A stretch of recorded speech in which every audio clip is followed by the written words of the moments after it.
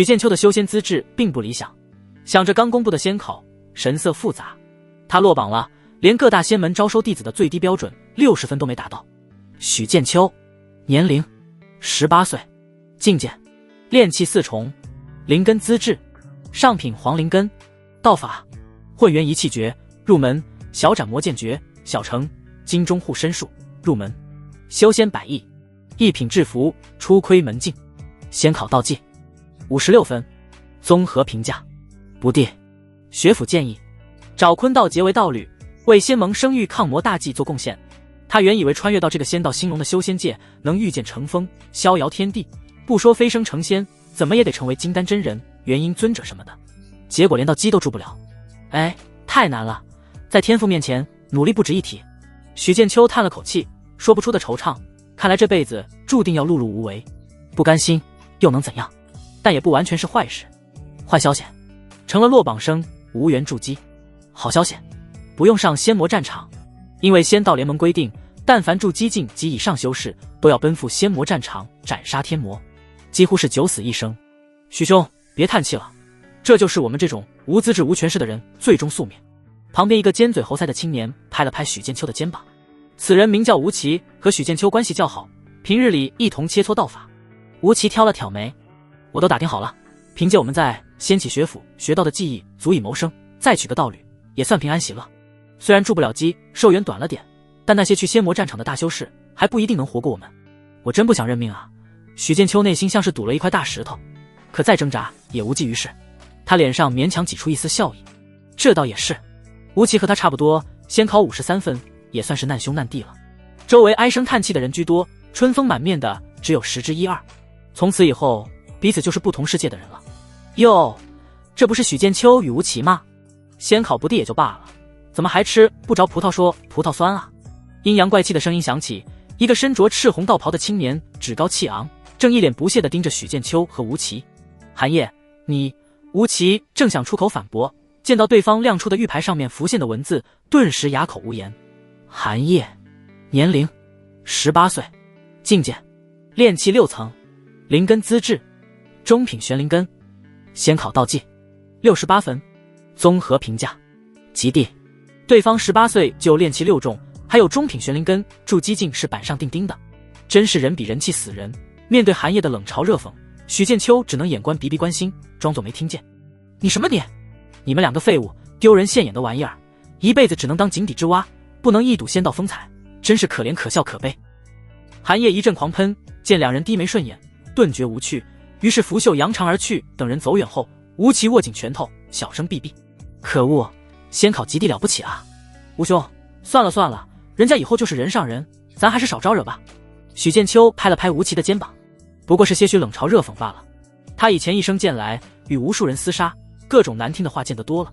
安慰吴奇几句后，各回各的临时洞府。盘坐在床，许剑秋却没有修炼的心境。再过3日，这洞府就要被仙盟收回，想住洞府只能自己花灵石租住或者购买。纵然修仙，也逃不过娶妻生子买房嘛。若是不找道侣，得交孤阳税、孤阴税；不生子，得交不育税。检测到宿主成年，道侣互动望子成龙系统绑定成功。道侣越强，与道侣修炼亲密度越高，子嗣越出众，宿主得到的反馈越多，一切多多益善。许剑秋第一反应是卧槽，系统终于来了。第二反应则是这修炼正经吗？一看就很正经。本打算认命的许剑秋，现在觉得自己还能支棱起来。还等什么？现在就去找道侣，多生几个子嗣培养成才，也算是响应仙盟号召了。他当即整理一下衣冠，急匆匆去了姻缘司。所谓姻缘司，就相当于官方婚介所，不用交灵石。一个身着红裙的成熟美妇坤修接待许剑秋，指引他填写个人案卷。美妇盈盈一笑，问：许道友才18啊，刚从仙启学府肄业。许剑秋点了点头，将填写好的案卷递给红裙美妇。没错，早娶道侣，早为仙盟做贡献。其实他想早日得到修炼反馈。许道友倒是看得通透。美妇边看案卷，边在心里给许剑秋做评估，说道：像你们刚肄业的修士，不少都对筑基心存念想，还想着存灵石买筑基丹冲一冲，对婚姻大事没放在心上。等醒悟过来，才会到姻缘司寻觅道侣，安心过日子。各有各的缘法，若不是绑定系统，许剑秋也多半会挣扎一下，等过一段时间认清现实，再找道侣。美妇又问了一些问题，思索片刻，根据许剑秋提的要求，修为高，容貌好，从身后柜子里抽出3份案卷，摆在他面前，笑道：“许道友先过目，看是否有中意的人。”有劳道友。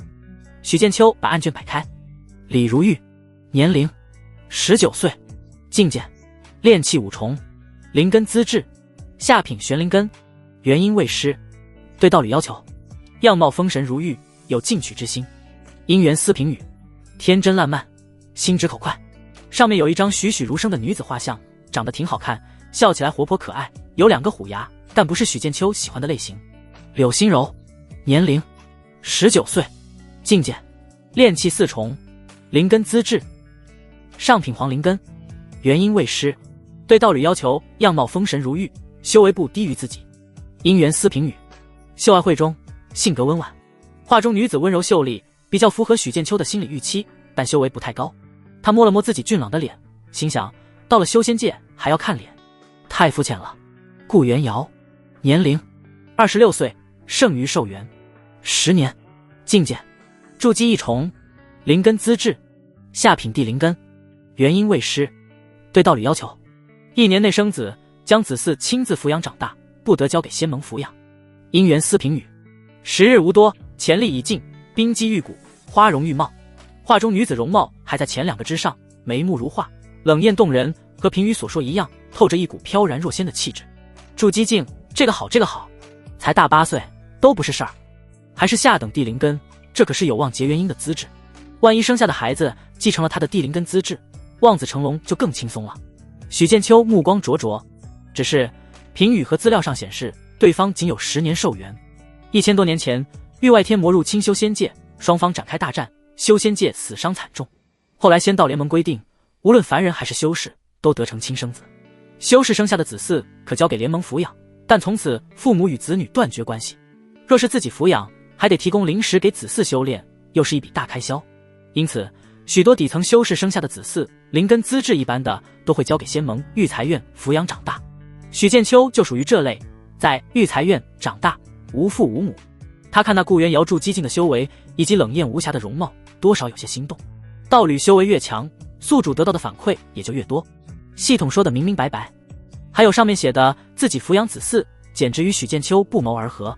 许剑秋虽然心动，但还是得问清楚状况，就看向美妇。寿元只剩10年是什么情况？美妇没有隐瞒，解释道：这位顾仙子上过仙魔战场，受了难以痊愈的道伤，不能施展制服、炼丹、炼气等耗费心神的技艺，难怪相当于没法赚灵石补贴家用，妥妥的累赘。若真是一位完好的筑基修士，怎么可能轮得到他来匹配？许剑秋心中有了打算，有劳道友引荐一下顾仙子。年轻人还是太年轻了，在美妇看来，顾元瑶的确修为高，花容月貌，可时日无多，要求还一箩筐，并非最佳良配。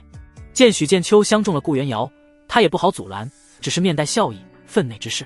说罢，美妇取出个人身份玉牌，手捏法诀联络顾元瑶。几里之外的洞府内，一个白衣胜雪的貌美女子正在种植花草，感应到玉牌有异动，读取完信息，喃喃道：多半又要白跑一趟。也罢，就当出门透透气。他挥手解开洞府禁制，驾驭遁光飞入清明。许剑秋在姻缘寺的姻缘楼雅间静坐等待，房间颇为宽敞，角落一株粉红桃花开得正艳，空气中散发着馨香。这算是修仙界版本的香气吗？许剑秋上辈子都没香过，没想到穿越后反而相起了亲。没过片刻，房门被推开，一个白衣飘飘的古装女子映入眼帘。她容貌已是人间绝色，比画像上更好看，身影高挑，气质清冷，丹凤眼加剑眉，看起来又美又飒，冷艳御姐版的小龙女即视感，无形之中给许剑秋带来淡淡的压迫。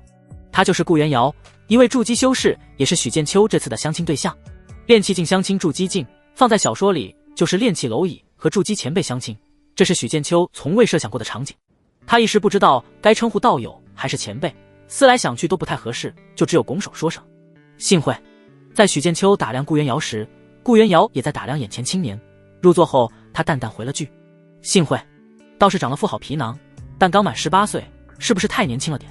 刚出学府，涉世未深，哪里养得起子嗣？顾元瑶心里并不看好这次见面。这个叫许剑秋的青年，估计是看中了他的相貌和境界，一时贪图美色，就抱着试一试的心态。这种人他之前就遇到过2次，均未能结缘。看来我与道友无缘，不如到此为止。顾元瑶倒也没摆住机修师的架子，以道友相称。清冷的声音落入许剑秋耳中，颇为悦耳。我倒是认为与道友有缘。许剑秋直接问道：道友所提要求，只有案卷上那些吧？顾元瑶微微蹙眉，我上面写得清清楚楚，除此之外，并无别的要求。如此便好。许剑秋点了点头。这是何意？他没看到我只剩10年寿元，且无法用修仙百亿赚取灵石。以往那些修士看到他案卷上的要求，都望而却步。顾元瑶决定打开天窗说亮话，破除眼前青年贪图美色的妄想。我寿元只剩10年。我知道。许剑秋微微点头。10年已经很长了，有系统相助，10年后他说不定都修成元婴真君了，到时候再为顾元瑶续命也不是什么难事，这都吓不到他。顾元瑶继续说道：这10年里，我除了衣食住行外，无法额外耗费心神，灵石是赚不到的。在常人眼里，一个无法赚灵石的修士，哪怕是筑基境，也相当于累赘。这我也知道。许剑秋面色如常，我养你便是，只要双修把修为提上去，多生几个孩子，总有一个成才的，有了系统反馈，养活一家人完全不成问题。顾元瑶闻言心中一动，生出一种莫名情绪。修炼至今，他还是头一次被一个比自己小了8岁的男人说我养你便是这句话。可他顿时哑然失笑，继续补充：若你我结为道侣，生下的子嗣也要你来养。若一个没有灵根，那就生第二个，孩子的修炼所需皆由你承担。供养一个有灵根的子嗣修炼到18岁，耗费的灵石是一大笔开销。我的孩子必须自己养育。许剑秋认真点头：你能生多少个，我就能养多少个，我管你这那的，我只想要你助我修行。这顾元瑶微微一愣，这年头还有想多生孩子的？他下意识问：你究竟是图什么？当然是图你身子啊，不然还能图你老，图你死得早。许剑秋心里想归想，嘴上却没那么下头，回答：对你一见钟情。油嘴滑舌，我看是见色起意。顾元瑶声音清冷，取出一张黄纸朱文的符箓，法力将其激发，递给许剑秋：你是制符师，应该能认出此符吧？许剑秋看着手中符箓，点了点头。问心符，这符名为一品问心符，将其贴在身上，一旦说谎，此符就会自燃。修仙版的测谎仪。顾元瑶问：你可是真心诚意与我结为道侣？是。许剑秋坦然回答。问心符没动静。顾元瑶又问：我所有条件你都答应？全都答应。许剑秋心想，白捡一个道侣还给自己生孩子，这种好事肯定答应啊。在别人眼中，顾元瑶是累赘，但在他眼中就是一个能深挖的宝藏。顾元瑶紧盯着许剑秋的眼睛，只看出一片认真。他说道：我问完了，轮到我了。许剑秋反问：你很想要孩子？是。顾元瑶点头承认。嘿，还是头一回见到女人比男人还想要孩子的。等等，这不就是类似于重金求子吗？仙人跳。若非这里是姻缘司，有官方保障，许剑秋都想跑路了。许剑秋又问：那何时能要？他迫不及待想试试系统的功效了。绝不是贪图美色。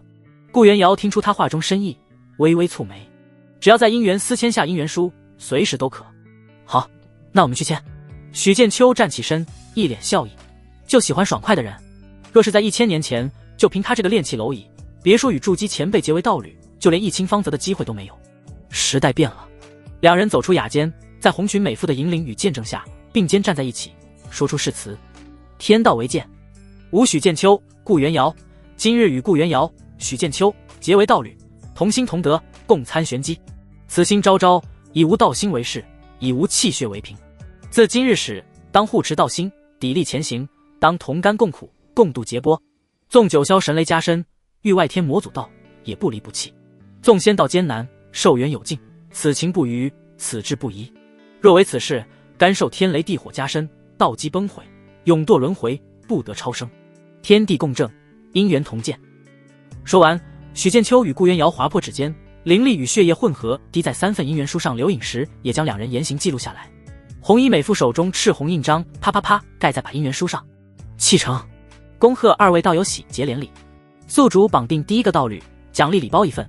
许剑秋脑海中浮现出系统提示，心念一动，查看一本玄黄2色的书籍虚影出现。天地交争，阴阳造化法。我勒个双修功法！走出姻缘司，许剑秋看着身旁白衣胜雪的道侣顾元瑶，只觉恍然如梦。这就成亲了，属实太快了点。虽然此届1000年来修仙界不再举办婚礼，但请亲友同道见证，还是有的。许剑秋对顾元瑶说道：“我自幼被育才院养大，无父无母。你父母那边？”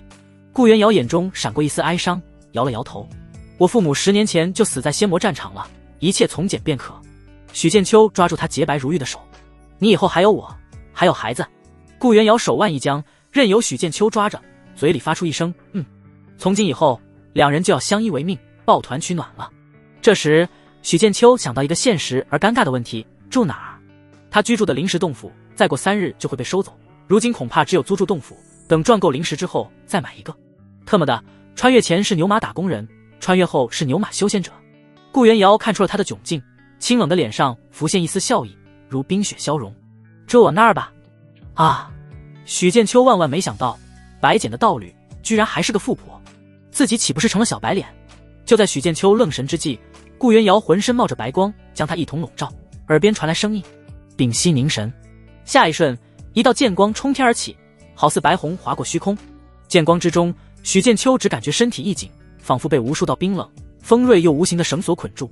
他吓得紧紧握住顾元瑶的手，失重感和眩晕感同时袭来，眼前景物瞬间模糊，化作一片扭曲的白色光带。他立即闭上双眼，紧守心神。这是御剑飞行的感觉，头有点晕。过了片刻，顾元瑶清冷的声音传来：“松手，到了。”许剑秋缓缓睁开双眼，松开顾元瑶的纤纤玉手。眼前是一个依山而建的洞府，处于半山腰位置，一看就比许剑秋原本住的洞府好很多。周围还有不少洞府，中间隔着亭台楼阁，其间茂林修竹，青空上飞鸟鸣啼，绿水中游鱼嬉戏，灵气都比学府中浓郁几分。顾元瑶手捏法诀，洞府门上冒出一个黑色的圆形阵盘，他一双美眸看向许剑秋：“把灵力注进去。”好。许剑秋闻言照做，并指如剑，一丝白色灵力注入阵盘之中，相当于密码锁芯添加了指纹，以后就能自由进出这个洞府了。有气有防，一步到位，这仙修的也太好了吧！许剑秋嘴角上扬，压都压不住他突然感觉仙考落榜也不是那么失落了。顾元瑶见这小男人还笑得出来，不由说道：“还笑？以后有你难过的时候。10年之后，等他撒手人寰，这个家的担子就要落在许剑秋身上。”想到这里，他心中悠悠一叹，爱笑的人运气不会太差。许剑秋笑容阳光开朗，拉住道侣顾元瑶的手：“走吧，带我看看新家。”新家，好久远的词。顾元瑶心神恍惚，仿佛回到10年前与父母住在一起的日子，感受着手中传来的温热，他任由许剑秋牵着，开启洞府后并肩走了进去。顾元瑶一一为许剑秋介绍：“这是主厅，我种植了花草，你若想另做布置，不能破坏原有的。这里是练功房，这是炼丹房，你可在里面制服。这是卧房。”洞府大概100来平，分为一大三小2个空间，相当于3室1厅，却是古典风格。正上方有一颗明珠，散发白光。石桌石椅摆在主厅，云屏半围，角落有一个小池，里面几条鱼儿在游动，旁边留了花圃种花草，紫花如一串串风铃，白花如晶莹玉蝶。许剑秋轻轻一嗅，鼻中传来一缕缕清香，不知是花香还是家人的体香。孤男寡女共处一室，还是名义上的道侣，换句话说就是法定夫妻。此时许剑秋不由心猿意马，思绪飘忽，他压制心中悸动，目光看向顾元瑶：“你不是想要一个孩子吗？不如趁现在。”啊！顾元瑶身躯微微一颤，目光躲闪：“要不等过些时日再说。”在姻缘寺他说过，只要结为道侣随时都可，但事到临头，内心却有一丝抵触，和一个认识不到半日的男子亲密，属实为难。这是想反悔？我管你这那的。许剑秋态度强硬：“择日不如撞日，感情可以慢慢培养，孩子却不能慢。我们修仙之人本就不像凡人那般容易怀孕，你只有10年寿元，万一等个3年5载才怀上，孩子还没长大，你就撒手而去，无论是对你还是对孩子，都是一种痛苦。”许剑秋一步步靠近顾元瑶：“元瑶，你也不想孩子才4、5岁就没了娘亲吧？人心是善变的，必须趁热打铁拿下。万一顾元瑶一直拖着，他不知道什么时候才能实践功法得到反馈。”许剑秋的一番话如一把利剑直戳顾元瑶心房：“这不就是我想要的结果吗？怎么还退却了？”顾元瑶眉目低垂，轻轻咬着下嘴唇，心里下了某种决定。片刻后，他抬起头来盯着许剑秋：“来吧。”许剑秋闻言之雅意，上前将顾元瑶拦腰抱起，走向卧房。软玉温香在怀，许剑秋心脏扑通直跳，目光看着白玉美人，嘴角疯狂上扬，压都压不住。只见顾元瑶睫毛处碰到一起，闭上双眸，明明是筑基修士，轻而易举就可将他镇压，此时却胆怯如兔，给他一种反差感。房门关闭，许剑秋将顾元瑶放下，白色帷幕慢慢垂落。身为修仙者，灵力具清洁作用，根本不用洗澡，直接到正题便可。2颗心跳动，一种氛围自然而然产生。美人如玉亦如葱，还需慢慢包。许剑秋循序渐进，系统馈赠的天地交争阴阳造化法也恰到好处运转。许剑秋只觉进入一种玄之又玄的状态，一股骨气留在2人体内循环往复，运转周天，每一次流转，体内的灵力都在快速增强。片刻后，他就突破瓶颈到炼气5重，而那股灵力还在持续增长。顾元瑶本以为只是正常的孕育子嗣过程，却发现进入那种奇异状态，原本破碎的道基竟然在一点点被修复，就像干涸的死水涌入了新的活水，充满造化生机。这难道是双修？顾元瑶来不及多想，凝神保持状态，任由许剑秋借题发挥。1个时辰后，许剑秋好了，2人从那种玄之又玄的状态中退出。你哪来的双修之法？顾元瑶面色酡红，问一旁的许剑秋。经过这次接触，他感觉自己对身旁男人多出一种依赖。在外流传的双修功法，只是道侣之间起到锦上添花的作用。如许剑秋这种能修复道基的，哪怕在仙门里也少之又少，即便有，也是门中秘传。许剑秋回答：捡到的，系统赠送，可不就相当于白捡的？但顾元瑶怎么可能相信他的鬼话？见他不愿说，也就没寻根究底。他郑重其事地叮嘱许剑秋，清冷的声音多出一丝温度：这功法你万万不可流传出去，否则会引来杀身之祸。2人已是真正的道侣，一荣俱荣，一损俱损。顾元瑶此时开始为许剑秋着想起来，他心中并不像表面这般平静，早已泛起波澜。连金丹真人都束手无策的道基，竟然在一次双修中就得修复，若后面不断修炼，他岂不是能恢复如初？顾元瑶心脏砰砰跳动。放心好了，我不会那么蠢的，这功法只有你知我知。许剑秋淡淡一笑，将顾元瑶搂在怀里，暗中查看系统奖励。宿主已完成人生第1次与道侣修炼，亲密度到达临界点。奖励新手礼包1。新手礼包，好吧，我的却算新手，不过现在开始就不是了。许剑秋心念一动，将礼包领取。技能提升卡1，临时100。他看了看个人信息面板，与身份玉牌里的相似，却有所不同。宿主许剑秋，年龄18岁，境界炼气5重，灵根资质上品黄灵根，道法天地交争阴阳造化法，混元一气诀，小斩魔剑诀，金钟护身术。技能一品制服，出窥门径。子嗣5，绑定道侣顾元瑶，亲密度60，储物空间10方，储存物品。许剑秋将技能提升卡使用后，一品制服从出窥门径变为炉火纯青。他冥冥之中感觉自己变强了，只要再次制作符箓，无论是成功率还是品质，都比之前好很多。不知道有了孩子，系统会给什么奖励？许剑秋回过神来，看着怀中的玉人。元瑶刚只顾着修炼，导致炼精化气了，我们从头再来。还来吗？顾元瑶娇躯一震，这次不算，再来。哎，又忘了，我们继续。这次我一定不运转功法，要不换你来掌握局势。在许剑秋一次次懊恼中，2人重新来过。不知不觉，许剑秋突破到炼气6重，顾元瑶也发现道基被修复10之1、2。当许剑秋看着上方帷幕时，顾元瑶眼波流转，在他耳边戏谑道：还来吗？许剑秋有气无力地摆摆手：不来了，来不了了，以老实求放过。一点都没有了。不愧是筑基修士，真不是他这个炼气蝼蚁能撼动的。后面顾元瑶更是倒反天罡。他算了算，接连修炼了13次，只有最后一次没有运转功法炼精化气。若非他是修仙者，早就扛不住了。一阵疲惫袭来，许剑秋昏昏沉沉睡过去。顾元瑶看着眼前人，嘴角噙着一丝笑意，轻轻抚摸肚子，将云被盖上，缓缓闭上眼睛。或许他的寿元不止10年。翌日，许剑秋一觉醒来，感觉身体还是有些发虚，但系统提示却让他精神一振。宿主绑定道侣顾元瑶已受孕，子嗣孕育中。奖励望子成龙礼包1，请宿主再接再厉。不是，这就怀上了。许剑秋有一种当爹的惊喜。一分耕耘一分收获，天道情仇，顾元瑶受孕似乎也合情合理。惊喜过后，许剑秋立即用念头将礼包打开，将物品全盘接收到储物空间里。冥冥之中，他能感应到一个混沌空间，里面放着灵石与2张白色卡片。灵根资质提升卡1，道法提升卡1，灵石100，我超灵根资质。看到灵根资质提升卡时，许剑秋心头火热起来。他灵根资质只是上品黄灵根，比废柴强一些，属于废柴中的顶尖，修炼效率远远比不上那些玄灵根、地灵根，更别说还有更高的天灵根，以及传说中有仙人之姿的仙灵根。黄灵根如果不用筑基丹，这辈子大概率炼气9重就到头了。当一辈子的底层修仙者，即便使用筑基丹，筑基概率只有10之1-2，天赋很大程度上决定了命运。系统给我使用灵根资质提升卡。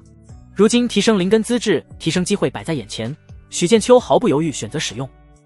他感觉身体发生了一些细微的变化，心神感应之下，对灵气的亲和力更大了。如果说黄灵根就像个舔狗，舔了半天灵气才会赏你一点，那玄灵根就算是备胎了，虽然赏的不多，但比黄灵根强上不少，日积月累修炼要快上一截。最关键的就是哪怕不用筑基丹，都有几分筑基的希望。至于天灵根，就是灵气追着喂饭吃了，什么筑基、金丹、瓶颈通通不存在。现在许剑秋也可以说一句自己有筑基之资了。许剑秋查看个人信息，宿主许剑秋，年龄18岁，境界炼气6重，灵根资质下品玄灵根，技能一品制服炉火纯青，一夜之间由炼气4重提升到6重，上品黄灵根到下品玄灵根，还有制服由初窥门径到炉火纯青。不仅如此，还多了一个道侣以及正在孕育的子嗣，变化太大，连许剑秋自己都被震惊到。嘿嘿，许剑秋一脸笑意，嘴角疯狂上扬，还笑，该吃药了。一道清冷的声音传到耳中，打破了他的幻想。许剑秋一个机灵，循声看去，见换了身子衣的顾元瑶端着碗走过来，与昨日相比，多了一些风韵，少了些清冷。只是此情此景，还有刚说的话，让许剑秋内心吐槽：我不姓武啊。他神色不自然地问：药？什么药？给你补身子熬的药膳。顾元瑶来到床边，将药碗端在许剑秋面前，微微蹙眉：怎么？怕我下毒害你？怎么可能？我是心里感动，一时不适应。许剑秋讪讪一笑，看到里面金黄的药汁散发着淡淡的药香与热气，暗自松了口气。穿越过的朋友都清楚，一睁眼就看到漂亮女人端着碗过来，跟你说该吃药了，这能不慌吗？开局穿越位武姓男子，妻子笑着说：大郎，该吃药了，掀起来把药喝了。顾元瑶将药碗放在床边。好。许剑秋暗自看了看提升到65的亲密度，点了点头，掀开被子准备换上道袍。顾元瑶见到他身上空无一物，像受到惊吓的兔子，飞速转过身去，清冷的声音多出一丝羞意：你快穿上，都老夫老妻了。许剑秋手捏法诀，一尘不染的道袍将身躯覆盖。顾元瑶冷哼一声：谁与你老夫老妻？许剑秋面带笑意，端起温热的药碗，咕咚咕咚一饮而尽，一股暖流入腹，体内仅剩的疲惫逐渐被驱散。好喝。许剑秋放下碗，毫不吝啬称赞，情绪价值给满。元瑶不仅修为深厚，还会做药膳，看来我以后有福了。就普通药膳而已。顾元瑶淡淡回答。许剑秋却见到他侧脸，嘴角微微上扬的幅度。无论是男人还是女人，就没几个不喜欢听好话的，修仙者也不例外。喝完药膳没过片刻，许剑秋就觉得自己龙精虎猛，又行了，但他对昨晚心有余悸，决定缓一缓，只是双手抱住背对他的顾元瑶。你想做甚？顾元瑶身体一僵，玉手按住许剑秋的手臂。就抱抱你。许剑秋下巴靠着他的肩膀，没有多余动作，只是在他耳边轻声发说道：元瑶辛苦了。这不是情话，但有时不经意间平淡的一句话却胜过情话。不辛苦。顾元瑶声音也柔和下来。两人结为道侣，各自抱着不同的目的，但俗话说路遥知马力，日久见人心，感情也是能培养的。经过一夜的培养，两人关系突飞猛进。此时顾元瑶还不知晓自己受孕了，否则二人羁绊会更加深厚。许剑秋就这样抱着顾元瑶温存片刻，说道：我得回一趟洞府，把东西搬过来。顾元瑶想了想，回答：我与你一同去吧。好啊。许剑秋微微点头。要是让吴奇那小子知道自己娶了个筑基境的道侣，怕是牙都要咬碎了吧。洞府外，顾元瑶心念一动，一道璀璨剑光将他与许剑秋身形笼罩，霎时冲天而起，如白虹遁向远空。熟悉的失重感与眩晕感传来，许剑秋这次直接从身后抱着顾元瑶的细腰站稳扶好。由于双修突破到炼气6重，比之前更适应了。许剑秋心中冒出奇怪念头，怎么有点像做富婆的豪车的？洞府等于豪宅，飞剑等于豪车。这么一算，他还真有当小白脸的潜质。许剑秋原先居住的灵石洞府，相距此处有10多里，他别说御剑飞行了，就连一把飞剑都没有。平日出行就只有施展轻身之术腾跃。如今有顾元瑶这位筑基道侣御剑飞天，10多里顷刻就到。掀起学府后山，一个个灵石洞府鳞次栉比。自从仙考道祭出来后，就有修士陆续搬离，还有2日，学府就会来人彻底清查。一个个未通过仙考的修士来往于后山与外界，四处寻找谋生出路，几人欢喜几人愁。吴奇在洞府休息了一夜，养精蓄锐，正遇到隔壁叫上许剑秋，一同前往附近方士看看，却发现洞门禁制禁闭，人并未在洞府之中。许兄人呢？去了何处？吴奇心里纳闷，为何一大早人就不见了？就在此时，他目光一瞥，发现天外有一道白虹飞来，御剑飞天，难道学府的长老？吴奇眼见剑光越来越近，明显是冲着自己所在方向来的。他心中一惊，下意识抬起手挡在眼前。湛湛白光散去，一道白衣胜雪的绝美身影浮现在他眼前。其气质清冷，面如白玉，在仙启学府众多长老中都少有这等绝色仙子。吴奇顿时生出自惭形秽之感，不敢正眼直视。但就在他目光闪躲时，却瞥见白衣女修身后冒出一个熟悉的身影。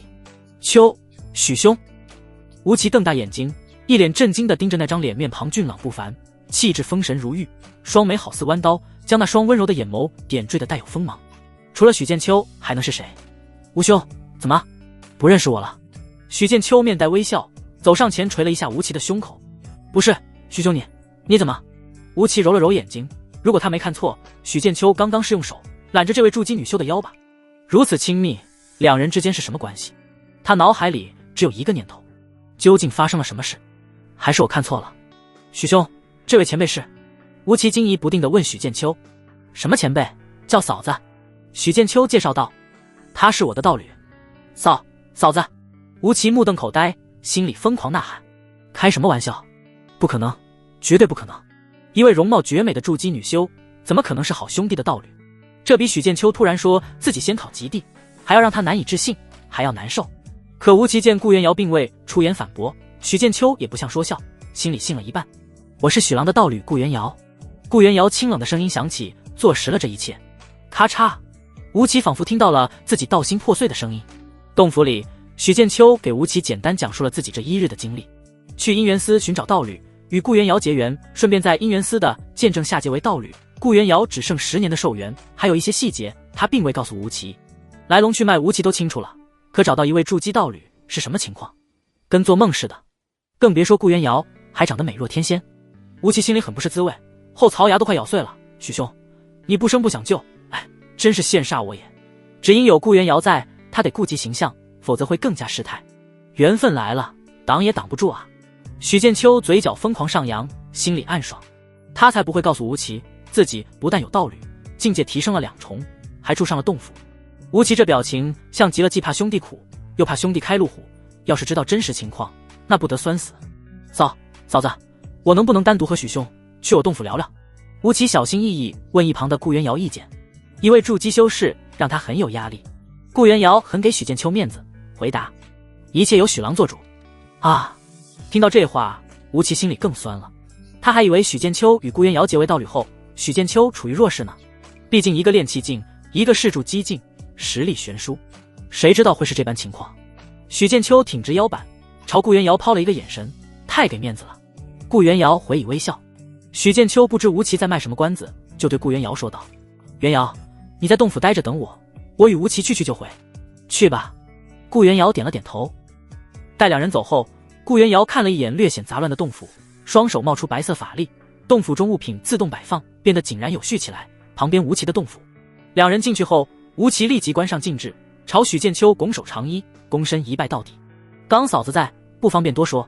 许兄，恩师，求你教教我。只要你肯教我，别说恩师，叫义父都行啊。他太想进步了。许剑秋轻轻踹了他一脚，笑骂道：你小子真不要脸，连义父都叫上了。吴奇直起身，急忙问道：许兄，你快说说是怎么做到的？你看又急。许剑秋笑了笑，说得云淡风轻：很简单，只要去姻缘司登记造册，就能匹配到合适道侣。至于成不成，就看你的手段了。吴奇一脸好奇，追问：用什么手段？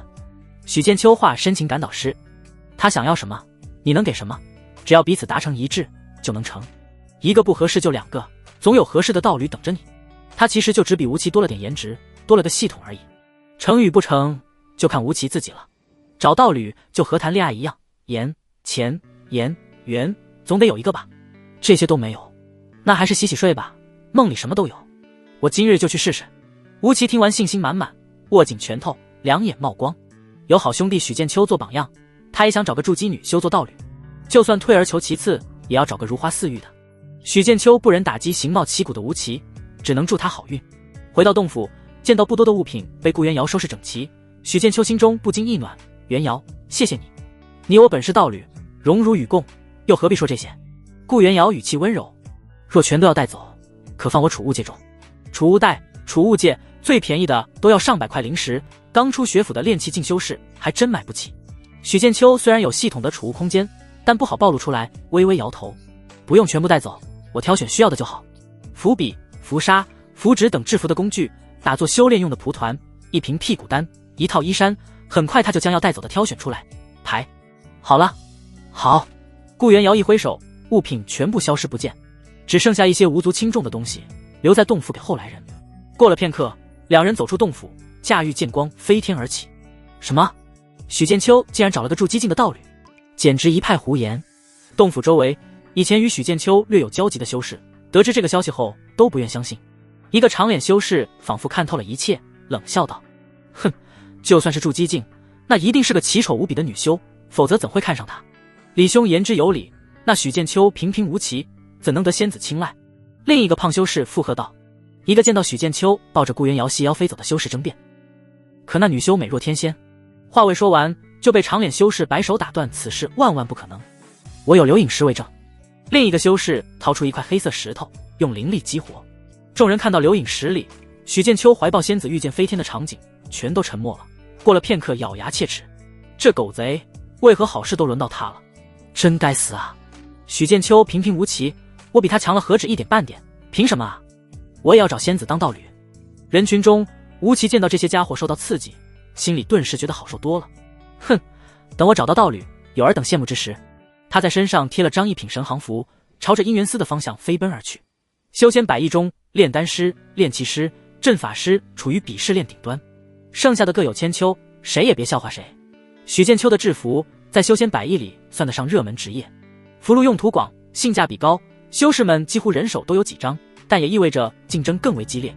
许剑秋以前只是初窥门径的一品制符师，画10张符最多能成2张，靠这门技艺最多能混个温饱。如今到了炉火纯青的级别，养家糊口不成问题。回去路上，他让顾元瑶在万宝方室附近停下，花10块下品灵石，在天福楼买了100张符纸，又花7块灵石买了1支符笔与2盒符纱。没办法，得赚灵石养家了。顾元瑶本想替他付灵石，但他摆手拒绝了。我还有一点灵石，以后不够了再找你要。许剑秋可不想真吃软饭。那好。顾元瑶微微点头。回到新洞府，许剑秋就一头扎进顾元瑶原本的炼丹房，将符纸、符笔、符纱等物品一一摆出来。先用灵力与水调制成灵水，再将灵水与符纱混合，调成合适比例的灵纱。许剑秋屏息凝神，撸起袖子，手持符笔蘸上金色灵纱，灵力通过符笔浸透到灵纱之中，在土黄符纸上一笔笔勾勒。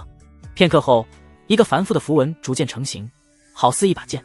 到了最后一步，也是最关键的一步，收笔。许剑秋心神平静如水，收。他手腕稳如山岳，将最后这点睛之笔收起。符文的所有纹路被彻底连接起来，微弱金光一闪而逝，隐没于纸上。金剑符成了。呼，许剑秋松了口气，搁下手中符笔，拿起金剑符观看。这技不错，这张符箓比起以前制作的符文迹象更加好看，透着一股凌厉锋锐的气息，威力也更强，可媲美炼器7、8重修士一级。以前的金剑符最多媲美炼器5重修士一级，不仅和他修为变强有关，还和技艺提升有关。许剑秋干劲满满，再次提笔，一笔笔落下，绘制成一张张新鲜符箓。金剑符、护体符、静音符、聚灵符、神行符，常见的一样来点。心神累了就休息片刻，灵力不足就拿着灵石汲取灵力恢复。半天时间，他就将100多张符纸用完，损耗27张，成了88张7成半的成功率，堪称恐怖。这些符箓至少能卖100-200块灵石。许剑秋掐指一算，自己身家将近400，昨日他还是穷比，没想到马上就要脱贫，能买把飞剑法器了，日子是越来越有盼头。许剑秋伸个懒腰走出炼丹房，主厅顾元瑶窈窕身影正坐在小池边喂养鱼儿，感应到他出来，顾元瑶转身回眸一笑，霎时百媚生。许郎，元瑶。许剑秋面带笑意走上前，紧挨着顾元瑶坐下，从他身前的小盒子里取出一点饵料，投喂池子中游动的银鳞小鱼。许剑秋打开话匣子，今日买的符纸我全部绘制完成，等明日就去售卖。这么快？顾元瑶小嘴微张，有些吃惊。他除了炼丹之外，同样会制符，只因受了道伤，无法施展。许剑秋只是初窥门径的一品制符师，100张符纸这么快就用完了，不太可能。顾元瑶心中有了答案，自家道侣多半是失败太多次，符纸浪费大半，所以才这么快的。我制符技艺突破到炉火纯青之境，快是正常的。许剑秋摊开手中包裹，露出88张符箓。这都是你绘制的？顾元瑶心头更加吃惊，好多符箓。如果他没记错，许剑秋说符纸所剩无几，才买了100张，可这里光是符箓就有几十张。他曾经还是一品制符师时，即便到了炉火纯青之境，也才3-4成的成功率，和许剑秋一比，相形见绌。肯定是啊。许剑秋有些懊恼，若不是符纸用完了，我还能制更多的符，下次多买点。顾元瑶见他这般模样，神色变得温柔起来，称赞道：我家许郎真是厉害，辛苦了。不辛苦。许剑秋老脸一红，在他看来，这点成就算不得什么。突然被助激进的道侣夸，有一点尴尬。我给你做了药膳，还是热的。顾元瑶起身，很快就端来热气腾腾的药膳，精华都融入到汤中。你也喝点。许剑秋喝了一口，把碗递给顾元瑶，你喝吧，我用不上。顾元瑶微微摇头，他身为筑基修士，这药膳喝了也没多大益处。好吧。许剑秋只能将剩下的药汤咕咚咕咚喝完，暖流入腹，在四肢百骸游动，灵力有所增长，心神也恢复不少。制服的劳累一扫而空，整个人变得神采奕奕。看着近在眼前的绝色美人，许剑秋心中一动，元瑶，孩子这事我们继续。孩子虽然已经怀上，但顾元瑶还不知情，这就成了他的借口。顾元瑶眼中闪过一丝羞意，发出轻微的声音。许剑秋嘿嘿一笑，当即将顾元瑶拦腰抱起，冲进了卧房，共同努力完成事业。次日，许剑秋一觉醒来，发现自己灵力与日俱增。照这样下去，炼气7重指日可待。顾元瑶同样察觉到自己的道伤在逐渐修复，看向许剑秋的眼神变得更加温柔，丝丝情意在他心底蔓延。宿主道侣亲密度到达临界值，赠送亲密度礼包。系统提示在脑海里浮现。许剑秋一看，绑定道侣那一栏，顾元瑶的亲密度到了70。照这么算，后面岂不是还能解锁更多礼包？许剑秋在系统里打开礼包，2品符箓经1，境界提升卡1，仅限于小境界提升，不能用于大境界。灵石100，都是好东西啊！要是境界提升卡能用于大境界突破就好了。许剑秋暗道可惜，心念一动，脑海里2品符箓经所画的书籍点点消散，融入到心神之中。2品箓符，我如今还没练出神识，技能也没到2品，等以后再说。至于境界提升卡，他暂时和之前的道法提升卡一样留着，等过段时间再使用。元瑶，我走了。许剑秋挥手，怀揣着顾元瑶给的储物袋，里面装了66张符箓，只身到山下的流云方士去售卖。青木山脉由7座山环绕而成，中间形成一大片广袤平地，诸多学府、方士、炼气修士洞府皆位于其间，鱼龙混杂。顾元瑶居住洞府位于其中一座的半山腰，山脚下的流云方士离得最近，由诸多筑基修士牵头组建。许剑秋来到流云方士，细细打量，方士街道两旁摆满了各种摊位，卖丹药的，卖法器的，卖符箓的，还有各种奇花异草、灵米灵兽肉。有的摊主放声吆喝，招揽客人，有的则是一言不发，等人上门。除了摊位，方士还有一间间商铺，百草轩、紫云丹阁、烈焰房、浮光斋、养心小筑，顾名思义，看来流云方士麻雀虽小，五脏俱全。见许剑秋走近，一位卖符箓的男修摊主笑脸相迎：道友来看看新画的符箓，便宜卖，品质不输浮光斋的。这个怎么卖？许剑秋拿着一张金剑符问。这些符箓质量比他以前制的好上不少，但比不上他炉火纯青之后的水准。摊主拿起金剑符自卖自夸：道友看这笔锋，剑意逼人，实乃精品中的精品，足以伤到炼气后期的修士，用来自保再适合不过。我与道友也算有缘，一张2块灵石卖给你。他又拿起一张符箓，还有这护身符，能抵挡炼气后期修士3次攻击，出门在外小心无大错，万一遇到劫修可保命啊。一张3块灵石，2张只要5块。道友若多买几张，我还能便宜一点卖给你。不为别的，就交个朋友，我再去别处看看。许剑秋放下符箓离开。别走啊，道友。那摊主伸手试图挽留，但许剑秋头也不回。他只是了解一下市场，可不打算再同行这里花灵石。又问了几个摊位，基本都在1块半到2块半灵石左右，浮光斋的更贵，平均3块灵石一张一品符箓。身上没制符箓的符纸了，许剑秋顺手在浮光斋买了20张，以备不时之需。他又在执法队那里交2块灵石，租了个无人摊位坐下，将绘制的5种符箓各摆上2张，紧接着拿出一张木牌，写上精品符箓，物超所值。作为摆摊新手，许剑秋没什么经验，既放不下脸面吆喝，又想要客人，就只好写个广告牌。过了半个时辰，一张符箓都没卖出去。有的修士路过，也只是瞥了一眼，连停下问价的意思都没有。到底是哪里不对？许剑秋目露思索，看向旁边摆摊卖灵酒的中年修士，对方连招牌都没有，也没吆喝，但半个小时内卖出去了5瓶灵酒。他上前问价，用2块灵石买了瓶清河酒，顺便攀谈。前辈，不知能否请教个问题？中年修士捋着下巴胡须，小有且说。许剑秋说道，我售卖符箓，却无人上前，前辈认为是何原因？中年修士打量一眼许剑秋，笑道，当然是你太年轻了，还有你身穿仙启学府道袍，显然刚一业，试问有几人会相信你的符箓物超所值呢？当局者迷，旁观者清。经过中年修士提点，许剑秋这才明白问题所在。嘴上没毛，办事不牢。人靠衣装，佛靠金装，这个道理即便在修仙界也通用。他有了系统加身，画符下笔如有神，志得意满，觉得自己的符箓定然会很快卖完，却忘了他刚满18岁，给人一种不靠谱的感觉，自然无人问津，还是吃了没经验的亏啊。许剑秋拱手向中年修士道谢，多谢前辈指点。无妨无妨。中年修士淡淡一笑。回到摊位，许剑秋正打算想办法易容，把外貌变成熟一些，再换一套法袍啥的，却听一道阴阳怪气的熟悉声音响起，哟，这要巧，跑到这里卖符箓了，多少灵石一张？许剑秋抬眸一看，是前2日对自己冷嘲热讽，骂自己是废物的韩烨，此时正趾高气昂地站在摊位前。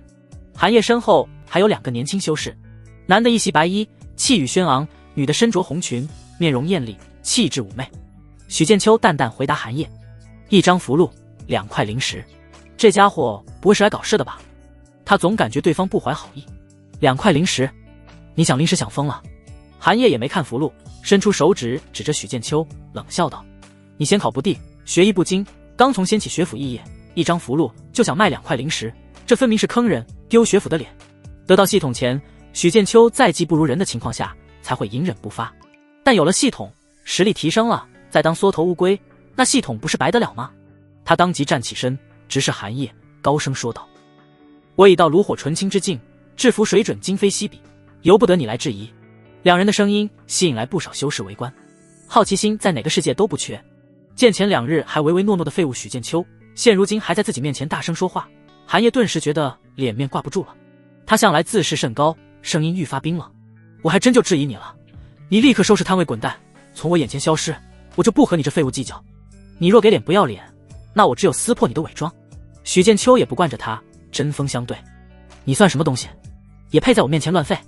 他生平最讨厌2种人，一种是在他面前装逼，另一种是你找死。韩烨气得头发飞扬，眼中冒着火光，恨不得当场就将许剑秋的摊位给掀了。但他理智尚存，知晓此处是方士，有执法队在，不能坏了规矩。许剑秋冷喝道，你要买就买，不买就让开，别耽搁其他道友光顾。韩烨身后一男一女正满脸戏谑，袖手旁观，他哪来的底气，竟敢如此叫嚣？韩烨心中闪过一丝疑惑，但随之被怒火盖过。有2位同伴看着他，绝不会轻易饶过许剑秋，于是疾言厉色，你还敢卖符箓？我要你1张都卖不出去。韩烨朝着围观的修士微微拱手说道，诸位道友听我一言，此人2日前先考不第，制服本事更是稀松平常，却买2块灵石1张，被我揭穿后，他非但不悔改，还妄称自己到了炉火纯青之境。他若真有如此本事，岂会落榜？还请诸位道友擦亮眼睛，切勿上了他的当，最好将其逐出流云方室，以免祸及大家。听到韩烨这番话，一众围观修士议论纷纷。还好我没买他的符箓，否则就上当受骗了。一个学府刚肄业的，符箓也敢卖2块零食，真是不知所谓。这种害群之马，就该逐出流云方室。有人当即指着许剑秋，速速离开流云方室，此处已没有你的容身之地。欺软怕硬，人之本性。该我表演了，眼见气氛烘托差不多了，不等更多人跳出来指责，许剑秋一脸从容，朗声说道：诸位道友，别听他上蹿下跳，血口喷人。我现场给大家演示制服，我的本事究竟是稀松平常，还是炉火纯青，大家自现分晓。对造谣最有力的反击就是用事实说话，让对方无话可说。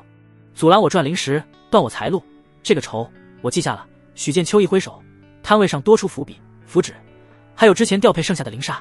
这一出让所有人始料未及，心中浮现一个念头：众目睽睽之下，难道他真的敢当场制服？哼，我倒要看你能耍什么花样。韩烨阴狠的双眼死死盯着许剑秋，废物终究是废物，假的真不了，做这些不过是垂死挣扎罢了。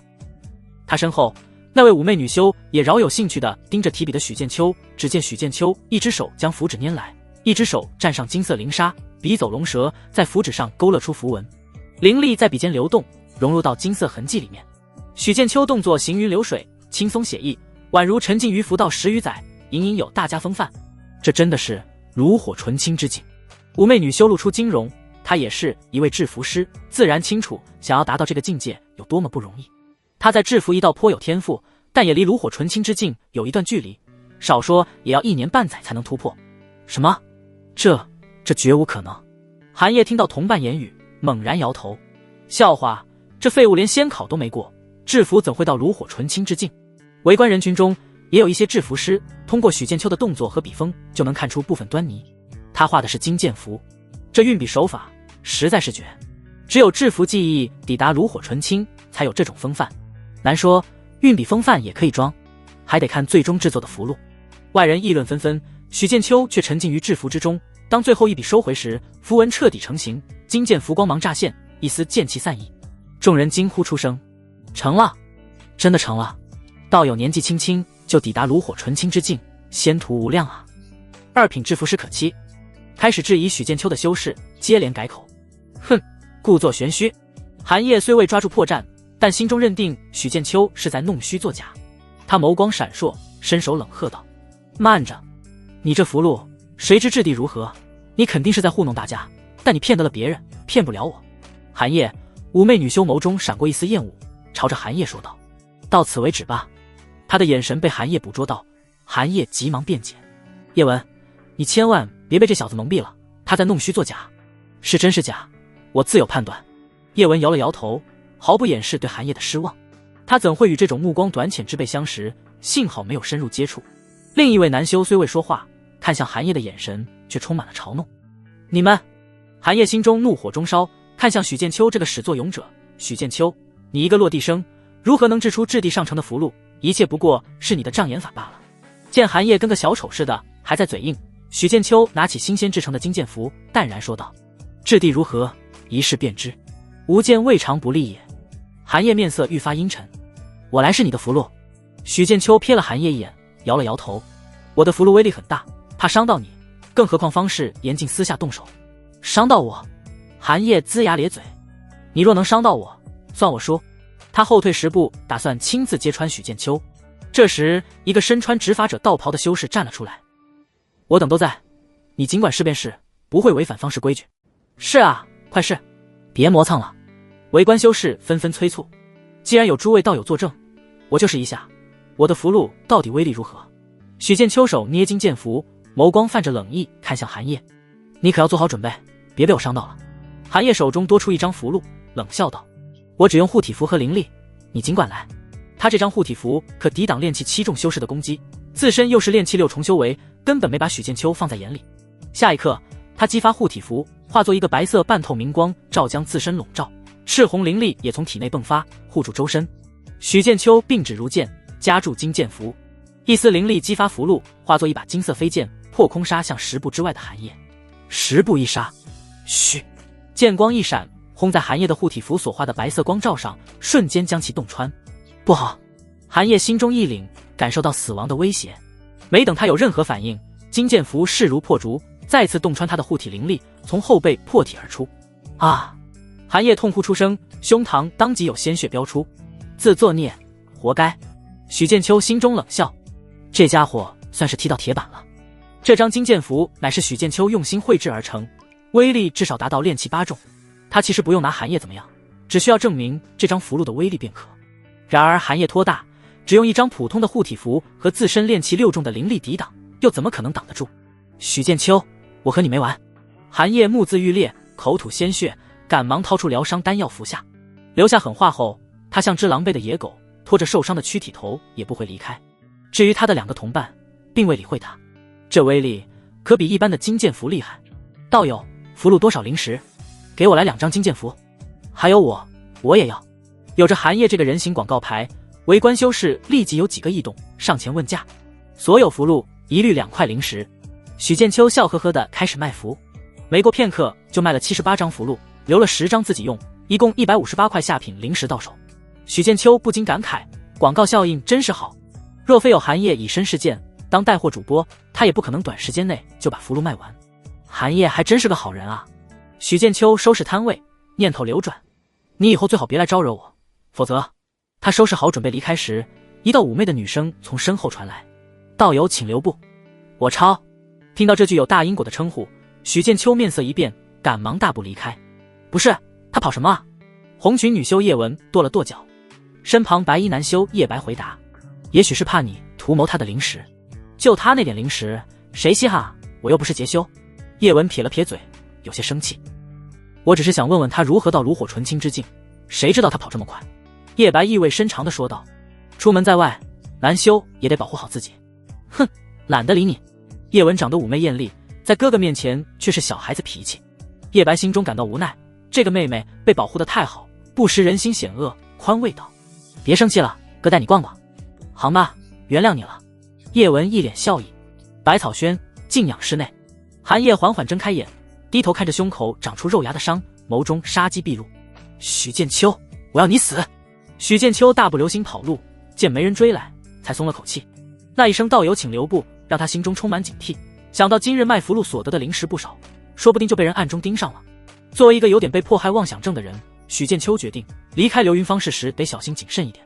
他绕到浮光斋买了200张符纸以及符笔、符沙，总感觉不够稳健。作为一个符箓师，身上没有一大堆符箓傍身，怎么能行呢？许剑秋来到养心小筑，一位好齿明眸的绿衣少女迎了上来：“请问客人有什么需要的？”看到许剑秋身穿学府的灰色道袍，也没露出任何嫌弃或是鄙夷。许剑秋开口回答：“给我来一间修行洞府。”养心小筑有天地玄黄4级洞府。绿衣少女脸上挂着淡淡的笑意，语速快而流利。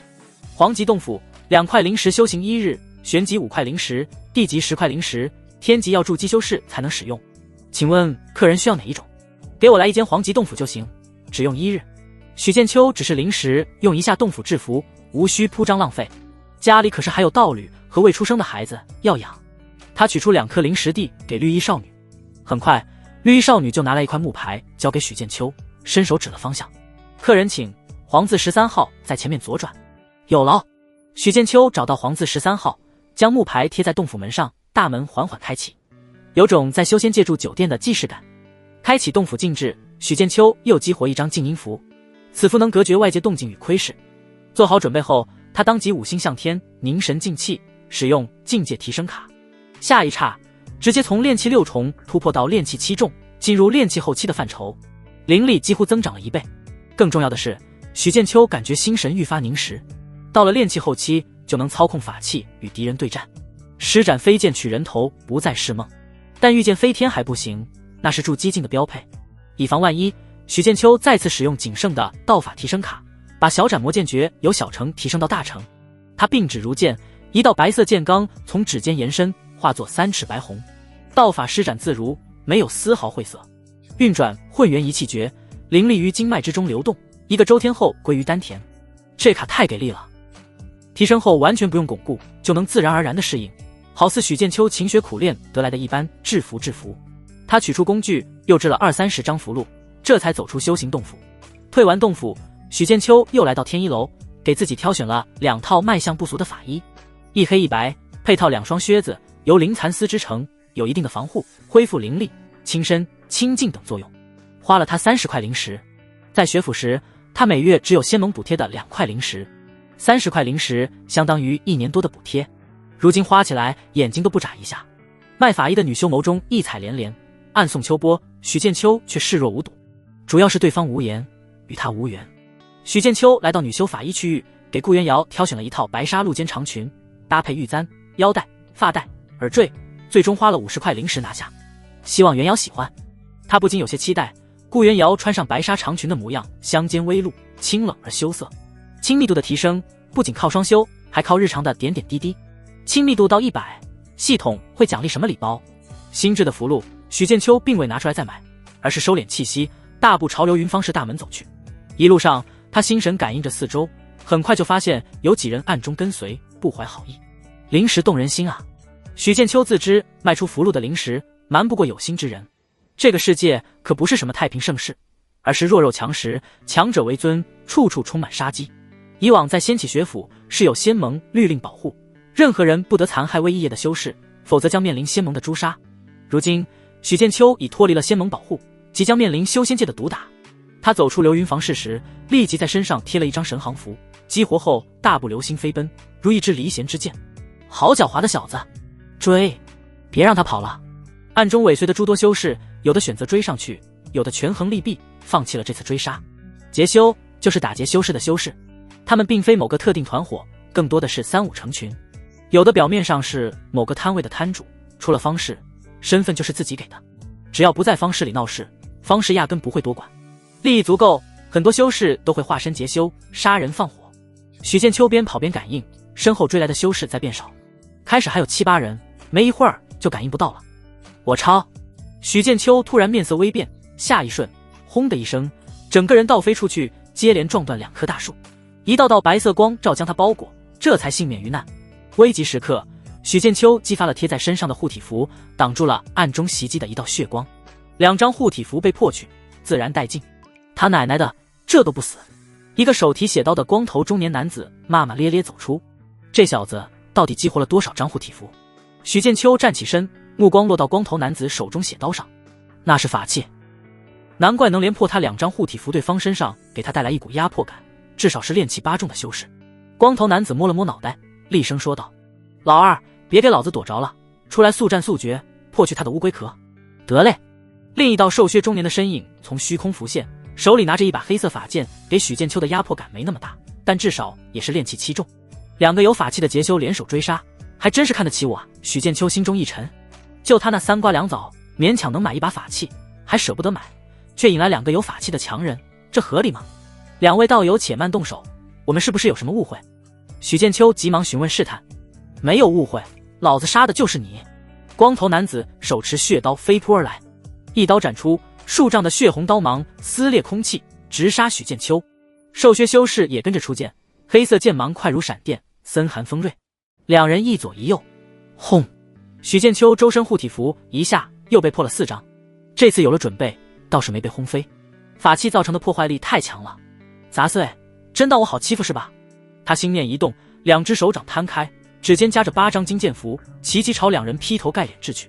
近距离之下，8把金色飞剑陡然冒出，堪比8个炼气8重的修士出手。虽然只有一击之力，却足以让炼气修士胆寒。光头修士身前浮现出一块黑色盾牌，挡住金剑，同时怒吼道：“老二，快闪开！”瘦削修士察觉到危机，身影扭转腾挪，躲开了3把金剑的攻击，但撑起的护体灵气还是被另一把金剑破去，洞穿了身躯。就是现在，许剑秋杀机毕露，竭力运转灵力，催动大成的小斩魔剑诀，激活神行符，飞扑向前。趁你病，要你命，死！小斩魔剑诀，他指尖蹦出一道炽烈白红剑罡，仿佛一口除魔味道的飞剑，人随剑走，横斩而去。嘘！在瘦削修士惊恐的眼神中，将其一剑斩首。霎时鲜血狂飙，一颗人头颅冲天而起，随后滚滚落地，法器黑剑与尸体也倒在地上。不，老二！光头修士目眦欲裂，面露震怒，见血泊里那颗死不瞑目的人头，浑身都在颤抖。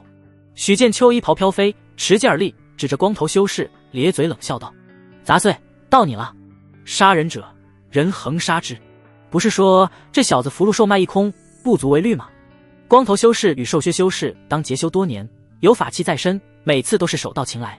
兄弟二人无论如何也没想到，劫杀一个刚从学府肄业不久的小子会在沟里翻船，从而导致二弟人头落地，死不瞑目。老子要你死！光头修士红了眼，一手持黑盾，一手持血刀法器，在灵力的加持下爆发出强烈的波动，朝着许剑秋直直撞去。你过来啊！许剑秋收回斩魔剑罡，剑指翻转，对光头修士勾了勾手指，表情模仿的惟妙惟肖。他另一只手也没闲着，将储物空间里剩下10张护体符以及3张神行符全部贴在身上。灵力激活后，周身一个个白色光照叠加亮起。就在光头修士扑杀而来时，他身形一闪，避开了攻势，右手指尖夹着4张金剑符，掷向对方身后。可光头修士身经百战，在4把金剑近身的瞬间，黑盾飞到身后，将金剑全部挡住。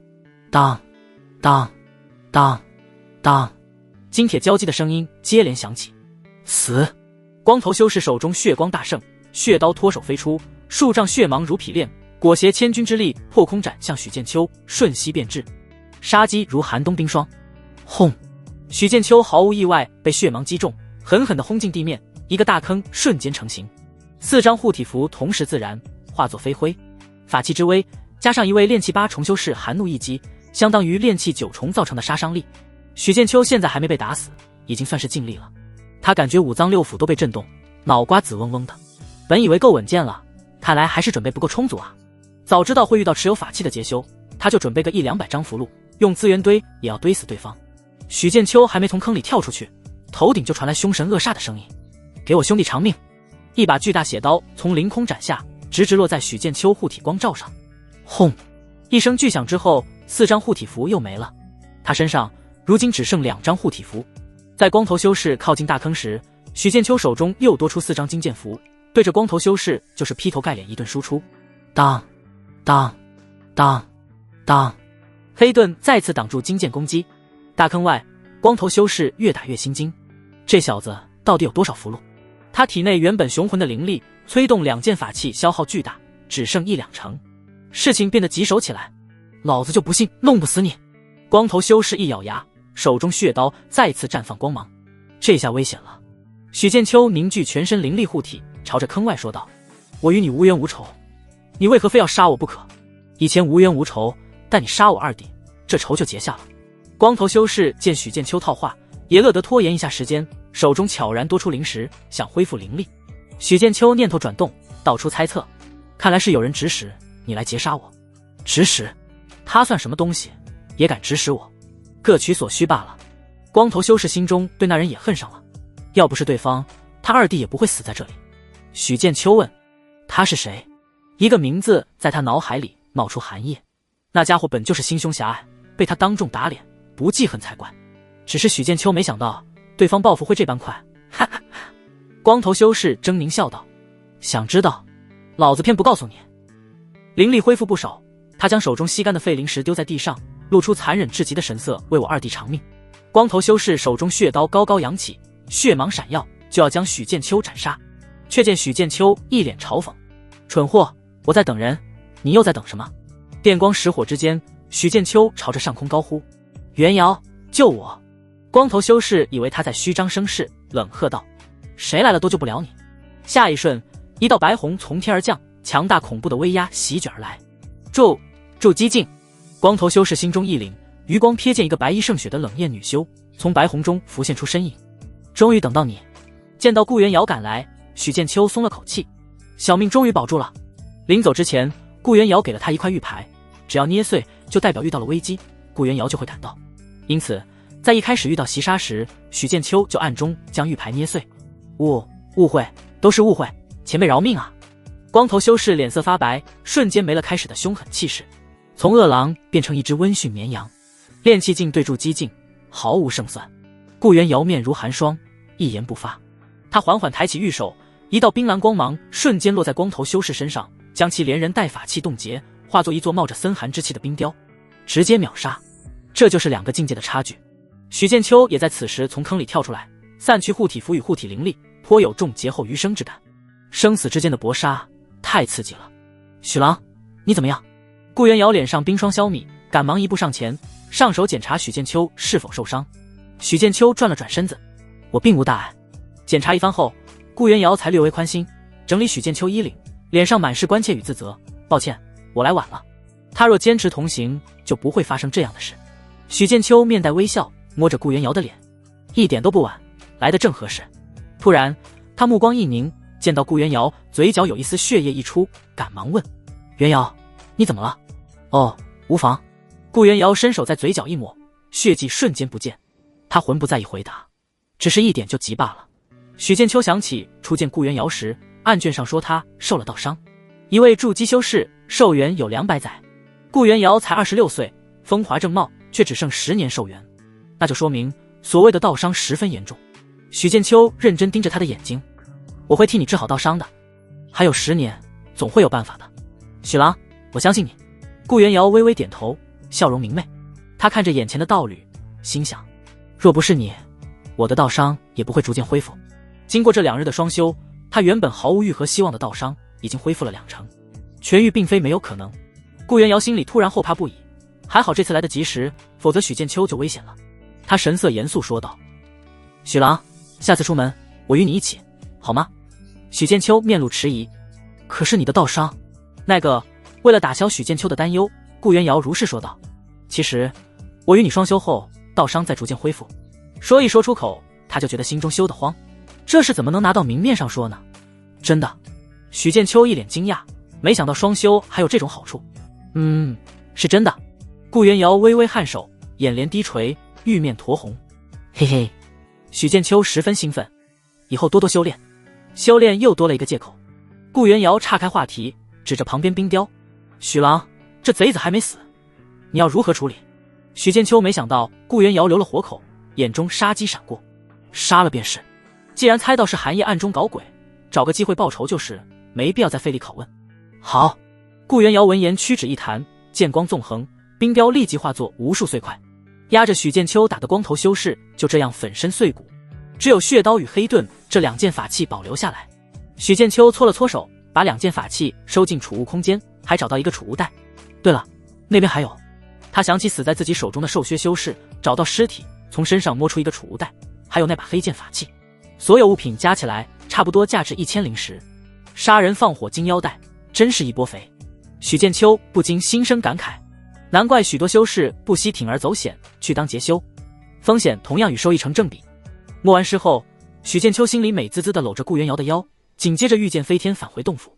卧房里，许剑秋神秘兮兮地取出一个紫木匣，放在顾元瑶身前，叮嘱道：不许用神识偷看，猜猜里面是什么？顾元瑶忍住偷看的念头，略作思索。灵草？不是。许剑秋微微摇头。再猜。顾元瑶换了个答案。灵雨。许剑秋呵呵一笑，解开上面的禁制，打开看看，自现分晓。顾元瑶将纤纤玉手放在紫木盒上，缓缓打开，层层白色轻纱映入眼帘，上面好似有月光流转。他神色一愣，没想到许剑秋会送衣裙。元瑶，穿上试试，看看喜不喜欢。许剑秋一脸期待地看着顾元瑶。顾元瑶微微颔首。那你先出去。没事啊，就在这里换。许剑秋还想亲眼看他换上这套明月流仙裙呢。不行，你先出去。顾元瑶脸颊上泛起一抹羞涩，语气坚定，将他往外推。好吧。许剑秋只能麻溜地走出卧房，不甘心地回头看了一眼，大门瞬间合上，不留丝毫缝隙。没能亲手给顾元瑶宽衣，他感到有些失落。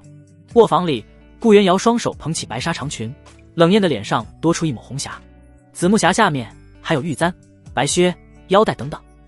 白衣缓缓落地，浮现出一双修长玉腿。没过片刻，顾元瑶就换上许剑秋新买的明月流仙裙。他将原先穿的白衣装进紫木匣中，收进储物袋，随后心念一动，法力在身前凝聚成一面水镜。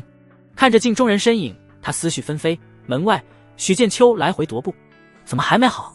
快急死我了！等待最无奈。他越是想一睹芳容，时间就过得越慢。他也不洗澡啊，怎么还不开门？修仙者到了筑基境，身体无漏无垢，除了有特别爱好外，几乎不用洗澡。许剑秋见顾元瑶迟迟没好，比吉吉国王还急，简直是望眼欲穿。就在他打算将耳朵贴在门上时，门突然打开。顾元瑶一袭白裙，香肩如玉，长发被一根飘逸的带子系上，水晶耳坠垂落，熠熠生辉。她脚踩玉金靴，长腿在明月流仙裙中若隐若现，身上月光流转，眼波如秋水，明艳不可方物，仿佛是从画中走出的仙子，坠入凡尘。好看吗？顾元瑶笑容浅浅，刹那间从画中人变成眼前人，彻底活了过来。用一位诗人的词句来形容再合适不过。明明明月是前身，回头成一笑，清冷几千春。另一句诗品也可，流水今日，明月前身。许剑秋下意识点头回答，好看。好在经过这2日的相处，他逐渐适应了顾元瑶的美色，才没有被迷得晕头转向。即便如此，也是被硬控了几秒。走，进屋说。许剑秋一把搂住顾元瑶，走进了卧房。等等，顾元瑶抓住他的手，清冷的声音制止了下一步动作。许剑秋承认自己确实急了点，就看向顾元瑶，将心头悸动压下。怎么了？只见顾元瑶从手里拿出一根玉簪，递在他身前，白玉无瑕的脸上多出一丝期待。帮我插上。许剑秋伸出右手，将他的手连玉簪一起抓住，低头在手背轻轻一吻，笑着回答，好。你转过身去。顾元瑶闻言转身背对他，成了一道倩影。许剑秋动作温柔，左手扶着他挽起的发髻，右手将玉簪轻轻穿过去。这下明月流仙裙完整的留在顾元瑶身上，成为角色中的一环。喜欢吗？许剑秋伸手抱住顾元瑶，在他耳边轻声问。顾元瑶只觉耳边忽来热气，身体一僵，用微不可察的声音回答，喜欢。经历这几日的道侣生涯，他已经预感到接下来会发生什么。果不其然，下一瞬整个身子被许剑秋抱住，双脚离地，走向不远处的罗帐。由于得知双修能治疗顾元瑶的道伤，许剑秋格外认真。许久之后，一道系统提示在他心中浮现，宿主道侣亲密度到达临界值，赠送亲密度礼包。许剑秋仔细一看，顾元瑶的亲密度到了82，离100越来越近了。他领取礼包，将其打开。灵根资质提升卡1，记忆提升卡1，灵石100。系统奖励的灵石都是次要，最重要的还是这些提升卡。只要卡足够，将我从废柴的黄灵根堆积成仙灵根也不是问题。许剑秋毫不犹豫就使用2张提升卡，提升灵根资质与记忆，个人信息发生变化，变得愈发完善。宿主许剑秋，年龄18岁，境界炼气7重，灵根资质中品玄灵根，道法天地交争阴阳造化法，入门混元一气诀，小成小斩魔剑诀，大成金钟护身术，小成技能一品制服出神入化。子嗣孕育中，绑定道侣顾元瑶，亲密度82，储物空间10方，储存物品血煞刀、玄金盾、玄金剑。终于不是废柴了。看到提升为中品玄灵根的资质，许剑秋心生感慨。一旦到了炼气9重，灵力修炼圆满，哪怕不用筑基丹，筑基概率也超过60%。说是改命为不为过。不知道多少炼气9重的修士掏不出灵石购买筑基丹，就算买来服用，也不一定能成功。一颗筑基丹增加的成功率就只有2%左右。许剑秋再看向技艺，制服到了出神入化之境，我可以制作难度更大的符箓。一品天雷符堪比筑基修士1级，用来保命再合适不过。总不可能将顾元瑶时刻带在身边保护自己。许剑秋暗戳戳地想，其他符箓也要多制作一些，下次要是再遇到劫修，看我不用符箓堆死他们。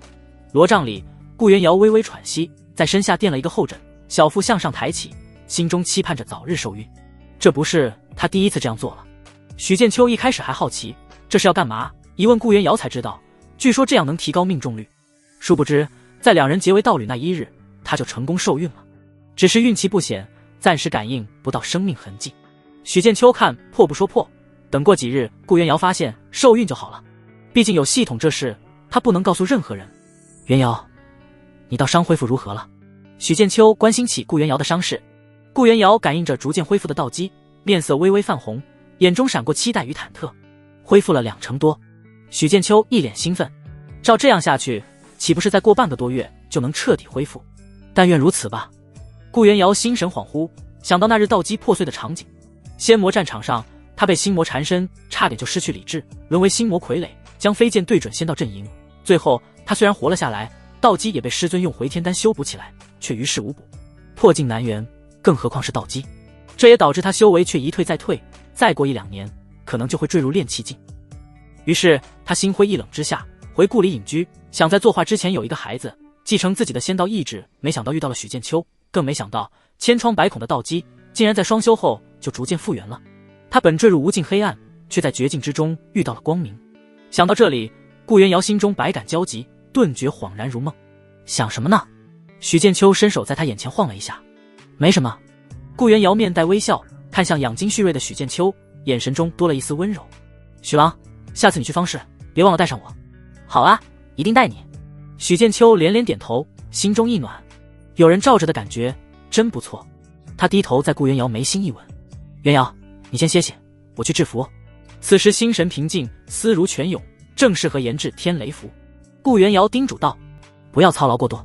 许剑秋咧嘴一笑，制服不会，只有你会。哼！顾元瑶听出他言外之意，脸颊染上红晕，娇羞不已，立即别过头去，用云被盖住头，哪还有清冷仙子之态。许剑秋一脸得意，穿上新买的黑色衣袍，走出了卧房。炼丹房里，他取出本制符师入门必学的一品符箓经，翻到天雷符的制作之法。这道符箓按理说需要炼气9重修士才有一定几率制成，但许剑秋制符技艺到了出神入化之境，别说一品天雷符，就算简单的2品符箓，可能尝试一番，说不定就能成功。当然，想归想，他却不敢付诸行动，万一炼制2品符箓失败，会炸的。他这小身板可扛不住。静心凝神，手掐雷诀，口诵雷咒，观想雷法，灵力转为雷电精气，凝聚雷符。许剑秋熟读符箓经，将天雷符的炼制之法了然于心，在脑海中不断模拟制符过程。这个世界的灵根只有品级之分，并无属性之分，因此修仙者即可五行同修，也可修单一道法。许剑秋所修的混元一气诀为五行同修，中正平和，灵力生生不息。天雷符与其他符箓有所不同，虚制符师将灵力转为雷电精气，在体内凝聚成一枚雷电符文，再融入灵砂之中，绘制成天雷符。由于雷电狂暴刚猛，制符时需慎之又慎，稍不留神就会为其所伤。许剑秋心神守一，双手掐雷诀，在脑海中观想天雷滚滚，口诵天雷咒，煌煌天威，引气归庭，丹田化海，电芒前生，雷种深种，百脉奔腾，一手灵台，神域雷霆。他运转混元一气诀，在心神的牵引下，体内五行灵力一点点进行转化，从无到有，在丹田之中逐渐凝聚成符文。不知过了多久，一枚如雷电的紫色符文在许剑秋丹田之中凝聚成型。成了！许剑秋并指如剑，催动天雷符文之力，一点紫色电芒在指尖凝聚，噼啪炸响。简而言之就是，这枚符文目前并不能直接杀敌，而是相当于转换器，将五行灵力转化为雷电之力。倘若他是雷修，根本不用这么麻烦。接下来就是制符。许剑秋取出诸多工具，提笔蘸上金色灵砂，雷电之力汇聚于笔尖，紫金2色相融，落到黄符纸上。他运笔比之前更稳，好似沉浸符道数10年的修士，为手熟耳。许剑秋笔走龙蛇，体内灵力源源不断转化为雷电之力，随着灵砂勾勒成一个4字4画的雷字符文。乍一看，仿佛一道雷霆跃然于纸上。收！许剑秋心中古井不波，将最后一笔连起来。符纸上紫光一闪，隐没其中，天雷符自此而成。呼！许剑秋长舒一口气，只觉心神疲惫，从来没这么累过。光是这张符箓就耗费了他体内大半的灵力，相当于一口气制20-30张金剑符。当然，付出是有回报的。他轻轻拿起这张天雷符，欣赏上面纹路，就像再看一件艺术品。爆炸的艺术！就这张天雷符，哪怕只是一次性消耗品，在方氏至少要卖150块下品灵石，还供不应求。先休息一下，继续制天雷符。轰！炼丹房里紫色雷光迸发，一声爆炸响起，许剑秋瞬间被轰飞出去，撞到石壁上，灰尘到处都是。我操，这次居然失败了！他骂骂咧咧地站起身，心有余悸地看着身前制服的石桌被炸为齑粉，上面摆放的灵砂也没了。还好发现不对劲时，许剑秋赶忙激活4张护体符，这才没受伤。失败的天雷符都有这般媲美炼气9重的威力，正品天雷符杀伤力只会更强。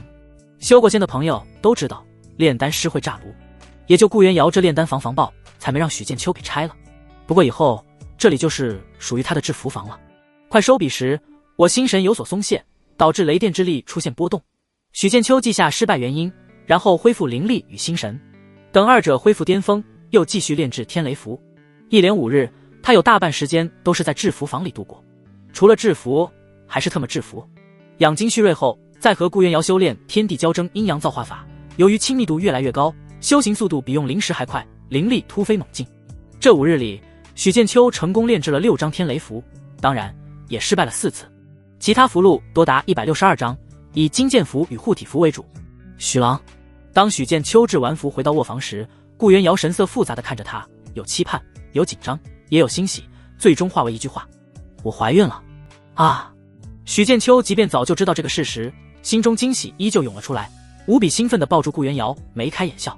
太好了，我就要当爹了，付出就会有收获，不枉他这几日的辛勤劳作，属于共赢。按照这双修势头，要不了多久，他就能突破到炼气8重，让我摸摸。许剑秋将手移到顾元瑶小腹位置，心神感应之下，竟然真的发现一丝微弱的生命气机，一种奇妙的感觉在他心头升起。他前世这个年龄阶段才刚上大学，18岁，喜当爹，有妻有房，妥妥的人生赢家，做梦都能笑醒。但在修仙界，这些只是底层修士的普遍现象。许剑秋心中升起更大的紧迫感，想要给道侣与孩子一个安稳的家。修仙界本质上就是强者为尊，弱者就像路上杂草，是个人都能踩两脚。他不想自己与家人受到欺辱，就只有不断变强，不求当人上人，只求人上在无人，任重而道远啊。顾元瑶察觉到道侣的异样，柔声问：怎么感到肩负重击了？许剑秋笑了笑，养你与孩子还不算重击，以他如今出神入化的一品制服技艺，已经不用为日常修行所需的灵石发愁了。等我道伤复原，就开炉炼丹。顾元瑶也不想让许剑秋一个人操劳过度，他身为2品炼丹师，随便炼几炉丹，灵石就大把大把地来。但他心里还有忧虑没说，以许剑秋如今突破的趋势，到筑基境是迟早的事，上仙魔战场难以避免。他担心你养伤养胎要紧，不用炼丹，我也能赚灵石。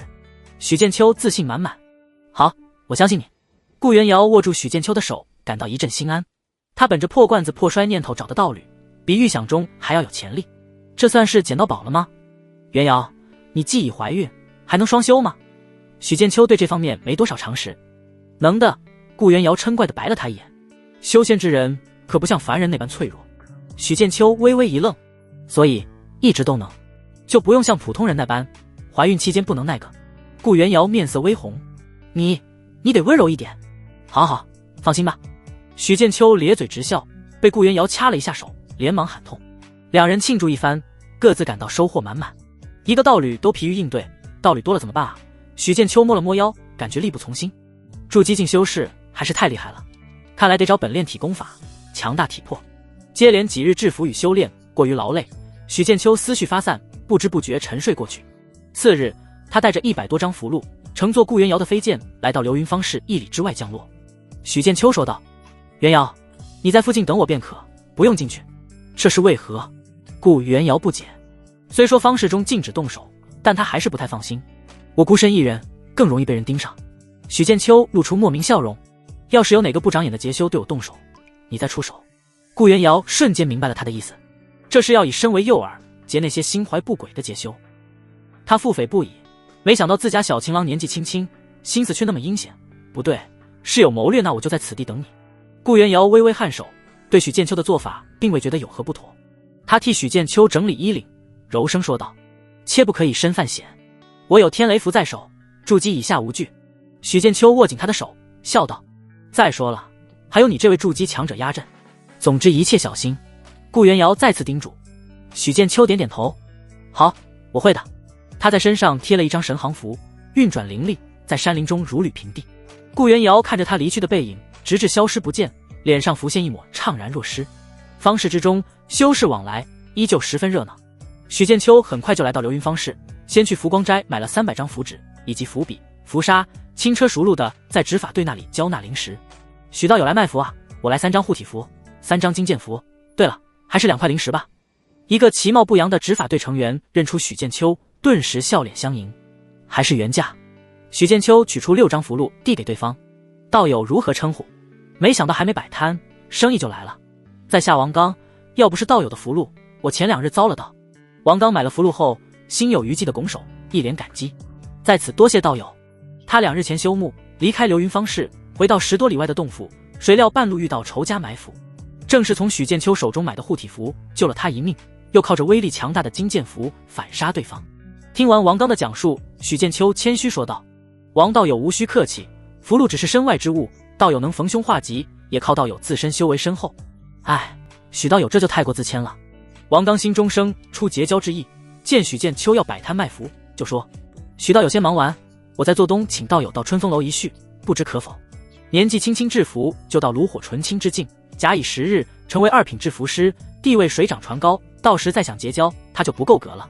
这许剑秋面露迟疑，把道侣丢在外面等着，自己去和别人吃饭，不太好。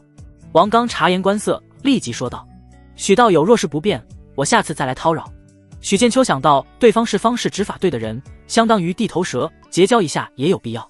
还有一件事，他正好借此机会问问王刚，就拱手回答：“王道友言重了，自是方便的。”如此甚好。王刚拱手，脸上露出笑意。等许剑秋走后，一个执法队成员过来问王刚：“王兄，那人是什么来头？”许道友是一位技艺高超的制服师。王刚拍拍胸口，一脸正色：“李兄若是有要买符箓，可去他那里买，我保证物超所值。”名叫李青州的修士好奇点头：“既然王兄这么说，等我忙完就去看看。”方士街道两旁，许剑秋找个无人摊位坐下，精品符箓物超所值的木牌被他立起，桌上摆放着符箓。由于有上次摆摊的经验，他换了身灵光隐隐的白袍，取出一块留影石，将自己提前精心录制的制服画面放出来。所谓留影石，是1000年前一位炼器师炼制的仪器，可留影留音，记录功法演示，保存重要证据，传递情报等等。1000年来在修仙界流传甚广，常用于姻缘司中，见证道侣缔结姻缘。被简化后，哪怕是寻常炼器修士也能用上，只要在里面安置灵石，就能放出光影与声音。画面中，许剑秋身穿黑袍，手提符笔，在符纸上笔走龙蛇，制出一张烈火符。爆！下一瞬，他用灵力引爆符箓，火光耀眼，发出轰隆爆炸声，将周围树木吞噬，威力巨大。紧接着，画面中的他身上冒出白光，将熊熊火焰挡住，说着台词：“护体符，守护你的安危。”一个简单的修仙版广告片就做出来了，不断循环播放。这种新奇的方式很快就吸引了不少路过的修士，将信将疑的上前问价：“这符箓多少灵石？”许剑秋没想到广告效果这么好，上次等待半个时辰无人问津，这次没一会儿就有人了。他从容不迫的回答：“所有符箓2块灵石一张。市场上神行符、敛息符、静音符之类辅助符箓价格要偏低一些，而金剑符、烈火符、护体符等等攻防符箓则要更高一些。道友，你卖的烈火符真有留影石里面那种威力？”一个身形精瘦、留着2撇鼠须的中年修士明显不太信，一双小眼睛转动，透着精明与市侩。修仙者虽说能易筋塑形，调节一定的外貌，就如开美颜，但这种旗鼓容貌，修仙也没辙，除非到金丹境后脱胎换骨，重塑肉身。不过到那时，也没有多少修士在乎皮囊外貌，这是当然，童叟无欺。许剑秋微微点头：“道友要买哪一种？”中年修士摸了摸胡须，笑道：“各来1张。金剑符、烈火符、护体符，一共7种，给道友7张，共计14块灵石。”许剑秋将选好的符箓递给中年修士：“事先说好，若没有留影石里面说的那般威力，我可是要来退符箓的。”中年属须修士取出灵石，递给许剑秋之前，语气带着一丝警告。他手里拿着一个留影石，要将许剑秋言行收录进去，留作证据。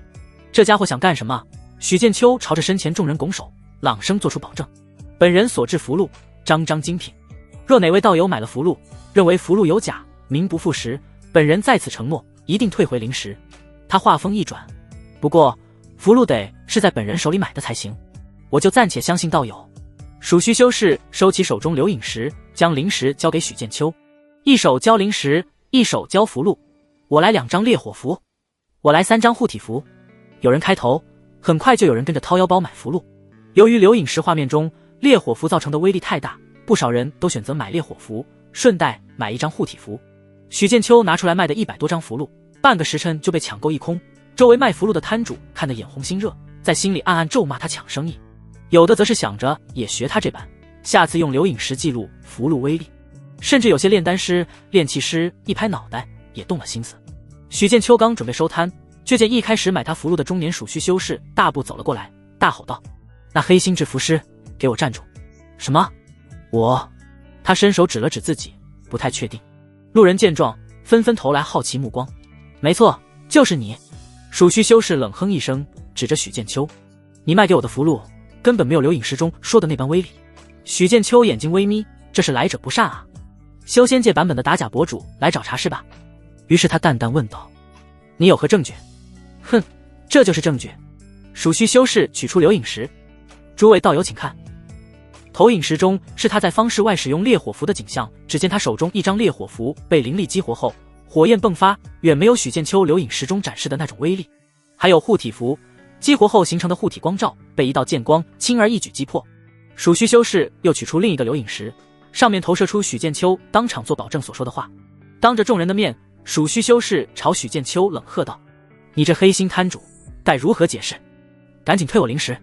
四周卖符箓的摊主见状，顿时幸灾乐祸起来。我就说他那符箓有问题，搞些歪门邪道。这下有好戏看了。聚拢看热闹的修士越来越多，仙道险恶，人心难测啊。许剑秋只觉得这个世界的修仙者太坏了，遭人尾随劫杀，卖东西被碰瓷，为什么要针对他？气都冷，就因为他长得帅气，看着好欺负。眼见鼠须修士朝自己泼脏水，许剑秋冷笑着问：“你说我卖的符箓不行，在流影石上作假？”“没错。”鼠须修士理直气壮点头。许剑秋用手指着他：“那我同样可以说，你也在流影石上做了假。”他对自己的制服水准心知肚明，一眼看出对方流影石中所使用的符箓不是自己卖出去的。不等鼠须修士回应，他大步向前，掏出一张问心符，高声说道：“此乃问心符，你若敢贴上，回答我的问题，就证明你所言属实；若不贴，就说明你做贼心虚。你可敢回答？”这鼠须修士不由愣了一下，脑袋有些乱，这和他想象的不一样啊。再说了，谁没事会随身带问心符那玩意儿？问心符制作起来费心费力，制10张或许才会成一张，寻常制符师压根不会去制，且一张售价超过10块灵石，鲜有人买。没等他想出对策，许剑秋步步紧逼，直视他的眼睛：“回答我，敢还是不敢？你想干什么？”众目睽睽之下，鼠须修士一步步后退，色厉内荏，底气明显不足。被诬陷过的朋友都知道，别人对你造谣诽谤，千万别想着自证清白，那样只会掉入对方精心设计的陷阱里。所以许剑秋选择让对方自证清白，只要使用问心符这种测谎仪，谎言自然无所遁形。许剑秋言辞凿凿：“诸位道友，此人口口声声说我作假，却不敢以问心符证明他的所言非虚，由此可以断定他是凭空污我清白，用心着实险恶。不是这样，我没作假。”鼠须中年变得语无伦次，突然见到2个执法队的人迎面走来，顿时眼睛一亮，他仿佛看到了救星，招手朝着2人大呼：“妹夫！”身穿执法队衣袍的其貌不扬男子见到鼠须中年，眉头微皱，大步走了过来。男子身旁的冷峻男子也紧跟其后，厉喝道：“都让开，围着做什么？是执法队的。”众人老老实实散开鼠须修士，立即抓住许剑秋的衣袖，不让他走，露出小人得志的阴险神情：“你若开始赔点灵石也就算了，可你偏偏不识好歹，现在晚了，那又如何？”许剑秋显得从容不迫：“你想勒索我，我可不怕。”几个呼吸间，2个执法者来到眼前。没等鼠须修士开口说完，其貌不扬的执法者抢先朝着许剑秋拱手：“许道友！”来人正是王刚，他见鼠须修士拉着许剑秋的衣袖，顿时眼神一冷，手中灵力凝聚成巨大土皇掌印，一巴掌狠狠甩在对方身上：“混账东西！”轰！猝不及防之下，鼠须修士倒飞出去，重重砸在地面，脑瓜紫嗡嗡的。王刚身后的李清舟神色震惊，心里寻思：你不是他妹夫吗？怎么还帮外人打大舅哥？一众看热闹的修士也面面相觑：“妹夫，你是不是打错人了？”鼠须修士从地上挣扎着爬起来，难以置信地看着王刚：“打的就是你？”王刚冷漠地盯着鼠须修士：“蒋父，从今以后我与你断绝关系，再无瓜葛。”蒋父面色一变，破口大骂：“好你个王刚，我是你夫人的亲兄长，你成为方氏执法者就翻脸不认人，简直无情无义！你在方氏胡作非为，妄图扰乱方氏秩序，根本没把执法队放在眼里。”王刚其貌不扬的脸上满是威严，手里多出一根水火棍，朝着蒋父扑上去：“我以刘云方氏执法队之名，将你缉拿归案。”蒋父甚至来不及反抗，就被王刚裹挟水火之势一棍将其镇压，用锁链将其绑了。这就大义灭亲了。许剑秋看得一愣一愣的，好一个铁面无私的王刚，反转来得太快，让人始料未及。王刚用锁链牵着蒋父上来，交给同僚李清舟：“李兄，有劳你将这厮带回执法司，严加处置。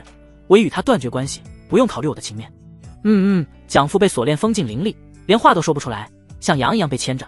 李清舟点了点头，笑道：“王兄尽管放心，一切按规矩办事。”这位同僚为了结交口中的许道友，不惜大义灭亲，看来许道友来头不小。他心思如电闪过，朝王刚与许剑秋微微拱手，牵着蒋父走了。从王刚动手到李青州带人走，干脆利落，没有丝毫拖泥带水。处理完蒋父，王刚这才郑重其事地向许剑秋拱手，面带歉意，差点让许道友遭受不白之冤，还望许道友勿怪。许剑秋微微一笑，拱手回应：哪里哪里，王道友秉公执法，还我清白，哪有怪罪的道理？即便没有王刚出手，他也能解决造谣自己的家伙，但这样无疑省了不少事，在下惭愧。王刚伸手相邀，还请许道友与我到春风楼一并向道友赔罪。王道友言重了，小聚便可，什么赔罪不赔罪的？许剑秋摆了摆手，王刚都做到这个份上了，他也就顺水推舟，卖个人情。见他没有真的生气，王刚才放下心来，道友请。许剑秋跟着王刚去了春风楼。两人走后，街边的摊主窃窃私语，此人是什么来头？竟然连执法队的对他都客客气气的，日后不能得罪此人。有执法队这层关系在，没有多少人愿意冒风险。春风楼上雅间，古风古韵，屏风外有佳人翩翩起舞，丝竹管弦之音响起。屏风里，许剑秋与王刚相对而坐，桌上摆满好酒好菜，酒是灵酿，果是灵果，就连菜肴也是用灵兽肉制作而成。许剑秋这辈子还没吃过如此丰盛的菜肴，以前都是吃的辟谷丹，每日餐风饮露，即便有了零食也没有好好享受享受，如今算是享受到了。肉质入口，丝滑鲜嫩，色香味俱全，灵酿入喉，沁人心脾，甘甜无比。想到流云房室外，顾元瑶还在等着自己，许剑秋不由感到一丝惭愧。等走的时候，打包点好吃的给他。席间，王刚频频举杯向他道谢与致歉，直言与蒋父关系并不好。以前王刚就听说蒋父在别的方式做过坑骗之事，只是没想到如今跑到流云房室来了。许剑秋心知对方放低姿态，多半是起了结交心思，只要不是算计他就行，举杯笑道：王兄，事已过去，以后不必再提。我敬许兄。王刚将杯中酒一饮而尽。对了，王兄，我有一事相求。许剑秋突然开口。许兄尽管说。王刚点点头。趁此机会，许剑秋以灵力为墨，在身前虚空画下一个人的身形外貌。不知王兄可记得此人？当然记得，前些日子许兄在方氏卖符，就是此人说许兄言过其实，于是许兄当场至今见符，将他击溃。王刚认出灵力画像上的人，当时让许剑秋尽管是符箓的执法者，就是王刚。事后他还从许剑秋手中买了几张符箓，也正是那些符箓救了他一命。我想请王兄帮我在方氏中留意一下此人踪迹，看能否打听一下他的来历。虽然许剑秋与韩烨都曾在仙启学府修行，却对其来历一无所知。流云方氏离仙启学府有20多里，周围方氏不少，韩烨偏偏出现在流云方氏，说不定能找到一些蛛丝马迹。韩烨既然是找人劫杀他的最大嫌疑人，他当然要报复回来。只有千日做贼，哪有千日防贼的道理？许兄放心，只要他人在流云方氏，我一定将他找到。王刚记下灵力凝聚的画像后，当即拍胸口保证，并未多问是何缘由。多谢王兄。许剑秋举起酒杯，一时宾主尽欢。这时许剑秋发现丝竹管弦之乐与舞姿都停了，对屏风外的众乐师舞者招了招手，接着奏乐，接着舞。他腹诽道：难道我修了10多年的仙，就不能享受享受吗？顿时乐器奏响，舞者翩然起舞。感受此情此景，许剑秋觉得这才是修仙者的快乐。什么长生不死，万劫不灭，离他都太过遥远，不如怜取眼前人，珍惜眼前景，莫让韶华空负。酒足饭饱后，等王刚付完零食，许剑秋才在春风楼打包了几份觉得美味的佳肴。辞别王刚后，许剑秋来到售卖法器的烈焰房，将反杀劫修得来的3件法器卖出去，到手866块下品灵石。他若是摆摊卖法器，或许能卖得更高，但不知要卖到什么时候，不如尽快变现。加上原有的，许剑秋身怀上千块灵石，买洞府飞剑都绰绰有余了。于是他烈焰房挑选，看中了一把3尺长的金色飞剑。经过讨价还价，最终以520块灵石拿下，飘然而去。在许剑秋走后，烈焰房里的一个中年儒雅男子眸中浮现丝丝贪欲，看着他离去的身影，脸上犹豫不决。一个精神矍铄的白发老者抿了一口灵茶，气定神闲开口：你想死就去吧，老夫不拦你。中年儒雅男子回头看向老者，不解问：三叔，那小子只有炼气7重的修为，而我是炼气9重，又有法器在身，优势在我，难道还敌不过他？老者一脸冷笑：那你为何犹豫？我……中年男子被问得哑口无言。试想，一个敢拿3件法器出来卖的修士，又岂是人畜无害之辈？你既已心知肚明对方不是好招惹的，又何必拿自己的命去赌？老者放下茶盏，悠悠说道：灵石可以慢慢攒，但命只有一条。最终，中年男子叹了口气，朝老者躬身行礼，收起杀人夺宝的心思。另一边，许剑秋为了钓鱼，还在流云方室到处逛，时不时掏零食买点东西。正所谓财不露白，他这种举动很快就被一些别有用心之人暗中盯上。预感时机差不多了，许剑秋不紧不慢地离开。不出所料，身后有人暗中尾随。出了方室，他就朝着顾元瑶所在的地方赶去，实际速度并不快。在他身后，一行人紧紧跟随。鱼儿要上钩了，许剑秋嘴角向上翘起，就看哪些蠢鱼会上钩。树林深处，顾元瑶陡然睁开眼，出来当劫修，靠的是什么？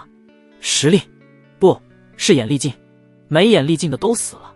面对许剑秋的直钩钓鱼，有的劫修感到不对劲，跟到半路就放弃了。可总有心存侥幸之辈。许剑秋来到树林外停了下来，转身说道：几位跟了我一路，想做什么？他身前10步之外，5道身影从虚空冒出，皆黑金蒙面，露出一双眼睛，迅速将他团团围住。其中一个蒙面男子声音生硬，朝许剑秋伸出右手：交出储物袋，饶你一命。真的假的？许剑秋将储物袋捏在手心，看向蒙面男子：当然是假的。蒙面男子大手一挥：动手。下一瞬，他手中火光熊熊，化作一条赤焰长蛇，迎面直扑许剑秋。炼气7重的气息散发。与此同时，另外4人也齐齐动手，3个炼气6重，2个炼气7重，难怪知道是直钩还敢咬饵。许剑秋脚下突然塌陷，生出一条条青色藤蔓缠绕而来，身后有一股锋锐气机，右侧有寒气侵袭。好家伙，木土水火金5行齐了。许剑秋第一时间激发一张张护体符，将自己护住，化作层层护体光罩，璀璨夺目。轰轰轰，接连不断的炸响迸发，霎时烟尘滚滚，破开了许剑秋一张护体符的防御。没等5人再次发动攻击，陷进坑里的许剑秋已经出手了。他无视直接缠绕在体表光罩的青色藤蔓，锁定5道气机，朝着外面撒出一把符箓。烈火符、金剑符、地刺符，至少有10多张。不好，快躲开！施展火法的蒙面修士见到金光红光同时亮起，朝着身后暴退，身上冒出一口灵力凝聚的金钟。另外几位劫修躲闪不及，只能施展灵力护体，反应快的则是使用护体符。轰砰，烈焰吞噬万物，金剑摧枯拉朽，将众人淹没。什么护体符、护体灵力，就如纸做的，在许剑秋制作的符箓面前不堪一击。啊啊！撕心裂肺的惨叫声响起。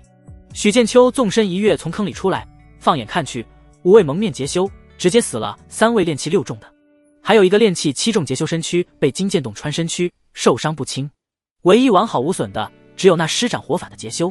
该死，这金剑符、烈火符怎会有如此强大的威力？火法劫修神色无比凝重，心中怎么也想不通。以往买的符箓连他护体灵力都攻不破，也就只能对付一下炼气中期的修士。就这点本事也敢来当劫修？许剑秋一脸戏谑，凝气成钢，化作一口锋锐无匹的剑斩向受创的土法劫修。土法修士心中惊骇，一面土墙出现在他身前，同时向火法劫修大声求救：大哥，救我！谁知他口中的大哥往身上贴了神行符与护体符，转身就跑。许剑秋大成的小斩魔剑罡瞬间轰破土墙，轻而易举就贯穿土法劫修的护体灵力，一剑没入头颅。四杀！他迅速散开剑罡，手捏几张金剑符朝逃跑的劫修追去。还跑？收你来了！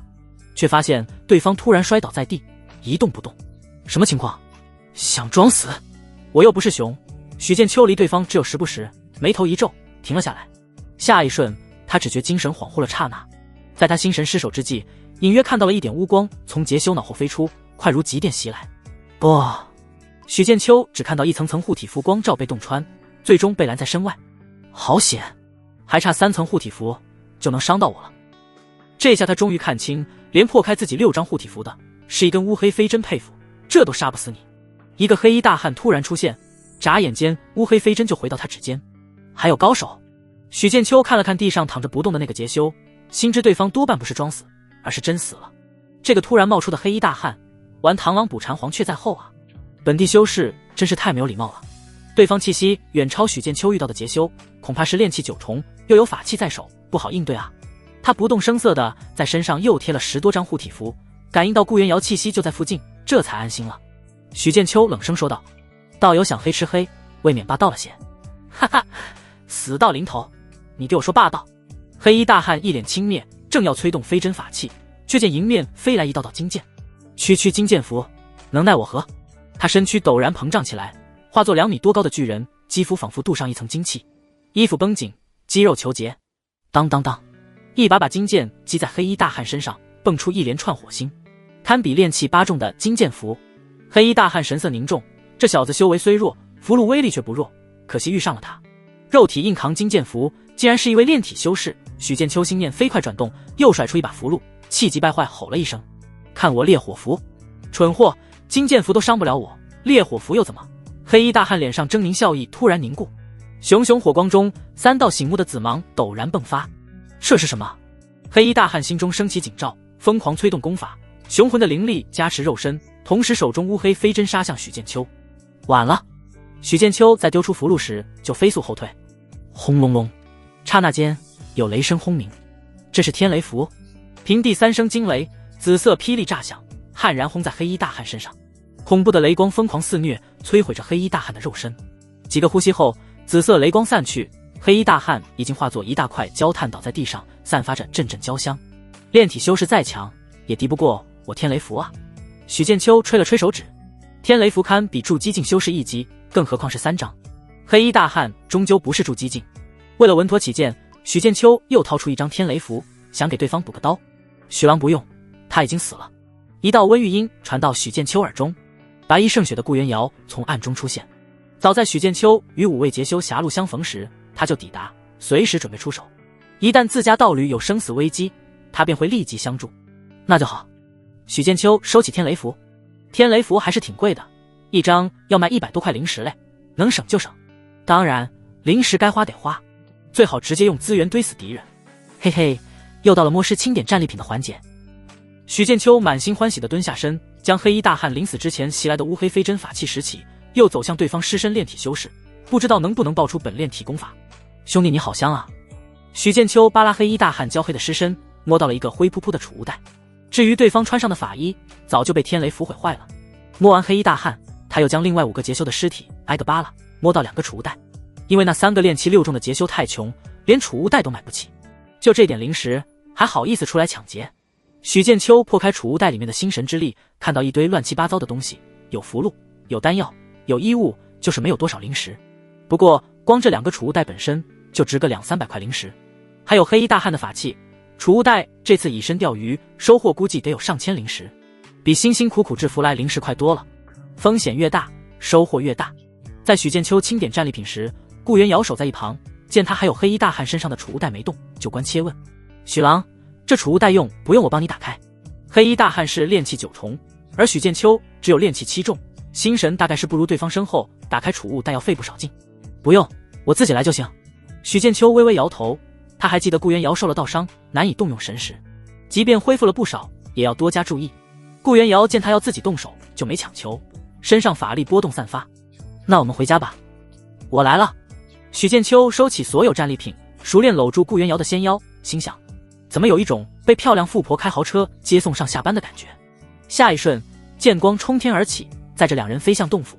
练功房里，许剑秋手里拿着一个灰色储物袋，念头一动，储物袋消失，再次出现时，他的心神就轻而易举进去了，并不像顾元瑶以为的那般费劲。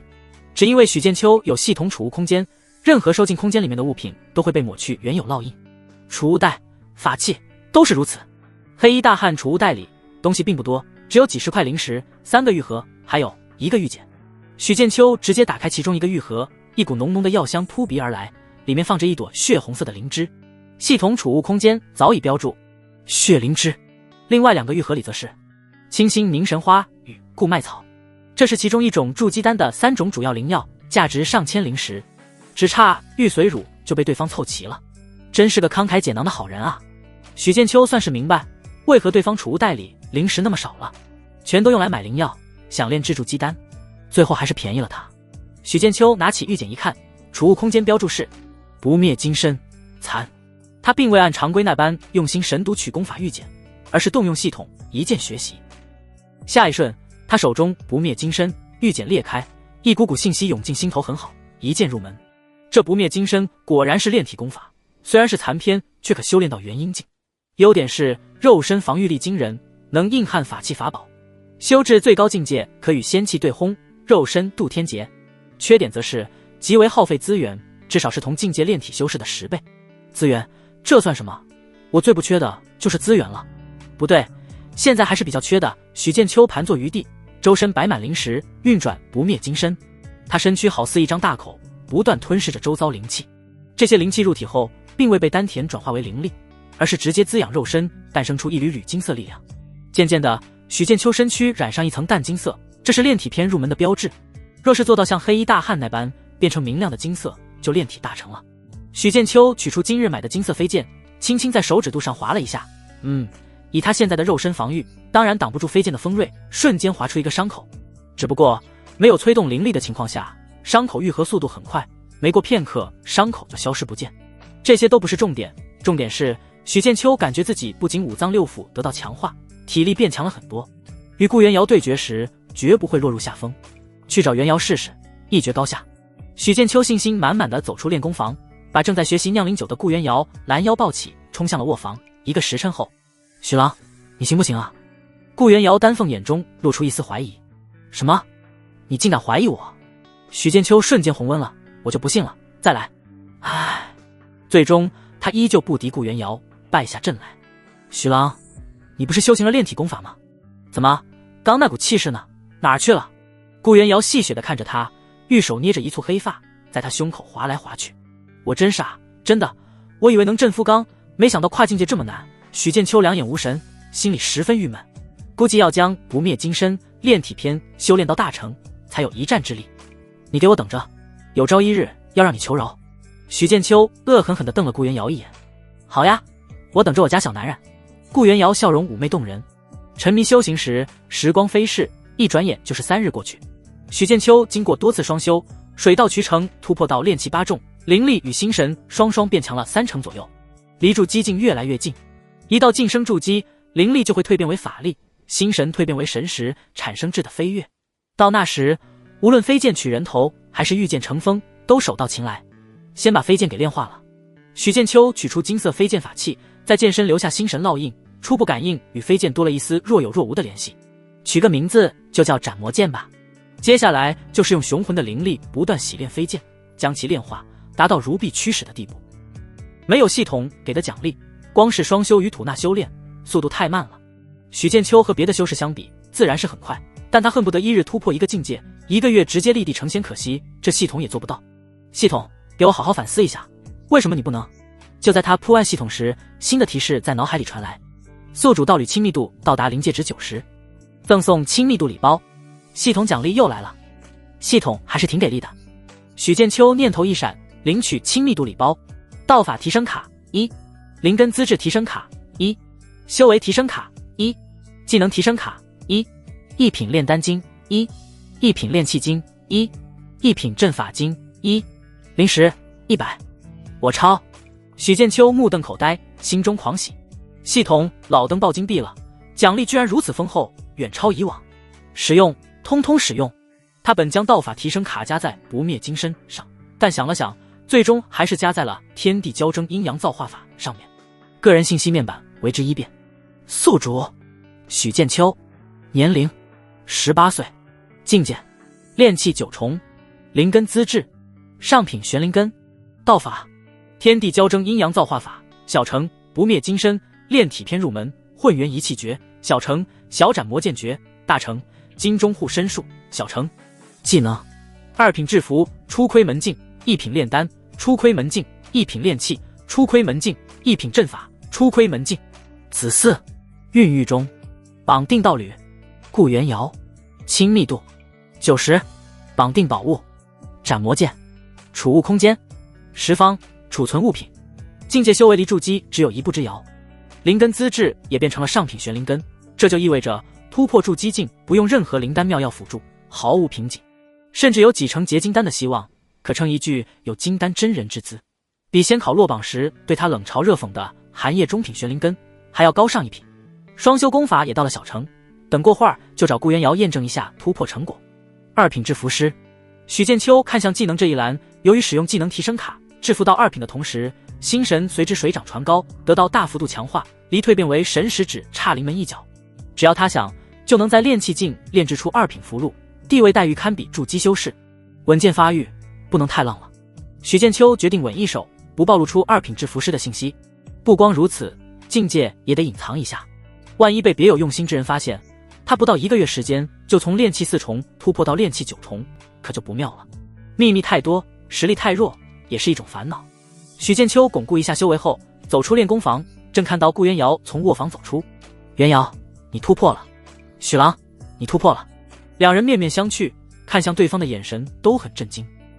许剑秋惊讶的是，顾元瑶受了道伤，只有10年寿元，可刚身上隐隐散发的气息分明是刚突破境界。顾元瑶则是震惊于他一次突破了2个境界。进练功房前，许剑秋还是炼气7重，怎么一出来就到了炼气9重？元瑶，你的道伤彻底恢复了。许剑秋上前忍不住问道。顾元瑶摇了摇头，没，只恢复了5成。那你……许剑秋欲言又止。顾元瑶盈盈一笑，解释道，我以前并非筑基1重，只是因为受了道伤，境界跌落到了1重，随着道伤不断恢复，境界也能重新提升上去。他一把抱住许剑秋，声音温柔含情。许郎，幸好有你。许剑秋任由顾元瑶抱紧，在他耳边说道，你我本是一体，怎么这般客气了？两人结为道侣，本是各取所需，但如今却紧密相连，息息相关。拥抱片刻后松开，许剑秋忍不住心中好奇，问道，元瑶以前是什么修为？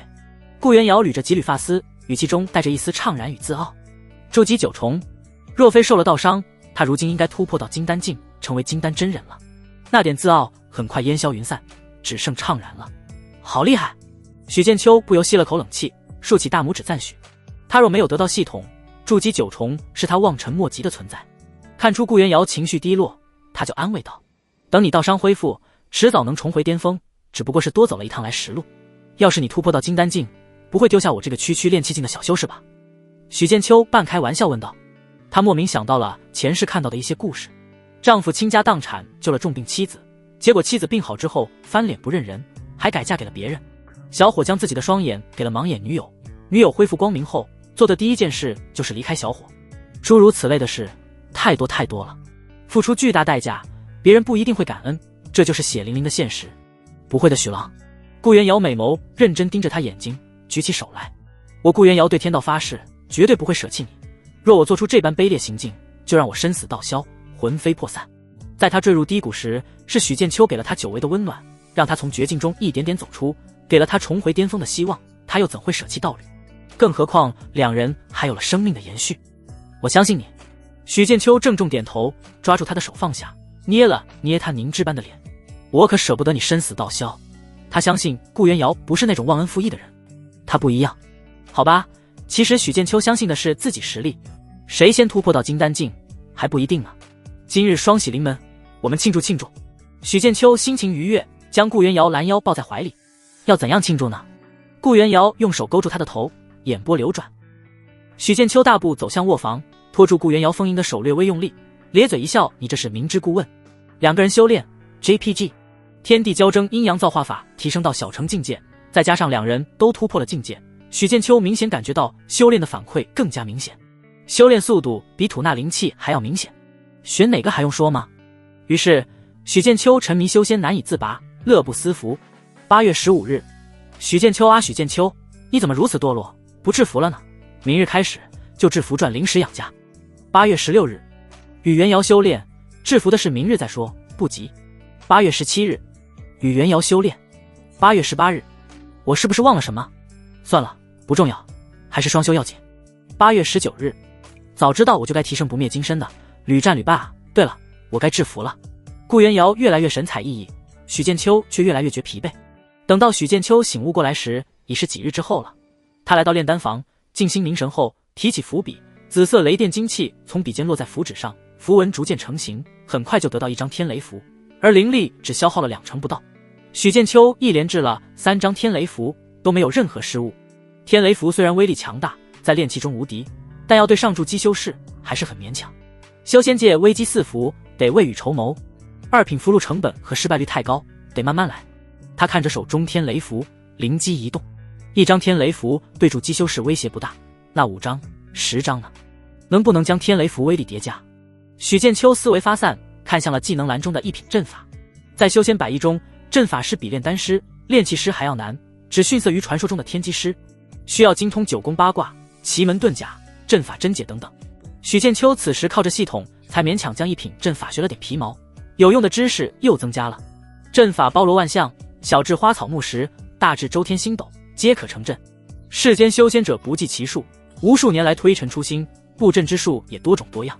常见的便是炼制阵盘、阵旗，这又涉及到炼器、符箓方面。法宝、符箓、灵石，乃至于人体，都可作为阵眼。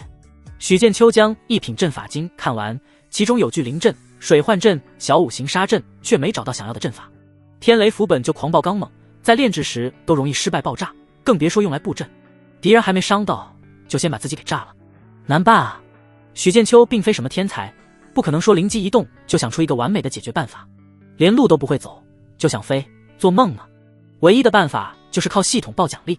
系统叫道侣互动望子成龙，翻译就是多道侣多子多奖励。如今顾元瑶的亲密度即将满值，离子嗣出生却还要9个月左右，这就意味着在这9个月之内，他只能得到1次系统奖励。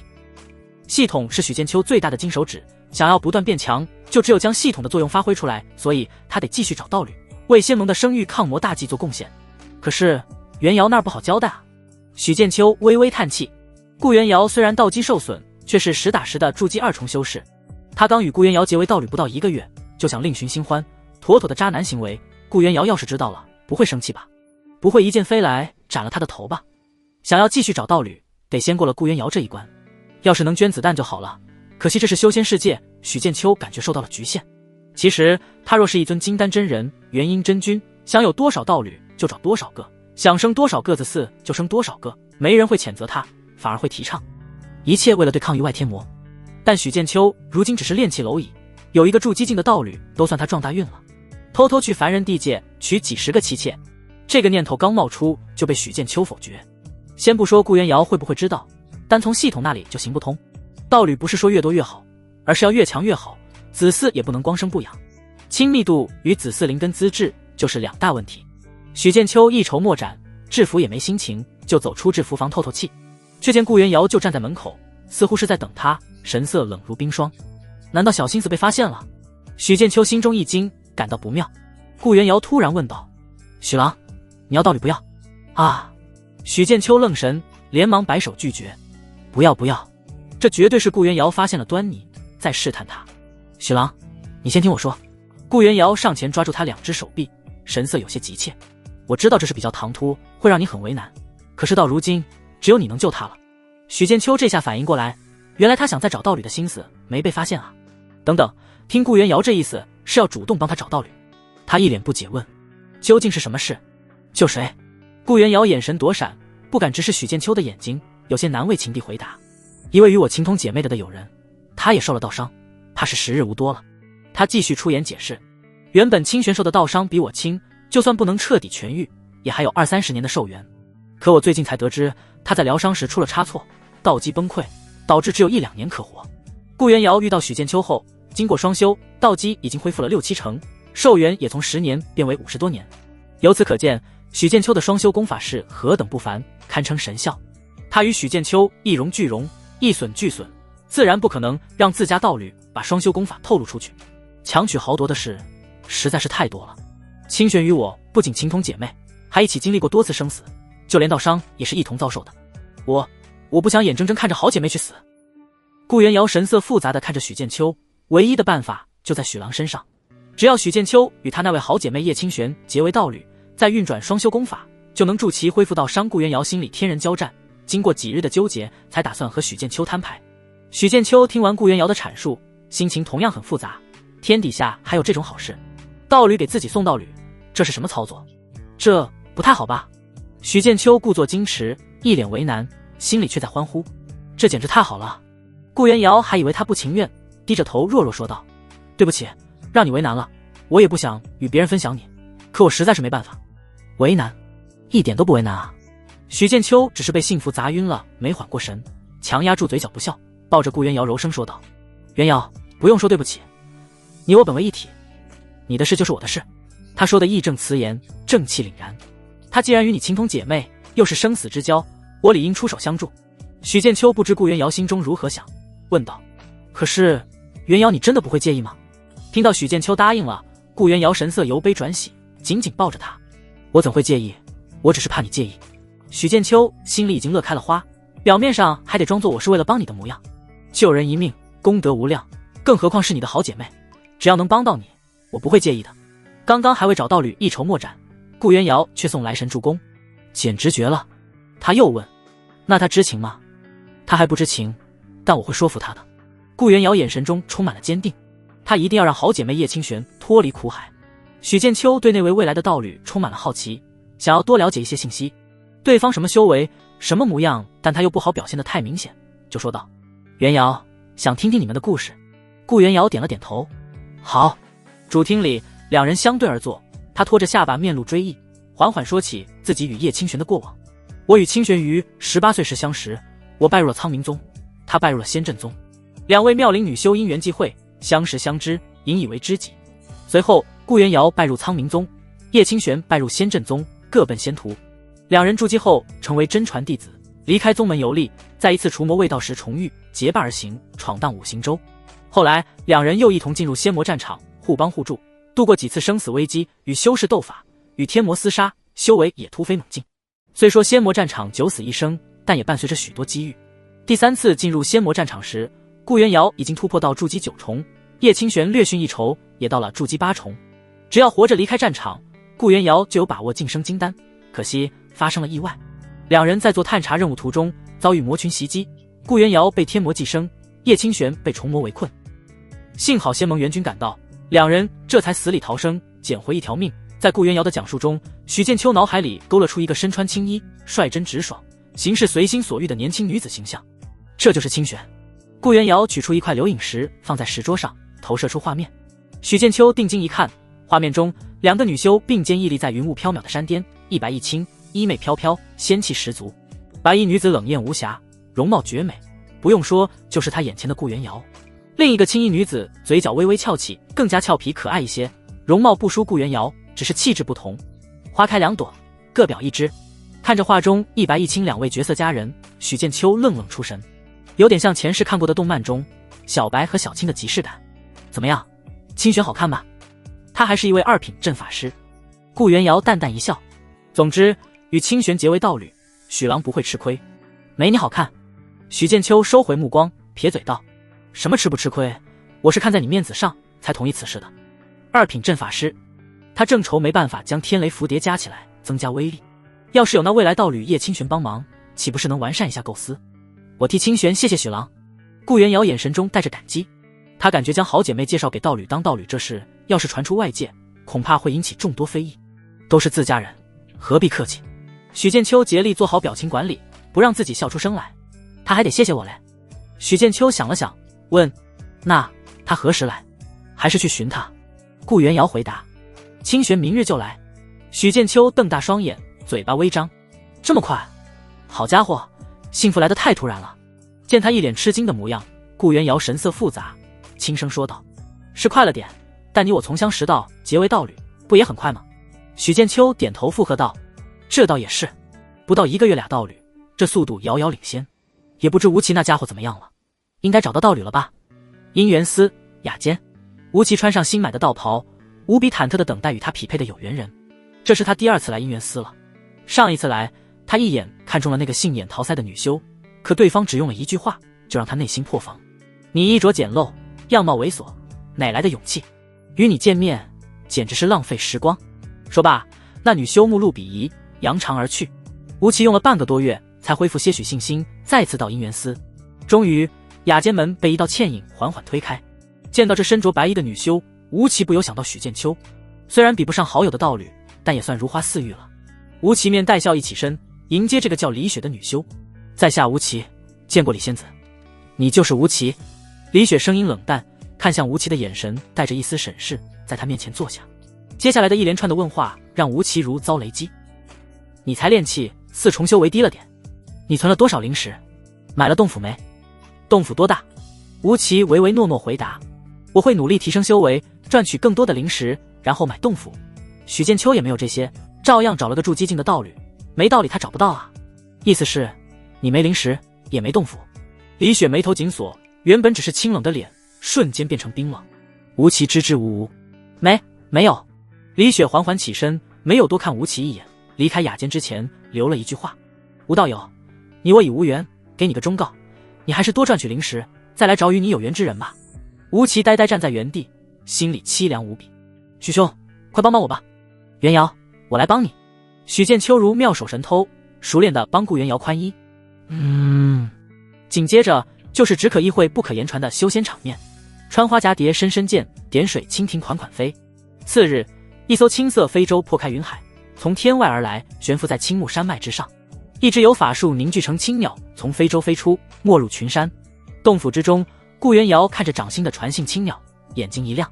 他施展相应法术，解开上面禁制，一道悦耳的声音传了出来：“瑶姐姐，我到了，清玄来了。”顾元瑶满脸激动，回头看向许剑秋：“许郎，我们去接他吧。”“你去吧，我在家里等你们。”许剑秋心知她们好姐妹久别重逢，自己去了多少有些尴尬。从顾元瑶昨日讲述中来看，叶清玄可不是什么娇滴滴的小女子，得想好该如何应对。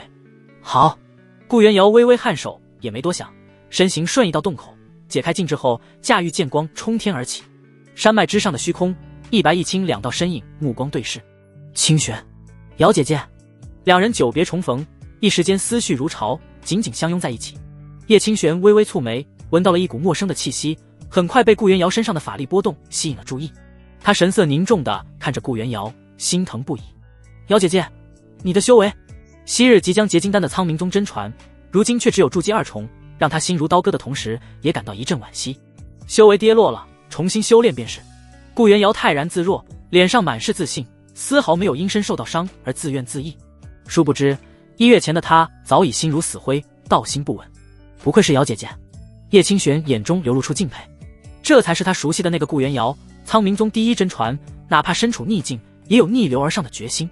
顾元瑶拉着叶清玄的手：“清玄，这不是说话的地方，跟我回家，我们慢慢说吧。我先收回非洲。”叶清玄手掐法诀，悬浮的非洲飞速缩小至巴掌大，消失在他掌中。一白一青，两道剑光飞向青山的半山腰。片刻后，叶清玄盯着洞府里的陌生青年，眉头紧锁，问顾元瑶：“瑶姐姐，他是谁？”洞府大门打开，许剑秋抬头，目光投向门口，就见到一白一青两道身影走了进来。青衣女子与刘颖时中那般，容貌美则美矣，更多的是偏英气。她双眼直勾勾盯了过来，一副审视与戒备的模样。“瑶姐姐，他是谁？”“我是谁？我是你未来道侣。”没等许剑秋做自我介绍，顾元瑶出声回答：“清玄，这是我的道侣许剑秋。”“道侣？”叶清玄一脸不可思议，声音瞬间拔高：“他不过炼气境，是你的道侣？他也配？开什么玩笑！瑶姐姐对无数筑基境的青年俊彦都不假以辞色，怎么会选一个炼气境的小修士？他何德何能啊？”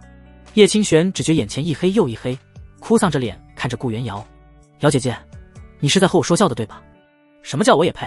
许剑秋心里顿时不乐意了：“我不仅能配元瑶，你也同样能配。”“清玄，我没和你说笑。”顾元瑶见叶清玄这样说许剑秋，立即维护道：“许郎不过稍微年少了点，假以时日，别说筑基境，就连金丹境也不在话下，又怎么不配了？若真要说配与不配，恰恰相反，我如今道基破碎，也该是配不上许郎才对。”“瑶姐姐。”叶清玄表情复杂至极，如鲠在喉，如芒在背，如坐针毡，总之十分难受。瑶姐姐一口一个许郎，还说自己配不上对方，这还是他认识的那个一剑光寒仙魔战场的御寒仙子吗？顾元瑶握紧叶清玄的手掌：“清玄，我知道你一时难以置信，但我与许郎情投意合，已在姻缘私剑正下结为道侣，并且我们已经有了孩子。”“什么？”叶清玄如遭雷击，脚下一软，差点摔倒。换作是旁人，他才懒得管对方生老病死，但顾元瑶与他相交莫逆，彼此太过了解，他才会如此失态。顾元瑶赶忙将他扶住：“清玄，你没事吧？”叶清玄面色苍白，气息不稳：“我没事。”他取出玉瓶，倒出一颗碧绿丹药服下，周身青光流转，片刻后面色才逐渐恢复正常。顾元瑶看在眼里，急在心里：“清玄，你的道伤一定会恢复的。”叶清玄摇了摇头，强颜欢笑：“瑶姐姐，别安慰我了，我的道伤我清楚，除非有元婴真君耗费本源，否则……他神色黯然，叹了口气。我放心不下你，才想在临终之前来看看，可是看完之后更不放心了。瑶姐姐找的这个道侣，不过是炼气进修士，能照顾好他吗？顾元瑶身受到伤有多严重？叶清玄心如明镜。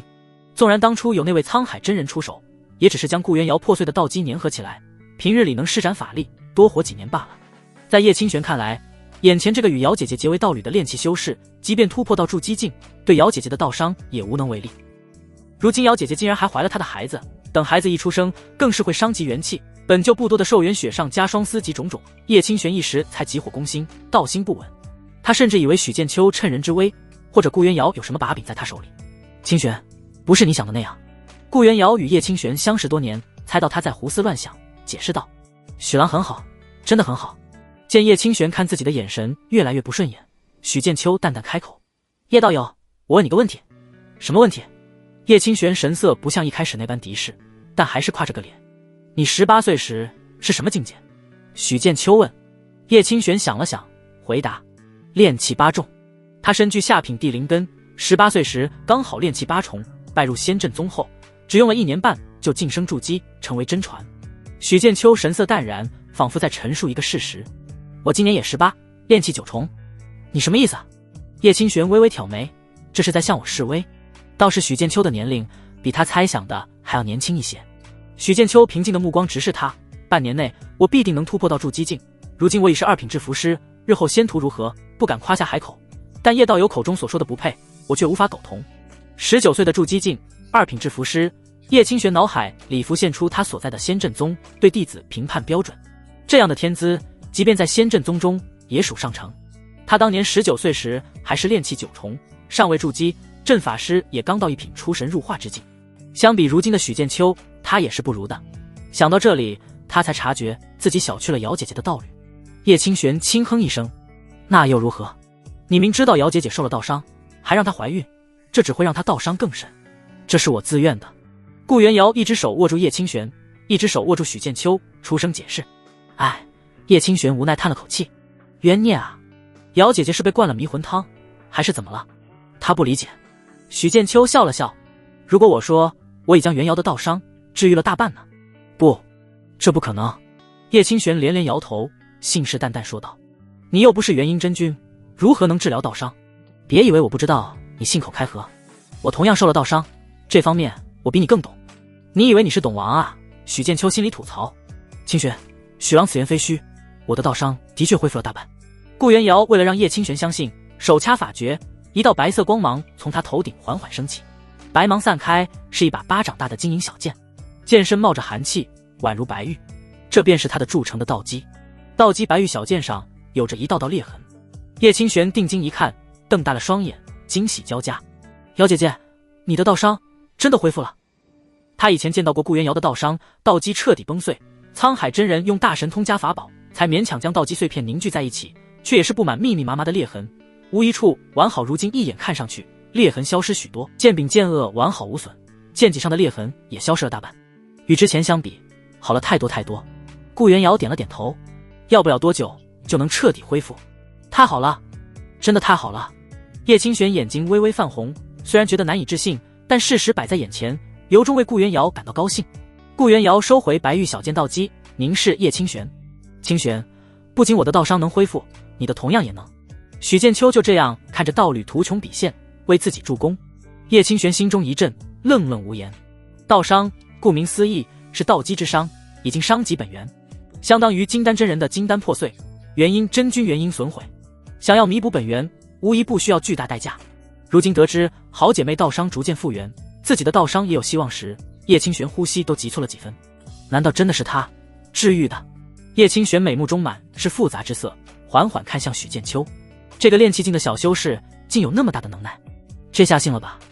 许剑秋表面云淡风轻，心里却十分得瑟。治疗道伤，我是专业的。清玄，我的道伤的确是许郎治愈的。顾元瑶为许剑秋背书。这……叶清玄依旧觉得匪夷所思，可事实摆在眼前，由不得他不信。顾元瑶凝视着叶清玄的眼眸，一脸坚定：你的道伤一定能治好的，相信我好吗？瑶姐姐，我相信你。叶清玄点头回应。两人多年来的情谊，连生死都可以互相依托，这点信任又岂会没有？你究竟是怎么做到的？叶清玄转而问许剑秋，心中涌现出好奇。难道要我直说，和我双修就能治愈？许剑秋摇了摇头，还是让袁瑶告诉你吧。他要是直接说出来，叶清玄说不定当场就要翻脸。顾元瑶将叶清玄带到石桌前坐下，温声细语：清玄，你先在这里住下，这事等过断10日再说，我们快2年未见，也好叙叙旧。他心知叶清玄今日心境受到太多冲击，不能操之过急，还是等相处一段时间后磨合感情，时机成熟了再说出真相，一锤定音。就依瑶姐姐的。如今见到顾元瑶安然无恙，叶清玄露出如释重负的笑容，看许剑秋也没那么不顺眼了。他见石桌上摆满了招待自己的灵果，毫不客气抓着一个灵桃，张嘴就咬，入口甜美多汁。这2年来遭受的苦难仿佛都没那么苦了。清玄，把这里当自己家一样就好。顾元瑶柔声说道。叶清玄吞下果肉，笑着点头。好啊。见两姐妹回到卧房叙旧，许剑秋识趣的没去打扰。正好符纸已经用完了，他打算再去流云方式买一点，然后把手里的符箓卖掉到了方式。许剑秋照就用2块灵石租用摊位，刚准备离开时，就见王刚迎面笑着走来，拱手说道：许兄，几日不见，可想死我了。王兄，别来无恙。许剑秋拱手回应。自从那日在春风楼饮酒听曲，两人心中各有所求，就像多年未见面的朋友那般。许兄，借步一叙。王刚使了使眼色，在前面带路。许剑秋心中有了猜测，随即跟上，走进一处房间。王刚催动静制，将门关上。王兄，可是有了结果？许剑秋问道。王刚微微点头，不负许兄所托，我这几日暗中打听探访，查清了那人的来历，只是他神色略有一丝迟疑。许剑秋淡淡一问，王兄可是有什么难言之隐？还是他来头很大，不便相告？王刚最终缓缓说道，此人名叫韩烨，从先起学府肄业，这个许郎想必清楚。我打听到的消息是，他已被苍明宗选中，过几日就要拜入苍明宗。苍明宗，这不就是袁瑶所在的宗门吗？许剑秋心想，他仙考落榜，无缘诸多仙门，韩烨却是仙考及第，拜入仙门也属正常。王刚继续说，不仅如此，他还是百草轩2品炼丹师韩龙韩大师的第3子，韩大师还是一位筑基境修士。许剑秋这下明白了，韩烨身后有一个筑基境的2品炼丹师父亲，涉及到的方方面面都不是一个炼气境的修士能得罪的。那又如何？他身后同样有筑基境的道侣。许兄，冤家宜解不宜结，你那日只是伤到了韩烨，他既然没找你麻烦，此事多半就这样算了，许兄不用担心遭到他的报复。王刚以为许剑秋托他暗中调查，只是怕被报复，没找麻烦，当天就找人劫杀我，看来得想办法尽快除去那家伙。许剑秋没把实情告诉王刚，拱手说道，多谢王兄提醒。他取出10张符箓递给王刚，有劳王兄啊，这符箓是我的一点心意，还望王兄不要推辞，举手之劳当不得许兄这般。王刚立即摆手拒绝，王兄快快收下，要不然以后有事我都不敢找王兄了。许剑秋故意板着脸，见他执意要送，王刚只好收下，苦笑道，许兄这心意太多了。不多不多。许剑秋呵呵一笑，和王刚唠嗑几句后告辞离开，去寻了个合适位置摆摊卖符箓。他心里暗暗盘算着该如何不留后患的弄死韩烨。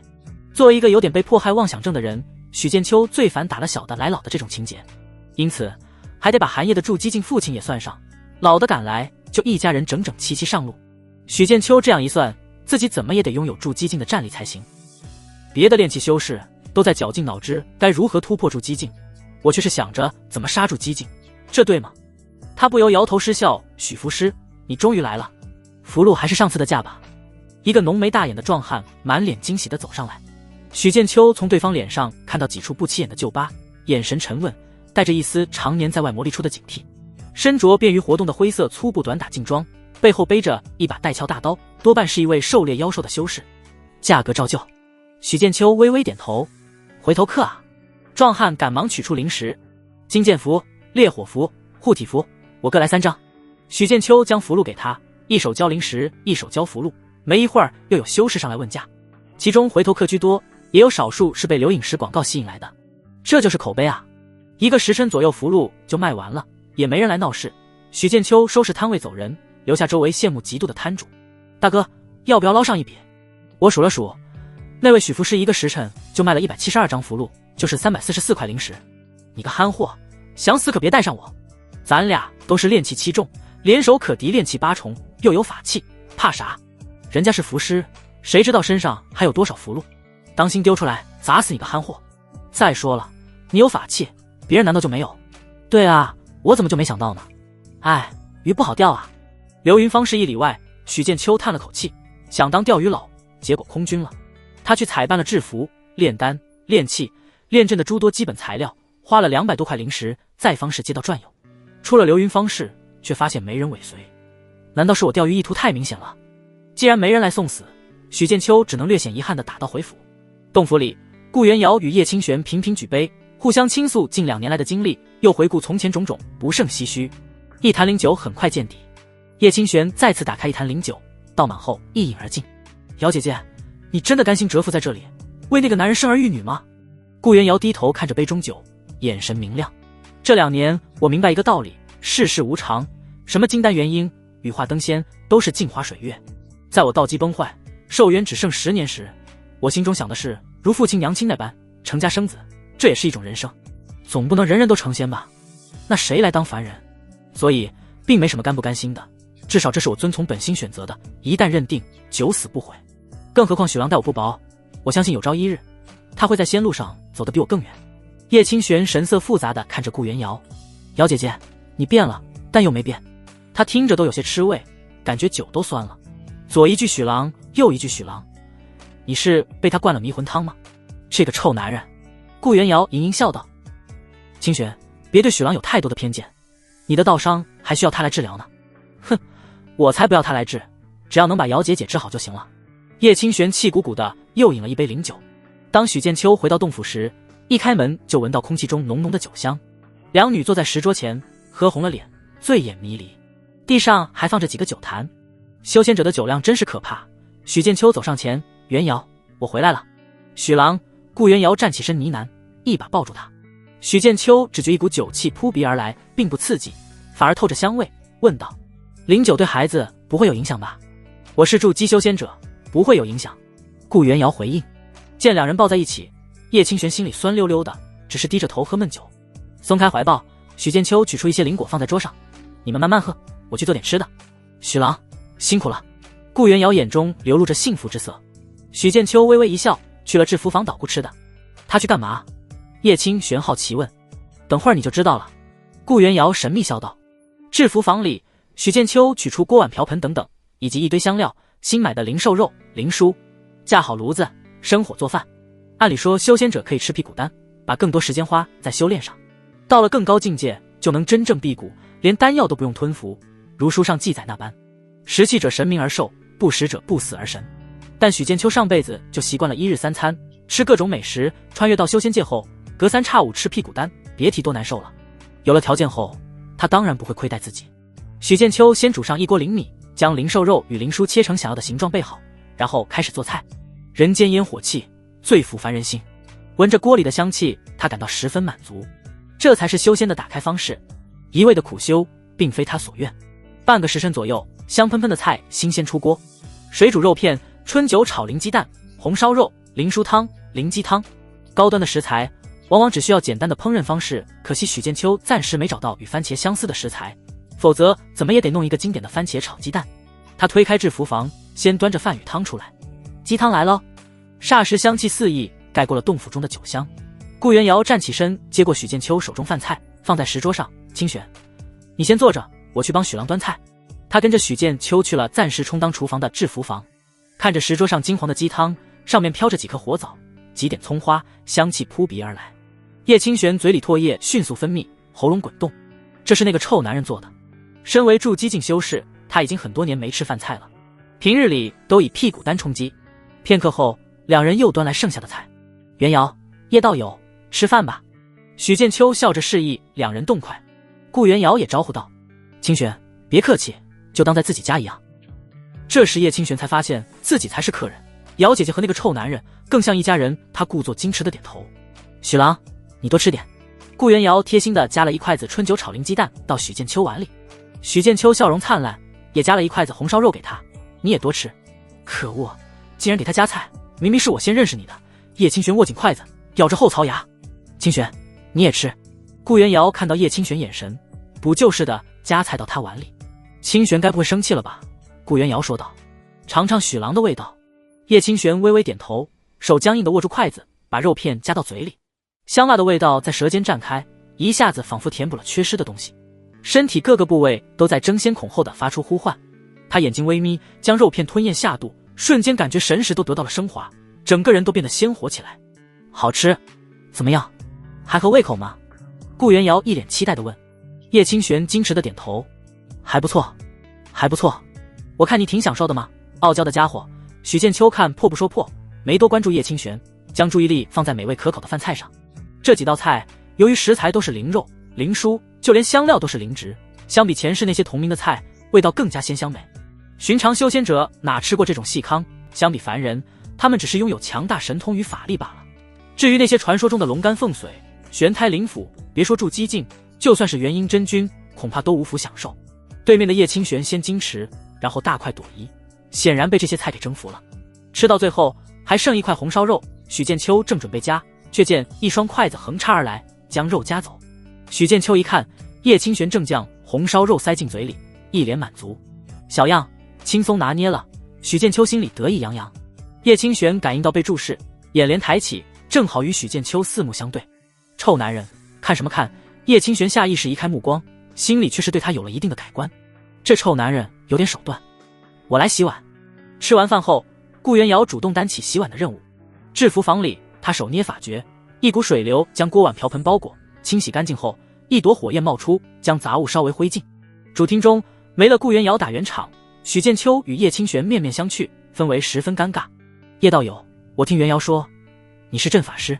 面对许剑秋的问话，叶清玄言简意赅回答：是。身为仙阵宗真传，他不仅修为是筑基境8重，阵法也到了2品出神入化之境，只是因为受了道伤，如今修为跌落到筑基5重，不出3月他就会跌到筑基以下，生死道消。或许是吃了许剑秋做的饭菜缘故，叶清玄感觉自己的回答有点生硬，反问道：瑶姐姐还对你说了什么？该说的都说了。许剑秋在心里补充了一句：不该说的也说了。那你应该知道我与瑶姐姐的关系。叶清玄握紧拳头，仿佛在警告他：你一定要好好对瑶姐姐，否则我不会放过你的。元瑶是我的道侣，我当然会对她好。经过短时间相处，许剑秋也摸清楚了叶清玄的性格，率真直爽，有点小傲娇，嘴硬，还是个吃货。那就好。叶清玄神色有所缓和，问：你问我阵法是何意？许剑秋还想要他帮忙，就如实相告：我前些时日炼制1品天雷符，总感觉威力差了一些，想着能否借助阵法将多张天雷符合在一起，使得威力成倍提升。叶清玄听完皱着眉头：你这也太异想天开了。他身为2品阵法师，对符箓、炼器都有所涉猎，1品符箓中威力最强的天雷符当然知道。这种符箓虽是1品，对1品制符师而言却极难炼制，哪怕2品制符师也不太愿意炼制天雷符。叶清玄下意识觉得用天雷符布阵不太可行，心念却开始飞速闪动，寻思破解之法。雷晶石、聚雷珠不行，符阵为不复用之好物，若用天雷符来布阵，不可用太过珍贵的灵材，若用来对敌，需便于携带，阵法不可太过冗杂。最佳方式当炼制阵旗或阵盘，驱使天雷符。许剑秋见他在思索，就静静坐着等待。顾元瑶收拾完后走了过来，见状也没打扰。有了，或许能这般。叶清玄眼睛一亮，绞尽脑汁之后，他终于想到了一种可行之策：以雷灵铁木为核心，加雷纹石，精炼制阵盘，以空明石碎屑刻画不动阵纹，稳定雷属性狂暴力量。他越说越兴奋，再加上锁魂定破阵纹，最后将天雷符放进阵盘之中。一旦引爆阵盘，筑基初期修士必死无疑，即便是筑基中期修士，稍有不慎也得饮恨。还真想出来了。许剑秋竖起耳朵，仔细记在心里。叶清玄激动地站起身来。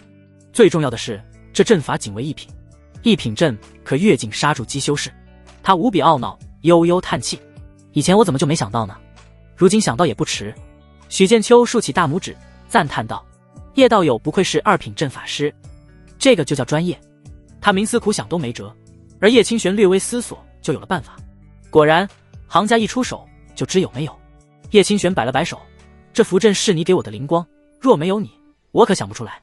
他在最引以为傲的不是筑基修为，而是2品阵法师这个身份。离3品阵法师只差临门一脚，却因为身受道伤而卡在此处。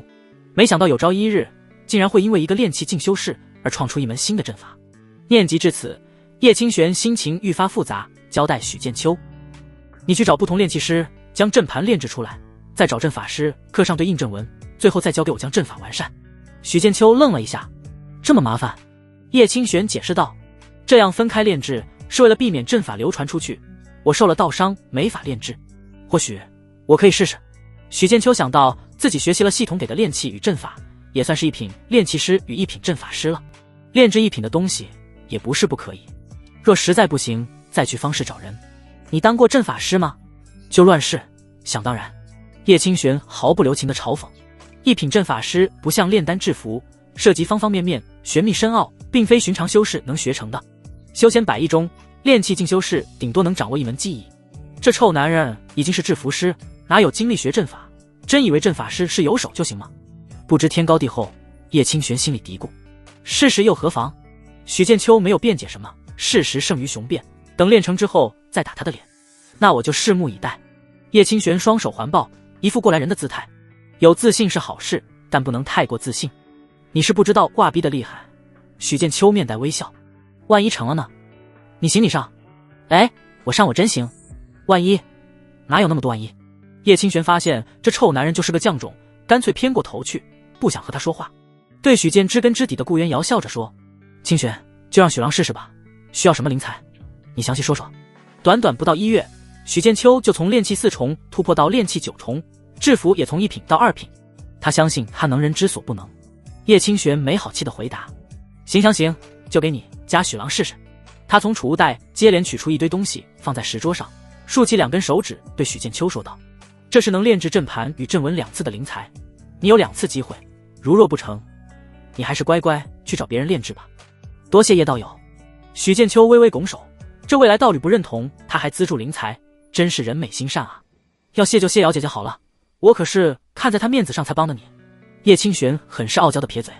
许剑秋当即看着顾元瑶，认真说道：“元瑶，谢谢你。”顾元瑶不仅对他充满信任，还想着帮他找道侣，这样好的道侣上哪儿找去？他真的我哭死。都是自家人，不用谢。顾元瑶声音柔和，只有许剑秋听出了意有所指。以后叶清玄也算自家人了。收起灵材，许剑秋旋即一头扎进制符房，先拿在流云方式买的东西练手，等熟练后再炼制天雷符阵的阵盘。一品阵法中最为简单的是聚灵阵，就拿这个来练手。许剑秋取出一大块灵玉，催动混元一气诀，在掌心凝聚出灵火，将灵玉逐渐炼成圆盘。接着以灵兽血在灵玉圆盘刻画阵纹。阵纹这一步是成败的关键，可他已是2品制符师，触类旁通，刻画阵纹一气呵成。最后许剑秋在阵盘上放入一块下品灵石，以灵力激活聚灵阵。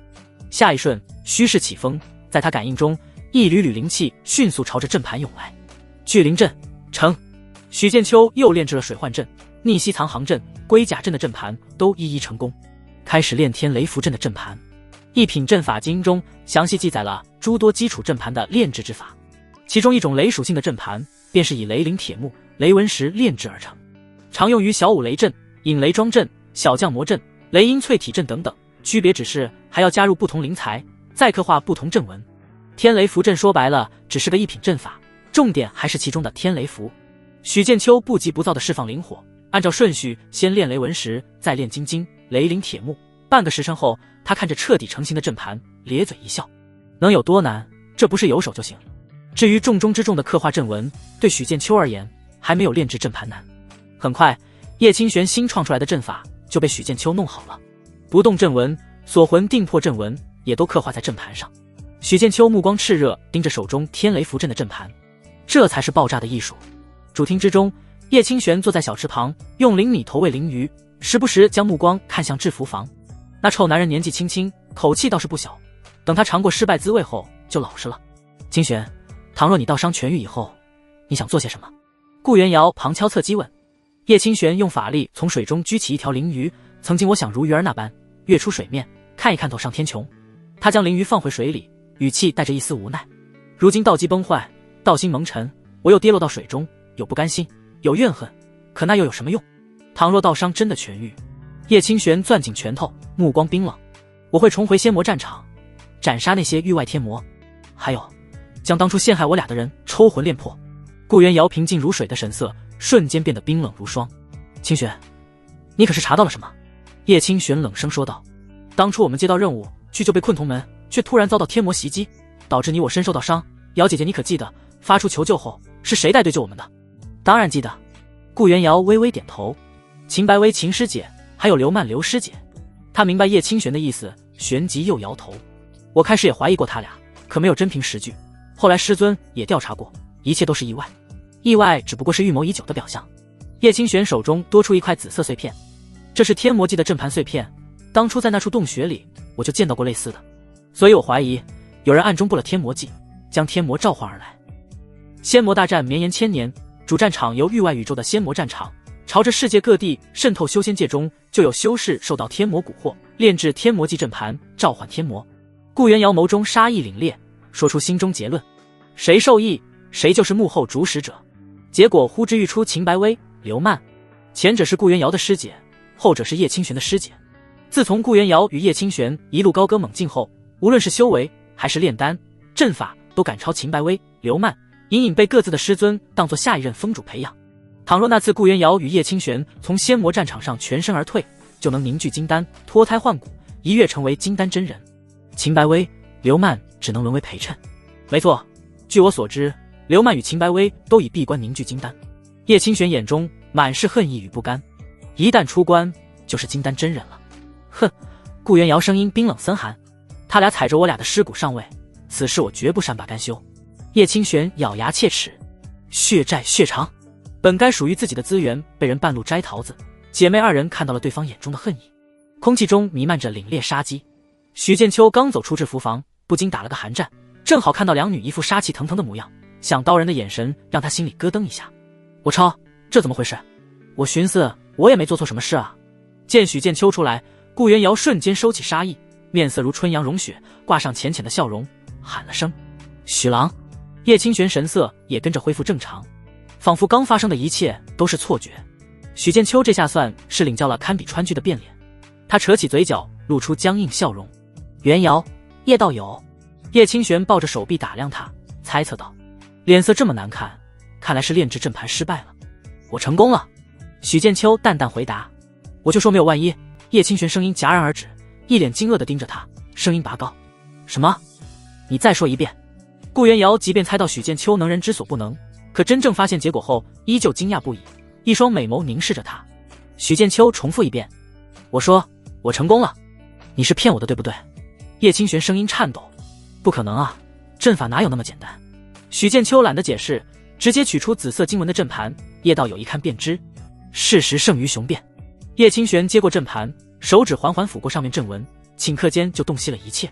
雷灵铁木、雷纹石、金晶、空明石碎末、不动阵文、锁魂定魄阵文，如此眼熟，分明就是他之前冥思苦想研究出来的符阵，只差最为关键的一步，无论是炼制技艺还是阵文刻画，都挑不出瑕疵。就在此时，许剑秋又取出一个一模一样的阵盘出来，淡然说道：叶道友给的2份灵材都被我炼了。什么？叶清玄呆若木鸡，脑瓜紫嗡嗡的，惊骇、茫然，甚至有一丝嫉妒，诸多情绪如潮水涌来。他见过仙阵宗中很多天才，那些天才都说他才是天才，可如今他觉得眼前这个不过炼气境的男人才是真正的天才。叶清玄沉默之后，神色复杂地问：你是怎么做到的？许剑秋一副人畜无害的模样，反问：阵法不是有手就行吗？好气哦！叶清玄胸膛起伏，偏偏没有理由生气。他当初苦心孤诣学习阵道，才堪堪入门，眼前这个门外汉只是试一试就成了，让一向自诩天才的他深受打击。你当过阵法师吗？就乱世，想当然。有自信是好事，但不能太过自信。万一？哪有那么多万一？想到之前说的每一句冷嘲热讽，叶清玄就感觉脸被打得啪啪响，火辣辣的，恨不得找个地缝钻进去。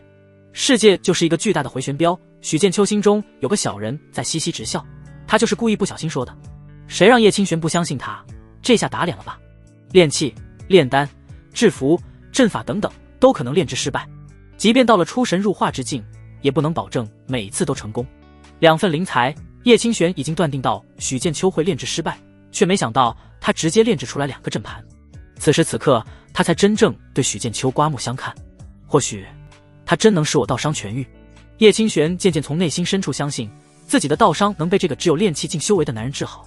叶道友，接下来就看你的了。许剑秋的声音让他回过神来。叶清玄微微颔首，将2个天雷符阵的阵盘摆在石桌上，朝许剑秋伸手。天雷符给我。许剑秋也没问要多少张，直接一股脑将炼制的天雷符全都取出来。这些都是你炼制的？叶清玄愣愣看着那一沓天雷符，至少有20-30张。除了我还能有谁？许剑秋问道。天雷符够吗？不够我再制。他有的是符纸，狠狠的制符。叶清玄连连点头。够了够了。天雷符炼制同样很麻烦，他没想到许剑秋竟然一下子拿出几10张出来。他突然发现从始至终都没看透这个男人，总给他带来各种震惊。叶清玄从震惊中回过神来，开始盘算这个天雷符阵要是成型会有多大的威力。炼气进斩杀住激境似乎也没多难。一念至此，他当即将9张天雷符放置在一个阵盘上，手掐法诀，一道道阵纹将天雷符与阵盘融为一体。天雷符阵真正完成了。叶清玄接着重复操作，将另一个阵盘也炼成。看着自己的杰作，他满意的点了点头。光是这么一个天雷符阵就能爆发出筑基3重修士的杀伤力，还是手持法宝的筑基修士。重点是这只是一个一品阵法。嗨嗨，叶清玄突然捂嘴，气息变得萎靡不振。叶道友，你没事吧？许剑秋吓了一跳。清玄，顾元瑶赶忙过去，拍着他的后背，心急如焚。清玄的道伤又加重了，不能再耽搁下去。叶清玄挪开手掌，掌心多出一滩鲜血。他面色苍白，服下一颗丹药后回答道：瑶姐姐，别担心，我没事。都严重成这样了，还说没事，当我没受过道伤啊？顾元瑶板着脸本想训斥一下，可见叶清玄虚弱的模样，只得无奈叹道：你啊，还是和以前那样逞强。我哪有？叶清玄极力反驳。鸭子死了嘴还是硬的。许剑秋在一旁腹诽星棒。顾元瑶扶着叶清玄坐下，眉头紧蹙，心中天人交战。他目光在叶清玄与许剑秋身上来回扫过，最终咬着嘴唇，郑重其事地看着叶清玄。清玄，你的道伤不能再耽搁下去了，必须得治。见顾元瑶这般模样，叶清玄知道他是认真的，就问：瑶姐姐，你说该怎么治？我听你的。顾元瑶本来准备好了说辞，被叶清玄这么一问，话到嘴边反而有些难以启齿。身边2人，一个是他患难与共、情同姐妹的友人，一个是他的道侣，救命，这种事该怎么说出口啊？顾元瑶表面神色犹豫，心里更是无比抓狂。叶清玄看出他的为难，柔声说道：瑶姐姐，没关系的，你说吧，我听着。元瑶也是操碎了心，许剑秋在一旁默不作声装死，箭在弦上，不得不发。顾元瑶把心一横，缓缓吐出2个字：双修。什么？双修？叶清玄瞪大眼睛，满是不可思议，手指先是指了许剑秋，又指了指自己。瑶姐姐，你要不听听自己说的是什么话？是你疯了，还是我疯了？清玄，你先听我说。顾元瑶彻底豁出去了，决定趁热打铁。我的道基你也看到了，道伤就是因为与许郎双修才逐渐痊愈的，最多再过1个月就能恢复如初。他看着叶清玄，语重心长继续说：我知道这是对你而言很冒昧，但这是唯一能治好道伤的方法，没有哪位元婴真君愿意损耗自身本源来为我们治道伤。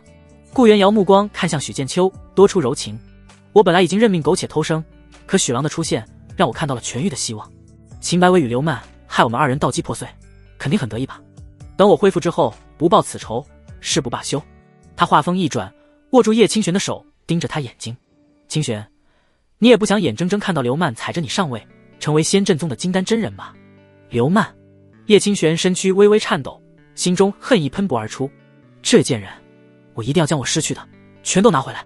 他有着强烈的不甘、怨恨，顾元瑶同样也有。正因如此，顾元瑶才想要带他从泥潭里出来。清玄，请相信我好吗？我不会害你的。顾元瑶语气带着恳求。叶清玄想到自己只剩几月的寿元，面对顾元瑶那殷切的眼神，还有自己内心深处的不甘，最终缓缓点头。瑶姐姐，我相信你。事已至此，无论从哪方面，他都没法拒绝，这就同意了。许剑秋见顾元瑶晓之以情动之以理，就让叶清玄同意这个看似荒唐的主意，多少感觉魔幻，都不用他多动口舌，还能怎么办？躺平享福吧。清玄，顾元瑶紧紧抱着叶清玄，以后我们就是一家人了。一家人。叶清玄看到许剑秋嘴角上扬，冷声说道：姓许的，你是不是很得意？我不是，我没有，别瞎说。许剑秋矢口否认，但嘴角比 AK 还难压。哼！叶清玄干脆闭上眼，不想看到许剑秋那张讨厌的脸。但顾元瑶却没让他如意，在他耳边柔声说道：“清玄，就今日开始疗伤吧。”啊！叶清玄瞬间慌了神，说话吞吞吐吐：“瑶姐姐，这也太快了。”顾元瑶拿出大姐姐的姿态，不容置疑地说道：“你的道伤不能耽搁，越早越好，早一日痊愈，修为就能早一日恢复，留给我们的时间不多了。”叶清玄心中泛起阵阵涟漪，思绪万千，最后化为一个字：好。为了让两人有单独的空间相处，顾元瑶驾着飞剑溜了。临走前，他意味深长地看了一眼许剑，意思是你看着办吧。道侣还能取一送一，幸福来得太突然，让许剑秋感到很不真实。洞府里，他与叶清玄一言不发，目光偶尔对视，又一触即分，空气安静下来，只听到淋雨吐泡泡的细微声音。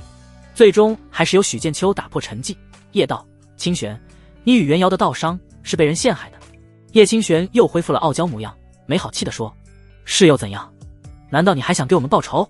许剑秋淡淡说道：“我与元瑶结为道侣，一荣俱荣，一损俱损，他的仇，我又岂会坐视不理？”说的倒是好听。叶清玄目光在许剑秋身上打量，那两人得了本该属于我和瑶姐姐的机缘，成为金丹真人也是早晚的事，你就不怕被他们当蚂蚁一样捏死？许剑秋咧嘴冷笑：“他们算什么东西，也配捏死我？等我突破到金丹境，斩下他们的头，拿给你与元瑶泄愤。”金丹真人在他口中怎么和杀鸡一样简单？这话还是从炼气进修士口中说出的。狂妄，太狂妄了！叶清玄从未见过如此狂妄之人，但他心里却有一道声音，仿佛在说他或许真能做到。你还是先突破到筑基境再说吧。叶清玄这次没有嘲讽，而是认真说道：“修仙界天骄并起，炼气筑基都不算什么，只有突破到金丹境才算真正踏上仙道。在仙阵宗，金丹真人已是长老，封主一级的强者，可放眼9大仙州顶尖仙门，金丹真人也不过是内门弟子。凝聚上品金丹者，方为真传。”在叶清玄看来，许剑秋天赋还在自己之上，凝聚金丹只是时间问题，前提是别中途夭折。至于上品金丹，就得看机缘与才情了。我记住了。许剑秋点了点头，他自己有几斤几两，心里还是有数的。相比那些拥有仙灵根、天灵根的天才，默默发育，靠到驴子4粒地成仙，这才是他要走的路。闯秘境夺宝，太危险了，不去不去。狩猎妖兽，能有几个子啊？不去不去，还不如制服卖灵石。只不过仙魔战场终究得走上一遭，等实力强大以后再去就行。征召筑基修士上仙魔战场，最大期限是筑基10年内。你真的能靠双修治疗道伤？叶清玄试探道。包真的，一试便知。许剑秋嘴角扬起一丝弧度，你不信我没关系，但你总得相信元瑶。他站起身来主动出击，身体前倾，俯视着坐在石椅上的叶清玄。怎么，你怕了？胡说，谁怕了？叶清玄拍案而起，揪着他的衣领。你不是要双修吗？进屋去。激将法虽然低级，但管用。他说完，气势汹汹地拽着许剑秋就走向卧房。哎，你先放开。许剑秋没想到这女人如此彪悍，竟然想反客为主。本着不能违背女修意愿的原则，他就没做什么抵抗，被叶清玄丢在床榻上。你若敢骗我，我就让你做不成男人。叶清玄恶狠狠地看着许剑秋，鬓掌如刀，比了一个劈砍动作。嘶！许剑秋感觉某处一凉，事已至此，还犹豫什么？清玄，我来助你恢复道伤。他抓住叶清玄的手臂轻轻一挣，叶清玄整个人顺势倒了下来，被他强劲有力的手臂揽住。落杖垂落，人影朦胧。片刻后，天地交争阴阳造化法自行运转，一缕缕力量在两人之间循环往复，人声、雨声、击鼓声声声入耳。家事、盟誓、修仙事，事事关心。许剑秋原本刚突破到炼气9重的修为，再次暴涨，节节攀升。系统提示出现：宿主绑定叶清玄道侣，奖励礼包1份。他正沉迷修仙之中，暂时没管提示。下方的叶清玄双眸紧闭，神识内视，识海之中青色阵盘模样的道基破碎不堪，由一块块碎片组成，若不是被他用秘法勉强维持，早就4分5裂了。突然，一股神秘力量从小腹传来，蔓延到识海之中，仿佛有一双无形之手将一块块碎片聚拢，碎片与碎片粘合在一起。道基真的在修复，身躯与神识的异样让他忍不住想要去达成一致，产生共鸣。终于，叶清玄感到许剑秋似乎是走了，没有动静，下意识喊道：“别走！”许剑秋忙完，才来得及查看系统奖励的礼包，心念一动，选择打开纯阳圣体。竟然是特殊体质。在修仙界中，灵根与修行速度挂钩，发表吐纳灵气的效率，而特殊体质则是偏向于某一个方面。纯阳圣体顾名思义，修炼火属性之类的功法会有很大的加成，相当于多了一个灵根。除此之外，还有着许多妙用，比如说双修加持。听说有些魔道坤修就喜欢找有纯阳体质的前修当炉鼎，采阳而补阴。与纯阳圣体相对应的还有纯阴之体、太阴仙体等特殊体质。系统出品，必是精品。许剑秋毫不犹豫使用，感觉身体一热，仿佛有着取之不尽、用之不竭的精力。别走！耳边一道声音吸引了许剑秋的注意力。他看着睁开眼的叶清玄，眸中斗志昂扬，低声说道：“来，继续帮你修复道伤。”激活体质后，许剑秋感觉修炼效率更加明显，全方面得到提升。他抽空查看面板，发现不灭金身竟然由炼体篇入门变成了小成。他正准备继续查看，却发现叶清玄倒反天罡将他镇压，美眸中带着桀骜不驯，用傲娇的口吻说道：“现在轮到我了。”那又如何？许剑秋出言挑衅：“有本事你让我服气。”叶清玄嘴角勾起一抹戏谑：“别忘了，我可是筑基修士，我要让你心服口服。”战火绵延不绝，如仙魔战场那般，一波未平，一波又起。服不服？不服？服不服？服！我服了。一开始是叶清玄问，许剑秋答，最后却是许剑秋掌握主动权问，叶清玄答。筑基修士又怎样？在我纯阳圣体面前，不堪一击。呼！许剑秋吐了口浊气，看着陷入熟睡中的叶清玄，系统提示传来：宿主道侣亲密度到达临界值，赠送亲密度礼包1。事已至此，先休息吧，明日再看。许剑秋昏昏沉沉入睡。次日，系统提示再次在心头浮现：宿主绑定道侣叶清玄已受孕，子嗣孕育中，奖励望子成龙礼包1，请宿主勿忘初心。这是又怀上了。一开始运转功法修炼之时，炼精化气是无法孕育子嗣的。到了后面，许剑秋鏖战犹酣，将功法效果关闭，是要让嘴硬傲娇的叶清玄服气。怀上似乎也在情理之中。许剑秋念头一动，将2个礼包打开：灵根资质提升卡1，技能提升卡1，道法提升卡2，灵石200，全都给我用上。他意念落在面板上要提升的选项，很快信息出现变化。宿主许剑秋，年龄18岁，境界炼气9重，灵根资质下品地灵根，纯阳圣体，道法天地交争阴阳造化法大成，不灭金身炼体篇大成，混元一气诀小成，小斩魔剑诀大成，金钟护身术小成。技能2品制服炉火纯青，1品炼丹出窥门径，1品炼气出窥门径，1品阵法出窥门径。子嗣孕育中2，绑定道侣1，顾元瑶，亲密度92，绑定道侣2，叶清玄，亲密度66，绑定宝物斩魔剑上品法器，储物空间10方，储存物品。许剑秋心中百感交集，资质终于提升到了地灵根，真正迈入天才序列了。不知多少修士感慨过，在天赋面前努力不值一提。你一个下品黄灵根苦苦修炼10年，还比不过上品天灵根随便修炼1日。黄灵根修士一辈子在炼气境打转，100年后化为一抔黄土。天灵根修士3年筑基，5年金丹，10年元婴，这就是天壤之别。但是在挂逼面前，天灵根也望尘莫及。传说中有真仙之姿的仙灵根恐怕都会黯然失色。元瑶什么时候才回来啊？许剑秋看着大成的天地交争阴阳造化法与不灭金身，心里寻思得把以前丢的场子找回来。士别3日，当刮目相看。他转过头见叶清玄还闭着眼，仔细一看，白色云被露出的一角多出一抹青色。怎么衣服都穿上了？不对，他在装睡。许剑秋冷不防将云被掀开，只见叶清玄身上青衣半遮半掩，突然睁开眼，惊呼出声，将云被抢过去挡在身前。哎，你干嘛？许剑秋戏谑道：你醒了还装什么睡？怎么害羞了？昨晚不是很嚣张的吗？小趴菜，又菜又嘴硬，要你管。叶清玄龇牙咧嘴，恶狠狠瞪了他一眼，露出的虎牙像猫妖那般可爱而妩媚，同时带着野性美。许剑秋伸手去抢云被，看来你还是心有不服啊，给你个机会战胜我。叶清玄瞬间炸毛，不要。那你到底服不服？许剑秋问道。叶清玄本想说不服，但想到昨晚反客为主失败，咬着嘴唇轻声说：“我服了。”你说什么？许剑秋故意道：“大点声，我没听见。”这臭男人太可恶了。叶清玄拳头紧握，很想动用筑基修为将许剑秋镇压，最后又忍住了。他一字一句几乎是吼出来的：“我服了。”这还差不多。许剑秋嬉皮笑脸，一副贱兮兮的模样。叶清玄不像顾元瑶那般表面清冷实则温柔，他是带着天然的傲娇与率真，在他面前要表现得强势一些才行。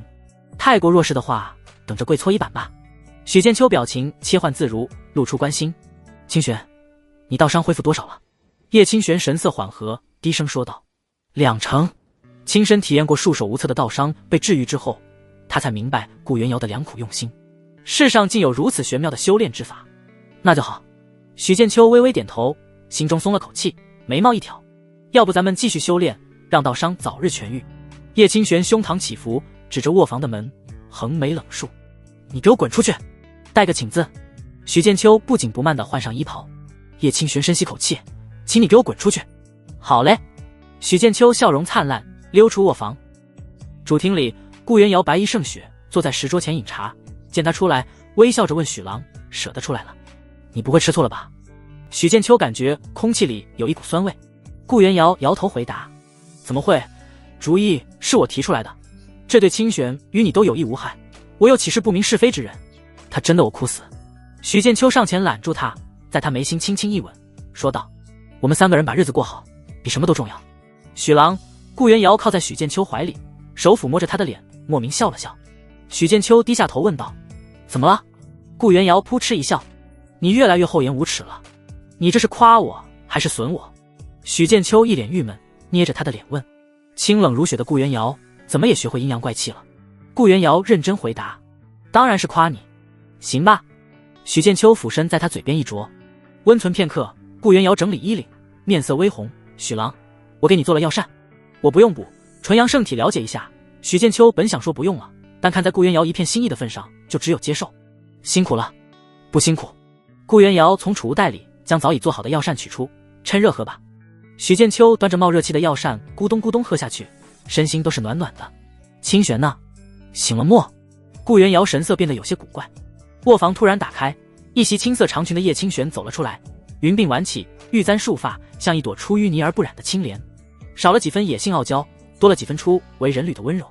见顾元瑶与许剑秋郎情惬意的模样，他心里没有任何妒忌，只是打趣道：“看来我来的不是时候。”“不，你来的正是时候。”许剑秋将他拉过来，学李信祖师爷那般，2只手都没空着。“元瑶，清玄，我们出去走走吧。”在洞府待了许久，许剑秋决定带着2女去逛逛。修仙不是一直枯坐，红尘炼心同样重要。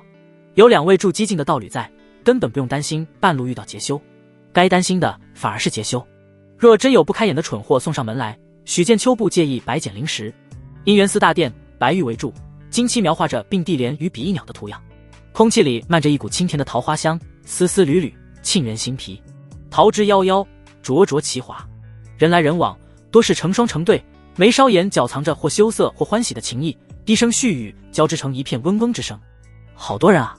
白衣青年刚跨过大门，就被这满眼的喜庆红光晃了一下。他气息内敛，显得气宇轩昂，俊朗不凡。身边一左一右有2位身姿窈窕、轻纱覆面的女子，一白一青，长裙如流云飘动。虽看不清全貌，但那超尘脱俗的气质身段已引得几道好奇目光频频瞥来。今日是红鸾节，人当然多。一袭青裙的叶清玄说道。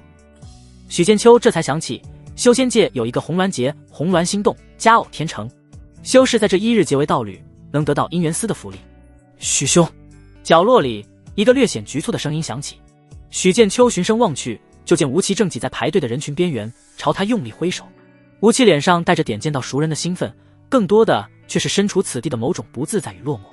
许剑秋笑了笑，领着2位道侣走了过去。吴兄，你也在这儿？许剑秋拍了拍好兄弟的肩膀。吴奇嘿嘿干笑2声，眼神不太敢往许剑秋身旁瞟，只是压低声音，语气里是压不住的羡慕。我来随便看看，碰碰运气。哪像你啊，许兄，你这真是……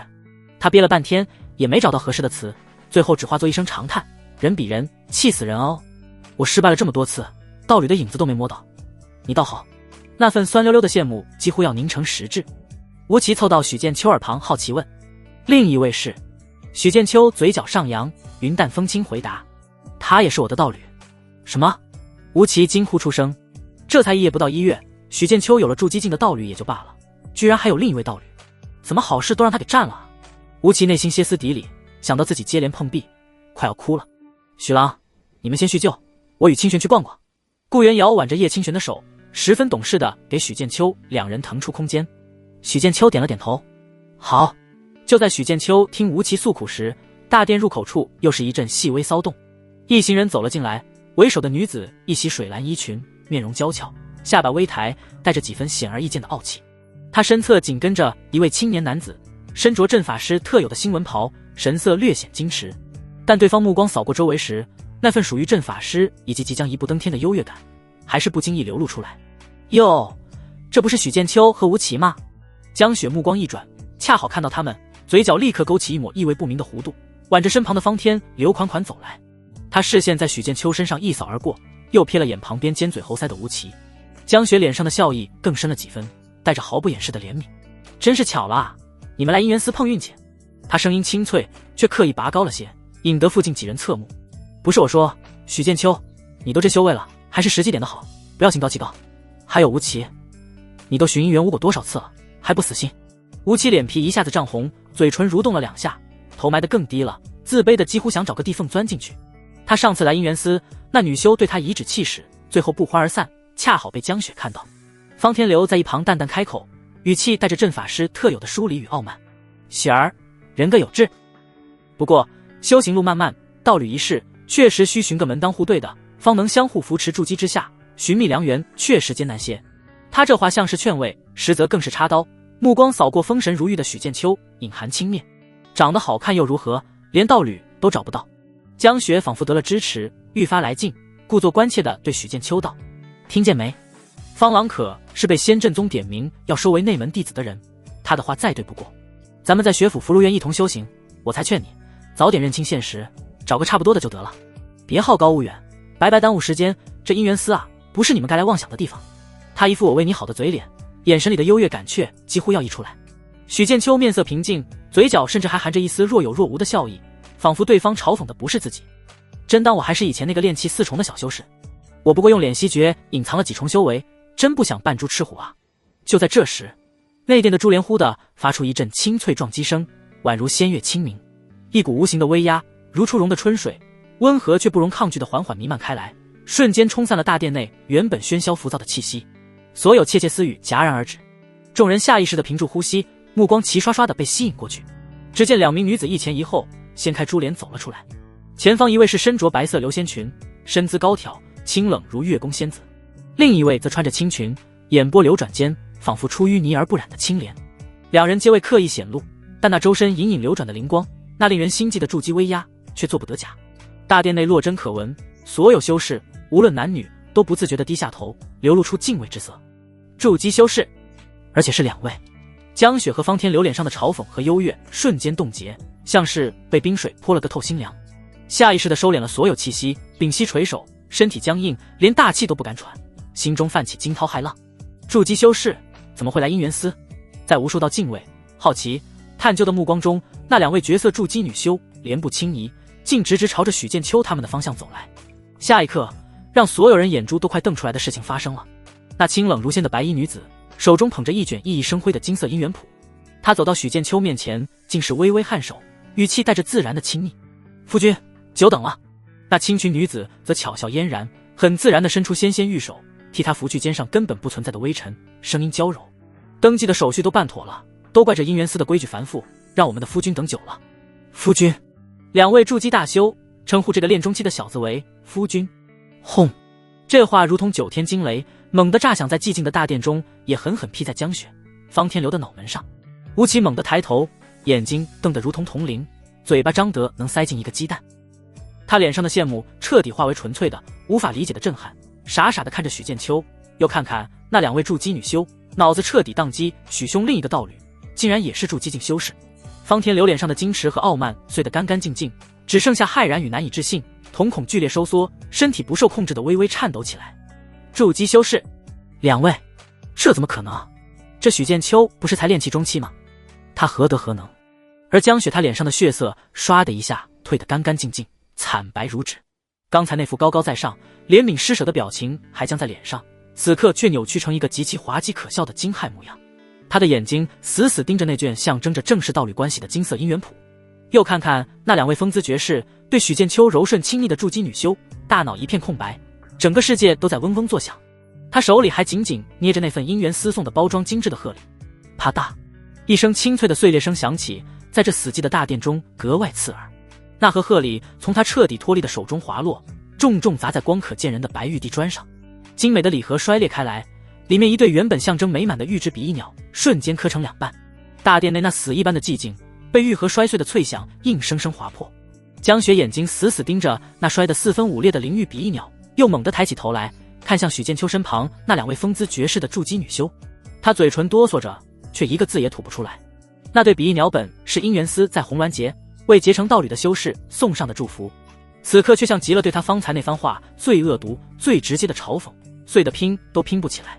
旁边的方天流脸上的矜持和优越感早已荡然无存，他的震惊比江雪更甚，因为他是阵法师，灵觉远比普通炼器修士敏锐，他能更清晰地感受到那两位女子周身自然流转的令人心悸的筑基威压，浩瀚而精纯，做不得半点假。他这才明白，自己刚才那番筑基之下寻觅良缘艰难的言论，在许剑秋眼里恐怕可笑至极。仙阵宗弟子身份带来的那点优越感，在两位实实在在的筑基大修面前渺小的如同尘埃。他甚至不敢去想对方是否听到了自己刚才那番话，会不会因此记恨。可是他区区一个炼气境，凭什么？极度吞噬着方天流的心，让他呼吸猛地一滞，巨大的荒谬感瞬间攫住了他。吴奇的反应则截然不同，最初的震撼和呆滞过后，一股难以言喻的扬眉吐气感冲垮了他的自卑和尴尬。许兄和我一样都是黄灵根，却找了两位筑基道侣，我也可以的。我以往找的女修只是炼气境，没有发现我的过人之处，得向许兄请教一下。他的脸因激动而涨红，嘴巴咧开，看看风轻云淡的许剑秋，又看看那两位筑基仙子，最后目光落在脸色惨白、摇摇欲坠的江雪和失魂落魄的方天流身上，只觉得胸口积压的那口玉气畅快地吐了出来。许剑秋对吴奇笑了笑，示意他淡定。至于江雪和方天流，他的目光只是平淡地扫过，如同掠过路边的石子，没有讥讽，没有得意，甚至没有多余的情绪，仿佛他们根本不值得投入丝毫关注。无形装逼最为致命，这种极致的淡漠比任何言语的反击都更具杀伤力。他转向顾元瑶与叶清玄，语气温和：我们走吧。那清冷如仙的顾元瑶微微颔首，将手中那卷金灿灿的姻缘书收起。他早已与许剑秋结为道侣，如今将姻缘书拿出来，不过是帮自家道侣出口气罢了。而那清群如莲的叶清玄则是眼波流转，笑盈盈地瞥了一眼地上摔坏的比翼鸟，又意有所指地扫过江雪苍白的面孔，声音清晰地传入每个人耳中：夫君真是的，在哪都这么招人惦记。不过嘛，阿猫阿狗的叫唤听听也就罢了，可别捂了耳朵。这话如同一个无形的耳光，狠狠扇在江雪脸上。清玄还真是毒舌啊，不过我喜欢结。许剑秋表面不动声色，心里却暗爽，这种不用自己动手就装逼的感觉还真不错。江雪身体剧烈一颤，指甲深深掐进掌心，羞愤、难堪、后悔、嫉妒，种种情绪毒蛇般啃噬着他的心，却连抬头反驳的勇气都没有。筑基修士的威压，哪怕只是不经意的一丝，也让他如坠冰窖，呼吸困难。方天流更是头皮发麻，连忙低下头，不敢与叶清玄的目光有任何接触，后背瞬间被冷汗打湿。许剑秋无奈地笑了笑，轻轻握了下叶清玄的手，手指在他掌心挠了一下，小嘴跟抹了蜜似的。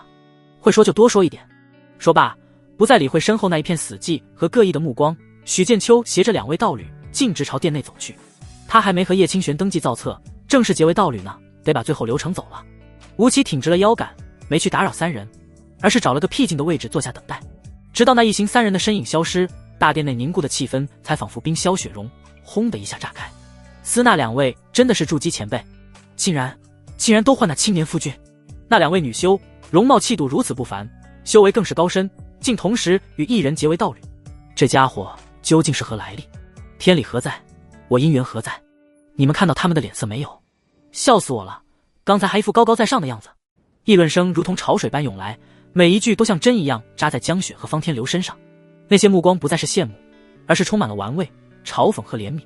江雪再也承受不住，捂着脸推开人群，跌跌撞撞地冲了出去，连地上摔坏的比翼鸟都顾不上了。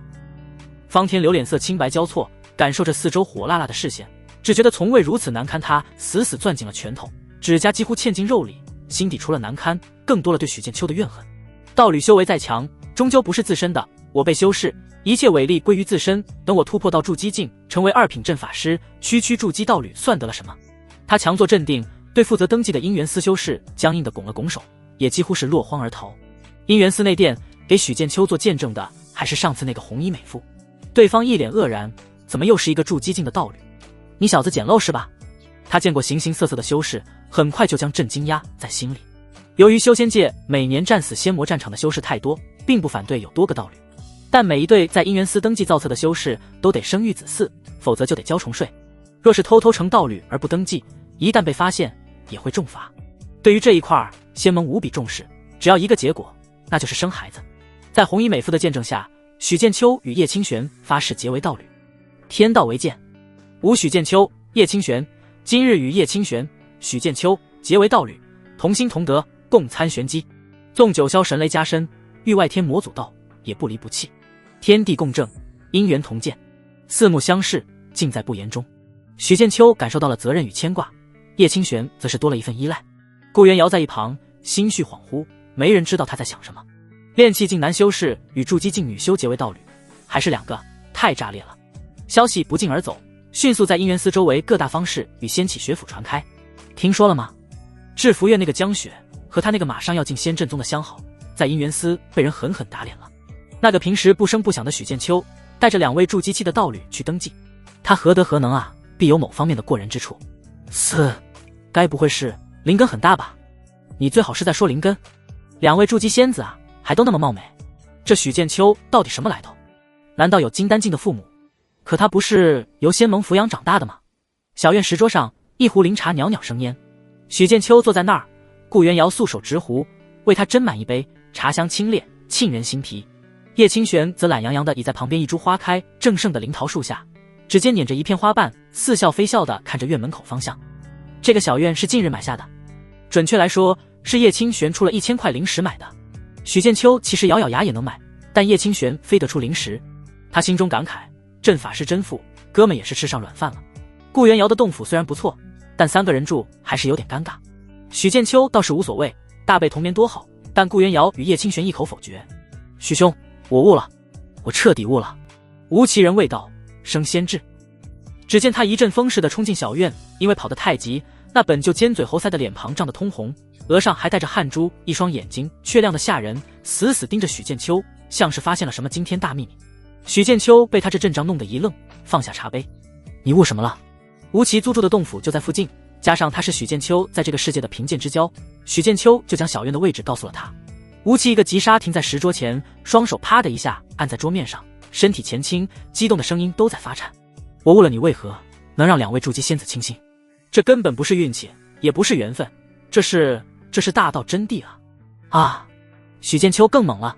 旁边的顾元瑶动作微微一顿，叶清玄挑了挑眉，饶有兴致地看过来。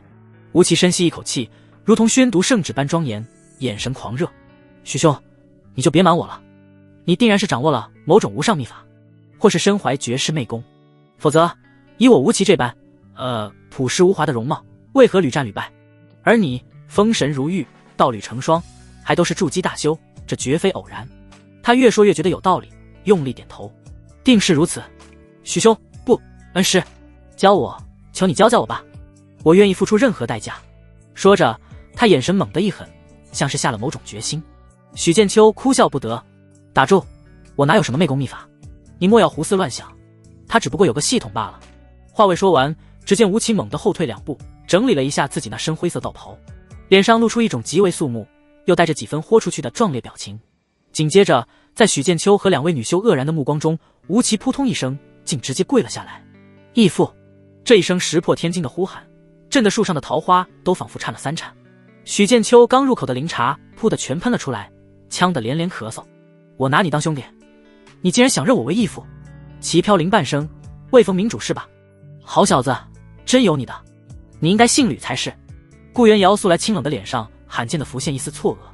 叶清玄先是一愣，随即咯咯娇笑起来，花枝乱颤，眼泪都快笑出来了。哎呦喂，夫君，你什么时候多了这么大一个好蛋？怎的也不提前告知我与姚姐姐一声？在姻缘司时，为了许剑秋长脸，他就跟着顾元瑶称呼夫君，如今也懒得开口。吴奇却恍若未闻，一脸诚恳地看着许剑秋，甚至还想磕头。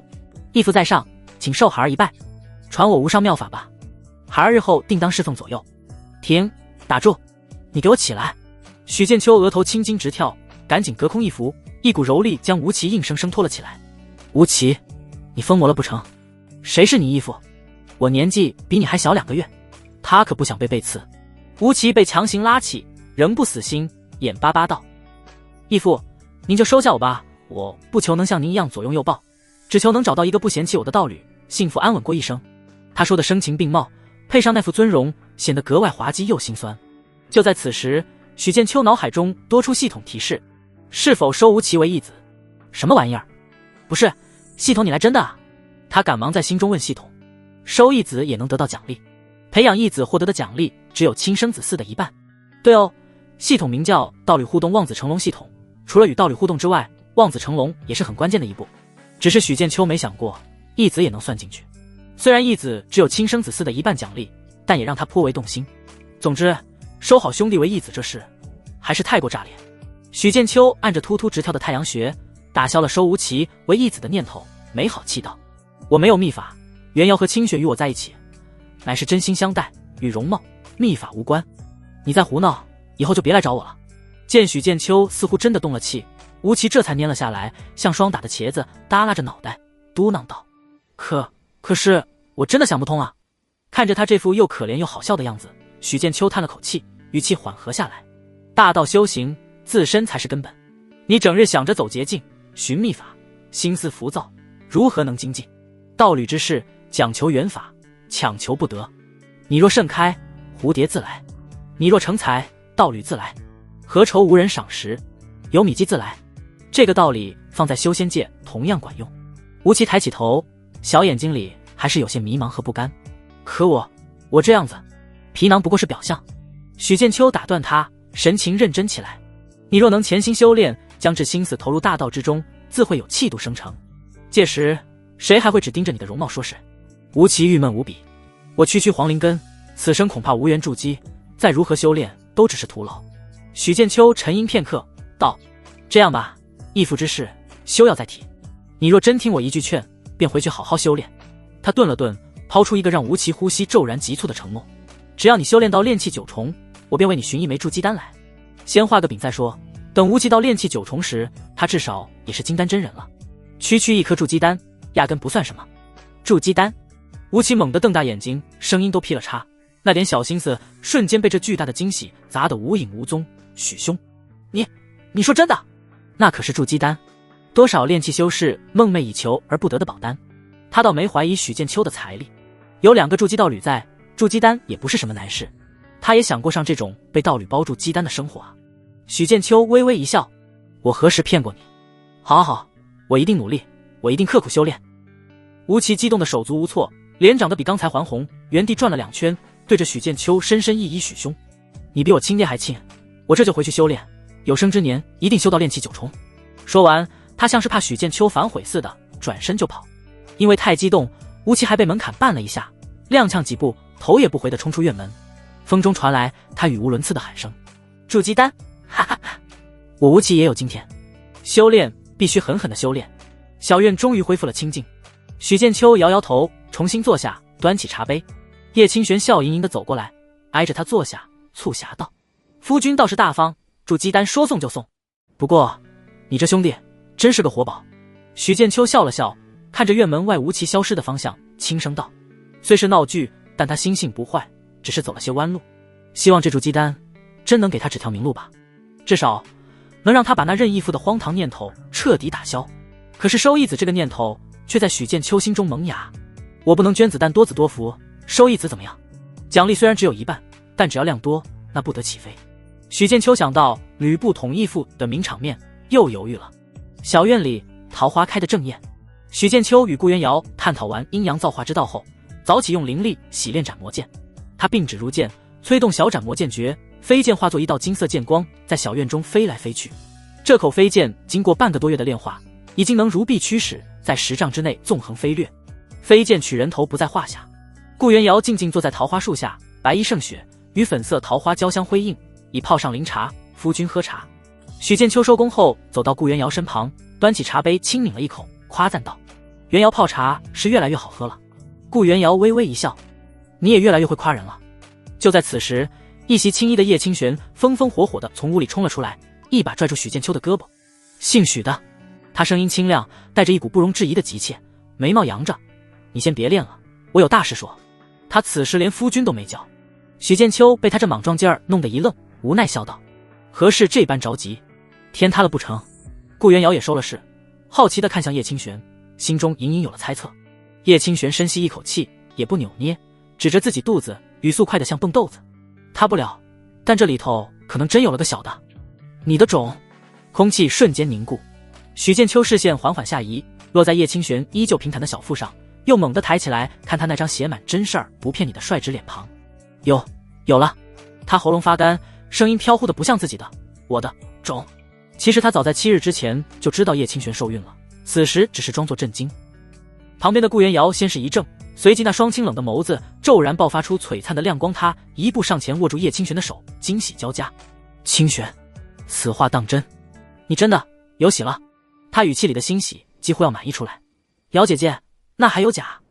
我感觉准没错。叶清玄重重点头。直到这时，许剑秋才像是被那声有喜了彻底砸醒了。他却看也不看，猛地反手抓住叶清玄的肩膀，动作快得带风，声音抖得厉害：真的，清玄，你真的，我要当爹了。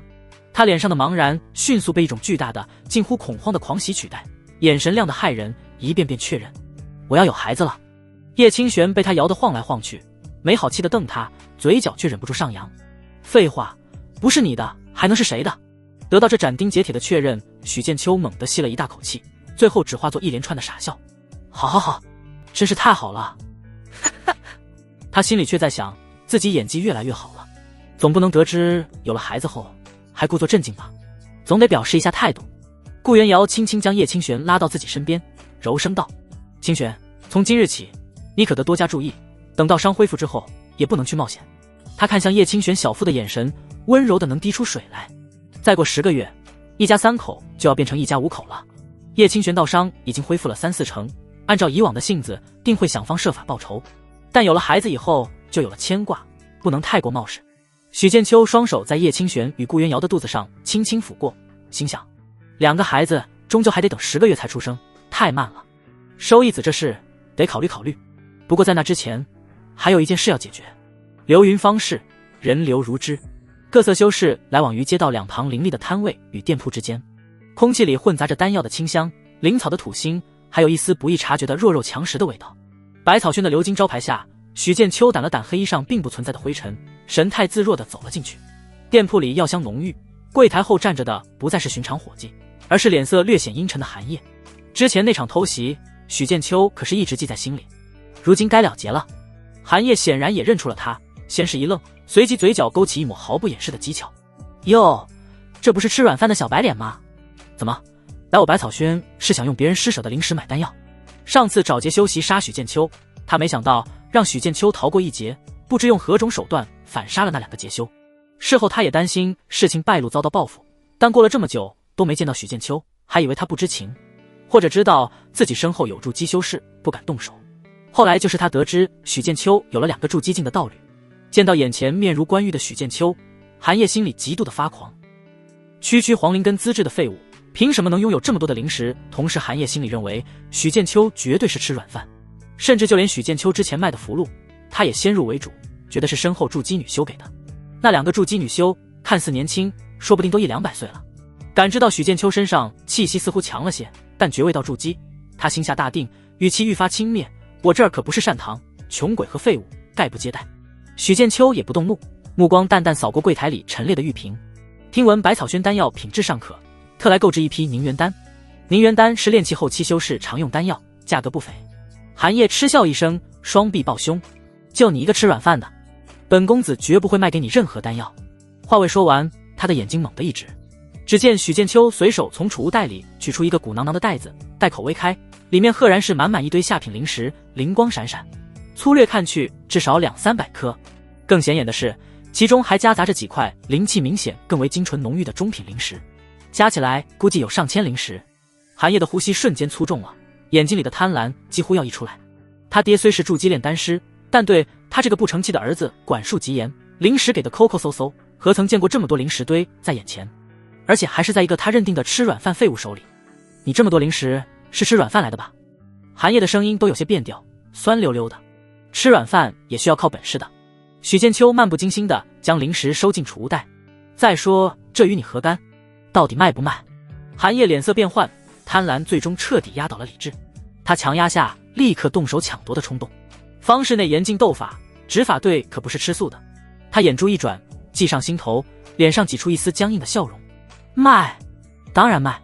不过宁元丹在后面库房，你随我来取。许剑秋心中冷笑，鱼儿上钩了。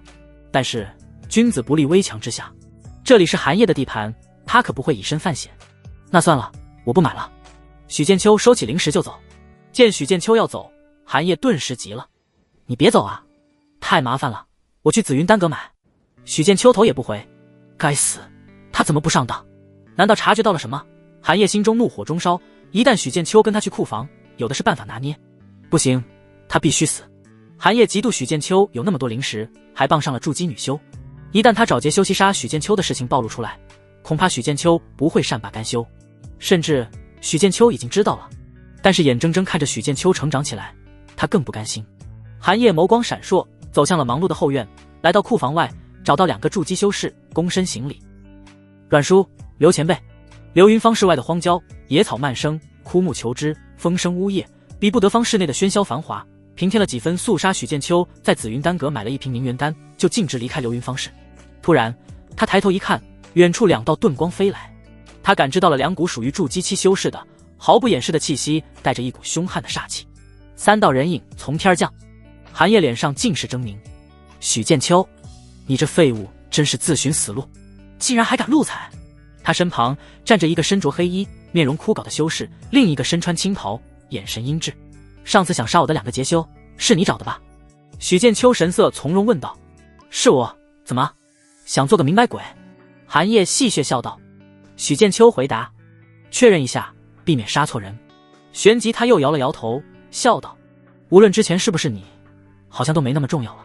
因为寒夜这次是实打实的打算杀他。杀人者，人恒杀之。废话少说。寒夜脸上的贪婪和狰狞几乎要溢出来，他指着许剑秋，声音因兴奋而尖利。阮叔，刘前辈，就是他，杀了他之后，灵石全是你们的。寒夜自觉有2名筑基修士压阵，已是胜券在握，仿佛已经看到许剑秋跪地求饶，双手奉上灵石的场面。其实他猜测到许剑可能是设局，让他前来送死，于是他将计就计，带了2位筑基境修士前来。那黑衣筑基修士阮静和另一位面色阴鸷的青袍修士刘坤同时露出残忍笑意。2名筑基期的灵压毫无保留地叠加在一起，如同沉重山岳般向许剑秋碾压而去。阮静干瘦的手爪探出，法力化作一只遮天巨手，好似要将许剑秋像虫子那般一把捏死。小子，下辈子投胎记得眼睛放亮些。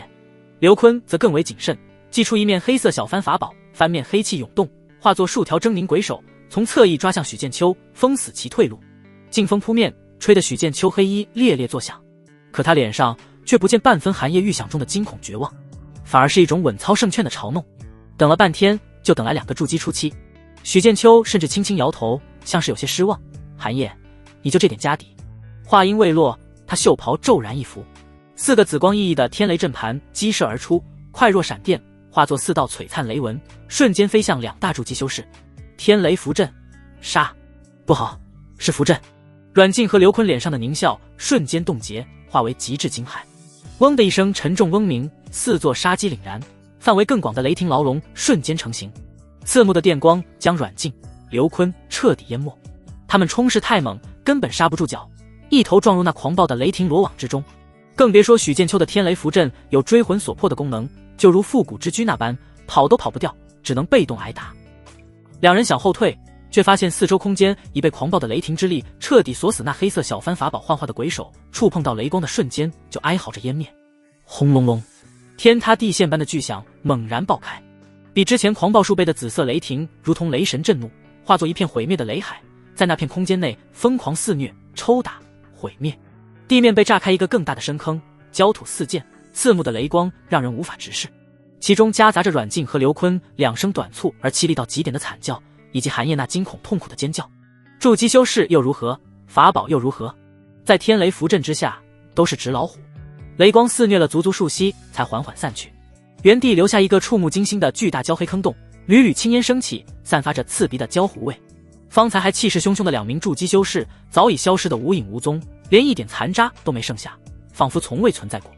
扑通，韩烨一屁股瘫坐在大坑边缘，浑身漆黑，头发根根倒竖，冒着白烟，衣裳破烂，脸上只剩眼白和牙齿是白的，显然是被符阵边缘的微弱余波扫中。他张着嘴，喉咙里发出呵呵的怪响，瞳孔放大到极致，里面塞满了纯粹的无法理解的恐惧和骇然。死了！2名筑基期的前辈，他父亲花巨大代价请来的高手，就这么一个照面灰飞烟灭了。被这个他一直以来视为废物，可以随意拿捏的许剑秋用一个符阵秒杀了。巨大的恐惧如同冰水，瞬间浇透了他全身，让他四肢百骸都冻得僵硬，只剩下不受控制的剧烈颤抖。裆部一热，腥臊的液体不受控制的溢出，他却浑然不觉。许剑秋缓步走到他面前，脚步轻缓，落在死寂的焦土上，却像是踩在韩烨的心尖上。他微微俯身，看着韩烨那副彻底崩溃的丑态，眼神平静的像是在看一块石头。现在清静了，我们可以好好算算之前你找人袭杀我的那笔账了。不要，别杀我！许剑秋的声音像是解开了韩烨的定身咒，他猛地回过神，手脚并用地向后疯狂爬蹭。我错了，许兄，许爷爷，饶了我，我有灵石，百草轩都是我爹的，我都给你，只求你饶我一条狗命。你不是知道错了，而是知道自己快要死了。许剑秋说出那句名言。我爹是韩龙，他是筑基炼丹师，你杀了我，他绝不会放过你的。流云方士再也没有你立足之地。见求饶无用，他又色厉内荏地搬出靠山，声音嘶哑破裂。许剑秋看着他，眼神里只剩下冰冷的漠然。韩龙，他轻声淡淡说道，放心，他若是自寻死路的话，会下去陪你的。流云方室外，焦土坑旁，腥臊味和焦糊味混合在一起，刺鼻难闻。韩烨瘫在泥地里，浑身筛糠般抖动，惊恐地看着步步逼近的许剑秋，死亡的阴影彻底笼罩了他。死到临头，韩烨喉咙仿佛被扼住了，发不出半点声音。许剑秋停下脚步，目光在他身上扫过，忽然露出一抹玩味的冰冷笑意，也就是俗称的似笑非笑。他慢条斯理地开口，我最近缺个端茶送水的义子，你可愿认我为父，当我的义子？韩烨猛地抬头，眼中却爆发出难以置信的狂喜之色。义子，只是认个义父就能活命？巨大的生的希望瞬间冲昏了他的头脑。羞辱，屈辱，在性命面前算个屁！只要活下来，今日之辱，他日定要他1000倍奉还。他爹是2品炼丹师韩龙，有的是办法弄死这小子。愿意，我愿意。韩烨几乎是吼出来的，生怕许剑秋反悔。他手脚并用的爬正，对着许剑秋砰砰砰就是3个响头，磕得极其用力，额角瞬间见了红。义父在上，请受不孝义子韩烨3拜。从今往后，我韩烨就是您最忠心的狗。您让我往东，我绝不往西。他额头沾满了焦黑的泥土，喊得声嘶力竭，脸上甚至挤出了一个极其谄媚扭曲的笑容，心底却在疯狂咆哮咒骂，等着脱身之后如何报复。检测到炼气6重修士韩烨认宿主为义父，是否收其为义子？一道系统提示在许剑秋脑海浮现，他在心里问了句：义子若是死了，我不会受到惩罚吧？系统提示：不会。许剑秋顿时放心了，好狗，好儿子。他在心里回应系统：韩烨这个义子我收了，宿主已收义子，奖励望子成龙，义子礼包1份。许剑秋脸上的玩味笑意渐渐消失，取而代之的是一片漠然的冰冷。哦，认完了。韩烨还保持着跪地磕头的姿势，闻声抬头，脸上那谄媚的笑容还没收起。义父，您……话未说完，金色斩魔剑光乍起，漫过荒野，一闪而逝。韩烨脸上的狂喜和谄媚彻底凝固，瞳孔中倒映着许剑秋毫无表情的脸，以及那一道快到极致的冰冷剑光。飞剑取人头。韩烨喉咙里发出呵呵的声音，充满了错愕、茫然、怨恨。你骗我！他用尽最后力气挤出这3个字，身体轰然倒地，眼睛瞪得滚圆，死不瞑目。那凝固的表情里还残留着一丝以为能侥幸生还的狂喜痕迹，与无尽的怨毒交织在一起，显得无比诡异。许剑秋收回斩魔剑，看着韩信的尸体淡淡说道：蠢货，我也没说收你为义子后会放过你啊，审题不认真，能怪谁？你这种小丑去了歌坛，蝙蝠侠照样会打死你。系统奖励照拿，义子照杀，这就叫双赢。风声呜咽，吹过焦土，卷起一丝血腥气，很快又消散无踪。许剑秋心中格局修炼打开，仿佛找到了一条邪修道路。孩子暂时生不了那么多，就找义子。义子毕竟不是亲生的，万一成了白眼狼，被背刺怎么办？请看吕布 VC2 简单，那就找敌人当义子。认了义父之后，系统奖励一拿，义子照杀不误。结。许剑秋笑容逐渐变态。焦土边缘的密林中，一白一青两道剑光飞了出来，落在那巨大的雷击坑旁。两女裙摆拂过焦黑的地面，却纤尘不染。顾元瑶清冷的眸光扫过场中那片狼藉，尤其是那触目惊心的巨大焦坑和边缘寒夜的尸体，绝美的面容上难掩震撼。他方才在林中清晰感受到了那雷霆符阵爆发时毁天灭地般的恐怖威能，那绝非凡品。36张天雷符组成的4个杀阵，他轻声低语，语气中带着一丝难以置信的波动。一品阵法竟能瞬杀2名筑基，即便是如今道伤未恢复的他，面对这般狂暴的雷霆之威，也觉心惊肉跳。除非动用保命底牌，否则难以抵挡那恐怖的天雷符阵。叶清玄则直接得多，他几步跳到许剑秋身边，先是不放心的上下打量他一番，确认连衣角都没破后，和许剑秋勾肩搭背。不愧是我俩，天雷符阵威力比我猜想的还要强。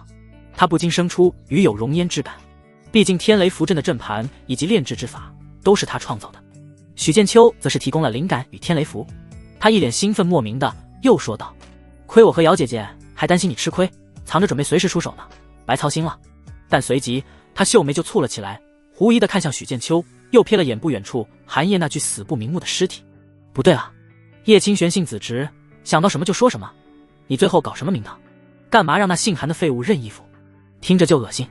他自己怀的孩子都没出生，就喜当娘了。顾元瑶也缓步走近，秋水般的眸子里同样带着一丝好奇，却轻声解释道：夫君此举是为了羞辱对方吧？他相信许剑秋绝非心慈手软之辈，方才那雷霆手段便是明证。正因如此，那收义子的举动才显得格外突兀。许剑秋看着两位道侣，不禁笑了笑，自然无法解释系统之事，只得随意寻了个借口。他语气平淡，却带着一丝戏谑：没什么，只是突然觉得让他带着最大的希望去死比较解气。他以为抓住了救命稻草，忍着屈辱磕头喊爹，心里说不定还在盘算着日后如何报复。许剑秋嘴角勾起一抹冷冽的弧度，给他希望又给他绝望，这样刚刚好。叶清玄闻言，眼睛先是一瞪，随即猛地一拍手，笑得像只狡黠的狐狸。高啊，杀人还要诛心。夫君，没想到你蔫坏的，我喜欢。对付这种杂碎就该这样。顾元瑶微微一怔，随即了然，唇角却弯起一丝无奈的弧度。原来如此。他看向许剑秋的目光柔和依旧，却更深了几分。自家夫君行事愈发莫测深沉了。虽然只是炼气境修为，手段却已经和筑基境修士没什么两样，甚至在某些方面更加老辣。阳光和煦，混合着焦土的血腥气，洒在三人身上，勾勒出奇异而和谐的剪影。天雷符阵威力太狠了，可惜了2个筑基境修士的储物袋。许剑秋心里不由感到可惜，美中不足。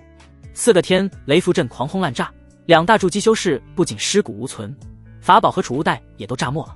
唯一的收获就是将寒夜这个蠢货斩杀，还开启了系统新的玩法。他熟练地在寒夜身上摸尸，找到一个储物袋。元瑶、清玄，我们回家吧。许剑秋看着两女说道。你与谁一起？叶清玄问。来的时候和元瑶，走的时候和你。许剑秋来到叶清玄身后，搂住他的小蛮腰，坐到雨露均沾。他心中却想，得早日晋升筑基境，御剑成风，否则出个门都得搭便车。一白一青2道剑光飞天而起，没入清明。回到小院，许剑秋打开望子成龙一子礼包，技能提升卡1，道法提升卡1，灵石50，奖励只有亲生子嗣的一半，还得等9个月，我的孩子才会出生。许剑秋觉得时间太慢，他心念一动，将2张提升卡使用。混元一气诀由小成变为大成，这是一门足以修炼到金丹境的功法，虽是仙盟给的烂大街功法，修炼速度却不慢。因此许剑秋一直没更换修行的根本法，而技能中的一品阵法也由初窥门径变为炉火纯青。体会到天雷符阵的威力后，他对阵法师充满了兴趣。时光如流水，一天天逝去。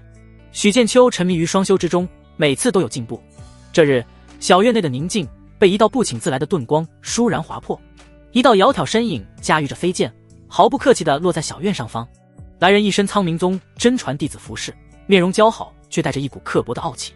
她是顾元瑶的旧日同门师妹游婷，筑基6重的修为毫不收敛，灵压有意无意地弥漫开来，扰得院内桃花簌簌落下，是试探，也是挑衅。他目光轻蔑地扫过正在树下静坐调息的顾元瑶，嘴角勾起一抹讥讽的弧度。这不是我们苍冥宗昔日的天之娇女顾师姐吗？你当年不幸遭遇天魔，道基受损，境界跌落，真是可惜啊。如今躲在这穷乡僻壤，倒是寻得几分清静了。顾元瑶缓缓睁开眼，眸中一片清冷，并无波澜，仿佛在看一个无关紧要的陌生人。1年半之前，他筑基9重修为，金丹可期，游婷对他阿谀奉承。等他受了道伤，有婷立马跟了秦白薇，对他落井下石。龙游潜水遭虾戏，虎落平阳被犬欺。这些时日，顾元瑶看透了太多。如今道伤恢复大半，一颗道心早已失去尘埃，不再蒙尘。游婷见他不理，自觉无趣，又像是忽然想起什么，假惺惺地笑道：“瞧我这记性，光顾着叙旧了。我今日来是特地奉白薇师姐之命，哦不对，应该改口叫白薇师叔了，来给顾师姐送请柬的。”他手腕一翻，取出一张镶着金边、灵气盎然的帖子，语气带着毫不掩饰的炫耀：“白薇师叔天纵奇才，已于3日前成功凝结中品金丹，宗门下月将为他举办金丹大典，广邀同道。师姐虽如今情况特殊，但白薇师叔念及旧日同门情谊，特意嘱咐务必请顾师姐到场观礼呢。”他将白薇师叔中品金丹情况特殊咬得极重，眼中的快意几乎要溢出来。游婷手中帖子破开小院静止，飞向桃树下的顾元瑶，像一把刀镶在桃树上。说着，他目光又肆无忌惮地投向刚从屋内闻声走出的许剑秋，感知到他身上那微弱的炼气劲波动，脸上的鄙夷更盛。啧，看来传言不假，顾师姐果然是寻了一位炼气境的道侣相互扶持呢。这般境况下，倒也合适得很。他眼中满是恶意的嘲弄。许剑秋眉头微皱，这嘴臭的贱人是谁？怎么满嘴喷粪，阴阳怪气的？游婷却似找到了更好的乐子，竟将筑基6重的威压猛地集中起来，如同无形山岳，狠狠朝许剑秋碾压过去。他就是要看这炼气期的小子出丑，看他跪地挣扎的模样。也不知是哪来的野修，攀上了我苍冥宗。他冷笑着，话音未落，游婷！一声冰冷的厉喝骤然炸响，一直沉默的顾元瑶倏然起身，面寒如霜，周身气息虽只有筑基3重，但一股凌厉无比的剑意却冲天而起。他掌心不知何时托着一枚龙眼大小、剔透冰蓝的宝珠，珠内仿佛有万千冰棱在旋转，散发着令人心悸的恐怖波动。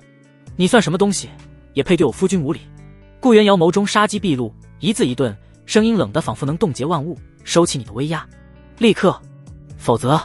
他上前一步，那冰蓝宝珠光芒大盛，凛冽寒意瞬间将游婷的灵压冲得七零八落。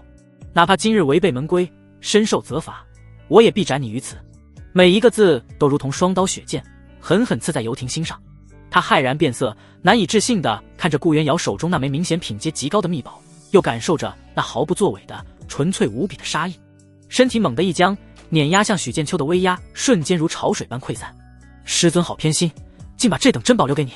游婷嫉妒无比，他毫不怀疑，若自己再慢一分，顾元瑶真的会不顾一切催动这可怕的珍宝。这女人为了一个炼气境的男人，真敢动手杀他不成？可想到顾元瑶在仙魔战场杀魔无数的手段，游婷迟疑了，他不敢去赌。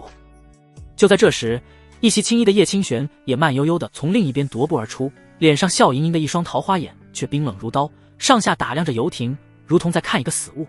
哪来的野狗，敢跑到我们家门口乱吠，还对我夫君伸爪子？叶清玄话语里的意思却让游婷头皮发麻。姚姐姐，跟他废什么话？这种货色宰了便是。他是仙阵宗真传叶清玄。游婷立即认出叶清玄的身份，脸色彻底白了，额角渗出细密冷汗。一个手持恐怖秘宝拼命的顾元瑶，再加上仙阵宗曾经的天骄叶清玄，若两人铁了心动用秘宝，他孤身一人绝非对手。游婷强压下心中的惊惧，顾元瑶，同门相残，宗门绝不会饶你。你可以试试，我敢不敢？顾元瑶语气冰寒，手中的冰蓝宝珠微微震颤，似乎下一瞬就要发出惊天一击。游婷吓得连退2步，胸口剧烈起伏，再也说不出硬话。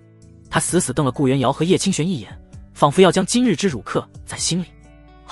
好得很。顾元瑶、叶清玄，你们等着。他撂下毫无力度的狠话，手忙脚乱的催动飞剑，几乎是仓皇的冲天而起，逃离了这小院，速度比来时还快，背影狼狈不堪。直到那盾光消失在天际，小院内的肃杀之气才缓缓消散。叶清玄撇撇嘴，那件人跑得还挺快。顾元瑶收起冰蓝宝珠，脸色微微有些苍白，显然催动此物对他消耗不小。许剑秋走到顾元瑶身边，轻轻握住她微凉的手，眼神关切：“元瑶，你的道伤？”“我没事。”顾元瑶摇了摇头，看着游艇消失的方向，眼神依旧冰冷。他不该用威压压你，谁都不能。许剑秋心中暖流涌过，握紧了他的手。我知道，但下次不必如此。区区筑基威压对我没有多大影响。他只是感到有一点憋屈，没有实力保护自己的女人，反而被女人保护。炼气境还是太低，是时候突破到筑基境了。叶清玄轻轻叹了口气，又冷笑道：“秦白薇倒是养了条好狗。金丹大典，哼，只怕是不安好心。他那身在仙阵宗的师姐刘曼，结成金丹恐怕也再近些时日。”顾元瑶声音冷冽：“燕无好燕，但该去的总得去，有些账迟早要算。”苍明宗秦白薇的金丹大典，许剑秋默默记在心里。小院静室，聚灵阵中，许剑秋盘膝而坐，周身气息以真挚炼气9重圆满，澎湃的灵力在经脉内奔流涌动，如同蓄满洪水的江河。他取出一枚龙眼大小、丹纹缭绕的筑基丹，看了一眼，又将丹药收进储物空间。以他如今下品地灵根的资质，用不着这玩意儿。只不过为了稳妥起见，许剑秋还是备了一颗筑基丹。是时候突破了。他紧守心神，运转混元一气诀，引导着丹田之中的浑厚灵力，朝着那冥冥之中坚固无比的筑基瓶颈悍然发起冲击。轰轰轰，一次次凝聚的灵力冲击，那瓶颈却如同亘古磐石，纹丝不动，反噬之力震得他气血翻腾。修仙之路是一条越走越窄，却也是越走越高的路，一境一重天。每次突破大境界都譬如破茧成蝶，其中艰难困住了世间大多数修士。许剑秋眼神锐利如刀，没有丝毫动摇，前世今生的记忆在脑中翻腾，道心反而愈发澄澈坚定。破！他心中发出一声低吼，将所有的灵力、所有的意志尽数凝成一股无坚不摧的利剑，携着一往无前的决绝，再次狠狠撞向那无形壁垒。咔嚓，仿佛鸡蛋破壳一声细微脆响自体内深处传来，那坚固无比的瓶颈终于裂开了一道缝隙。下一刻，堤坝彻底崩溃，江河奔流入海，周身剧痛瞬间化为难以言喻的舒畅。所有奔腾狂暴的灵力骤然坍缩凝聚，化为更加精纯、更加厚重的液态法力，如甘霖般洒向干涸的经脉丹田。轰隆！小院上空，天地灵气从四面八方汇聚，形成一个肉眼可见的微小漩涡，灌入静室之中。门外护法的顾元瑶和叶清玄同时抬头，相视一笑，松了口气。静室中，许剑秋只觉一种前所未有的强大力量感充盈全身，天地在他感知中也愈发清晰。心神已蜕变为神识，像一只无形触手那般延伸出静室，看到了外面护法的两女。肉身成为无垢无漏之躯，并且在法力的洗礼之下，也变得愈发强横，突破到炼体后期。但筑基境并未结束，接下来才是至关重要的步骤，那就是筑道基。道基者，大道之基也。世间修仙者不计其数，道基蕴含了各自的精气神烙印，凝聚出的道基形状也各有不同，有的是一方道台，有的是一把剑，有的是鼎，有的是如许剑秋名字带剑，且对飞剑情有独钟，心里早有了打算。所有法力被他以神识催动，小心谨慎地朝着识海之中汇聚。修行如履薄冰，有的修士在突破瓶颈之时就放松了警惕，大意之下凝聚道基时功亏一篑，导致走火入魔。这种错误许剑秋当然不会犯。法力与神识在识海中逐渐凝聚成型，许久之后，一把白青黑赤黄五色交织的小剑悬浮，这便是他的道基。许剑秋缓缓睁开眼，眸中金光内蕴，神华自生。道基成矣！他长身而起，法力一扫，将周身些许污垢拂去，走出静室。恭喜夫君突破到筑基境。两道声音传来，顾元瑶冷艳的脸上露出淡淡笑意，语气更是止不住的欣喜。叶清玄更是感叹道：18岁筑基境，只有天灵根这么快筑基吧？全靠二位夫人相助。许剑秋咧嘴一笑，露出洁白牙齿，挑了挑眉。为了庆祝我筑基，不如……瑶姐姐别怕，咱俩给他个教训。此间之乐，不足为外人道也。苍明宗云雾缭绕的灵峰之巅，秦白薇一袭宫装，正慵懒地把品着灵酒。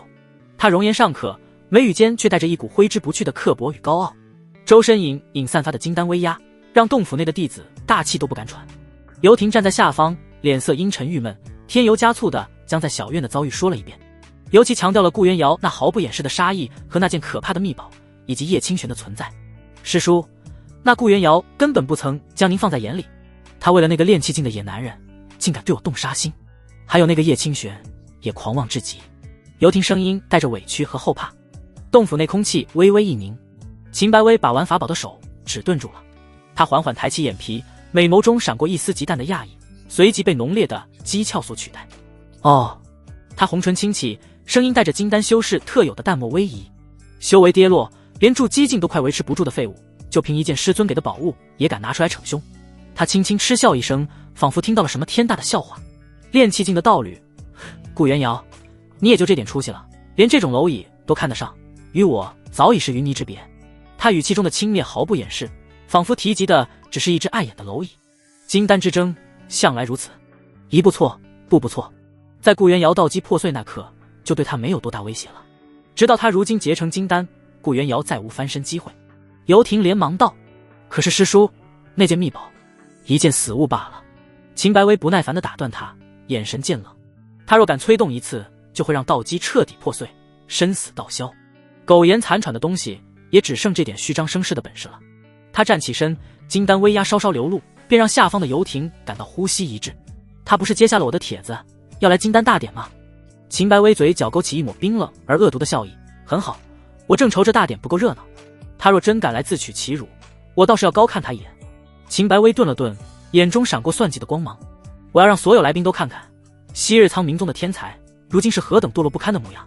我要让他在那低贱道侣面前彻底颜面扫地。对了，刘曼也快结金丹了吧？你去仙阵宗给他说一声有关叶清玄的事。当初顾元瑶光彩夺目，他只能沦为陪衬，如今他成就金丹，自然要让念头通达。是，师叔英明。游艇连忙奉承，脸上也露出解气的笑容。秦白薇挥挥手，像是拂去一粒尘埃。下去吧，盯着点，若他真敢来，你知道该怎么做。是。游艇恭敬退下。洞府内恢复寂静。秦白薇走到窗边，俯瞰着云海下的宗门，眼神倨傲而冰冷。正好借这次金丹大典，让同门看看谁才是真正的笑到最后的人。卧房内暖香未散，许剑秋左臂揽着顾元瑶纤细的肩，右臂被叶清玄毫不客气地枕着，温香软玉在怀，心中那点刚刚升腾起的志得意满，却被金丹二字压得沉甸甸的。筑基之后，阴阳交汇，法力运转的确更为顺畅自如，修为精进速度远非练气境时可比，但这份欣喜却难以冲淡即将到来的危机感。下个月就是那秦白薇的金丹大典，他想到此处，心中感受到了不小的压力。顾元瑶、叶清玄两女受到伤的缘由，他以前只是略知一二。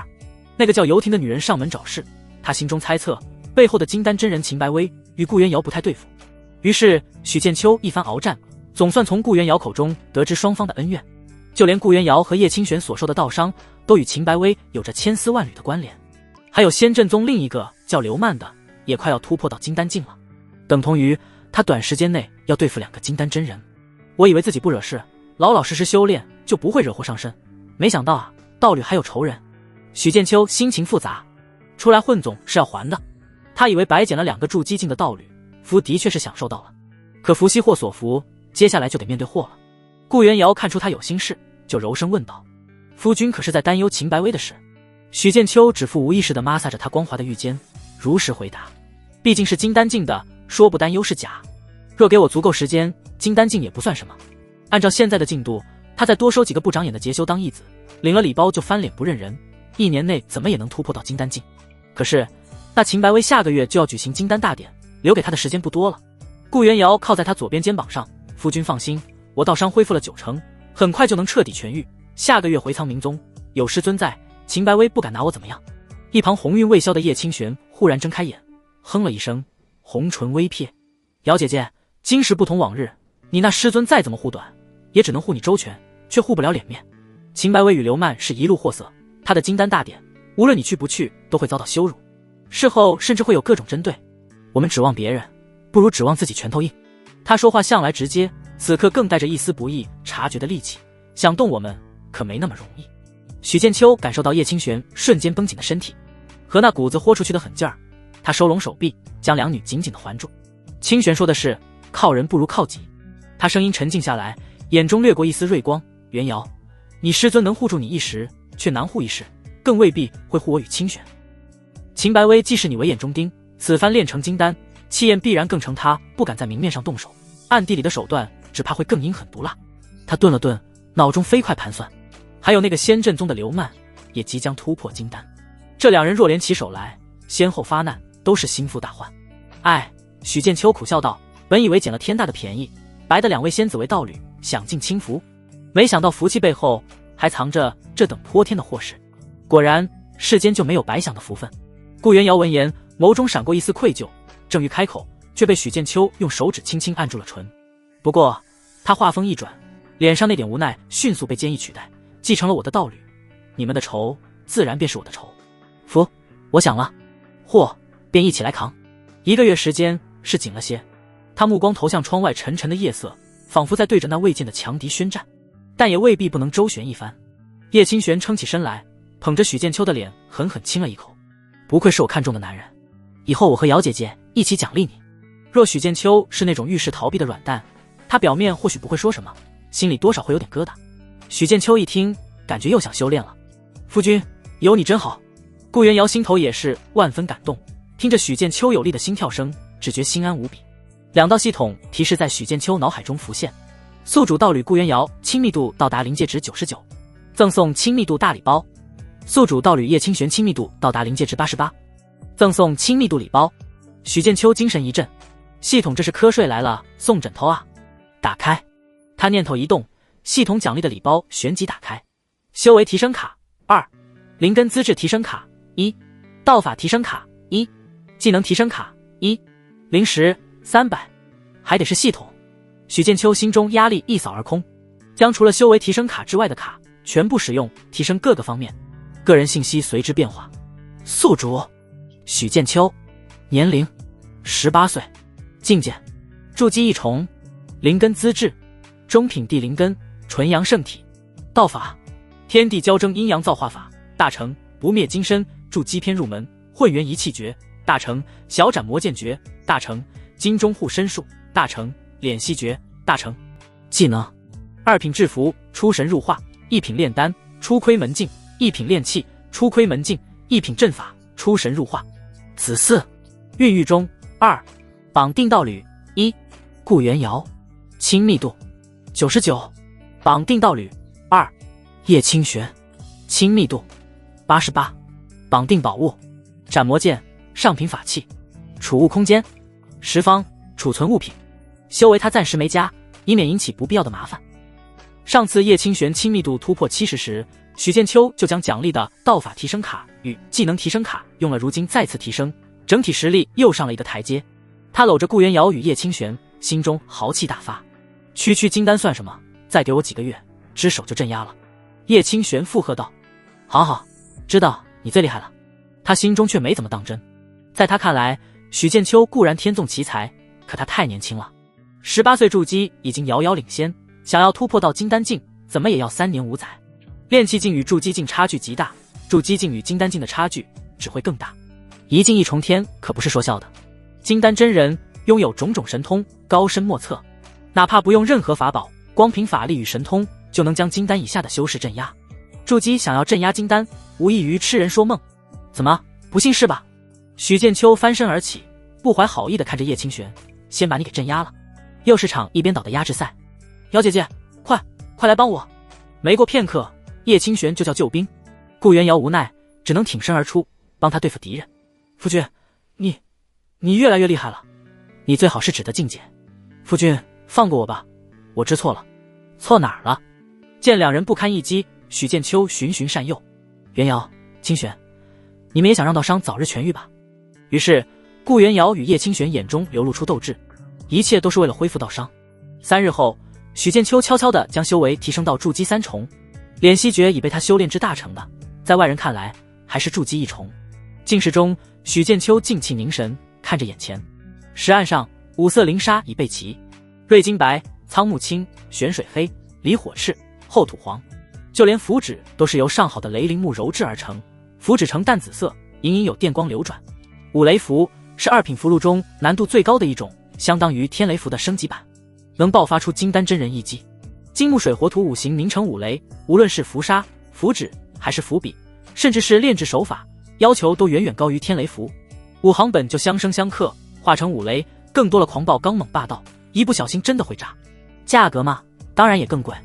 炼制一张五雷符的原材料就要1000灵石，成品的话至少也要4000灵石。小型方式里都没卖的，只有大型方式才有。五雷符这玩意可真讲究。他暗自嘀咕，深吸了一口气，神识高度集中。五雷符有2种炼制手法，一种是如天雷符那般，在体内凝聚雷电符文，对单修一种属性法力的制符师比较友好；另一种则是提笔直接开整，要求制符师法力五行俱全。由于许剑秋修炼的混元一气体诀本就五行俱全，就选了第2种。他手握符笔，蘸取瑞金白砂，落笔符纸左上。笔尖刚触及符纸，一股锋锐难驯的庚金之气便猛地窜起，试图撕裂符纸边缘。许剑秋手腕稳如泰山，法力微吐，强行压着那缕金芒，在符纸上勾勒，五行法力化作雷纹。紧接着，苍木轻纱落下，生机勃勃，却与庚金之气瞬间互相排斥，发出细微的噼啪声。许剑秋神识分为2股，如同算鸟那样的和事佬，引导二者艰难融合。神识还得分5股，同时调理5种属性，脑子快炸了。玄水沙、离火沙依次落下，水火本就相克，此刻在方寸的符纸上更是差点直接炸开。一黑一赤，2股灵力剧烈冲突，符纸都在震颤，眼看就要前功尽弃。水火不相容，得小心了。许剑秋稳如老狗，神识毫无保留地涌出，将即将爆开的水火灵力波动硬生生压回符文中。最后厚土黄沙落下，厚重沉稳的土形之力落自天元，一子定乾坤，要将前面4个闹腾的家伙包裹融合。笔走龙蛇，5色雷纹在符纸上艰难的交织缠绕，形成一个复杂无比的符文。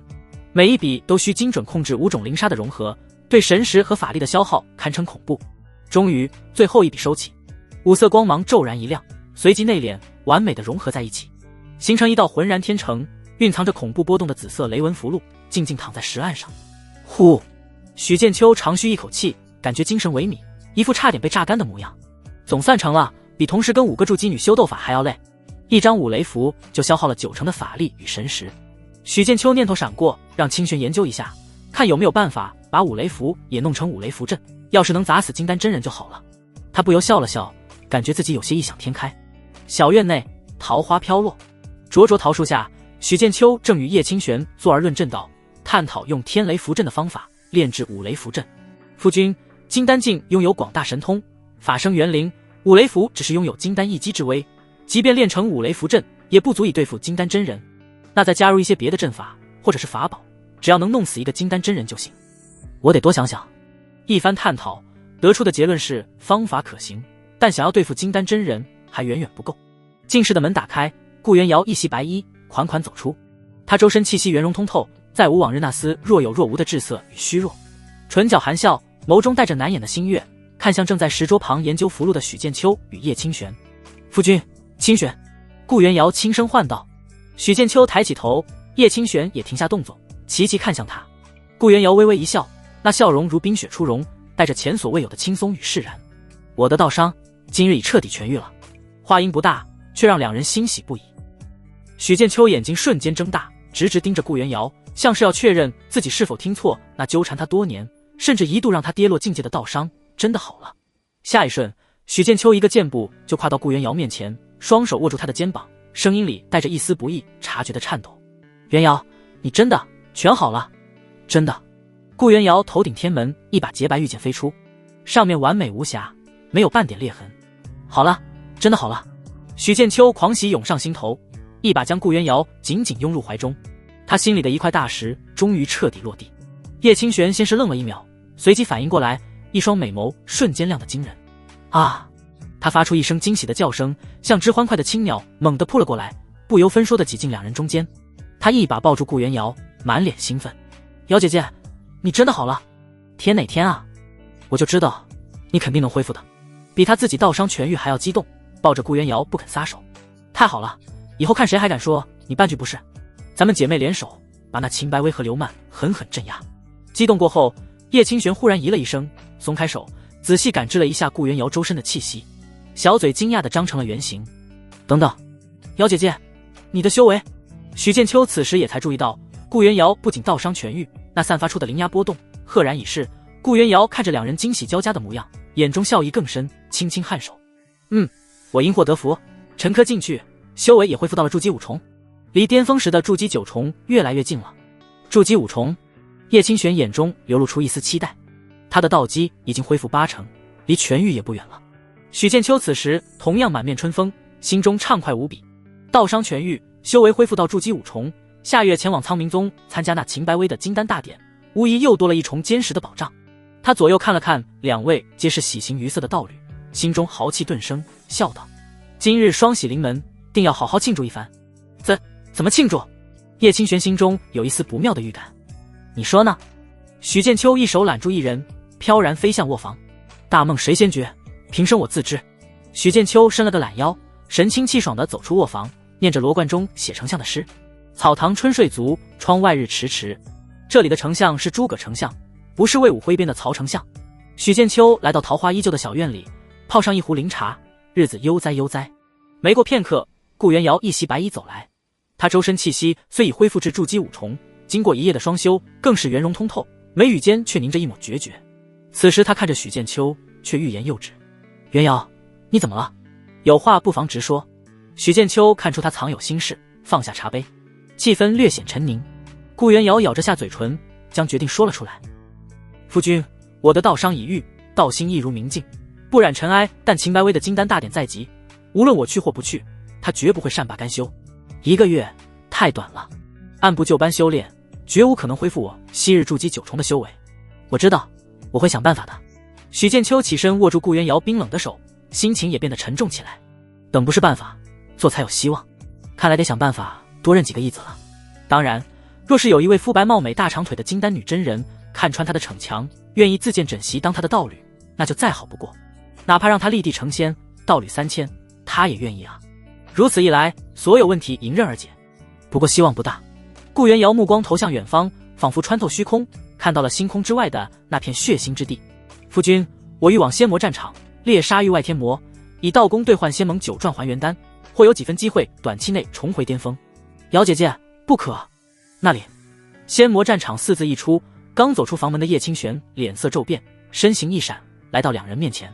他像是回忆起极其可怕的景象，赶忙闭目斩去心中负面情绪，给许剑秋解释：夫君，你有所不知，天魔无处不在，嗜血狂暴，更有无形心魔侵蚀神智，遍地残骸，修士与魔物厮杀，死亡只是寻常。我与瑶姐姐当年筑基后期一同前往，尚且几次险死还生，如今瑶姐姐独自一人。他猛地抓住顾元瑶的手臂，急道：不行，绝对不行！瑶姐姐，大不了我们不去那狗屁金丹大典，躲起来修炼便是。正所谓关心则乱，上次顾元瑶差点死在仙魔战场，好不容易捡回一条命，又恢复到伤，万一……许剑秋亦是眉头紧锁。仙魔战场的凶名，他早有耳闻，那是真正绞肉场般的绝地。任何修士一旦突破到筑基，10年内都要到仙魔战场走上一遭，这是强制性的任务。即便是他成为筑基修士后，迟早有一天也要去仙魔战场。顾元瑶轻轻摇头，眼神坚定。清玄，躲得了一时，躲不了一世。秦白薇既已金丹，在宗内势力更盛，他若铁了心要寻衅，我们又能躲到几时？唯有自身拥有足够实力，方能真正安稳。他看向许剑秋，语气放缓，带着一丝不易察觉的温柔。夫君，清玄，你们安心在家等我。话未说完，许剑秋出声打断了他。不必多说，你去，我便去。顾元瑶在他最弱的时候与他结为道侣，说是天使投资人也不为过。虽说一开始两人是各取所需，但日久生情，顾元瑶又怀了他的孩子，万一出了什么意外，他不得后悔死。顾元瑶一怔，美眸中漾起波澜。夫君，你才筑基不久，仙魔战场非同儿戏，我不能让你，我自有保命手段。许剑秋语气平静，却带着不容置疑的坚决，更何况越是混乱之地，于我而言或许越是机缘所在。他暗中已至筑基3重，更有新炼成的五雷符这等大杀器，只要不遇上金丹境的域外天魔，自保有余。还有顾元瑶与叶清玄2个老江湖在，仙魔战场也不是那么可怕了。最重要的一点是浑水才好摸鱼。顾元瑶说的也没错，敌人虎视眈眈，不能被动挨打。最好的办法就是变得比敌人更强大，将敌人狠狠镇压。叶清玄见状，也把心一横，罢了罢了，你们都去，难道留我一人看家不成？要去一起去。当年我们能杀出来，如今难道还怕了不成？他可不是胆小怕事的人。顾元瑶看着眼前态度坚决的两人，尤其是许剑秋那毫不犹豫、义无反顾的眼神，心中最柔软的地方被狠狠触动。他深知仙魔战场是何等险地，许剑秋修为看似最低，却毫不犹豫要陪他同往，这份情谊重若山海，这才是真正志同道合的道侣啊！顾元瑶鼻尖微酸，万千话语堵在喉间，最终只化作一声轻叹，眼中却闪烁着感动与坚定的光芒。好，那我们便一同去，生死与共。此时许剑秋脑海中多出系统提示，宿主道侣顾元瑶亲密度到达100，赠送亲密度超级大礼包1。我超，打开。许剑秋心中一动，将脑海中礼包打开。法宝无形针1，法宝虚空之翼1，修为提升卡1，道法提升卡2，技能提升卡2，最高只能提升到2品范畴。零食1000，一连串的奖励让许剑秋看傻了眼，丰厚，太丰厚了，不愧是超级大礼包。除了以往那些奖励之外，系统还给了实物奖励，2件法宝，加上顾元瑶给的飞剑与灵衣，他就有4件法宝了，堪称豪华。要知道，一般筑基初期的修士都只能用法器，法宝得省吃俭用几十年才能买上一件，人比人得死，货比货的扔。既已决定，三人不再犹豫，立刻开始着手准备。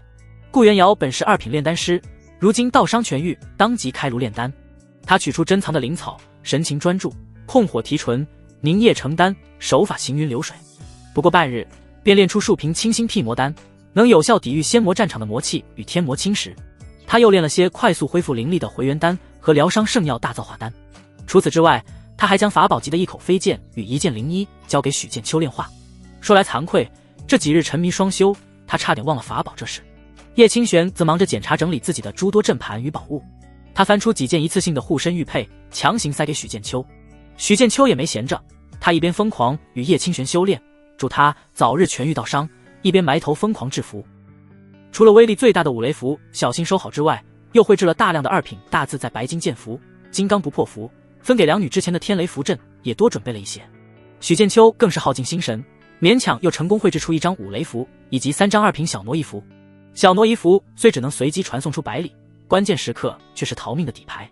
丹药、符箓、法宝、阵盘，三人将所能想到的保命之物尽可能备齐，每一个环节都仔细检查，因为他们深知在仙魔战场，任何一点疏漏都可能付出生命的代价。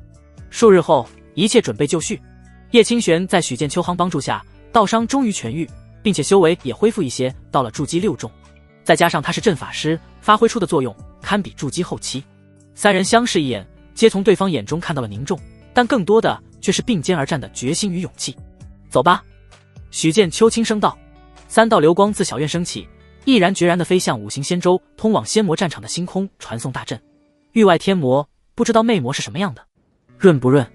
许剑秋好奇心升起。从顾元瑶与叶清玄口中，许剑秋得知域外天魔只是个统称，魔有着诸多种族，血魔、虫魔、冰魔、影魔、魅魔、天魔等等，都拥有人一般的智慧，只是更为暴力、残忍。魅魔是其中一种，容貌与人族相似，只是多了对头上犄角，身后有双翅膀，尾巴倒是没有。男的俊美，女的妖艳。由于驾驭剑盾，许剑秋没有深入细想。进入仙魔战场，需通过星空传送阵。五行仙舟其中一座星空传送阵外，一座高大巍峨的古城屹立，旗杆直插云霄，散发着铁血气息。赤红旗帜飞扬，仿佛一朵红云，漫卷天际。上面镇魔城3个金色大字极为醒目，一道道各色盾光纵横交错，飞溅来去，极为壮观，令人目不暇接。许剑秋头一次亲眼见到这种万千盾光闪耀的场面，不由心潮澎湃，心脏砰砰跳。幻想中的画面照进现实，他与顾元瑶、叶清玄飞到镇魔城外，老老实实走向一道高大的城门。城门处有4个身穿黑色道袍的修士把守，个个都散溢着压迫感。我滴个乖乖，金丹真人守门。许剑秋感觉自己就是乡下人进城，视觉核心里都有着震撼。平日里见不到的大佬，在这里到处都是。守门的修士之中，还有一个身穿金袍、闭目养神的老者。许剑秋只看了一眼，就移开目光，不敢多窥视。金丹真人都站着守门，能坐着的不用想，怎么也得是个元婴真君。城门极大，散发着纯净白光，三人跟着众多修士鱼贯而入。走近的瞬间，许剑秋有一种温暖的感觉。当然，换作是域外天魔想要浑水摸鱼通过这道门，恐怕就不温暖了。这镇魔城就是修仙界的一道防线。走进镇魔城内，街道宽阔，却无寻常方式的闲适，两侧店铺林立，招牌却多是百战珍宝阁、斩魔丹方、雷吉符铺之类，透着股冰冷的杀气。修士往来匆匆，大多面如寒霜，身上灵压或浓或淡，却都带着一股久经战场的血煞之气。也有不少是初来乍到的修士，目光四处扫视，充满了好奇与不安。道友可是第一次来镇魔城？一道声音在许剑秋耳边响起，有修士给他传音。他循着波动，看到不远处一个风韵犹存的女修正对着他笑。要不要来玩点和外面不一样的？我们店里除了和欢宗女修，还有魅魔哦。许剑秋瞥了眼左右的两个道侣，直接拒绝道：不了不了，修仙界也有拉皮条的，和欢宗和魅魔一听就有点攒劲。顾元瑶冷着脸，用警告的目光看了眼那女修。夫君别去，那里不正经。叶清玄拉着许剑秋就走。我没打算去啊。许剑秋无奈笑道，他可是正经人，怎么能去不正经的地方呢？话说这个世界有没有族道和技师？三人目标明确，没有在城里乱逛，而是直接去了城内的太虚幻境。由于域外天魔诡谲多变，手段层出不穷，防不胜防。千百年来，无数修仙者死在域外天魔手中。第一次来的修士，唯有考验通过才能进入仙魔战场。一座巨大的青铜殿宇前排着长队，皆是等待进入太虚幻境接受考验的修士。顾元瑶与叶清玄神色凝重，他们这是第4次来，就不用接受考验。深知这幻境考验绝非易事，多少心智不坚者沉沦其中。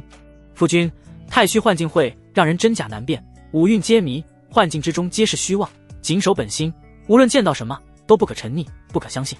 顾元瑶低声叮嘱，美眸中有着担忧。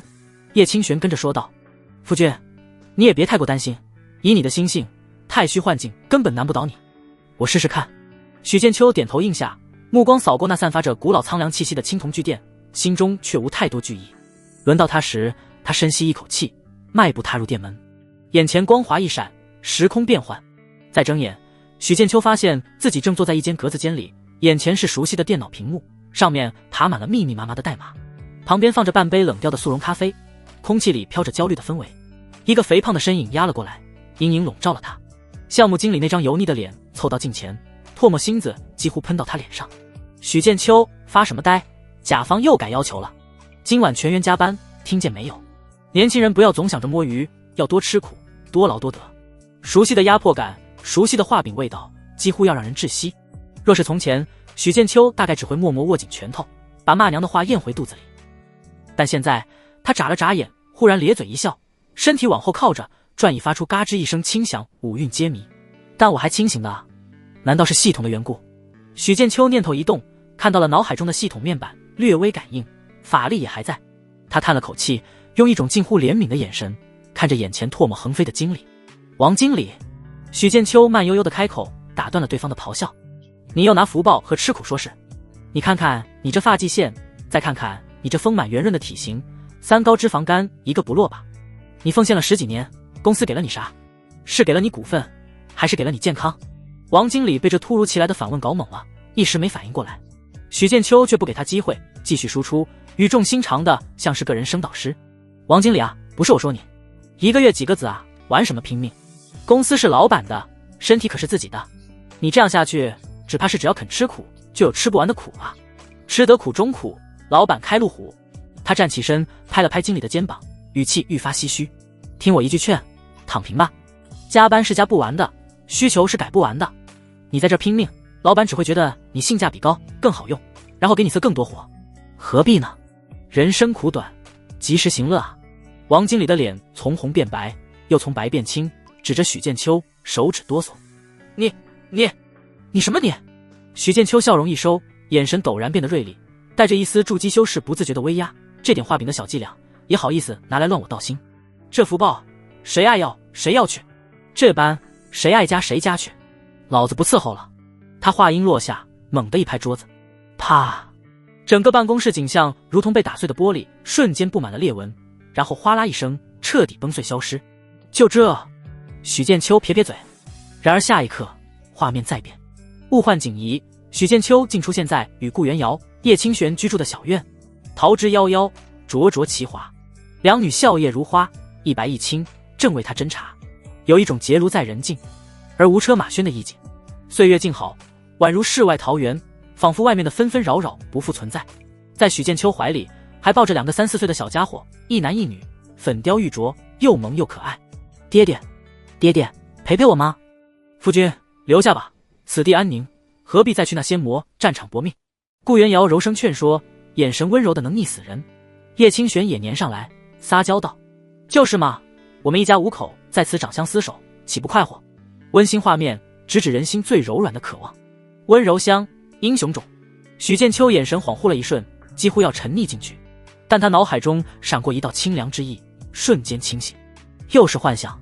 话音落下，小院如同镜子般破碎，紧接着周围景象骤然变得阴森恐怖，无数狰狞魔影扑来，发出刺耳尖笑，正是域外天魔形象，甚至有媚眼如丝的魅魔穿着火蜡，小腹竟然还有加工素的紫色魔纹，充满异域风情，试图引诱他。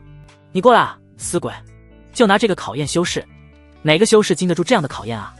要不是许剑秋还清醒着，说不定就要冲上去试试魅魔之滋味。坐而论道，让魅魔知晓，无间未尝不利也。但他明知是幻境，又怎么可能上当？紧接着，许剑秋心底最深的恐惧被勾起系统暴露，道侣背叛，众叛亲离，修为尽废，种种负面情绪如同潮水般涌来，试图摧毁他的道心。假的，都是假的。许剑秋冷哼一声，筑基3重修为全力运转，神识固守识海，任凭外界魔影丝毫，魔音乱耳，内心恐惧翻腾，我自岿然不动。他想起入阵前听闻，这太虚幻境乃4品大阵，自有阵灵运转，但阵灵通常不会显现。过了许久，种种幻象如潮水消退。不远处青铜殿门上光芒微微一闪，许剑秋头顶浮现2个通过的金色字迹。顾元瑶和叶清玄立刻迎了上来，关切道：夫君，你没事吧？许剑秋咧嘴一笑：没事。放眼看去，接受考验的一众筑基修士陆续醒来，也有的修士表情或悲或喜，或狰狞或平和，好似陷入梦魇之中。大多数头上都有通过2字，也有少数道心不坚者是红色的未通过。至于那种未通过的修士，只能重新接受考验，直到通过为止。夫君，我们去传送阵吧。顾元瑶挽着许剑秋的手，柔声说道。他这是第4次到仙魔战场，早已轻车熟路。好。许剑秋点了点头，任由2女拉着。一路上有各种目光投来，或是羡慕嫉妒，或是觊觎，或是幸灾乐祸。通往星空传送阵的街道上，人潮汹涌，接待着奔赴战场的肃杀。一名身着月白法袍的修士走来，恰好与许剑秋3人并行。此人面容俊朗，嘴角噙着一抹温和笑意，步履从容，气质儒雅，颇有几分出尘之感。他目光在顾元瑶和叶清玄身上不着痕迹地掠过，最终落在许剑秋身上，拱手行礼，声音清越：3位道友请了。在下曹毅，见3位气度不凡，可是要往星空传送阵。如今仙魔战场前线遭遇天魔愈发频繁，凶险异常，若3位不嫌弃，在下愿与诸位结伴同行，一路上也好有个照应。他言语得体，笑容恰到好处。筑基后期的修为含而不露，显得风度翩翩，极易让人产生好感。然而许剑秋却微微蹙眉，此人出现的太过巧合，笑容虽暖，那双眼底却过于平静，甚至带着一丝若有若无的审视。尤其是他目光扫过顾元瑶2女时，那一闪而逝的异样，虽极快掩饰过去，却让许剑秋心头紧照微生。其实那些都是许剑秋的个人直觉，倒也没什么。最关键的是，眼前这家伙姓曹，这绝对不行。正经修士谁他妈会来搭讪啊？顾元瑶神色清冷，并未言语。叶清玄则挑了挑眉，正要说话，但见许剑秋没开口，便也忍住了。许剑秋拱手还了一礼，语气平淡却疏离：多谢曹道友好意，不过我们习惯3人行动，不便与人结伴，告辞。说罢，不等那曹毅再开口，他便带着2位道侣加快步伐，汇入前方人群，径直走向那光芒流转的巨大传送阵。曹毅站在原地，脸上的温和笑容丝毫未变，只是看着3人离去的背影，眼底那丝平静渐渐化为一种深沉的玩味。他轻轻摩挲着指尖一枚不起眼的玉戒，低声自语，声音轻的只有自己能听见，警惕性倒是不低。夫君，你怎么不同意他的请求呢？叶清玄笑盈盈问道。许剑秋打趣道：那家伙獐头鼠目，不像好人。叶清玄扑哧一笑，他若是听到夫君这么评价他，不会气吐血吧？那家伙虽然比不上夫君的容貌，但也不至于獐头鼠目。身为修仙者，吐点血又死不了。许剑秋摊了摊手，夫君是如何察觉此人不怀好意的？顾元瑶也好奇问。许剑秋刚从仙启学府肄业，就遇到他，涉世未深，按理说经验不该如此老道。因为他姓曹。许剑秋半开玩笑说道：“我听说过有一个人喜爱别人的道侣，后来有人就叫他曹贼。”顾元瑶脸上浮现一丝笑意。赵夫君这么说，世间姓曹的人岂不是都容易被误会？人人都恨曹贼，但许多人都想当曹贼，可不全是误会。许剑秋想到了一个朋友。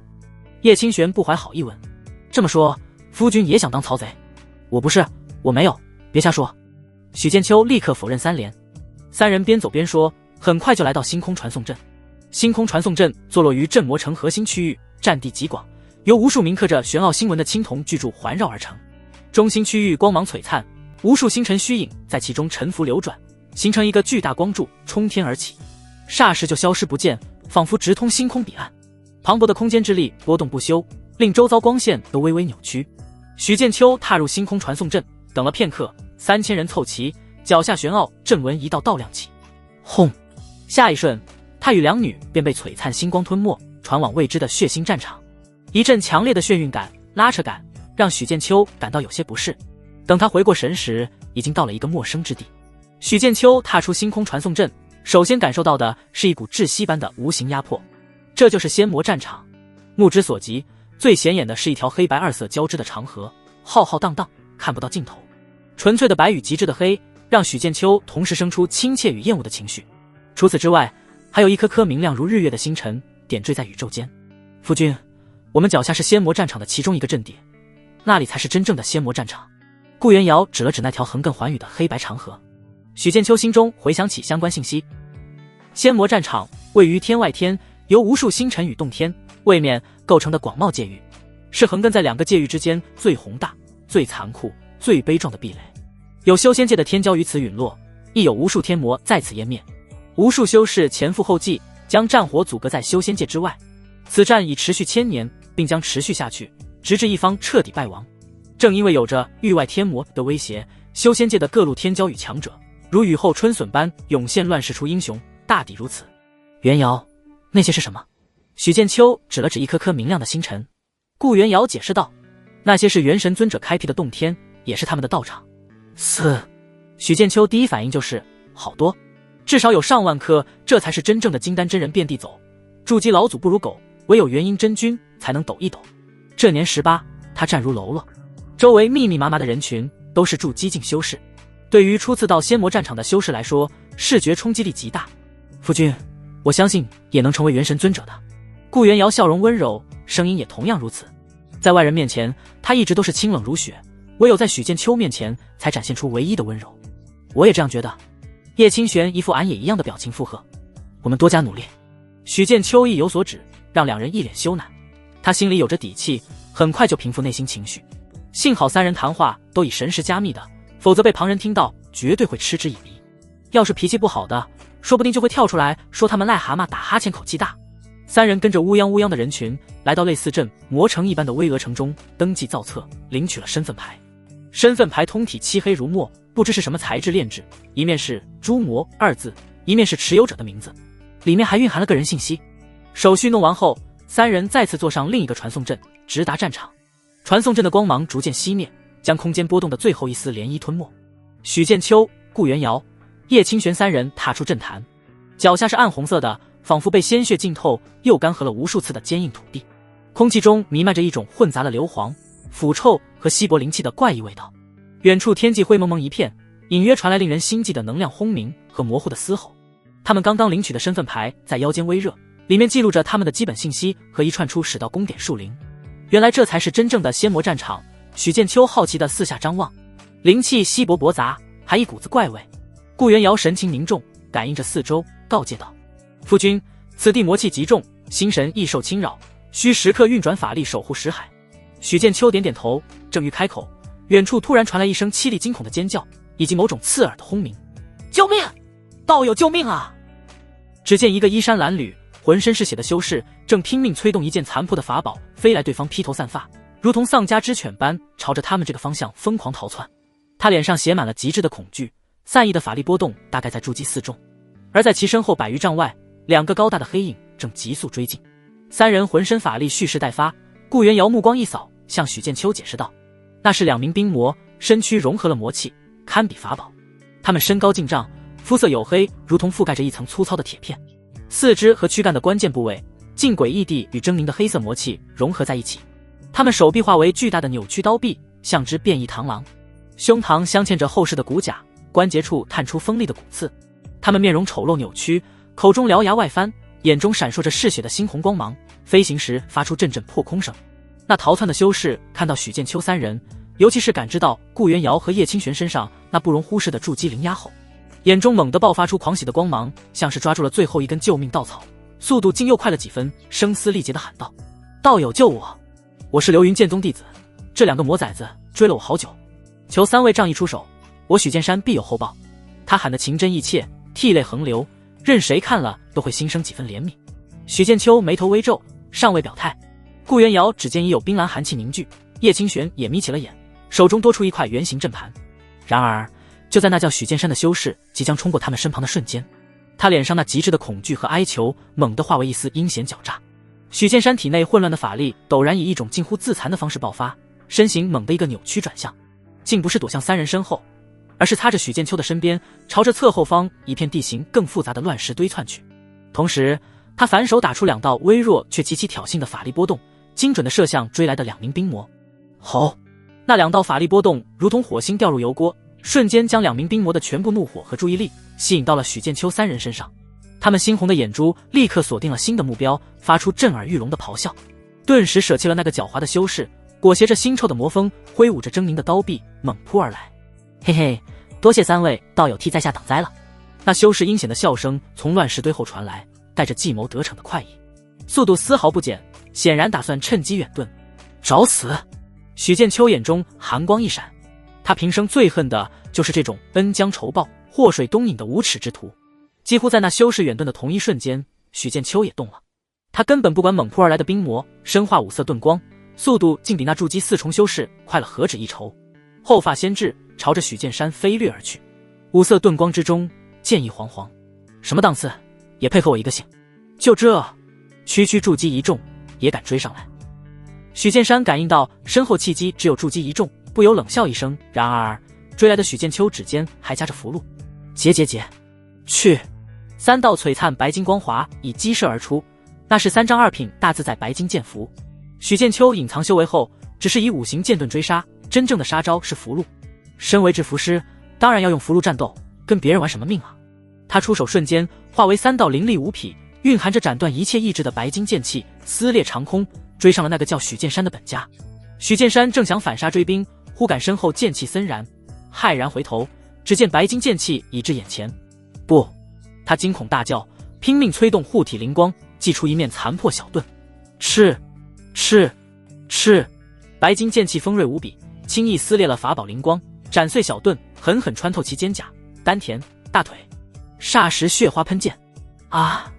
许剑山惨叫着从半空跌落，重重摔在乱石中，重伤濒死，眼中尽是难以置信的惊骇与绝望。许剑秋身形如电跟上，并指一点，飞剑化作一道五色交织的光芒掠过虚空。扑哧，一颗头颅冲天而起，脸上还凝固着恐惧与悔恨。许剑山完全没料到，这个看似只有筑基一众的家伙，出手竟如此狠辣果决。无头尸身抽搐两下，便再无声息。瞬杀！这一切发生的太快，电光石火间，祸水东引的许剑山已身死道消。而此时，两名冰魔已然扑到顾元瑶与叶清玄近前。人族血石！一名手臂化为巨大锯齿刀臂的冰魔用人族语言发出难听的声音，他刀臂带着撕裂空气的尖啸，血红刀芒拦腰斩向顾元瑶。另一名手持黑色炼刀的冰魔则狞笑着将尖刺的炼刀砸向叶清玄绝美的脸庞，猩红的眼中满是残忍与欲望。刀芒森然，不逊色施展刀法的筑基修士。雌性，细皮嫩肉，玩坏，吃掉。污言秽语夹杂着腥臭扑面而来。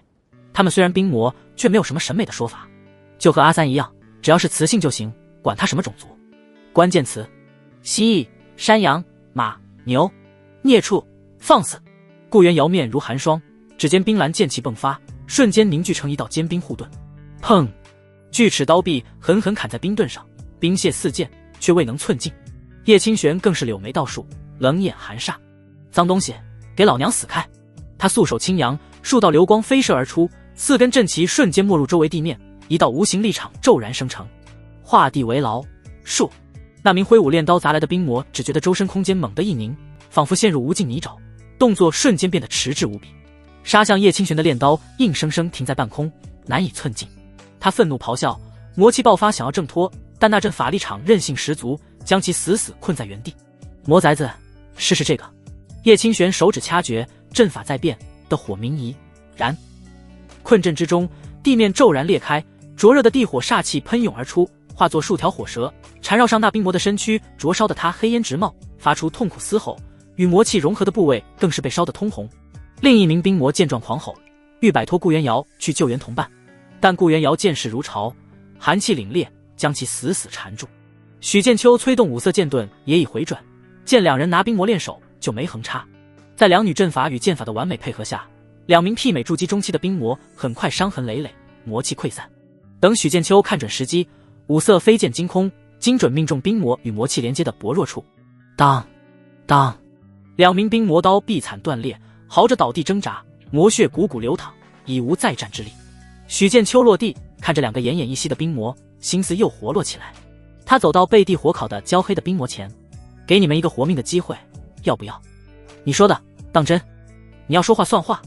两头冰魔脸上满是怨恨，眼中却浮现出一丝希望。你们给我跪地磕头，认我为义父，我就放你们一马。许剑秋说道。他们智慧不逊色人族，又吞噬过筑基修士，获得过记忆，知道放你一马的意思相当于不杀你。只是一个人族让他们魔族认义父，难道是为了羞辱他们？不认义父要死，认了还有一丝希望。生死关头，两头冰魔选择了认怂。好，磕就磕。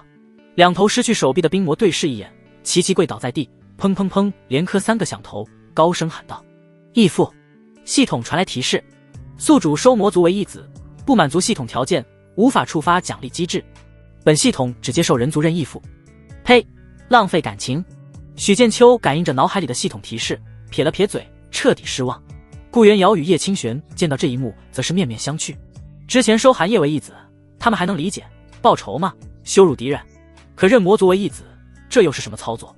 难道是夫君想要孩子了？两人下意识摸着肚子，可惜还要等9个月，孩子才诞生。没用的东西，留你们何用？许剑秋一脸嫌弃，你们只有去死了。你说话不算数，阴险狡诈的人族。两魔怒吼连连，血红的眼睛里满是恨意。我说放你们一马，可你们也没有马，我又没说放过你们。许剑秋可不会蠢到和魔族讲仁义礼智信，非我族类，其心必异。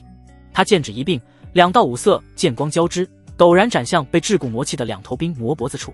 下一瞬，狰狞的魔头滚滚落地，血液狂飙，嘶吼声戛然而止。许剑秋熟练地开始摸尸，顾元瑶与叶清玄则谨慎地警戒四周。冰魔的手臂本就是融合魔气而成，只要洗去魔气，就可以用来炼气，甚至可以用来炼制傀儡，可谓是一身是宝。对于魔族来说，人族也是一样。在两魔脑袋里，许剑秋还挖出了2个储物道具，里面装有3具修仙者的尸体。修仙者与域外天魔，双方既是猎物，也是猎人，就看谁更强罢了。顾元瑶与叶清玄见到修仙者尸体，神色并无变化，这种情况他们早就硕见不鲜了。许剑秋快速收拾战利品，发现了一些散发着魔气的血红晶体，这是什么？顾元瑶解释道，这些是魔晶，类似于我们修炼用的灵石。魔丹、魔气、魔弓，两魔的储物道具里面也都有。许剑秋心想，这场2界大战不知道还要绵延多久。他将战利品收起，至于3具修仙者尸体以及那个叫许剑山的家伙，都被他一把火给烧了，骨头成灰。我们走吧。3道遁光低空飞掠，继续前进。收冰魔为义子不行，那收魅魔为道侣呢？许剑秋闪过一个念头，在仙魔战场之中，敌人不仅仅有域外天魔，还有人族修仙者。许剑秋初来乍到，就亲身经历了一番，他对仙魔战场两眼摸黑，接下来该怎么做，就交给顾元瑶与叶清玄。清玄，看你的了。顾元瑶朝叶清玄淡淡一笑。好嘞。叶清玄手中凭空多出一块黑色圆盘，正中间有一个凹槽，镶嵌着一块赤红晶体，上面有指针转动。他先在凹槽里倒入几滴收集的冰魔血液，晶体吸收血液后，散发出一阵奇异波动。叶清玄感应之后，向两人摇了摇头。方圆20里内没有冰魔。他又取出另外的小瓶子，倒入其他魔族血液。片刻后，罗盘指针疯狂转动。叶清玄目露惊喜，有血魔。顾元瑶作为一个合格向导，和许剑秋解释，血魔是魔族的一种，号称血河不干，血魔不死。任何一条血河，只要成长起来，会源源不断诞生血魔，对我们人族造成巨大威胁。顾元瑶面色凝重，血魔的繁育与成长速度只在虫魔之下。原来如此，许剑秋表示又增加了一些知识。你们经验比我丰富，看着来就行。顾元瑶眸光微动，我们先去探查一下，再看是否动手。好，许剑秋点了点头。叶清玄手持罗盘，许剑秋与顾元瑶跟着他，三人施展隐匿身形的法诀，朝着罗盘指针所指方向飞去。地底深处阴冷潮湿，唯有暗河流淌的汩汩声回荡在巨大的溶洞中。许剑秋三人根据罗盘指引来到此处，循着一丝极淡的血腥煞气，穿过蜿蜒曲折的岩缝，眼前豁然开朗。一条宽阔的暗河横亘眼前，河水并非清澈或幽暗，而是粘稠猩红的血色。河面平静无波，却散发着令人作呕的浓重血腥气和怨念。仅仅是靠近，就让人心神摇曳，仿佛有无数哀嚎在耳边低语。河面之上，浓郁的血煞之气几乎化为实质的红雾。而在血河中间，赫然有一座由惨白兽骨和漆黑巨石垒砌而成的狰狞祭坛，祭坛周围环绕着数十名肌肤赤红、形态修长、手持粗糙骨刃的血魔族，眼中闪烁着贪婪与暴力的红光。祭坛顶端，一名身材高大魁梧的身影格外醒目。他肌肤如同剥皮后裸露的血肉，呈现出一种令人不适的暗红色，周身覆盖着仿佛由骨骼构成的狰狞铠甲，铠甲上布满一根根尖刺，以及玄奥诡异的漆黑魔纹。他的面容丑陋异常，满嘴獠牙外翻，一双眼睛是纯粹的血色，没有瞳孔，只有无尽的残忍与嗜血。正是这条血河的主人，媲美筑基后期的血魔魔将。此刻，这血魔将正伸出利爪，爪间凝聚着一团血光，对准祭坛上被血色锁链死死捆缚的两个人族修士，口中念念有词，好似在进行献祭。那两人一男一女，身着破损的道袍，脸色惨白如纸，眼中充满了极致的恐惧与绝望，却连挣扎的力气都没有。能成为本将血河的一部分，是你们卑微生命的无上荣光。血魔魔将发出沙哑刺耳的怪笑，举着手中血色光球，待本将吸干你们的精血魂魄，这条血河便能再延展3分。喂，那个红不拉几的丑八怪！一道清朗又带着几分懒洋洋的声音，突兀的在死寂的溶洞中响起，显得格外刺耳。血魔将动作猛地一僵，豁然转头。祭坛周围的血魔族也一阵骚动，猩红的目光齐刷刷射向声音来源。只见血河岸边，不知何时出现了3道人影。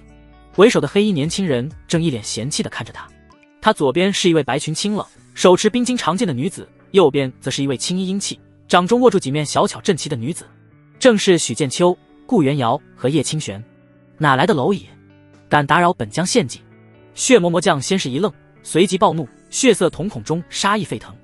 他竟未第一时间察觉有人潜入。祭坛上那对男女修士原本绝望闭上的眼睛猛地睁开，看到岸上3人，尤其是感受到顾元瑶2女身上那不容小觑的筑基灵压之后，他们眼中瞬间爆发出难以置信的狂喜与求生欲。救命！道友救救我们！蓝修用尽力气嘶喊出声。许剑秋瞥了一眼管祭坛上2人，知道你们很急，但你们先别急，等我们料理了这个家伙再说。他们的主要目的是为了盗功，救人的话只能说是顺手。这轻蔑的态度彻底激怒了血魔魔将，狂妄，杀了他们，把他们的真灵也给我献祭了。他咆哮着指挥周围的血魔族，数十名血魔族立刻发出嘶嘶怪叫，组成一个战阵，手持古刀，如同血色潮水般扑向岸边。他们能在血河上如履平地，速度极快。他们同时挥刀，一道道血红刀气凝聚在一处，化作一把修罗之刃斩杀而来。原本只有炼气境实力的血魔族顿时爆发出不逊色筑基境的战力聒噪。顾元瑶柳眉微蹙，一步踏出，手中冰晶长剑挽了个剑花，霎时间凛冽寒气以他为中心爆发开来，冰封千里。剑尖所指，澎湃的冰蓝法力汹涌而出，将血魔刀气击溃，随后狠狠冲击在血河河面之上。咔嚓嚓，冻结声密集响起。以岸边为起点，猩红的血河表面以肉眼可见的速度迅速凝结，覆盖上一层厚实的坚冰，隔绝了血魔族对血河力量的汲取。清玄，顾元瑶喝道：“早就准备好了。”叶清玄玉手轻扬，早已准备好的阵旗精准地射向几个特定方位。八方复灵阵，一道无形的巨大阵法光照瞬间落下，将大片区域连同祭坛一起笼罩在内。光照之上符文流转，产生强大的压制力。那些本就行动受阻的血魔族顿时如同陷入泥沼，动作变得迟缓笨重，连身上的血煞之气都被压制了几分。人族阵法师血魔魔将终于色变，意识到来的不是普通修士。他狂吼一声，周身血铠发光，猛地一拳砸向脚下的祭坛。嗡！祭坛震动，整条血河仿佛活了过来，汹涌的血浪冲天而起，化作无数狰狞的血色触手，疯狂冲击着顾元瑶的冰层和叶清玄的阵法。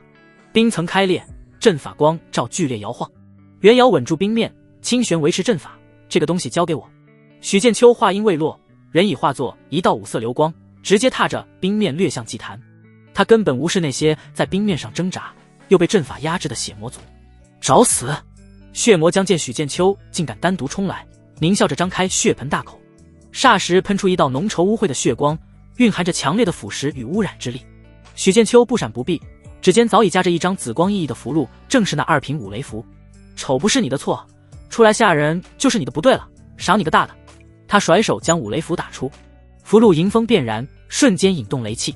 溶洞顶端竟凭空生出乌云，刺目的紫色雷霆如同怒龙般轰然劈下，并非一道，而是金、青、黑、赤、黄5色雷光交织成的毁灭之网。那污秽血剑撞上雷霆，如同冰雪遇阳春，瞬间被蒸发净化。5色雷网去势不减，狠狠地照向祭坛上的血魔魔将。天雷！不！血魔魔将发出惊恐至极的尖叫，他这种污秽魔物最具至阳至刚的天雷。他疯狂调动血河之力，在身前凝聚出厚厚的血盾，同时想要遁入血河之中。但顾元瑶的冰封千里死死冻住了河面，叶清玄的8方缚灵阵更是极大限制了他的行动和与血河的联系。轰隆隆，5色雷网彻底爆发，将整个祭坛连同那血魔魔将完全吞没。刺目的雷光中传来血魔魔将凄厉绝望的惨嚎和铠甲崩碎的声音。雷光间隙，祭坛上一片焦黑。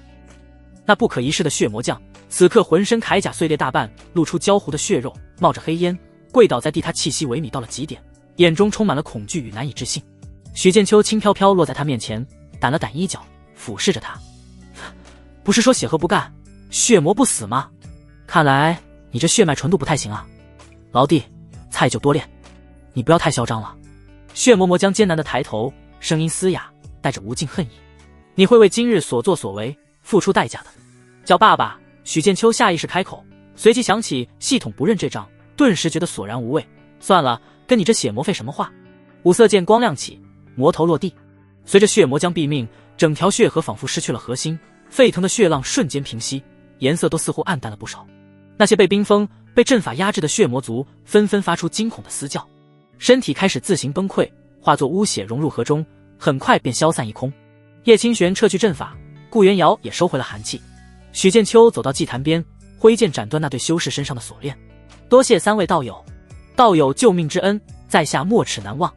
2人瘫软在地，劫后余生，对着3人不住拱手道谢，激动得语无伦次。顺手的事。许剑秋摆摆手，目光却看向那逐渐恢复平静但依旧猩红粘稠的血河，眉头微蹙。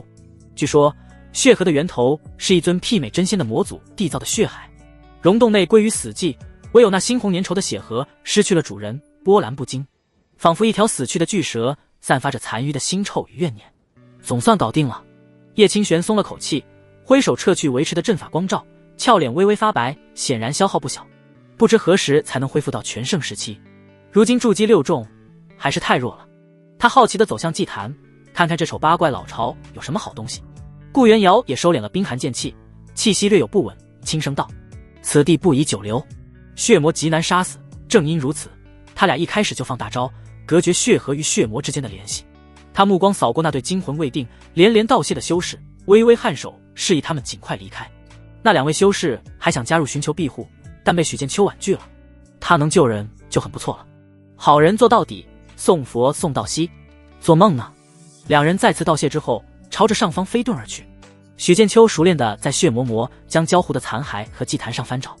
魔将的铠甲虽碎裂，但核心一块暗红色的护心镜似乎材质特殊，并未完全损毁。他又从祭坛角落找出一个古匣，里面盛放着几颗割卵大小、蕴含浓郁气血之力的东西，以及一些零碎魔材和那倒霉魔将收集的人族法器。尸体也是好东西，估计能换不少道功。突然，一丝若有若无的不安骤然攥住了许剑秋的心神。有点不对，快走！他猛地低喝，甚至来不及解释，赶紧收起所有战利品，包括那具魔尸，就要招呼2女撤离。然而太迟了。轰！整个溶洞如同被一只无形巨手狠狠攥住，然后疯狂摇晃。远比之前血魔将强大100倍，宛若实质的恐怖威压，如同9天血海轰然从溶洞入口的方向倾泻而来，岩壁疯狂开裂，巨石如雨落下。那条原本死寂的血河像是受到了某种召唤，再次剧烈沸腾起来。粘稠的血浪拍打着河岸，仿佛在迎接他们的君王。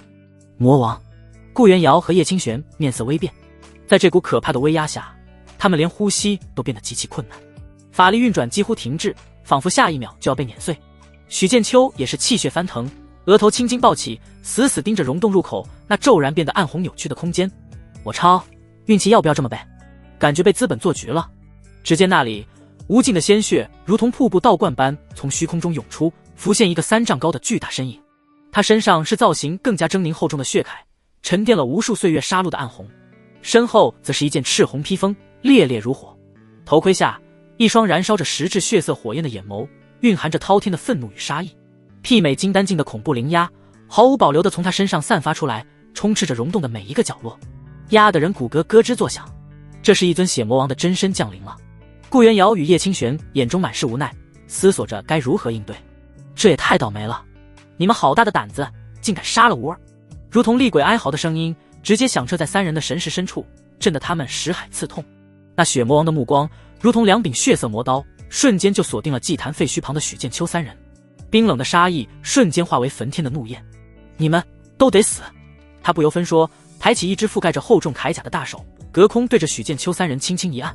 轰隆！3人头顶的空间骤然塌陷，无尽的血色魔力汇聚，化作一只遮天蔽日的巨大血手印，如同血色的山岳，带着碾碎一切的恐怖力量轰然拍下，速度快得让人绝望。魔王之威恐怖如斯，这是捅到马蜂窝了。许剑秋完全没想到，杀了个筑基后期的魔将，竟会惹出一尊媲美金丹真人的血魔王降临。造孽啊！妈的，拼了！死亡的阴影笼罩在头顶，许剑秋眼睛都红了。所有的底牌，所有的算计，在绝对实力面前都显得苍白无力，只剩下最本能的反抗。他将顾元瑶和叶清玄护在身后，同时激活身上贴着的10张2品金刚不破符，更是将自己最后一张，也是威力最大的2品五雷符甩向虚空。给老子爆！五雷符紫光爆闪，化作一张璀璨的5色雷网，逆冲而上，悍然撞向那压下的血色巨手。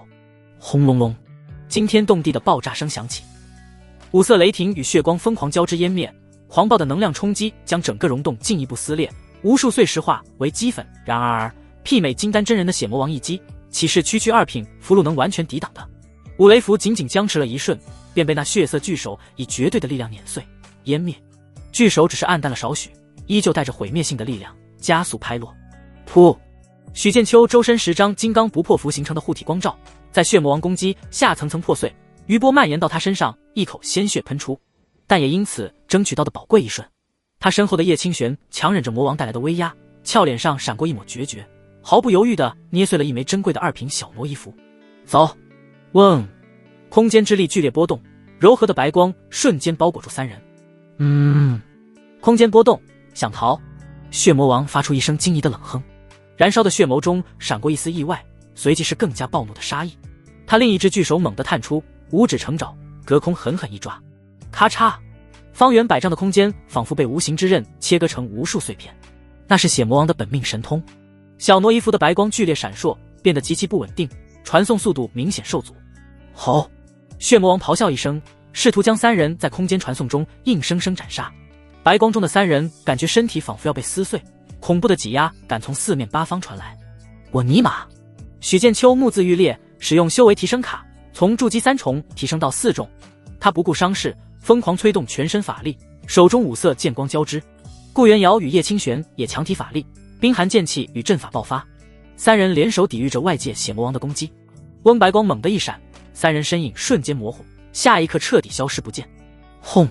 血色巨手狠狠拍落在3人消失的地方，大地塌陷下去，形成一个深不见底的巨大掌印坑洞，血河形成漩涡倒灌下去，整个溶洞再也支撑不住，开始大面积坍塌。吼！血魔王站在原地，发出愤怒至极的咆哮，他燃烧的血眸死死盯着3人消失的方向，充满了暴力和不甘。空间符箓，无论你们逃到哪里，务必找到你们，将你们抽魂炼魄，以祭吾儿。冰冷的誓言在地底废墟中回荡，充满了令人不寒而栗的杀机。100里之外，荒山野岭，空间一阵极不稳定的扭曲，一身影狠狠抛飞出来，重重摔在地上。可嗨嗨！许剑秋挣扎着爬起来，浑身满是血迹和尘土，他五脏六腑如同火烧般疼痛，又忍不住喷出一口血。这个怕是有点痛哦，脸色苍白如纸，眼神却带着劫后余生的庆幸。袁瑶和清玄哪儿去了？许剑秋一看见两女都没在身边，心中十分担忧，多半是小挪移符传送时受到干扰，导致三人失联了。妈的，还好跑路了！他喘着粗气，骂骂咧咧，杀个小的来个老的，血魔不讲武德。老子的五雷符2张都没了。至于是他们3人先动手杀血魔将这点，被他忽略了。人都是双标的。再说双方本就属于不死不休的仇敌，和敌人讲什么道义？许剑秋抹了把嘴角的血，脸色很是阴沉。这仇算是接大了，血魔王是吧？等老子哪天突破金丹，必将你抽魂炼魄，点天灯。变强的紧迫感从未如此强烈。他往嘴里塞了颗顾元瑶炼制的大造化丹，找了个隐蔽之地，正准备恢复伤势，谁知心中传来警兆，一股冥冥之中针对自己的杀机在迅速靠近。不是吧？许剑秋感到不妙，手中捏着一张小挪移符，眼睛死死盯着远处。天外一道血光宛若流星急速迫近。他来了，他来了！许剑秋当机立断，瞬间激活小挪移符，翁白光一闪，当那道血光赶来时，许剑秋的身影已经消失不见。轰！他原先躲避的地方被从天而降的血手拍出一个巨大掌心，周遭回荡着非人怒吼。百里外，许剑秋的身影再次从虚空挤出，这次由于没有受到干扰，他也不那么狼狈了。这又给我干哪里来了？许剑秋一边警惕地用神识在周围扫过，一边在身上贴了一堆消除气息的符箓。他心中不禁生出疑惑，那血魔王是怎么追上来的？难道是有什么秘法，在他杀了血魔将之后就被标记红名了？思来想去，也只有这种可能。他用神识在身上自检，终于在识海之中发现了一缕血丝。可无论怎么弄，那血丝都如复古之居，驱除不了。这可咋办？万一那血魔王再次追上来，他可就遭老罪了，不得青一块紫一块的。你是什么人？一道御姐音在耳边响起，许剑秋有了应激反应，下意识后退一步，就想要跑路。他定睛看去，眼前空间一阵扭曲，走出一个身穿紫色道袍的女子。不是血魔王追上来就好。她一头青丝被白色莲花冠束起，眸光灿灿如星辰，容貌美艳，眉心有一个朱红花钿印记，看似只有20来岁，浑身却透着一股轻熟风韵，既有修仙之人的飘然出尘，又有美妇的那种魅惑。许剑秋脑海里冒出一句词，紫色很有韵味。从对方身上，他感应到了一股淡淡的威压，还有一种莫名的吸引力。总之，让他内心蠢蠢欲动，想要亲近亲近。他不像是突然出现的，那就可能是原本就在这里闭关什么的，我误打误撞出现在这里，引起了他的注意。听到紫衣女子的问话，许剑秋念头闪过，一本正经拱手回答。在下许剑秋，刚被一位血魔王追杀，用了小挪移符传送到此地，若有打扰，还请见谅。对方给他感觉很强，但又没有金丹真人那种威势。紫衣女子目光落在他身上，一丝异色闪过，打量了片刻，才淡淡说道：能从血魔王手中逃走，你倒是颇有手段。他将目光从许剑秋身上挪开，移到远处虚空。他来了。什么？许剑秋瞬间不淡定了，心里暗暗叫苦，他怎么还来？跟狗一样追着他不放，这可咋办？看你往哪逃！轰！血光横空，血魔王真身已然再次降临。3丈高的恐怖魔躯踏空而立，暗红血铠覆盖，燃烧的血眸锁定许剑秋，无尽的杀意与血煞之气铺天盖地压下。至于许剑秋身旁那紫衣人族女子，丝毫不被他放在眼里，一并杀了就是。他抬起靴爪子，就要将许剑秋与紫衣女子碾成肉泥。许剑秋瞳孔紧缩，绝望闭眼，准备拼命。但就在这千钧一发之际，那紫衣女子动了。她柳眉微蹙，面对那媲美金丹的恐怖威压，她脸上竟无半分惧色，只有一种被打扰后的淡淡不悦。她上前一步，看似随意地挡在了许剑秋身前，纤细白皙的双手抬起，食指如穿花蝴蝶般接出一个复杂玄奥的法印。刹那间，她周身气息暴涨，金、青、黑、赤、黄5色玄光自她体内喷薄而出，如同5道璀璨夺目的通天之剑交相辉映，散发出一种足以令万物归虚、天地寂灭的恐怖道韵。五行轮转，归于寂灭。她红唇轻启，声音空灵而妩媚，却带着一种不容置疑的威严。域外天魔，当诛！那5色光芒交织，化作一道蕴含了灭绝万物的5色灭绝玄光，悍然射向那拍下的血色巨手以及后方的血魔王真身。这是什么？血魔王第一次露出惊容，从那道五色玄光中，他感受到了一种足以威胁到他生命本源的极致危险。他疯狂催动体内魔力，化作一道滔滔血河，试图抵挡在身前。然而，一切都是徒劳。那五色交织的五行灭绝玄光接触到血色巨手的瞬间，那足以碾碎山峰的恐怖魔手，竟如同阳光下的冰雪，无声无息的消融，连一丝魔气都没有残留。五行灭绝玄光去势不减，在血魔王难以置信、惊恐万状的目光中，轻轻刷过他的魔躯。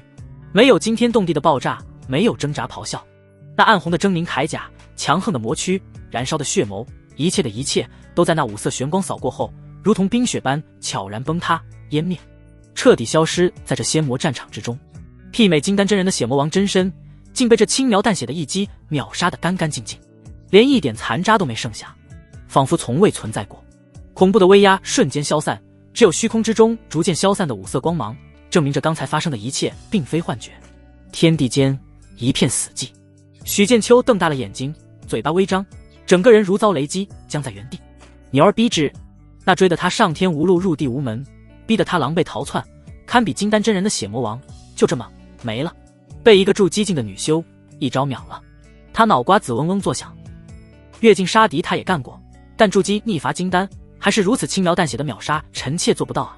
他目光落在前方那紫衣女子的曼妙背影上，秦子夜缓缓收回手，周身那令人心悸的五色玄光和寂灭道韵悄然内敛，旋即恢复了那副清丽出尘与魅惑并存的模样。他微微侧身，看向依旧处于震惊状态的许剑秋，眸光幽深，带着一丝探究。你叫许剑秋是吧？许剑秋压下心中震惊，回过神来，拱手行礼。正是在下，多谢仙子救命之恩。若非仙子出手，在下今日恐怕难逃一劫。仙子神通盖世，以筑基之境逆伐金丹血魔王，实在令我大开眼界。对方救了他一次，再怎么吹捧都不为过。他的感谢发自肺腑，同时心中好奇，这女子究竟是何方神圣？秦子夜转过身来，微微颔首，算是接受了他的谢意，淡淡道：举手之劳罢了，域外天魔，我辈修士人人得而诛之。他顿了顿，目光再次落在许剑秋身上，那奇异的吸引力依旧存在。我乃五行仙宗内门弟子秦子夜。五行仙宗？许剑秋心头惊讶，这可是修仙界最顶尖的势力之一，同时也是五行仙州的扛把子，和前世国内学生与家长眼中的五道口职业技术学院和圆明园职业技术学院那般拥有极高地位。难怪如此厉害。等等，如此牛而逼之的人，居然只是内门弟子，不是真传吗？似乎是看出他的疑惑，秦子夜又平静地补充了一句，仿佛在说一件微不足道的小事。在我五行仙宗，唯有结金丹成功者，方有资格位列真传。许剑秋闻言不明觉厉，内门弟子就能秒杀媲美金丹真人的血魔王，那五行仙宗的真传弟子，乃至更牛的存在，又该是何等恐怖？能金丹斩元婴吗？他第一次如此直观地感受到，顶尖仙宗与普通散修或者小门派修士之间，那宛如天堑般的巨大差距。这就是宗门天骄的真正实力吗？看着眼前紫色很有韵味的秦子夜，许剑秋心中除了感激，更多了一份对强大力量的向往。就在此时，秦子夜美眸盯着他，突然冒出一句：你是什么体质？啊！许剑秋愣了愣，说道：好像是纯阳圣体。下一瞬，他感觉眼前一花，紫色身影已至他身前。秦子夜朱唇微起，我看看。他的手被一双冰凉的纤纤玉手抓住。哎呦，你干嘛？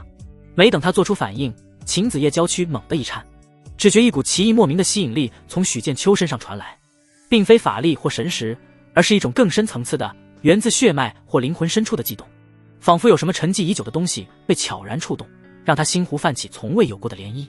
这种感觉前所未有。他眼中闪过一丝喜色，果真是纯阳圣体。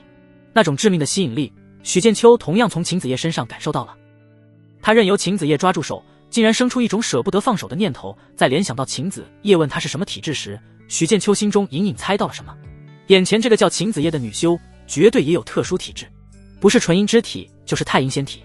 等等，他不会要拿我当炉鼎吧？许剑秋心中冒出一个可怕念头。秦子夜似乎看出了他心中所想，目光如刀，狠狠瞪了他一眼。你在胡思乱想什么？我身为五行仙宗弟子，断然做不出和欢宗那种采阳补阴的龌龊手段。不过，秦子夜心中五味杂陈，话锋一转，算了，此事暂且不提。秦子夜摆了摆手，仙指一弹，一枚散发着沁人药香的金色灵丹飞向许剑秋。先疗伤。许剑秋接过丹药，入手温润，药力磅礴，绝非寻常之物，连忙道谢服下，盘膝运化药力。精纯药力化开，迅速滋养着他受损的经脉和内腑，伤势以肉眼可见的速度好转。秦子夜静立一旁，不动声色恢复体内法力。刚施展五行灭绝玄光，耗费了他体内大半的法力，可不像表面那般轻松。他看似给许剑秋护法，心中种种念头乱如麻。那奇异的吸引力非但没有减弱，反而更加清晰。纯阴之体自发运转，传递出一种前所未有的渴望，引发纯阴之体共鸣。此人的纯阳圣体竟有如此精纯的先天纯阳之气。他修行五行仙宗至高法门，灵觉敏锐远超同阶，此刻清晰地感知到许剑秋体内那诱人的气息，正是他梦寐以求能助他阴阳交泰、凝聚上品金丹的关键钥匙。宗门内倒是有人身具纯阳圣体，可那位师叔祖早已是云端之上的元神尊者，岂是我这个不过筑基竟能觊觎的？本以为能得一件纯阳异宝辅助，还有一丝希望凝聚上品金丹，没想到他心中波澜起伏。以上品金丹奠定的神通，未来元神可期，甚至有一窥仙道的可能。这是五行仙宗每一位核心弟子的终极追求。对他这纯阴之体而言，寻常纯阳之物效果有限，唯有生机勃勃的先天纯阳之气方能完美契合。许剑秋的出现简直是天道垂怜，但秦子夜眸光微闪，看向许剑秋的眼神多了几分复杂。此人来历不明，品性未知，我秦子夜纵然追求大道，却也不愿行那等强取豪夺、违背本心之事。更何况他神识微动，早已察觉到许剑秋身上残留的属于另外两位女子的亲密气息。他已有道侣，且不止一位。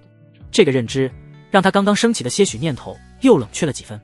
他秦子夜五行仙宗内门翘楚，岂能与人共享同一道侣？这成何体统？各种念头在他心中交织碰撞。大道在前，机缘稍纵即逝，可自身原则与骄傲又岂能轻易放下？就在他心绪纷扰之际，许剑秋已初步稳定了伤势，长吁一口气，站起身，再次郑重道谢仙子丹药神效，在下伤势已无大碍。仙子日后若有差遣，在下力所能及，绝不推辞。他看得出对方缠他身子，却因为出身正道仙宗以及某些原因没有说出口。其实以对方一击秒杀魔王的实力，完全能占有他。秦子夜压下心头杂念，恢复淡然模样，看似随意地问道：许道友并非孤身一人前来这些魔战场吧？我观你身上似有他人气息残留。许剑秋微微一怔，坦然点头。仙子明鉴，在下却与两位道侣一同前来，方才被那血魔王追杀，传送时失散了。提及顾元瑶和叶清玄，他脸上不禁浮现担忧之色。果然，秦子夜心中最后一丝侥幸也散去，莫名的竟有一丝极淡的失落，旋即被他斩灭。他语气平淡无波：原来如此。他沉默了片刻，仿佛下定了某种决心，抬眸看向许剑秋，眼神变得锐利而直接，开门见山：许道友，我救你并非全然无意。许剑秋心头一跳，面上不动声色：仙子请讲。我身具纯阴之体，欲凝上品金丹，需借纯阳之气调和阴阳。秦子夜语气平静的像在讨论日常，内容也与日常有关。你体内先天纯阳之气精纯盎然，正是我所需。许剑秋眼睛瞬间睁大，纯阴之体上品金丹，借纯阳之气，这信息量有点大。他下意识地指了指自己：我仙子是说双修？秦子夜吐出两个字，美艳的脸庞依旧没什么表情，但细看之下，耳根处似乎泛起一丝极难察觉的微红。于我而言，这是凝练上品金丹的最佳途径。于你而言，与我这般修为的纯阴之体双修，所得好处应远胜你平日苦修，对你突破境界大有裨益，甚至能夯实根基，弥补你此前修行不足。他顿了顿，补充道，语气带着一丝属于大宗天骄的傲然与疏离。当然，此事对你而言或许突兀，你可以将其视为一场等价交换。我可传你五行灭绝玄光作为预付酬劳，此道法威力，你方才已见识过皮毛。日后若是凝聚金丹，道法演变为神通，威力更是无穷。双修之后，你我两清，互不相欠，大道朝天，各走一边。一口气把话说完，他静静看着许剑秋，等待他的回应。这是他权衡之后的选择。既然无法违背本心强求，对方又有道侣，那便做成一场各取所需的交换，免得牵扯更多因果烦恼。至于品性，此刻也顾不得细究了，大道机缘当前，些许风险值得一冒。许剑秋彻底愣住了。双修？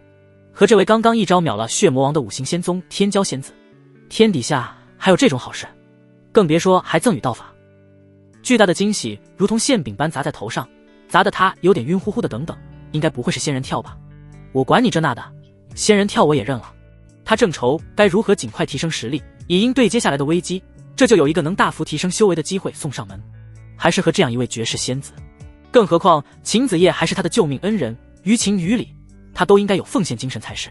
至于交易，各取所需，互不相欠，那些以后再说吧。许剑秋几乎没有任何犹豫，脸上瞬间绽放出灿烂无比，甚至带着几分我赚大了的笑容，忙不迭地点头。愿意，当然愿意。能助仙子凝聚上品金丹，报答救命之恩，是我的荣幸。仙子所说，我全都同意，毕竟这是双赢。双赢就是他要赢2次。许剑秋笑得眯着眼，嘴角上扬，压都压不住，哪还有半分刚才的沉重担忧，活脱脱像是捡了天大的便宜。秦子夜看着他这副毫不掩饰的惊喜模样，不知为何，心里那点原本就不多的纠结和失落，忽然变得有点不是滋味。仙道茫茫，唯有把握机缘，才能激流勇进，有一线机会证的无上道果，举侠成仙。荒山僻静处，秦子夜早在此地布下阵法，静置打磨精气神。他带着许剑秋入阵，随手一挥，隔绝内外。秦子夜看向许剑秋，神色变得有些清冷，但那清熟的气质却一直在，让许剑秋内心蠢蠢欲动，满脑子都是紫色，很有韵味。秦子夜眸光深处掠过一丝不易察觉的复杂，素手一翻，一枚流淌着五色光华的玉简浮现。此乃小五行灭绝光的修炼法诀与心得，乃我五行仙宗不传之秘，今日授你，望你好生参悟。他语气平淡，将玉简递过，未免后续纷扰。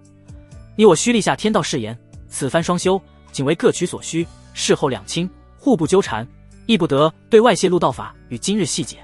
许剑秋接过玉简，神识微微一扫，看到总纲：夫五行灭绝者，以先天混沌分化阴阳，阴阳演化五行，逆而推其源，可返本归元，炼就湮灭万物之玄光。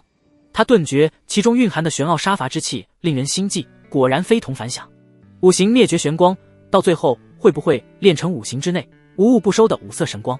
许剑秋想到了封神之中孔宣的先天神通，五色神光一刷，连人带法宝全给你镇压。他正色朝秦子夜点头，理当如此。当下二人便以道心起誓，言明此番仅为交易，天道为鉴，如有违背，道途断绝。誓言既立，无形枷锁加深，气氛反而变得有些微妙的尴尬。秦子夜不再多言，于静置中盘膝坐下，示意许剑秋于对面而坐。这就开始了吗？许剑秋正要宽衣，却见秦子夜微微蹙眉，你要做甚？双修啊？许剑秋疑惑道。我这门功法只需以神修炼。秦子夜淡淡说道。不是，以神修炼都是异端，唯有我这种才是正统。许剑秋心里发出抗议，但没办法，秦子夜说了算。抱元守一，静心凝神。秦子夜冷声提醒许剑秋，随后运转起宗门秘传的双修法门，准备引导此次修炼。然而当两人气息逐渐交融，阴阳初会的刹那，异变陡生。许剑秋体内那不得自系统的天地交争阴阳造化法竟自行急速运转起来。此法门似乎感应到纯阴之体的极致诱惑，展现出远超寻常功法的霸道与玄妙，反客为主，瞬间接管了此次主导权。当然修炼方法也变成了许剑秋的，我管你这那的，现在我说了才算。片刻后，秦子夜娇躯猛地一颤，清冷的眼眸中闪过一丝惊愕。他只觉一股浩大精纯却又带着造化生机的纯阳之气温和涌到自己体内，以一种难以言喻的玄奥方式，完美的契合滋养着他沉淀已久的纯阴本源。他宗门那精妙的双修法门，在这部神秘功法面前竟显得有些粗糙和被动，仿佛小溪汇入大海，只能被引导着跟随那更宏大更自然的韵律波动。这时他心中骇然，但随即感受到那纯阳之气对自己本源带来的巨大好处，那始终不得圆满的神焰竟然在增长。他压下惊疑，顺应着这股力量，全力运转功法，吸收炼化这梦寐以求的先天纯阳之气。阴阳交泰，龙虎相会，纯阴与纯阳乃是天地间最本源的力量之一，二者相遇，并非简单的抵消或吞噬，而是演化出无穷造化。许剑秋只觉自身纯阳之气虽不断流出，但每出一分，便从对方那精纯至极的纯阴本源中反馈回一股冰凉却充满生机的能量，迅速弥补消耗，并反过来淬炼壮大他的气血、经脉、丹田。天地交争阴阳造化法以前所未有的效率疯狂运转，炼化着这互惠互利的能量。他的修为原本稳固在筑基四重，此刻竟如同坐上了飞剑，开始节节攀升。筑基四重巅峰，筑基五重，筑基五重巅峰，势如破竹，毫无滞碍。磅礴的法力不断压缩凝练，丹田气海不断扩大，经脉被拓宽加固。肉身也在阴阳二气的冲刷下变得更加坚韧通透。不知过了多久，许剑秋体内一声轻微轰鸣，境界壁垒再次轰然洞开，直到一举踏入筑基6重才缓缓稳定下来。而另一边的秦子夜收获更为惊人，那困扰他许久的纯阴极致带来的滞涩感，在那精纯先天纯阳之气的调和下冰消雪融，阴阳不再对立，而是完美交融，演化混沌，反哺自身。他头顶之上熊熊紫焰冒出，这非寻常筑基修士的灵光，而是更为凝练尊贵，带着大道气息的紫焰。6尺、7尺、9尺，最终紫焰稳定在9尺高度，熊熊燃烧，却散发着磅礴而不朽的金光。金光之中，隐约可见3朵虚幻的莲花苞缓缓旋转，孕育着无限可能。3花聚顶，武气朝元。修行之中，精气神3宝，精为灯油，气为火苗，神为光华。若想炼成上品金丹，必须得炼就玉油、紫焰、金光，缺一不可。秦子夜精气神在这一刻经过龙虎调和，彻底圆满，共耀长明。这意味着他凝聚上品金丹的所有前置条件已悉数达成，再无半分瑕疵。只要扣关结丹，丹成必是上品。秦子夜缓缓睁开眼眸，原本清冷的眸光此刻更加深邃内敛，周身气息圆融无瑕，仿佛与天地更为契合。他感受着体内前所未有的圆满与强大，心中波澜起伏。目光落在对面仍在闭目稳固修为的许剑秋身上，心情复杂难言。这次双修超出了他的掌控，虽然成果还在他预期之上，可是此人究竟是何来历？那功法竟如此神异。他突然察觉自己不着寸缕，面色一变，法力将散落在地的紫色道袍卷起，迅速穿在身上。许剑秋也缓缓收工，睁开眼，感受着体内澎湃的力量和跃升的境界，脸上不禁露出惊喜的笑容。筑基6重，这提升速度远超他的预期。他看到在带莲花关的秦子夜正好对上他慌乱而复杂的目光，为了避免尴尬，许剑秋拱手祝贺道：“恭喜秦仙子奠定上品金丹之基，仙道无量，多谢仙子成全。”秦子夜迅速压下心绪，恢复清冷，淡淡点头。彼此成全罢了，誓言已见，互不相欠，告辞。说罢，他毫不拖泥带水，身形一晃，化作一道紫色流光，瞬息消失在天际，仿佛从未出现过。许剑秋看着对方消失的方向，咂咂嘴，感受着体内新增的力量和那部小五行灭绝光的道法，心情大好。这交易真值，本家诚不我欺，紫色确实很有韵味。别人是赔了夫人又折兵，他是得了夫人又得法。宿主绑定秦子夜为道侣，奖励礼包1份。许剑秋抽空看了眼系统提示，心想秦子夜说了只是各取所需，互不相欠，这也算绑定吗？他一看个人信息，绑定道侣那一栏又多出秦子夜的信息。绑定道侣3，秦子夜，亲密度52，这么低吗？以后有机会再慢慢培养吧。紧接着许剑秋打开礼包，道法提升卡1，灵根资质提升卡1，灵石1000。唉，可惜没有修为提升卡。许剑秋如今最想提升的就是修为了，被血魔王追杀，导致他对实力极度渴望。他念头一动，把灵根资质提升卡使用了，中品地灵根瞬间变成上品的灵根。至于道法提升卡，许剑秋取出记录了五行灭绝玄光的玉简，脑海里浮现出秦子夜一招秒杀血魔王的场景。我也要学这个，他立即盘坐于地，开始参悟这门道法。欲练就五行灭绝玄光，需采撷五行真髓，以五脏为鼎炉，肝藏木精，心运火种，肺养金煞，肾蓄水华，脾化土气。待武器渐融，显青、赤、白、黑、黄五色光华，生生不息。过了片刻，许剑秋缓缓睁开眼，透着几分无奈。果然没那么容易。按照这门道法上面的心得体会，想参悟入门，哪怕是悟性上乘者，也需要半年左右。算了算了，直接开吧。系统加点，许剑秋直接使用道法提升卡，加在五行灭绝玄光之上。下一瞬，这门道法变成了入门，而他五脏六腑之中也多出一道生生不息的气，神识之内也凭空多出有关五行灭绝玄光的运转之法。在挂逼面前，一切天赋都要黯然失色。这五行灭绝玄光果然牛而逼之。他压下心中兴奋，想到还处于失联的两女，取出叶清玄给的联络玉佩。由于相距太远，还不能感应到彼此，先整一张五雷符，还有小挪移符。许剑秋看了看储物空间里的材料，还能炼制一张五雷符，一张小挪移符，没有保命手段，心里始终不踏实。趁着秦子夜留下的阵法还有作用，当即开整。呼，半个时辰左右，他舒了口气，五雷符与小挪移符终于炼制出来，感觉浑身被掏空。许剑秋收起2张符箓，取出临时打坐，加快法力恢复。还是边杀玉外天魔边找吧。当精气神恢复至巅峰，许剑秋长身而起，由内而外将秦子夜留下的阵法拆分，凭感觉找了个方向飞去。仙魔战场广袤无垠，不知有多少亿万里，即便是修仙者都容易迷失。许剑秋低空飞掠，时而留下标记，以防偏离路线太远。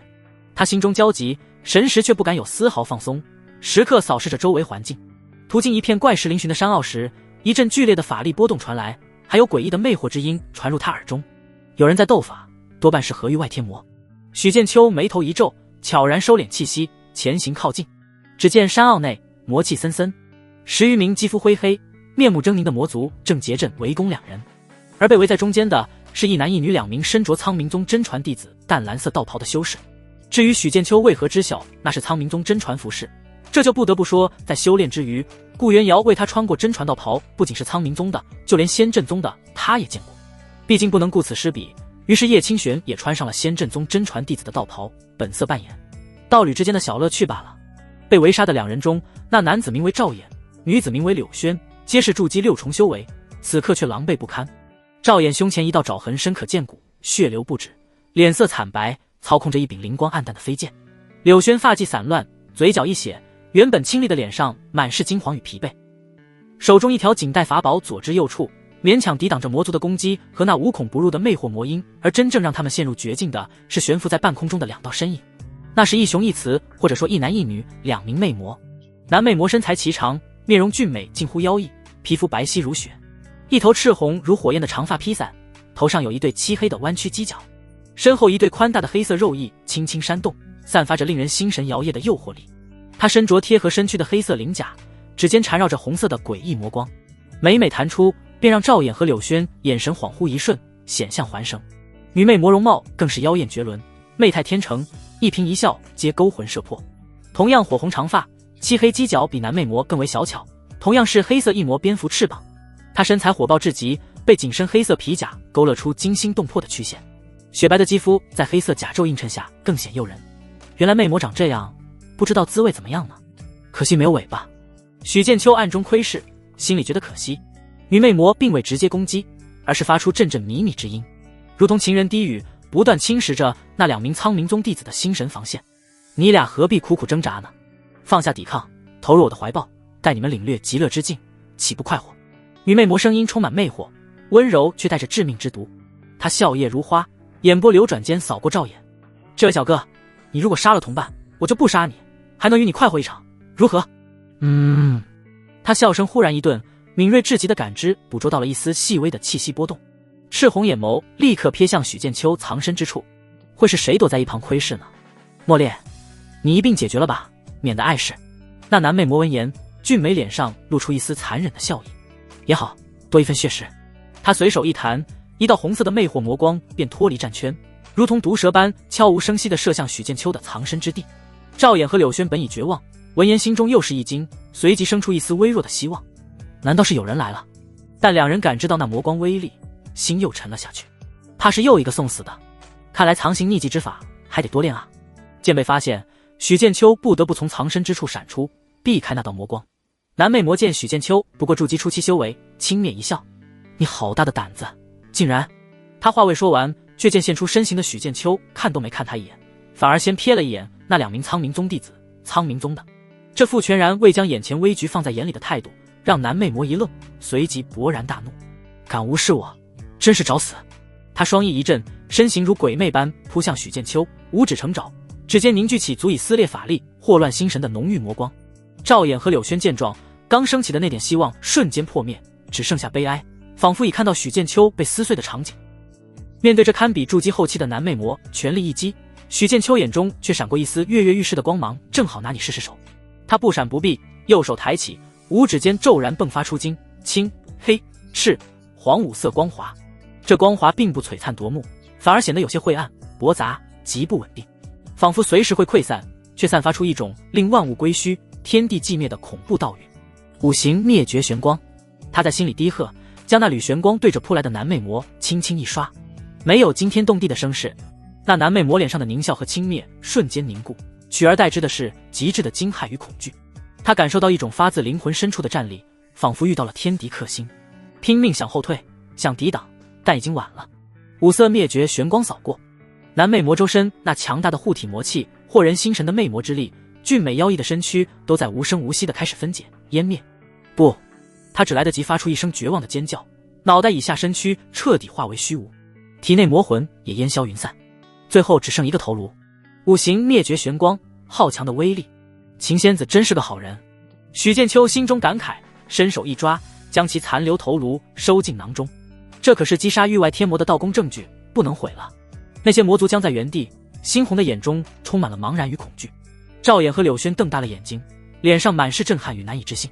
那将他们逼入绝境的强大魅魔，就这么没了，被一个看似只有筑基初期的修士一招秒杀了。悬浮在半空的女魅魔脸上的妖艳笑容彻底僵住，笑声堵在喉咙里，转化为一声惊恐的抽泣。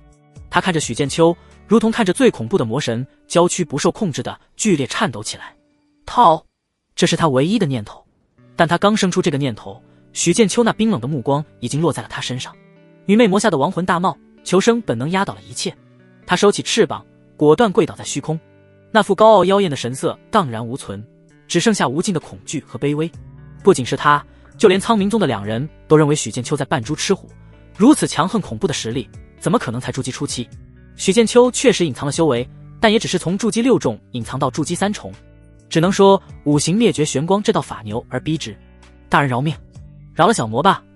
女魅魔声音发颤，带着哭腔，努力挤出最妩媚最可怜的表情，甚至故意让紧身皮甲勾勒出的饱满曲线，眼波如秋水，充满了哀求与暗示。小魔愿奉大人为主，为奴为婢，任凭大人驱使。小魔最善伺候人，定会让大人体验到前所未有的欢乐。他一边说着，一边微微扭动身躯，散发出更加浓郁的魅惑气息。寻常修士恐怕早已心神失守，许剑秋却只是冷漠地看着他表演，眼神没有丝毫波动，心中却想，万一是个消楚魔呢？他并指如剑，将数道封魔符箓打出，瞬间没入女魅魔体内，将其魔力彻底封进女魅魔身体一软，就要从半空坠落，却见许剑秋一只手已经按在了他的头顶。他还以为许剑秋动了心思，眼中刚闪过一丝窃喜，谁知下一瞬，脑袋一痛，一股奇异力量粗暴地钻进他脑袋里。搜魂！许剑秋神识强行闯入他的识海，女魅魔下意识想要反抗，无奈体内一切魔力都被封禁，魔魂也被桎梏，只能任由许剑秋翻阅他的记忆。无数混乱、淫迷、血腥的画面闪过，这女魅魔为了提升实力，不断取悦更强大的魔族，可谓魔尽可夫，手段肮脏下作至极。也有他压榨人族筑基修士的画面。许剑秋眉头越皱越紧，脸上最后一点兴趣也消失殆尽。玩得还挺花，可惜了。对于这种公交车，他提不起半点兴趣。万一魔族也有菜花之类的病咋办？他按在女魅魔头顶的手掌，法力一吐，女魅魔脸上的媚笑和哀求瞬间凝固，化为恐惧与不解，随即眼神涣散，香消玉殒。许剑秋看都懒得再看一眼，将其尸体收进储物空间。他目光转向那些早已吓傻的魔族，以及不远处那两个目瞪口呆的苍冥宗弟子。剩下的交给你们了。清丽女子柳轩一脸感激，拱手恭敬行晚辈礼，多谢前辈救命之恩。晚辈是苍冥宗弟子柳轩，还请前辈留下名讳，晚辈定当铭记于心，供前辈驱策。一旁的赵衍同样感恩戴德行礼，晚辈赵衍，前辈救命之恩永不敢忘。行不更名，坐不改姓，无名韩非羽。许剑秋随口报了个假名，这年头谁没几个马甲啊？出门在外，身份是自己给的，就两人不过是看在同为人族的份上，顺手为之。他心中还惦记着自家道侣的安危，化作一道遁光离去。两人在脑海中搜寻一番，并无韩非羽这个名讳。遇见乘风去，除魔天地间，当真是令人惊叹。柳轩目露憧憬，猜测道：赵师兄，韩前辈风采绝世，不知是哪个门派的真人？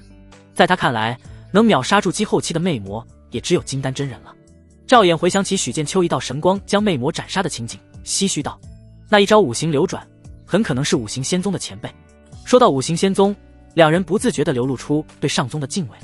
五行仙宗乃是五行仙州的霸主，号称有3000金丹真人、元婴真君、元神尊者辈出，甚至有传说中的真仙坐镇。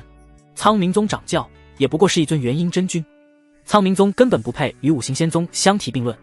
两人目光一瞥，见有的魔族树倒猢狲散，悄然溜走，顿时杀气腾腾。这些魔崽子还想跑，灭了他们！赵衍与柳轩感觉自己又行了，往嘴里丢了颗恢复法力的丹药，立即操控法宝追杀四散的魔族。我他妈打不过那2个媲美筑基后期的魅魔，难道还收拾不了你们这些小喽啰？许剑秋低空飞掠几十里，一路上见到了几拨人马，有人族一方的修行者，也有奇形怪状的魔族。同为人族，在这仙魔战场上，只要没有太大的利益冲突，彼此一般不会斗法，遇到了也就打个招呼，或视而不见。遇到落单的魔族，许剑秋也没太过浪，先感应一下对方修为，身上贴个10来张金刚不破符，做好万全准备后才动手。能偷袭，绝不正面打。因此，被他用法宝无形针阴死的魔族不在少数。遇到成群结队的魔族，许剑秋一看魔多势众，打不过就跑路。他有系统奖励的法宝虚空之翼傍身，除了媲美金丹真人的魔王之外，压根不怕被追杀。将虚空之翼炼化后，双翅一震，速度比飞剑还要快上几分，法力波动也很微弱。溜那些嗷嗷追上来的魔族，就跟放风筝似的。突然，许剑秋感应到怀中那枚联络玉佩传来微弱的波动，这并非主动召唤，而是距离靠近到一定范围后的自然反应。元瑶和清玄有动静了。许剑秋精神一振，立刻仔细感知方位，催动虚空之翼，悄无声息地朝着感应方向前去。数十里外，一处隐蔽山谷，一座隐隐白光闪烁的阵法光罩正剧烈波动，明灭不定，显然在承受着持续的攻击。光罩之内，顾元瑶和叶清玄背对背盘坐，脸色苍白，嘴角带着未干的血迹，气息远比平日萎靡。在小挪衣服传送与许剑秋失散后，两人原本被血魔王用神通所伤，伤势未愈，又遭遇一头媲美筑基后期的战魔。他们合力将战魔杀死后，却遭到人族修士暗算，只能且战且退，如今已是强弩之末。阵法外，那2名修士正在施展道法攻击，金色飞剑释放无数剑光，狂轰滥炸。白骨幡中飞出一个个骷髅道兵劈砍，其中一个修士身穿月白法袍，脸上挂着虚伪的儒雅和贪婪。2位仙子何必如此固执？听闻2位曾是苍冥宗与仙阵的天骄，筑基后期的人物，可惜啊，如今境界跌落至此，身受重伤，又何必苦苦支撑？他身旁的黑袍同伴发出桀桀怪笑，眼露邪光。那个区筑基初期的小白脸有什么好？只怕早就成了哪头魔物的口粮。2位美人儿若是肯乖乖顺从，我等必定好好联系，参悟合欢秘术，共赴极乐，岂不比跟着一个死人强？顾元瑶面覆寒霜，强压翻腾的气血，与叶清玄一同维持阵盘，冷声道：“你俩身为人族，却趁人之危，行此卑劣之举，妄称修士。”叶清玄俏脸寒煞，怒骂道：“2条只会吠叫的野狗，也敢觊觎老娘？做你娘的春秋大梦去！等老娘恢复修为，定将你们剁碎了喂魔！”他嘴上骂得凶狠，手下不断打出临时稳固阵法，但灵光依旧以肉眼可见的速度暗淡下去，这种无力与屈辱感几乎让他咬碎银牙。曹毅摇头轻笑，眼神愈发令人厌恶，真是可惜了这身傲骨。曹某平生最爱做的，便是将2位仙子这般自以为是的天骄扒光。啧啧，那细细蛰伏的过程定然妙不可言。黑袍修士舔着嘴唇，白骨幡挥出更多污秽黑气与骷髅道兵。曹道友，别废话了，加把劲，先破了这龟壳。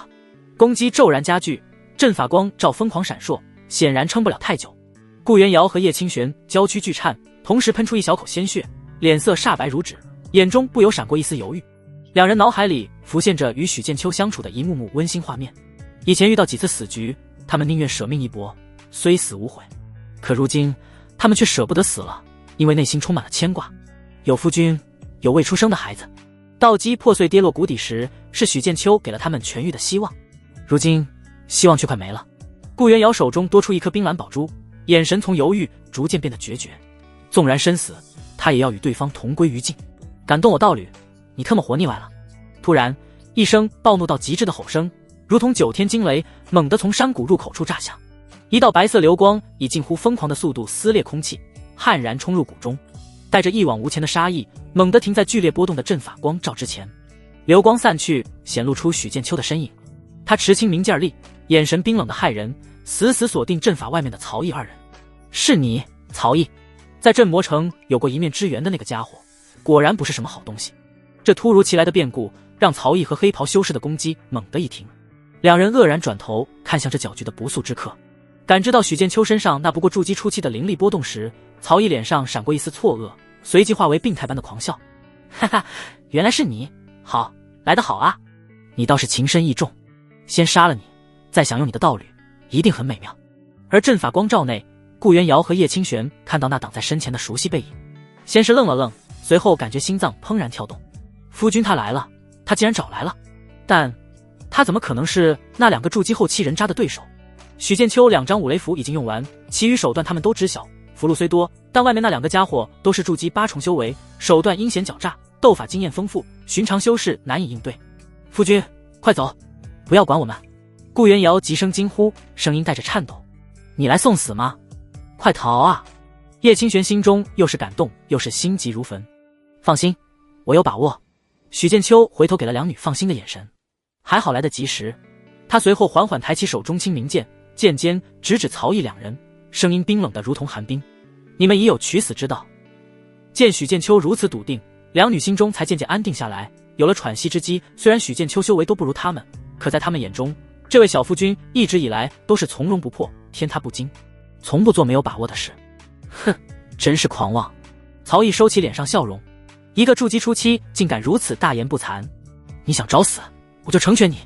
他厉喝一声，周身法力暴涨，飞剑金光灿灿，带着凌厉无匹的剑意，率先朝着许剑秋当头斩下。剑光如柱，声势浩大，他要将这个不知天高地厚的小子瞬杀，震慑阵内2女。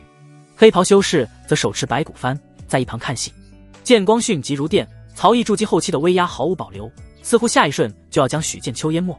阵法内的顾元瑶和叶清玄眼睛死死盯着外面，面对这看似必杀的一剑，许剑秋眼中却只有冰冷的嘲讽。他不闪不避，甚至没有动用飞剑，只是轻描淡写地抬起了右手，五指张开，金、青、黑、赤、黄5色光华骤然涌现，五行灭绝玄光。他对着那扑来的曹毅以及其凌厉飞剑轻轻一推，曹毅志在必得的狰狞表情瞬间凝固。他感觉到自己的法力、飞剑、护身法宝乃至自己的身体全都在接触那5色光华的瞬间一一湮灭。这是什么？曹毅甚至连一句完整的遗言都未能说出。就在黑袍修士和阵法内2女震惊的目光中，连同他的飞剑、他的自大、邪念一起化为了虚无，彻底消失在仙魔战场。秒杀，又是秒杀！山谷内死一般的寂静，那黑袍修士脸上的戏谑彻底僵住，死死握紧手中的白骨幡。他眼睁睁看着筑基后期的曹毅被挥了去，恐惧在心中蔓延，和对方拼死一战。战个屁啊，得赶紧跑路！这个念头刚升起，他身形一动，就想化作遁光逃离这恐怖之地。你若敢动一下，许剑秋冰冷的声音在他身后淡淡响起，你的下场就和他一样。黑袍修士的身体瞬间僵直，如同被冻结在原地，冷汗层层而下，连呼吸都几乎停滞。他毫不怀疑对方真的有这个能力。他缓缓转过身，脸上挤出一个比哭还难看的笑容。前辈，前辈饶命！小的有眼无珠，冲撞了前辈和2位仙子，还请前辈宽宏大量，看在同为人族的份上，饶我一命。他求饶，一边慌忙摘下自己的储物袋，又掏出几件邪气森森的法宝。前辈，只要您饶小的一条狗命，这些宝物都献给前辈。还有我和欢宗双修之术也一并献给前辈，只求前辈高抬贵手。许剑秋看着他这副卑躬屈膝的模样，嗤笑一声：“糊涂啊！”黑袍修士一愣：“前辈。”许剑说道：“杀了你，你这些东西难道就不是我的了？”黑袍修士闻言如坠冰窟，脸色瞬间变了，眼中闪过一丝绝望的疯狂，就欲拼命一搏。但许剑秋话锋随即一转，带着一种玩味的语气：“不过嘛，你若认我为义父，我就对你网开一面。”黑袍修士猛地抬头，脸上满是错愕，还以为自己听错了。许剑秋手指在清明剑上抚过，看黑袍修士如同在看一只蝼蚁。你若跪的磕头叫义父，再把你的东西乖乖奉上，我心情好了，可以考虑留你一条贱命。黑袍修士身体微微颤抖，脸上血色尽失，屈辱、恐惧、求生欲交织在一起。他堂堂筑基后期修士和欢宗真传弟子，何时受过如此奇耻大辱？难道你这种卑鄙小人也有骨气？许剑秋静静看着他，看着许剑秋那冰冷无情的眼神，以及曹毅说没就没的画面，他为数不多的骨气和挣扎瞬间瓦解，什么都没有命重要。前辈看人真准。黑袍修士谄媚露齿一笑，他猛地一咬牙，对着许剑秋砰砰砰连磕3个响头，声音嘶哑地喊道：“义父，义父在上，寿不孝一子，黑煞一败。从今往后，黑煞就是您最忠心的儿子。这些是孩儿的孝敬。”他将储物袋和那几件邪气捧起，像是狗叼着骨头孝敬主人那般，姿态卑微到了尘埃里。检测到筑基8重修士孙贺认宿主为义父，是否收其为义子？许剑秋脑海中响起系统的提示：不是叫黑煞吗？怎么真名是孙贺？跟你爹我学，出门在外，身份是自己给的是吧？是，这个意思我收了。许剑秋立即同意，看到系统奖励到手，嘴角勾起一抹弧度，满意地点点头。还算懂事。阵法光照内，顾元瑶和叶清玄呆住了。从许剑秋秒杀曹毅到逼降黑袍修士，这反转来得太快，太震撼。他们看着许剑秋那熟悉的背影，此刻却感觉有些陌生。这还是他们那个只有筑基初期的夫君。顾元瑶心神恍惚，受到的冲击最大。他与许剑秋相识之时，许剑秋不过才炼气4重修为，如今竟然能一招轻描淡写秒杀筑基8重的修士，这才2个月不到啊！前2日杀那个血魔将，许剑秋还动用了5雷符，如今符都不用了。他们分散不过短短1、2日，究竟发生了什么事？两女心中除了震撼，还有一种无与伦比的安全感，以及莫名的骄傲。许剑秋看着跪在地上的义子黑煞，义正辞严说道：“你认我为义父，为父心情很好，但你这不孝子，竟然联合外人对付义母，为父心情很不好。所以为父今日就大义灭亲，亲手灭了你这逆子。”这一番言论让黑煞傻眼了，好在他也没当真，他压根不信许剑秋会放过自己。这番屈辱跪地磕头认义父，不过是他为了争取那施展保命秘术的瞬息时机。血影分身顿，他身体猛地炸开，化作9道模糊不清、气息完全一致的血色影子，朝着四面八方电射而去，速度之快远超寻常遁术。这是他压箱底的逃命秘术——血影分身术。每一道血影都蕴含他部分本源，气息一模一样，8甲1真。只要逃出去，他就能恢复损耗的本源。小子，你给老子等着，此仇必报！9道血影同时发出怨毒的声音。然而面对这样变故，许剑秋脸上非但没有惊愕，反而露出一丝猫捉老鼠般的戏谑笑容。我的儿，还想倒反天罡，老子就知道你不老实。他仿佛早有预料，抬手一扬，一张淡金色的符箓画做到无形的巨大屏障，如同倒扣的琉璃碗，瞬间将100丈之内牢牢封禁。2品净空符，那9道急速飞窜的血影如同撞上了一堵无形墙壁，纷纷发出一声闷响，血光溃散，重新显露出黑煞惊骇欲绝的真身，以及8道逐渐虚幻的分身。净空符，你早有准备。黑煞面色阴沉如水，眼中充满了绝望和难以置信。对方竟然算到了他会逃跑，连这种偏门的符箓都准备好了。不然呢？真以为我会信你这卑鄙小人的鬼话？许剑秋嗤笑一声，慢条斯理地活动了一下手腕，陪你演场戏，不过是为了省张符，顺便回点蓝。他之前秒杀曹毅，动用5行灭绝玄光，已耗去大半法力。方才逼黑煞下跪认义父的间隙，正偷偷恢复法力。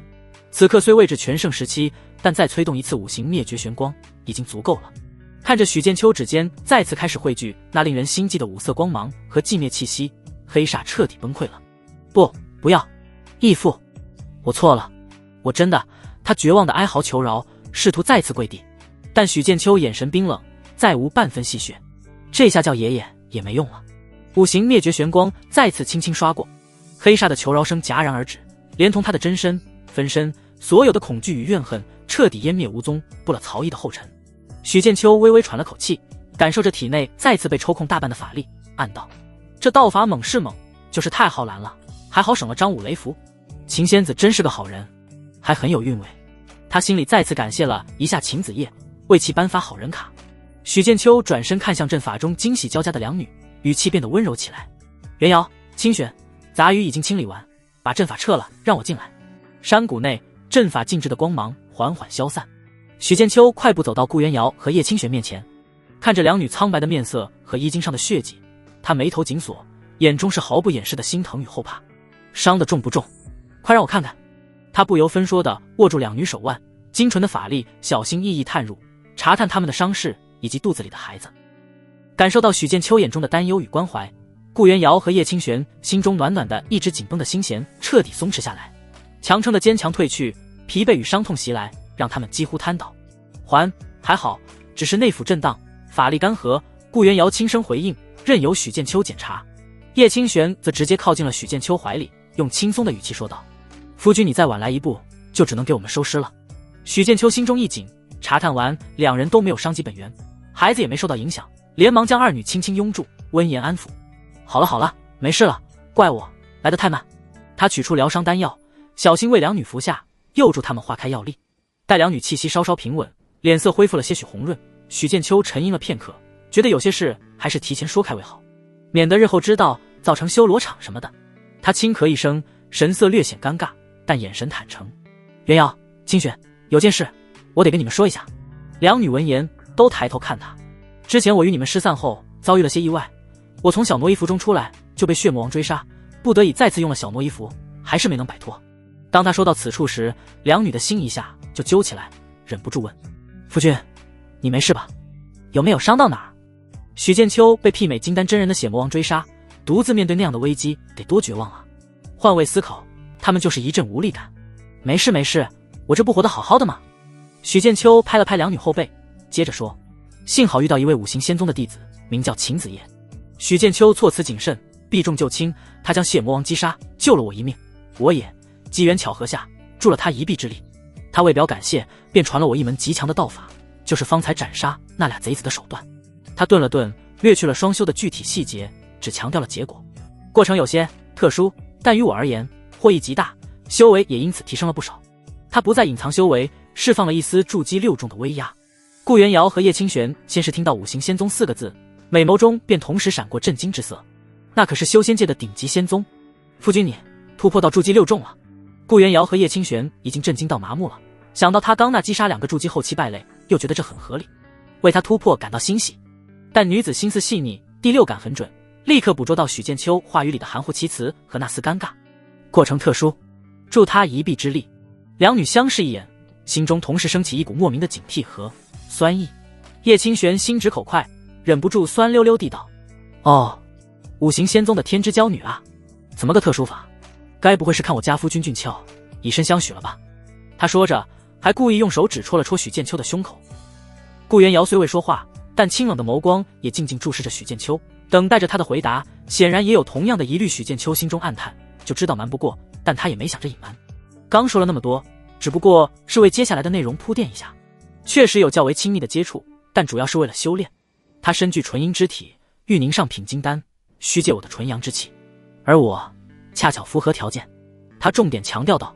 他心高气傲，志在仙道，事后便直接离去，言明两清。而这门神通便是报酬之一。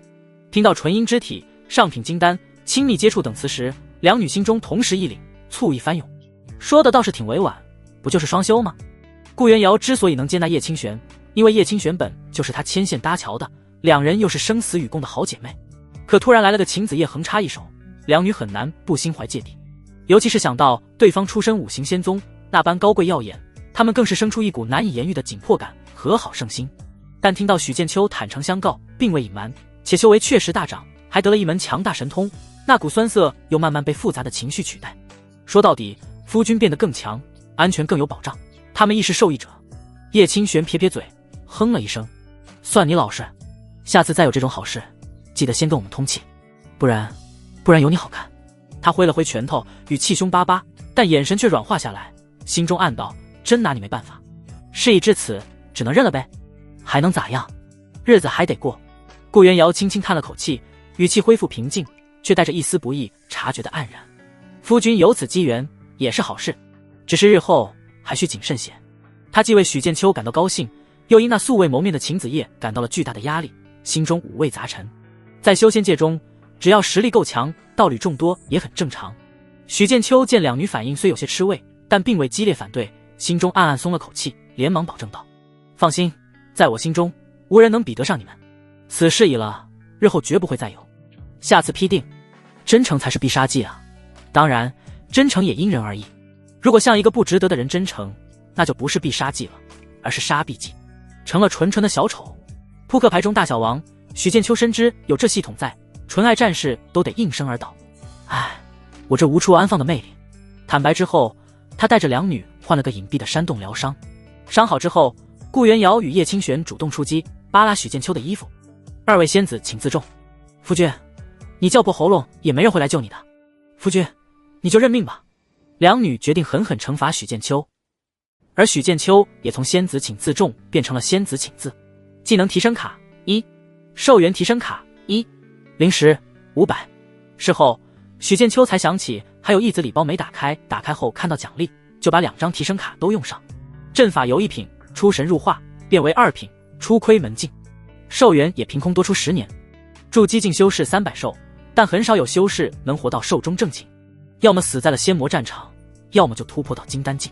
许剑秋寿元还剩282年，十分充足，多10年并没多大感觉，只是身体哆嗦了一下。而对于那些寿元即将耗尽的修士，无异于珍贵至极的增寿灵药。接下来几日，许剑秋像拉磨的驴，不停地炼制符箓。他对被血魔王追杀一事还心有余悸，当即多练了几张小挪以符保命，又与叶清玄研究阵法。由于许剑秋成了2品阵法师，生出许多奇思妙想，把各种符箓与阵法组合起来，充当保命底牌。就在许剑秋神清气爽修炼完躺下时，身份牌传来的阵阵波动，三人同时睁开眼，神色皆有些凝重。是召集令。顾元瑶感应着玉牌中蕴含的讯息，清冷的眸子微抬，至少是金丹真人或是9大仙宗的所发，召集方圆100里内的修士汇聚。叶清玄撇撇嘴，肯定是遇到难啃的骨头了，想拉人当法宝使。他对这些召集令向来没什么兴趣，风险太高了。许剑秋抹撒着黑色身份牌，沉吟道：去还是不去？他看向顾元瑶，元瑶恢复修为所需的9转还原丹，兑换的道功还差不少。仙魔战场广袤无垠，域外天魔虽多，也不是随处可见，大多数魔族都是成群结队，这种情况下想要收割头颅只会被群殴。9转还原丹由9种珍贵灵药炼制而成，所需道功不菲，就给他们的时间不多了。顾元瑶目露思索，算了算他与叶清玄加上许剑秋猎杀的域外天魔兑换成道功，还不足以兑换9转还原丹。他犹豫道：此类召集往往意味着大规模混战，修士与魔族纠缠一处，凶险异常，变数极大。三人陷入沉默，权衡利弊。不去，暂时安全，但赚取道功的速度太慢。顾元瑶恢复筑基9重，不知得什么时候。更何况许剑秋想让叶清玄也恢复修为，这就意味着得兑换2颗9转还原丹才行。去固然危险，但混乱中也更容易浑水摸鱼，或许能更快凑足道功。更何况若形势实在不妙，以这几日所做的准备，带着2女跑路问题不大。富贵险中求，许剑秋最终拍板，去看看情况，见机行事。若是不可为，咱们第一时间撤。顾元瑶和叶清玄对视一眼，皆点头同意。他们也非怯懦之人，既有快速猎杀魔族的机会，自然不愿错过。三人不再犹豫，循着玉牌波动的指引，化作3道遁光，朝着召集地点疾驰而去。越靠近目的地，遇到的修士遁光便越多。剑光、法宝、各色灵光从4面8方汇聚而来，竟有上百道之多，其中不少遁光气息强横，赫然是筑基后期的修士。天空中流光溢彩，破空声不绝于耳，显得颇为热闹，却也透着一股山雨欲来的紧张氛围。召集地点是一处宛如被刀劈开的峡谷，此刻峡谷上方已聚集了100余名修士，3、5成群，低声交谈，神色各异，有的跃跃欲试，有的面露忧色，有的则冷漠旁观。而在峡谷上方一块巨石上，矗立着3名气度非凡的年轻道人。3人皆身着统一的蓝色道袍，道袍上用银线绣着玄奥的雷纹，隐隐有电光流转。他们身形挺拔，面容俊朗，眼神锐利，周身散发着精纯的雷霆气息，修为俱是筑基后期，站在那里便自有一股令人心折的威严。是神霄道弟子。有见多识广的修士低呼出声，语气中带着敬畏。神霄道是与5行仙宗齐名的顶级仙宗，以御雷神通闻名世间。为首那名神霄道弟子见人来的差不多了，上前一步，声音清朗，却带着隐隐雷音，压下了场中的嘈杂。诸位道友，贫道神霄道张云庭，这2位是我师弟李浩言、王玄君。此番召集诸位，实因近日发现2头天魔踪迹，天魔万化，善蛊惑人心，极难对付。如今已被我师兄弟困在峡谷下方，故需诸位道友鼎力相助，共同布下我神霄道紫霄神雷阵，以紫霄神雷之威将其彻底诛灭。天魔2字一出，场中不少人面色微变，就连许剑秋也是瞳孔一缩。他听顾元瑶说过，魔族之中天魔地位尊崇，仅次于传说中的圣魔。天魔千变万化，最擅长的便是寄生人心，制造心魔。顾元瑶当年道基受损，便是被秦白薇算计，遭遇了天魔，被天魔寄生，不得已才自毁道基。张云庭继续道：凡参与此次布阵除魔者，皆可按出力多寡获得相应道功，阵成之后，诛杀天魔所得亦按功分配，重赏之下必有勇夫。不少修士闻言，眼中都露出异动之色，开始询问张云庭3人如何布阵，一时议论纷纷。而在这时，一道声音在叶清玄不远处响起：清玄师妹，真的是你？这是遇到熟人了。许剑秋好奇的目光看去，见到一个身着仙阵宗真传弟子服的青年修士，对方面容还算英俊，但眼神略带阴鸷的青年排众而出，快步走到三人面前，对方脸上带着惊喜。叶清玄看到来人，秀眉顿时蹙起。孟望妃，你怎么在这？这孟望妃乃是仙阵宗真传弟子，昔日曾疯狂追求过他，想要与他结为道侣，都被他毫不留情的拒绝，没想到竟在此地遇上。孟望妃仿佛没看到叶清玄脸上的不耐，目光热切地在他身上扫过，随即猛地注意到他紧紧挨着的许剑秋，以及另一边气质清冷的顾元瑶。尤其是看到叶清玄与许剑秋之间那亲昵的姿态，他脸色瞬间阴沉下来。清玄师妹，他是谁？孟望妃指着许剑秋，语气带着毫不掩饰的质问和敌意。叶清玄最烦他这副模样，当下俏脸一寒，直接挽住许剑秋的胳膊，冷声道：关你何事？他是我夫君。夫君？孟望妃如遭雷击，脸色一下子变得难看至极。他死死盯着许剑秋，感知到他身上那不过筑基4重的修为，再想到传闻叶清玄道基受损，境界跌落之时，一股极致的嫉妒、羞辱和怨毒瞬间冲垮了他的理智。因爱生恨，不过刹那，他脸上那点虚假的惊喜彻底消失，索性连装都不装了，化为刻薄的嘲讽和恶意的怜悯。叶清玄，我真替你感到可悲，当年你眼高于顶，连我都不放在眼里，如今呢，道基破损，修为跌落，竟自甘堕落，找了这么一个平平无奇的家伙做道侣，真是瞎了你的眼。我到底哪里不如他？回答我！恶毒的话语如同毒箭，狠狠射向叶清玄，也将周围几道目光吸引过来。许剑秋的眼神瞬间冷了下来。闭嘴！你他妈算什么狗东西？哪家狗链子没给你拴好，跑这里嗷嗷叫？孟望妃眼神阴狠地盯着许剑秋，手中浮现出一个阵盘。他显然已存了当众羞辱许剑秋，甚至下狠手的心思。筑基7重的灵压毫不掩饰地从他身上散发出来，一字一顿说道：你说什么？可敢再说一遍？这么贱的要求，我还是头一次听到。你他妈算什么狗东西，敢跟我嗷嗷叫？许剑秋冷笑连连，心中杀意沸腾。骂人这方面，他一生不弱于人，一个筑基7重也敢在他面前狂吠，正好拿这家伙刷刷五行灭绝玄光的熟练度。许剑秋体内法力悄然运转，五指微动，已是准备雷霆一击。叶清玄见孟望妃恼羞成怒骂自己，彻底撕破脸，也不顾及同门之情，直接冷着脸说：孟望妃，你既然想知道结果，那我告诉你好了，你哪里都不如夫君。好好好。孟望妃表情逐渐扭曲。叶清玄，你清高，你了不起。叶清玄道基受损之前是筑基8重修为，比他还要强上一筹，看不上他也就罢了。可叶清玄如今修为跌落到筑基6重，不但看不上他，还找了个修为更差的人做道侣，这让他情何以堪？心境太差，还怎么修仙啊？这就破大防了。许剑秋一脸失望地摇了摇头，几句话补刀：你找死！孟望妃手中圆形阵盘散发赤红灵光。就在这剑拔弩张之际，诸位，一道清朗却蕴含威严的声音响起，如同平地惊雷，瞬间压下了场中所有的嘈杂。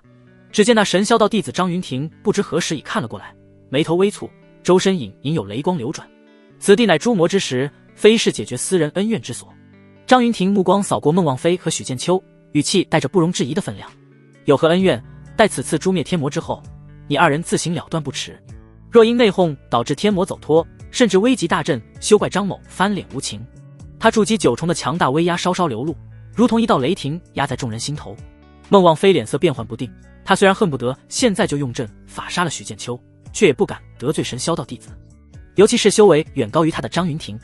他狠狠瞪了许剑秋一眼，毫不掩饰杀机，冰冷的话从牙缝里挤出来：小子，算你走运，但你不会一直好运的。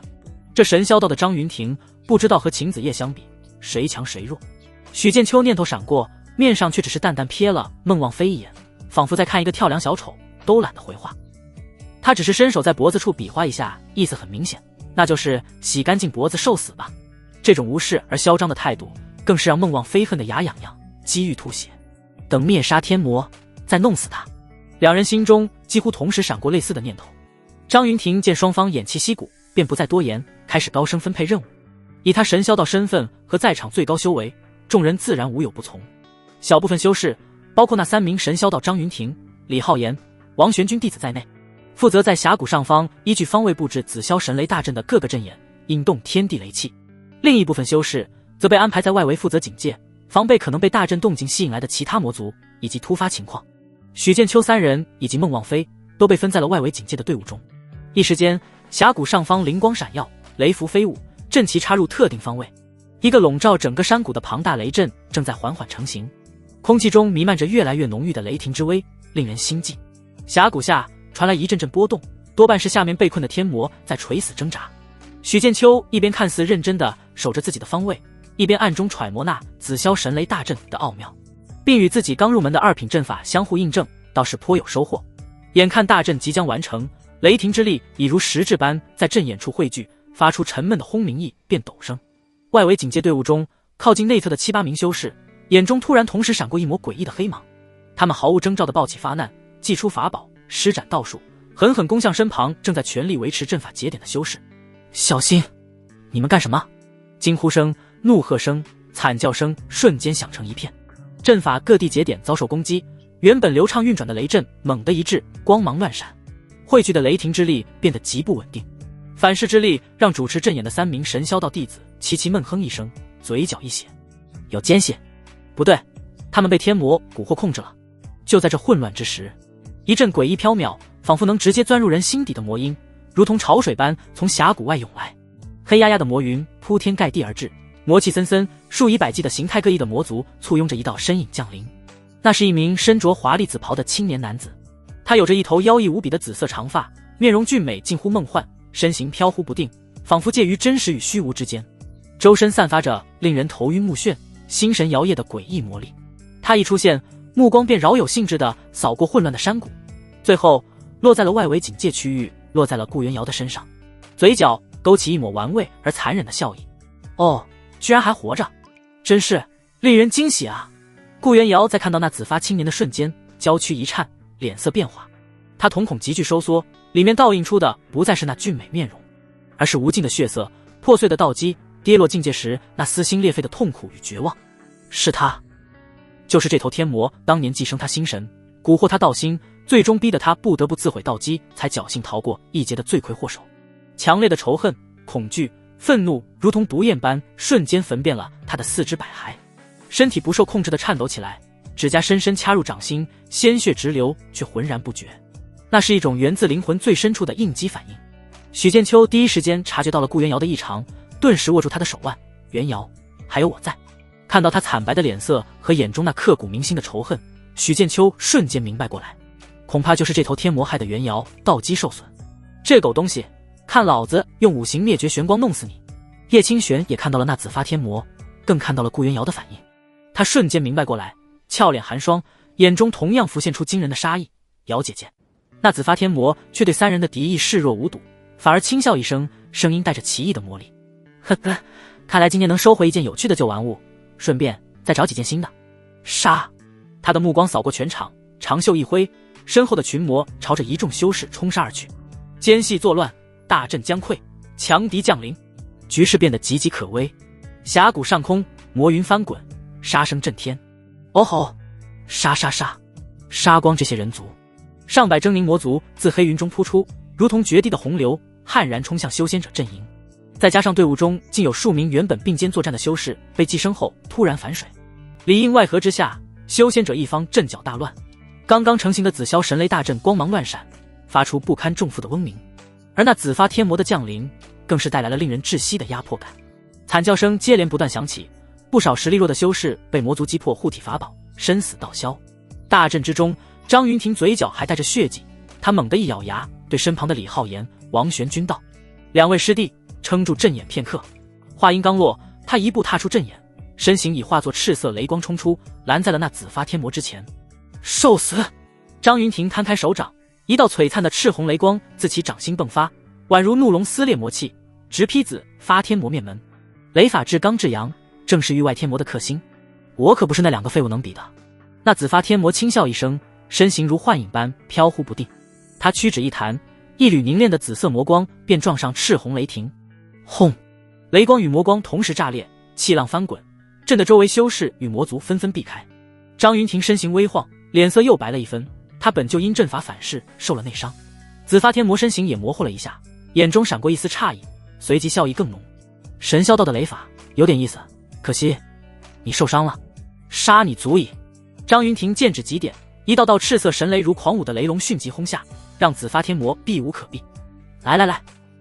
那紫发天魔身形飘忽不定，笑声桀骜，周身散发出浓郁的黑紫色魔气，居然硬扛雷光两人在虚空战作一团，雷光闪耀，魔气森森，一时难分高下。但张云庭被拖住，无法回援大阵，情况更是危急。另一边，许剑秋、顾元瑶、叶清玄背靠背，正与3头浑身覆盖厚厚鳞甲的炎魔激战。炎魔身高丈余，暗红色鳞甲缝隙间喷涌出灼热烈焰，散发着浓重的硫磺怪味。顾元瑶剑诀引动冰霜，却难以彻底冻结那烈焰。叶清玄阵法刚成，便被炎魔暴力砸中，泛起道道波纹。许剑秋催动清明剑斩在鳞甲上，火星四溅，却只能留下浅痕。这炎魔就是攻防一体的坦克，太特么肉了。除非动用底牌，否则短时间内还杀不死。这样下去可不行。他看着战场，心里思索如何破局。就在这时，一道阴狠的剑光毫无征兆地从侧后方悄无声息地刺向许剑秋后心。是孟望飞，这家伙竟趁着混乱偷偷摸进，发出了致命偷袭，脸上带着扭曲的快意。夫君小心！叶清玄惊呼出声。飞剑刺中了许剑秋，却没完全刺中，因为被那10多张金刚不破符给挡住了。什么？孟望飞表情突然凝固。狗东西，早防着你的！许剑秋反手甩出一张淡银色的符箓2品破阵符。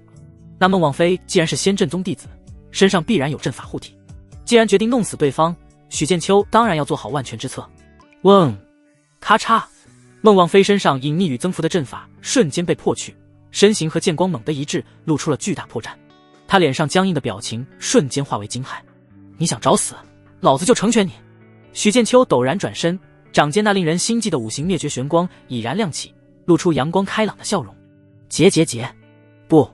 孟望飞瞳孔中倒映出那毁灭的五色光芒，只来得及发出一声绝望的尖叫。五色玄光刷过，世界顿时清静了。这一幕恰好被正在与紫发天魔激战的张云庭眼角余光瞥见，他心中为之一凛。那是五行仙宗的五行灭绝玄光，竟能瞬杀筑基7重，当真厉害。那紫发天魔也注意到了这边，妖异的紫眸中闪过一丝惊讶。许剑秋在秒杀孟望飞之后，迅速吞下回元丹，疯狂运转功法，恢复法力。他身后虚空之翼展开，避开炎魔的攻击，在人与魔之中游走，目光扫视全场。峡谷下方传来的躁动越来越强，显然被困的天魔即将脱困，必须尽快打破僵局。他的目光锁定了正与张云庭缠斗的紫发天魔。正所谓射人先射马，擒贼先擒王，就是这狗东西害得元瑶道基破碎，受尽苦楚。只要拿下对方，就能破局了。没有丝毫犹豫，许剑秋瞅准时机，猛地掏出2张宝贝2品五雷符，法力一引，将其激发。去！咻！2张五雷符化作2道紫色电光，极其刁钻地射向紫发天魔左右2侧空间，预判了他的闪避路线，猛然炸开轰隆！轰隆！2张五雷符同时爆发，堪比金丹2击，化作2张狂暴的雷电罗网，狂轰滥炸，瞬间封锁了紫发天魔大部分的躲闪空间。紫发天魔措手不及，身形不由得一滞，浓郁的魔气冒出，承受猛烈的攻击。我尼玛，这都不死！许剑秋见到这一幕，心中有些吃惊，本以为能弄死对方的。就在天魔被五雷符袭击的瞬息之间，张云庭眼中金光爆射，好机会！他身为神霄道弟子，主修雷法，最擅长与人斗法，完美抓住了这稍纵即逝的战机。他强压伤势，双手急速掐诀，周身雷光前所未有的炽盛，气贯中枢，雷破九幽，一道凝练到极致，仿佛蕴含着一丝天威的深紫色神雷，如同潜龙出渊，从他手中咆哮而出，狠狠劈中了紫发天魔。紫发天魔发出一声凄厉惨叫，护体魔气被瞬间撕裂，半个身子都被那恐怖神雷炸得焦黑破碎，魔血狂喷，气息骤然降到了低谷。他俊美妖异的脸庞因痛苦变得扭曲起来。那雷法有点猛，要是我的就好了。许剑秋看着张云庭的攻势，不由眼红心热。这些大宗门的底蕴，不是他一个无门无派的小喽啰能比的。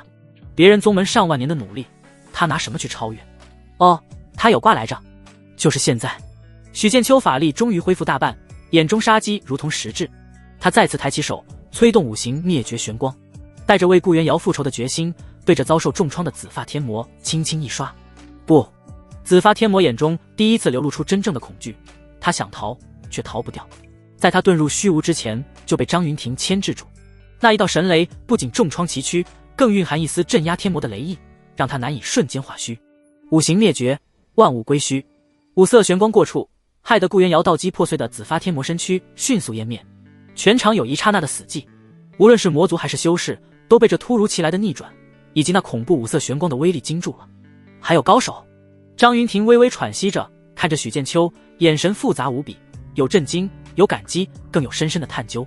他拱手郑重谢道：“多谢五行仙宗的道友相助。”“不谢，都挤吧，都是道友。”许剑秋压下体内空虚，没有解释自己不是五行仙宗的弟子，只是摆了摆手，目光转而看向顾元瑶。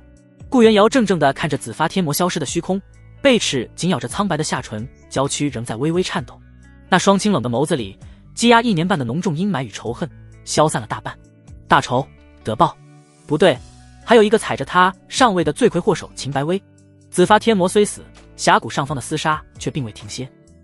一众堪比筑基的魔将仍在疯狂扑杀，被蛊惑的修士状若疯魔张云婷深吸一口气，压下体内翻腾的气血，眼中雷光再盛。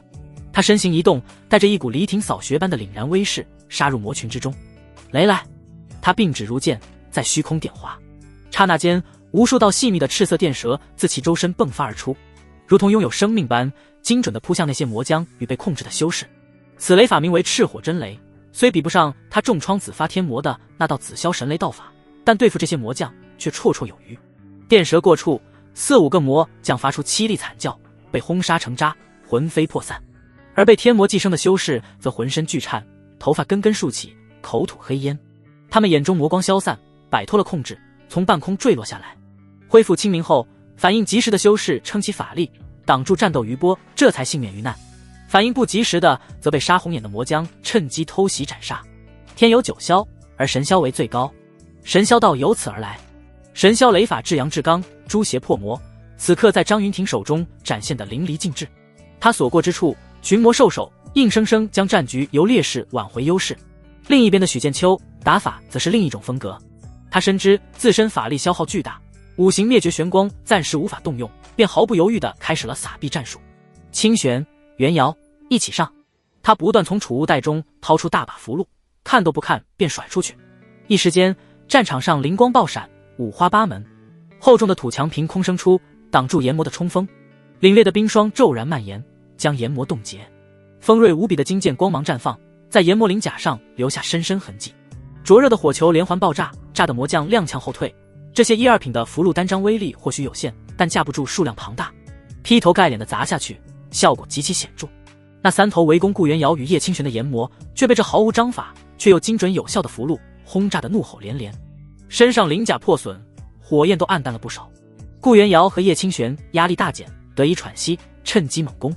顾元瑶剑诀引动，寒冰剑气专门针对炎魔破损处攻击，叶清玄则迅速布下几个小型困阵，进一步限制炎魔行动。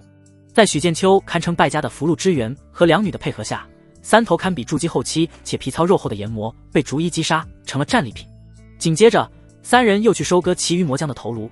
就这样，许剑秋硬生生用资源堆死了不少魔将。此刻，峡谷上方的群魔在张云婷的雷法和众修士的奋力反击下，逐渐被压制下去。张云婷见局势稍定，毫不恋战，他身形一闪，再次回到那岌岌可危的紫霄神雷大阵阵眼。2位师弟，引雷！他沉声喝道，双手掐动繁复雷印，周身雷光尽数注入阵眼之中。另外2名神霄道弟子也奋力注入法力。原本明灭不定、即将崩溃的大阵，得到主心骨和强大雷法的支撑，逐渐稳定下来，散发出比之前还要恐怖的气息。诸位道友，助我一臂之力，将法力注入大阵。张云婷的声音在布阵的众修士耳边响起。是。阵中修士们精神大振，纷纷依言而行，将自身法力灌入脚下的阵法节点。嗡，整个峡谷上方剧烈震动起来。紫霄神雷大阵起，无数道粗大的紫色雷纹从地面亮起，交织盘旋，直冲云霄。天穹瞬间阴沉下来，乌云密布，宛如雷蛇乱舞。煌煌天威，以阵引之。紫霄神雷，诛魔！张云婷道袍鼓荡，仿佛雷神降世，发出一声震动9天的斥令。轰隆隆隆！下一瞬，无数道璀璨到极致的紫色神雷，如同雷神震怒头下的长矛，带着毁灭一切的煌煌天威，狠狠地劈在那魔气森森的峡谷深处。整个天地间仿佛只剩下了震耳欲聋的雷鸣和那刺眼的紫色雷光。峡谷底部传来了2声凄厉绝望的嘶吼。不仅如此，还有部分紫霄神雷被张云婷牵引，劈向残余的魔将。恐怖的雷霆持续轰击了足足数十息，才缓缓停歇。峡谷内被紫霄神雷狂轰滥炸，魔气已荡然无存。那令人心悸的峡谷，此刻已被狂暴的雷霆硬生生拓宽了数倍，底部化作一片焦土。那两头被困其中、蠢蠢欲动的天魔，已在煌煌天雷之下灰飞烟灭。剩下的魔将也尽数被诛杀。顾元瑶手持飞剑微微喘息，目光却第一时间寻找许剑秋的身影。当看到那个同样有些疲倦，却对他露出安慰笑容的黑衣俊朗男子时，他清冷的眸子里冰雪消融，充满了难以言喻的柔情与感激。是许剑秋在他最绝望的时候出现，也是他斩杀了他梦魇般的仇敌。此刻，顾元瑶对许剑秋只剩死心塌地的爱意。叶清玄看向许剑秋，美眸中光彩流转，同样是倾慕与依赖，仿佛眼前这个男人就是他的天地。宿主道侣顾元瑶亲密度到达满值100，赠送亲密度终极大礼包1。宿主道侣叶清玄亲密度到达99，赠送亲密度超级大礼包1。两道系统提示在许剑秋脑海中浮现，他上前一左一右搂着顾元瑶与叶清玄，感受两女毫无保留的情感，嘴角微微翘起。人逢喜事精神爽，看着峡谷中逐渐平息的战火，他心中也涌起一股豪情与温暖。张云婷缓缓从阵眼走下，脸色苍白，却带着如释重负的笑意。他飞到许剑秋面前，郑重拱手。此番若非许道兄力挽狂澜，击杀那天魔，后果不堪设想。张云婷不由起了结交之心。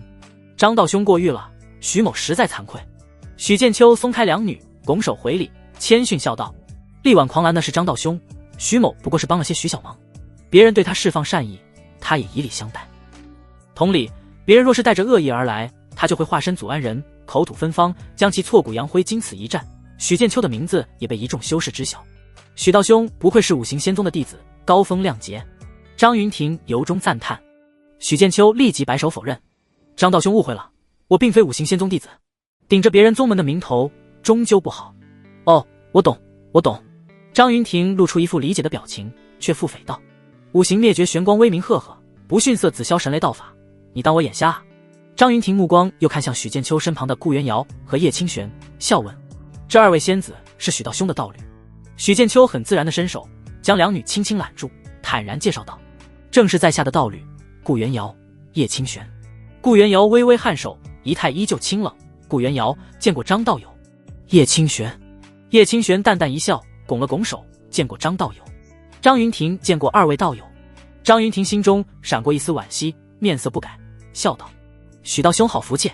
他惋惜的是许剑秋如此天资，若因儿女情长而耽搁修为，实属不该。既然要追求仙道，便该将心许仙道，不许家人。道侣只会影响他施展雷法的速度。张云婷转身招手，换来那两位一直在维持阵眼，此刻也略显疲惫的师弟，介绍道：李师弟、王师弟，快来见过许道兄。方才若非许道兄关键时刻出手，我等今日难以灭杀天魔。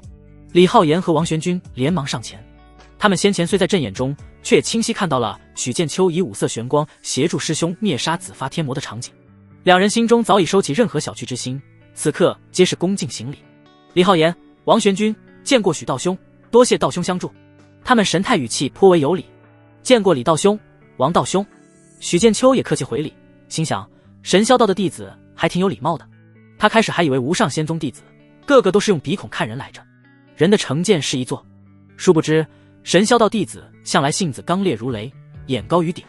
若非许剑秋实力得到了他们真正的认可，绝无可能如此客气。若是一言不合，可能就要斗法了。寒暄几句后，张云婷便开始主持分配道功。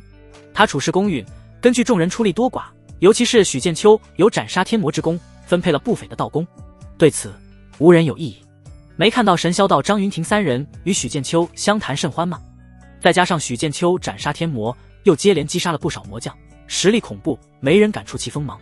随后众修士各自散去疗伤。张云婷对许剑秋邀请道：许道友，此地不宜久留，不如我等结伴而行，先返回仙道城如何？正有此意。许剑秋欣然点头同意。三人身为神霄道弟子，实力高深，结伴回去的话，哪怕遇到媲美金丹境的魔王也不怵。六人结伴，一路小心戒备，所幸再无波折，顺利找到一处传送阵，光芒闪动间脱离了那血腥的仙魔战场前线，回到了人族后方基地仙道城。踏入仙道城那布满防御阵法的坚实土地，感受到周围相对平和的气息，几人都松了口气。许剑秋立刻带着顾元瑶和叶清玄前往道宫殿，将此次收获的所有魔族材料以及斩杀魔将的道功尽数兑换。至于斩杀天魔的道功，没过片刻就收到了张云婷的当面转账。当兑换的那2枚龙眼大小的9转还原丹落入顾元瑶与叶清玄手中时，两女手掌微微颤抖，看着丹纹缭绕，散发着磅礴生机与道运丹药，美眸中迸发出难以抑制的激动与欣喜。多谢夫君。叶清玄一把抱住许剑秋的胳膊，看向顾元瑶。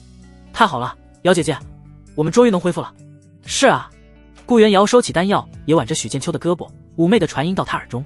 多谢夫君，等回去后，我会好好报答夫君的。那妩媚的御姐音让许剑秋心中蠢蠢欲动。好好，跟我玩反差是吧？他看着容貌冷艳的顾元瑶，心里却很是火热。好啊，我等着你的回报。许剑秋传音回应，很是期待。他急着离开仙魔战场，就不再逗留，于是与张云婷师兄弟3人告辞。张云婷留下联络方式，言明日后若有所需，可来神霄宗驻地寻他，这才带着师弟离去。许剑秋3人则径直踏上通往修仙界的星空传送阵。熟悉的修仙界气息扑面而来，在辗转回到那座熟悉的小院外时，许剑秋竟有种恍如隔世之感。推开院门，院内桃花依旧，石桌石凳都铺了一层桃花，透着令人心安的氛围。总算回家了。叶清玄长舒一口气，毫无形象地瘫倒在院中的躺椅上。顾元瑶紧绷的心神也彻底放松下来，眼中流露出眷恋。这里才是他们的港湾。许剑秋笑了笑，手掐法诀，简单收拾了一下。稍事休息后，顾元瑶与叶清玄便迫不及待地进入静室，吞服下9转还原丹，开始闭关。许剑秋则守在院中，一边修炼巩固筑基6重的修为，一边继续绘制符箓，尤其是尝试进一步掌握那威力绝伦却消耗巨大的5行灭绝玄光。对了，还有2个大礼包没开。许剑秋想起礼包，立即打开。修为提升卡1，道法提升卡1，灵根资质提升卡1，寿元提升卡1，技能提升卡2，秘宝天怒火莲1，3品符箓金1，灵石3000。我超，系统老登报金币真阔绰啊！看着如此多的提升卡，许剑秋两眼冒光，逐一检查并使用。这个秘宝是什么？许剑秋念头闪过，就得到天怒火莲的相关信息。持此秘宝可暂时将修为提升至金丹境，并且能将此秘宝当作一次性法宝来使用，一旦爆发，威力巨大，至于有多大，得用过才知道。许剑秋摊开手，掌心多出一朵赤蓝2色流转莲花。7日时间一晃而过，静室的门缓缓打开，顾元瑶的身影款款走出。他周身气息圆融饱满，远比之前更加浑厚，赫然已彻底恢复，重归筑基9重巅峰，甚至因破而后立，气息更加凝练，眸中金光隐隐，神采奕奕。顾元瑶走到许剑秋面前，眼中含着温柔与感激，轻声道：夫君多谢。元瑶空口无凭，你说的回报呢？该兑现了吧？许剑秋笑容不怀好意。夫君想要我怎么回报？顾元瑶摸着许剑秋的脸，冷艳变成了明艳，御姐音妩媚动人。许剑秋眼中满含期待，这个得看你。那我穿清玄的衣服怎么样？顾元瑶咬着下嘴唇，眼波流转。你，许剑秋欲言又止，想到了洪世贤的经典名言。顾元瑶还真是越来越有反差感了，真外冷内热。走，进屋。他抱着顾元瑶就冲进了卧房。而在此时，毫不知情的叶清玄还在闭关，衣柜里的衣服已经被他的瑶姐姐穿上。次日，一袭青衣的叶清玄也出关了。他不仅伤势尽复，原本筑基8重的修为竟也一举突破，踏入了筑基9重，整个人容光焕发，喜笑颜开。夫君，瑶姐姐，我突破了！叶清玄兴奋地扑过来。许剑秋心中畅快，揽住叶清玄，笑道：好，真是双喜临门。清玄，恭喜！顾元瑶由衷为叶清玄感到高兴，但想到昨天穿了他的衣服，心里就浮现出一丝异样。清玄要是知道了，应该不会生气吧？5行仙宗云雾缭绕的山峰之中，秦子夜于一座布满玄奥静止的洞府内盘膝而坐，周身5色光脉流转不息，已然圆满无瑕。精气神3宝如同3盏璀璨明灯，将他绝美的容颜映照得愈发明艳，却也带着一丝不容亵渎的冰冷。他缓缓睁开眼，眸中无喜无悲，只有一片漠然的坚定。是时候了。他长身而起，一步踏出静室，迎向那早已酝酿在山峰上空的劫云。刹那间，天昏地暗，狂暴的雷霆如同9天雷池倾泻，带着毁灭一切的意志轰然劈落。炽热的地火自虚空涌出，化作焚天熔炉，欲将它炼化成灰。此乃金丹天劫，天雷地火劫，是每个欲劫金丹的修士需度过的。秦子夜神色不变，仙指掐诀，周身5色神光冲天而起，化作一道坚不可摧的华盖，将他牢牢护在其中。雷霆劈在光照上，炸开万千电蛇，地火灼烧却难以侵入分毫。他如同惊涛骇浪中的礁石，岿然不动。纯阴之体早已圆满，又得先天纯阳之气调和，阴阳交融，根基稳固的超乎想象。这足以让寻常筑基修士形神俱灭的天劫，于他而言，竟似一场淬炼道躯与神识的洗礼。不知过了多久，劫云渐散，地火消弭，秦子夜依旧立于虚空，周身气息非但没有萎靡，反而以一种恐怖的速度疯狂攀升。轰！一股浩瀚磅礴、远超筑基期的威压骤然从他体内爆发开来。与此同时，天空异象陡升，煌煌大日并未隐去，而一轮皎洁清冷的明月竟同时出现在天际。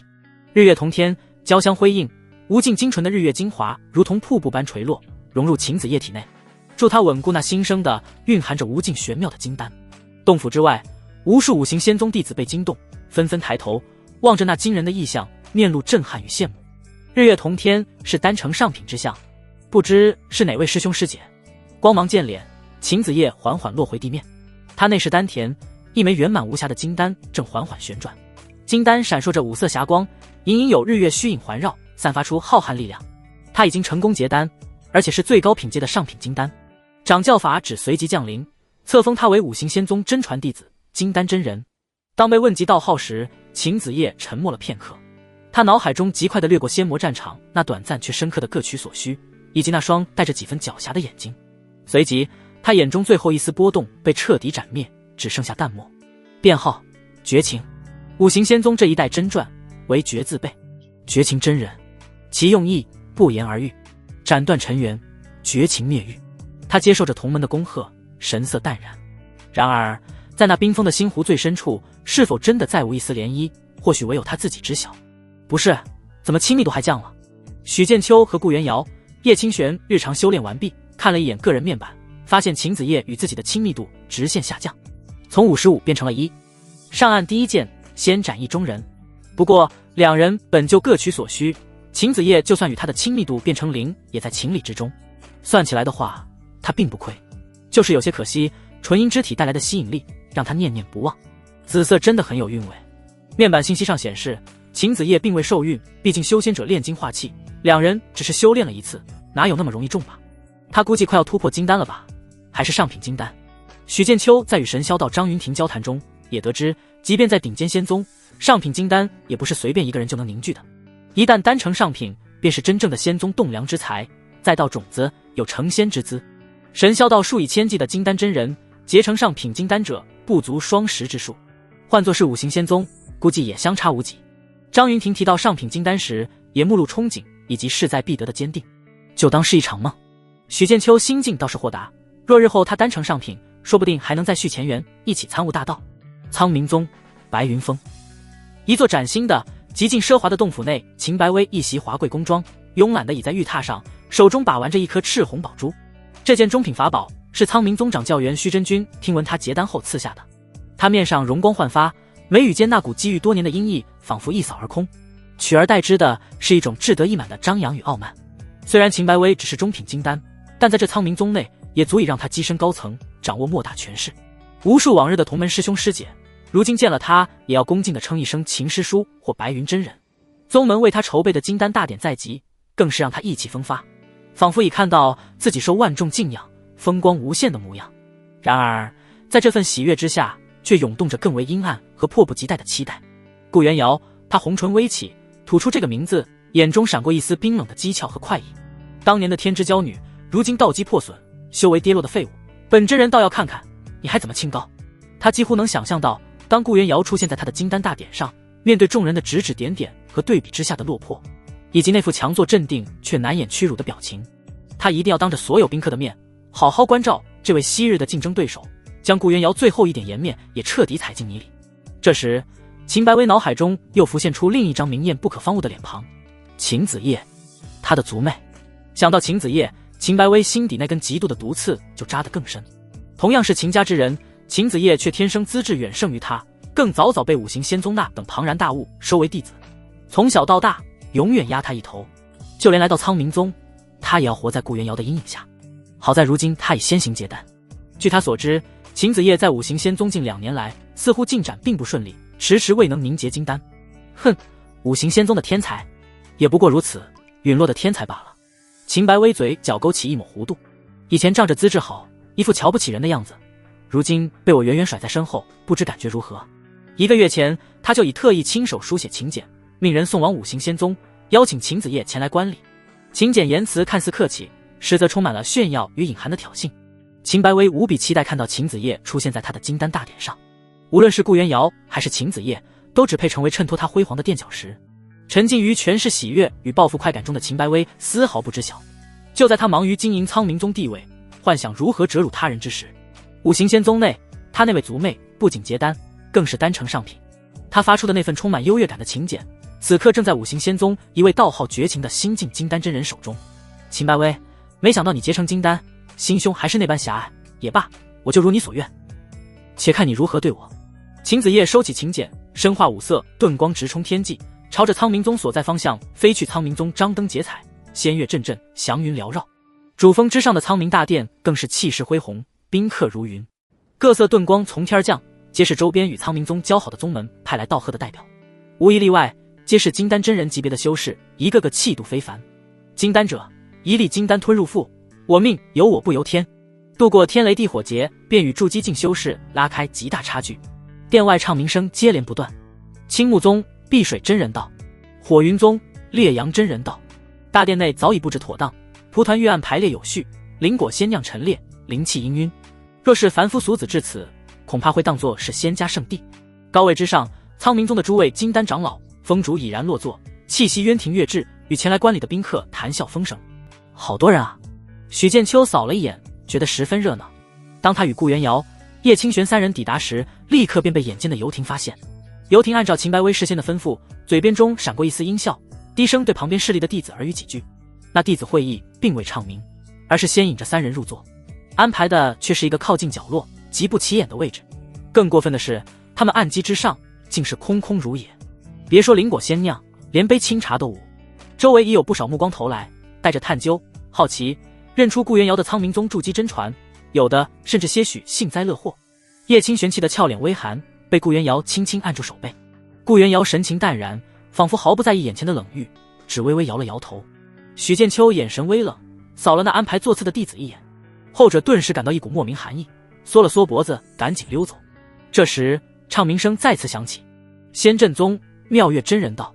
只见一名身着仙阵宗道袍、面容清秀的女子缓步走入大殿，她周身散发着初入金丹不久的波动，正是与秦白微交好，同样对叶清玄心存怨意的刘曼。他目光扫过全场，很快便锁定了叶清玄的位置，嘴角勾起一丝不易察觉的冷笑，在苍冥宗弟子引领下入座。顾师妹，你道基破碎，应该好好养伤才是，来参加我的金丹大典，当真让我感动。主位上，秦白微用看似关怀语气说出顾元瑶道基破碎的事。一瞬间，大殿内至少过半的目光循着秦白微看的方向，齐刷刷地聚焦到了角落里的顾元瑶身上。议论声滴滴响起，她就是顾元瑶顾师姐，听说是筑基9重，有望金丹的天骄啊。可惜了，道基破碎，修为尽毁，如今看来果然气息微弱。啧，当年何等风光，如今竟连个像样的座位都没有。听说与今日金丹大典的白云真人还有些旧怨，啧。这些议论虽低，却又如何能瞒过在场修士的耳朵，话语中带着惋惜、嘲讽、看戏种种意味。高位之上，一位身着蓝色道袍，外貌看似30来岁，带着威严的道姑，闻言顿时蹙起了眉头。他正是顾元瑶的师尊沧海真人。沧海真人目光不悦地扫过那些议论纷纷之人，冷哼一声：元瑶乃本座亲传弟子，纵一时困顿，也非外人可肆意置评。沧海真人在苍冥宗内地位不低，见他发话，那些议论声顿时小了下去。此时，顾元瑶带着许剑秋和叶清玄上前拜见师尊。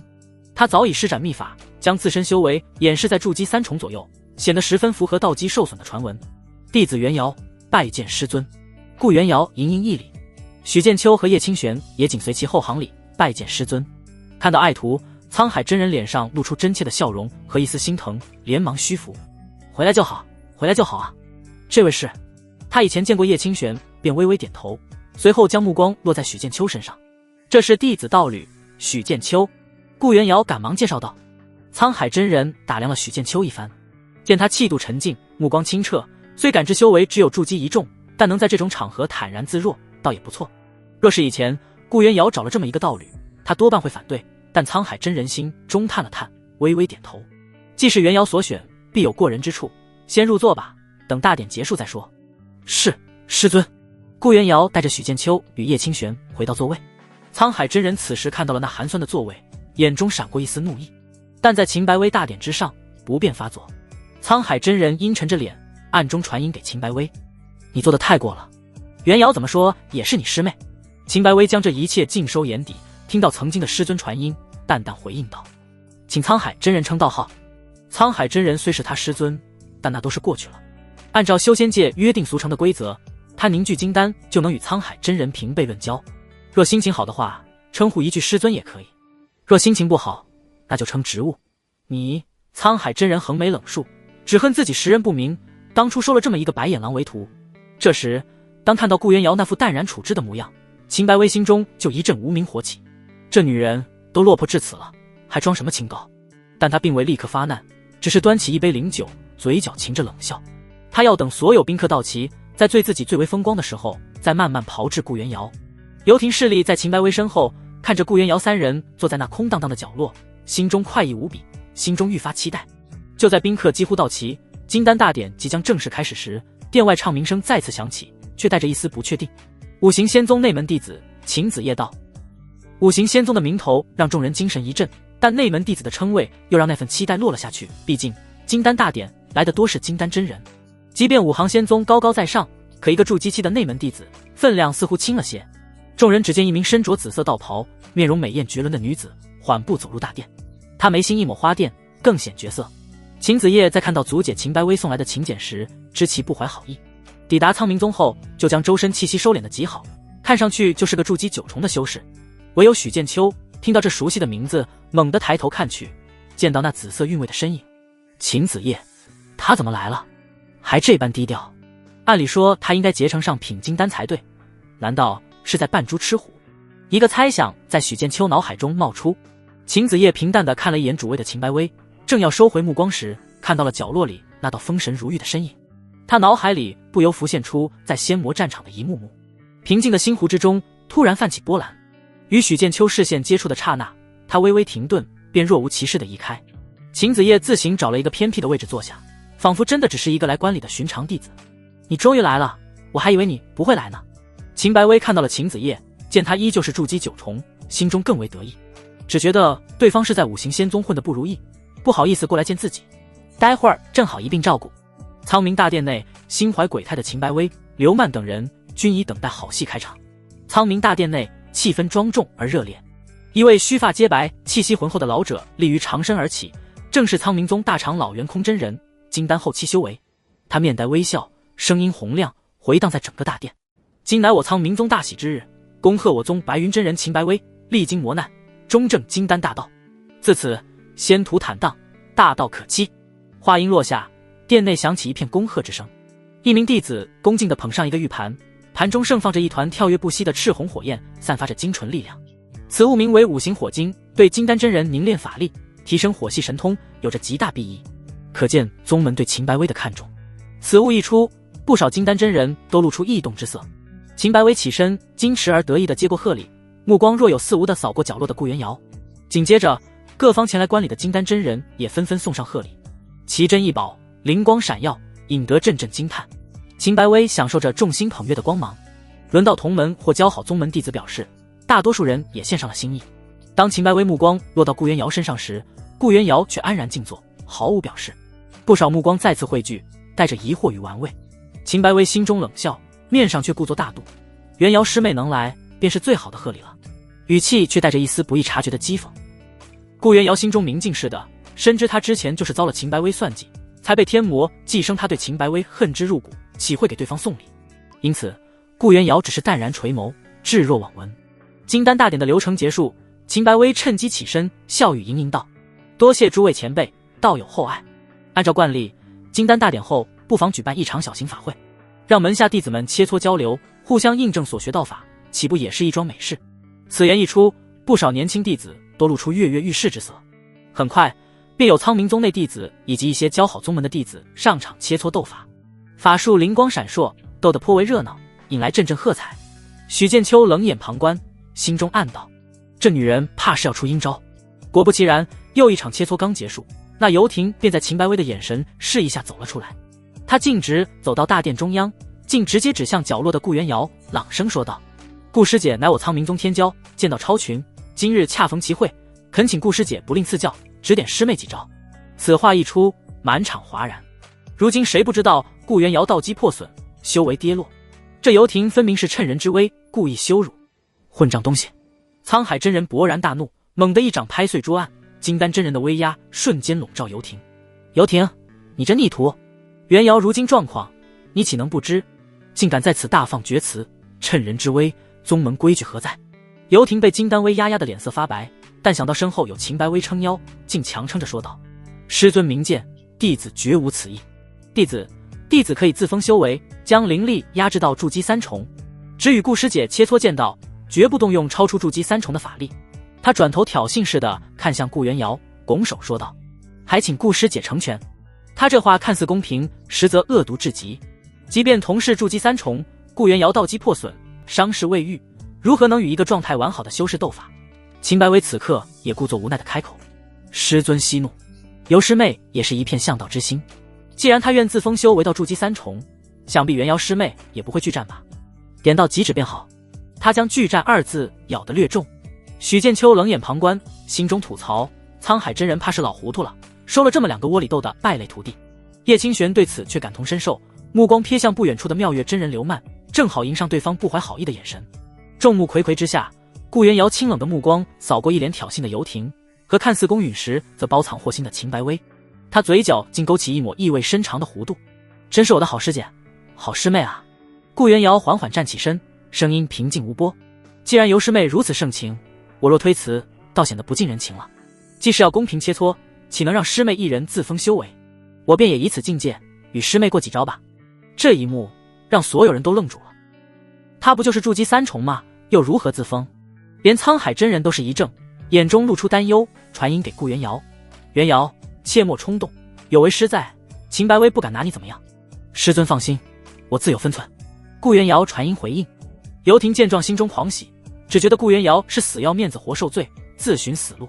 他立刻运转功法，将自身修为压制到筑基3重，生怕顾元瑶反悔似的，迫不及待道：顾师姐，请。两人来到斗法场地，换出各自的法宝。嘘！冰蓝剑光一闪，游艇跪在地上，飞剑落地，双脚传来剧痛，脸上写满了惊恐和茫然。他甚至没看清顾元瑶是怎么出手的，只有一众金丹真人看到顾元瑶飞剑迅疾如电，破开游艇的飞剑，将其护体法力击穿，又在双脚上划过。若是仇敌死斗，游艇此时已经生死道消了。苍冥宗驻激进的诸多真传弟子都瞪大了眼睛，几乎怀疑自己看错了。一个道基破损、修为跌落的人，怎么可能电光石火间秒杀只是封禁修为的游艇？就在这时，顾元瑶体内那被刻意压制的气息，如同解开了枷锁，轰然爆发。筑基4重、5重、6重，一路势如破竹，最终稳稳停在筑基9重巅峰。那磅礴的气息，哪里还有半分道基破损的模样？顾元瑶收剑入体，看都懒得再看地上失魂落魄的游艇一眼。他目光直射向主位上脸色骤然僵住的秦白薇，声音平淡，却如同惊雷炸响在他耳边：秦师姐，让你失望了，我的道基不久前已恢复。此话一出，犹如投入平静湖面的巨石，激起千层浪。筑基9重，他道基恢复了？这怎么可能？他一直在隐藏修为。无数道震惊、骇然的目光聚集在顾元瑶身上。难道是掌教暗中出手，不惜损耗元婴本源，帮助他修复了道基？沧海真人先是愕然，随即脸上爆发出巨大的惊喜。好啊！叶清玄兴奋地抓住许剑秋的手臂。许剑秋嘴角含笑，一切尽在掌握之中。傻眼了吧？而主位之上的秦白薇脸上的笑容彻底凝固，如同戴上了一张僵硬的面具。他瞳孔剧烈收缩，死死盯着气息磅礴的顾元瑶，手指猛地攥紧。失望？何止是失望，那是被当众狠狠打脸的羞愤，是计划彻底失败的恼怒。秦白薇内心深处甚至升起一丝淡淡的恐惧。为什么？到底是为什么？他不是道基破碎了吗？他怎么也想不到，顾元瑶不仅道基恢复，更是悄无声息地重回筑基9重。不起眼的角落里，秦子夜见到祖姐跟跳梁小丑一般，毫无金丹真人气度，心中大失所望。果然，还是他熟悉的那个心胸狭隘的秦白薇。这样的人也配称金丹真人？顾元瑶不仅道基痊愈，更是重回筑基9重巅峰。这记耳光抽得秦白薇措手不及，脸上火辣辣的疼，心中几乎要喷出火来。但他残存的理智告诉他，顾元瑶既然恢复道基与修为，就仍是苍冥宗的真传弟子，受门规庇护。他身为新晋金丹真人，若在众目睽睽之下亲自对同门出手，于情于理都说不过去，更会触怒宗门律令与沧海真人。这口气他硬生生咽了下去。只要顾元瑶一日不结金丹，他就有的是机会对付。秦白薇目光看向了站在顾元瑶身旁，那个嘴角上扬挂着若有若无嘲讽表情的许剑秋，一个炼气境散修攀附上了顾元瑶，侥幸突破到筑基，也配看我笑话。秦白薇强行挤出一丝看似温和的笑容，声音却带着一股阴阳怪气，真是可喜可贺，元瑶师妹道基修为尽复，金丹指日可待。想必这位作为元瑶师妹的道侣，定也是天赋异禀，人中龙凤，才能得师妹青睐吧。他这话看似夸奖，实则将众人的注意力都引向了许剑秋，将他架在火上烤。话音刚落，一名苍冥宗筑基中期的青年男修收到脑海中传音，跳了出来，对着许剑秋倨傲地抬了抬下巴。白云真人说的是，这位许道友既能得顾师姐垂青，想必手段不凡。在下不才，筑基6重修为，想向许道友讨教几招切磋道法。我自封修为到筑基1重，也不算欺负道友。这男修心想，捏拿一个筑基1重的家伙，还不是手到擒来。既然白云真人有吩咐，他当然得表现一番。顿时所有人的目光又都聚焦到了许剑秋身上。顾元瑶眉头微蹙，叶清玄一脸戏谑。许剑秋看着那跳出来的筑基6重男修，又瞥了一眼高台上嘴角含笑的秦白薇，他叹了口气，像是有些无奈地摇了摇头。哎，本想以筑基1重的身份跟你们相处，换来的却是疏远和针对。他摊了摊手，语气带着几分戏谑，不装了，我是筑基7重，我摊牌了。一股威压从许剑秋体内散发出来，赫然是筑基7重的修为。什么？筑基7重？他不是筑基1重？这隐藏的够深的啊！一个看似普通的散修，竟是筑基7重修为。这样的修为放在苍冥宗真传弟子中也没有多少。相比五行仙宗那种顶尖势力，苍冥宗充其量只是个三流宗门，最强者不过是元婴真君。那跳出来的筑基6重男修脸色唰的一下就白了，腿肚子都有些发软。筑基6重对筑基7重，中期与后期的差别，这还打个屁啊！上去纯属找虐。但更让人目瞪口呆的还在后面。只见许剑秋慢条斯理地从储物空间里掏出一沓符箓，不是1张2张，厚厚的一沓，各种属性的灵光隐隐闪烁，粗粗看去怕是有不下30-40张，而且品阶似乎都不低。有的制符师认出，那些符箓大多都是2品符箓。许剑秋随意地晃了晃那沓符箓，发出哗啦啦的声响。他对着那面沉如水的挑战者露出淡淡笑容。这位道友，在下不才，是个制符师。这斗法切磋，我用自己炼制的符箓，这很合理吧？合理？太他妈合理了！制符师不用符箓用什么？可问题是，哪有人斗法一上来就掏出一沓2品符箓的？这哪里是斗法？这分明是拿符箓砸人。那筑基6重的男修看着那厚厚一沓灵光闪闪的符箓，只觉得头皮发麻，喉咙发干。这要是砸过来，别说他筑基6重，就是筑基7、8重也得死了。他未战先怯，最后猛地一抱拳，声音干涩：“打扰了，许道友符法高深，在下自愧不如。”说完，竟是头也不回的挤回人群。许剑秋直接不战而胜。谁说符法不是法？这斗法没毛病。整个大殿鸦雀无声，落针可闻。所有人都被这骚操作给惊呆了。还能这样？修为碾压加上符箓恐吓，直接把人给吓退了。苍冥宗毕竟只是个3流宗门，弟子资源有限，何曾见过这等豪横的打法？噗嗤，叶清玄忍不住笑出声来。顾元瑶莞尔，眼中满是笑意。秦子夜目光悄然落到许剑秋身上，对这个与他双修、助他丹成上品的人有了更深的了解。他到底是个什么样的人？主位之上，秦白薇脸上的笑容彻底僵死，感觉两边脸颊仿佛又被无形的巴掌狠狠抽了2下。他处心积虑想捏软柿子，结果捏到的却是个硬石头。这许剑秋竟然也是筑基后期，还是个如此可恨的制符师。可游艇之前不是说他只是个炼气境的蝼蚁吗？羞愤、恼怒、难堪，种种情绪几乎让他失控。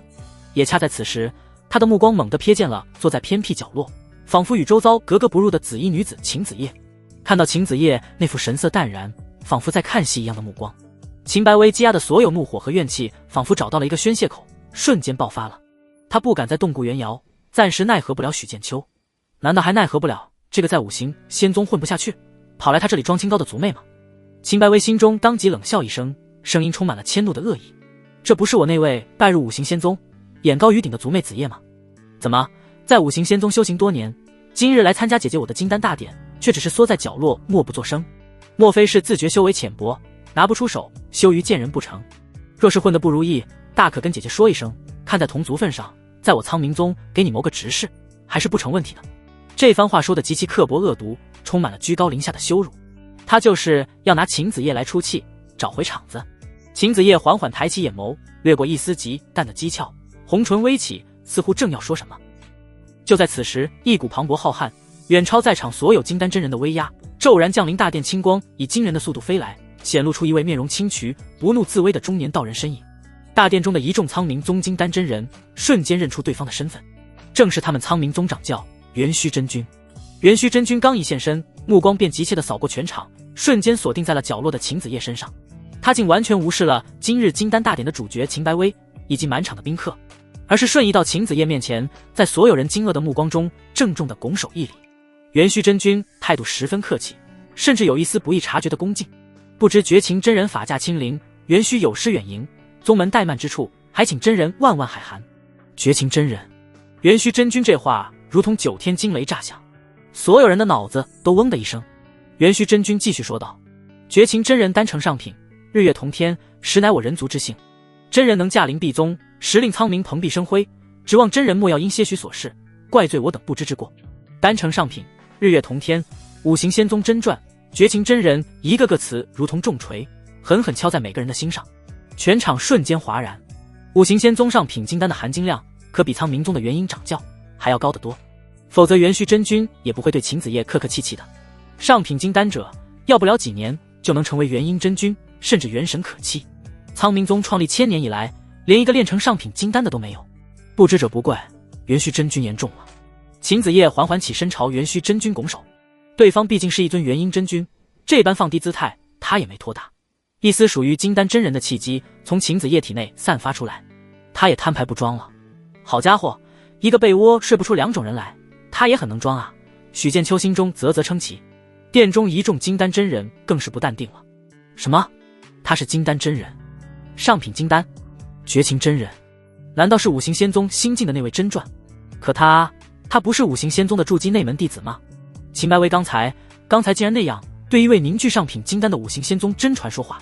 无数道目光瞬间聚焦在那一袭紫衣、神色淡然的秦子夜身上，充满了震惊与敬畏，以及看向主位上秦白薇时那毫不掩饰的嘲讽。秦白薇僵在了原地，身体不受控制地颤抖起来，如同瞬间被抽走了所有力气。绝情真人，上品金丹，所以他刚才竟然在羞辱一位五行仙宗丹成上品的金丹真人，对方还是他的族妹。五行仙宗的内门弟子不足为虑，但一位上品金丹的真人足以与苍冥宗掌教坐而论道。巨大的荒谬感以及羞耻感瞬间将他淹没。秦白薇张了张嘴，却发不出任何声音，耳边只剩下无尽的轰鸣和那些刺耳的议论声。这一刻，他不再是风光无限的白云真人，而是成了一个自取其辱的天大笑话，念头不通达。此刻他何止是不通达，被3次接连啪啪打脸，差点道心不稳。就这心态，怎么混上的金丹啊？许剑秋看到秦白薇的表现，对其愈发鄙夷。若非他算计顾元瑶，把本该属于顾元瑶的资源夺走，绝对难以突破金丹境。你吃进去多少，以后都得给我连本带利吐出来。许剑秋眸中闪过一丝杀意，离那一天不会太远。元虚真君将这一切看在眼里，心中暗叹一声。秦白薇再世不堪，终究是苍冥宗的新晋金丹真人，若再留在大殿，不知会闹出怎样的事端。若将绝情真人得罪死了，不仅会让整个苍冥宗陷入危机，更会让苍冥宗沦为笑柄。他当机立断，不能再让事态恶化下去。只见元虚真君面色严肃，袖袍看似随意地朝着秦白薇一挥，一股柔和却不容抗拒的沛然之力瞬间将其包裹。白云真人今日心神耗损过大，不宜再待客，且回洞府静心闭关，稳固境界，面壁思过。他声音沉稳，带着元婴真君的威严，直接给此事定性为心神耗损，给了秦白薇一个台阶，强行挽尊，更是强行中断了他可能继续失控的场面。话音未落，也不见元虚真君有何其他动作，被那股力量包裹的秦白薇身影便一阵模糊，下一刻竟直接被挪移出了苍冥大殿。处理完秦白薇，元虚真君脸上瞬间又换上一副歉然温和的表情。他转向一旁神色淡漠的秦子夜，再次拱手，姿态放得极低。绝情真人，门中弟子冲撞了真人法驾，是元虚管教无方，实在是惭愧万分，还望真人海涵，莫要与他一般见识。元虚在此，代苍明宗向真人赔罪了。他言辞恳切，将责任全揽到自己和宗门管教无方上，给足了秦子夜面子。一位元婴真君如此低声下气，姿态可谓做足，不愧是当领导的。以元虚真君这水平，放在前世，在一些大学当个校长绰绰有余。许剑秋暗中观察元虚真君，人老成精啊。秦白薇这种道心不稳的混子金丹与之相比，简直是望尘莫及。秦子夜眸光在元虚真君身上停留一瞬，自是明白对方的用意。他本也无意与苍明宗计较这些，今日之事于他而言不过是一场闹剧，若无秦白薇阴阳怪气相邀，他也不会前来。自作孽不可活。秦子夜微微颔首，声音淡然：元虚掌教严重了，小事而已。见他如此表态，元虚真君心中一块大石才算落地，连忙又道：多谢真人体谅，他日真人若有所需，苍明宗上下愿效微劳。一场原本可能难以收场的风波，就在元虚真君这圆滑老练的处置下悄然化解。虽说后面会有流言蜚语，但相比得罪五行仙宗，那些都不是事儿。经此一连串的变故，这场本该是秦白薇风光无限的金丹大典，早已变了味道，留下来的宾客们也觉索然无味，甚至有些三如：如坐针毡，如芒在背，如鲠在喉。不知是谁带头，众人纷纷起身，向元虚真君和几位苍明宗长老拱手告辞。元虚掌教，门中尚有要事，在下先行一步。恭喜贵宗又添一位金丹，我等告辞。客套话都说得有些敷衍，一道道盾光接连升起，迅速离去。人群之中，仙阵宗的妙月真人刘曼脸色阴晴不定，眼神闪烁。他本想借着秦白薇的事好好羞辱叶清玄一番，却没料到形势急转直下，秦白薇自身难保，连那顾元瑶都恢复了修为，其道侣也不是个好东西。尤其是叶清玄那不时瞥过来的带着冷意的目光，让他坐立难安。此地不宜久留，刘曼心中暗道，立刻混在离去的人群中，离开这个是非之地。叶清玄一直盯着刘曼的背影，直到他消失在店门外，喃喃自语：跑得倒快。许剑秋握住他的手，微微一笑，语气却带着一丝冰冷的笃定：出来混，迟早要还的，他也不会有什么好下场。他话中的含义让叶清玄微微一愣，随即重重点头，无条件相信自家夫君。此时顾元瑶走上前，向师尊沧海真人深深一礼：师尊，弟子今日归来，本是欲向师尊请安，不料却惹出这般风波。如今是了，弟子也该告辞了。沧海真人看着自己这历尽磨难却愈发出众的徒弟，眼中满是欣慰。他何尝不想将徒弟留在身边悉心教导，但今日顾元瑶与秦白薇已彻底撕破脸。虽错在秦白薇，但宗门之内关系错综复杂，留下难免再生事端，反而对顾元瑶不利。他轻叹一声，慈爱地拍了拍顾元瑶的手，传音给他：去吧，你的路在前方，有更广阔的天空。宗门若待得不称心如，不必强留，不要忘了为师就好，若有难处，定要传讯于师。顾元瑶闻言，鼻尖微酸，重重点头：弟子谨记师尊教诲，师尊保重。他道基破碎之时，若非沧海真人用灵丹帮他锁住道基，早就生死道消了。辞别师尊，顾元瑶与许剑秋、叶清玄二人也准备离去。许剑秋转身之际，目光下意识朝着大殿角落那个紫衣身影瞥去。然而就在他目光投去的瞬间，秦子夜仿佛心有灵犀，漠然的目光也恰好抬起，四目相对，在空中短暂交汇。许剑秋看到他眼中依旧是一片淡漠，秦子夜也看到许剑秋眼中那一闪而逝的复杂，有关切，有好奇，或许还有一丝极淡的，连他自己都未察觉的别的什么。视线一触即分，许剑秋迅速收回目光，若无其事的转身与顾元瑶、叶清玄化作遁光离去。我就不信你两眼空空。他心念一动，查看信息面板，绑定道侣3，秦子夜，亲密度22，从1变成22了，还有戏。秦子夜依旧静坐原位，面无表情，只有那端着茶盏的纤细如玉的手指微不可察地收紧了一下。元虚真君，诸位真人告辞。他长身而起，朝殿中众人拱手：绝情真人慢走。元虚真君客气道：我送送真人，真君不必多礼，我自行离去便可。秦子夜身化五色遁光冲天而起，苍明大殿很快便彻底冷清下来，只余下元虚真君和几位金丹长老面面相觑，望着空荡的殿堂，皆是苦笑摇头。造孽啊！离开苍明宗，许剑秋三人架起遁光，朝着自家小院方向飞去。经历金丹大典上一连串打脸之后，三人虽说扬眉吐气，但心中都并无多少喜悦，反而多了几分警惕。秦白薇只是丢了面子，道心不稳，人可还没死，得尽快想办法提升实力。只要他们三人之中有任何一人突破到金丹境，麻烦就迎刃而解。然而就在他们飞至一处荒山野岭上空时，异变陡生，四周景物骤然扭曲变幻，原本晴朗的天空瞬间被一层灰蒙蒙的光幕笼罩，无数玄奥的符文在光幕上流转闪烁，形成一个巨大的牢笼，将三人死死困在其中。一股强大的空间禁锢之力压下，迫使他们的盾光停了下来。阵法，顾元瑶俏脸一变，神识瞬间扫出。叶清玄也是面色凝重，是困阵，品阶不低，但杀伐之力似乎不强。阵法，难道是？反应倒是不慢。一道阴冷的笑声自阵外响起：“我的好师妹，又见面了。”惊不惊喜，意不意外？光幕之外，一道身影缓缓浮现，脸上带着毫不掩饰的杀意。叶清玄、顾元瑶，还有那个姓许的小子，真以为今日之事能就这么算了？是你！叶清玄死死盯着来人，不是秦白薇，而是妙月真人刘曼。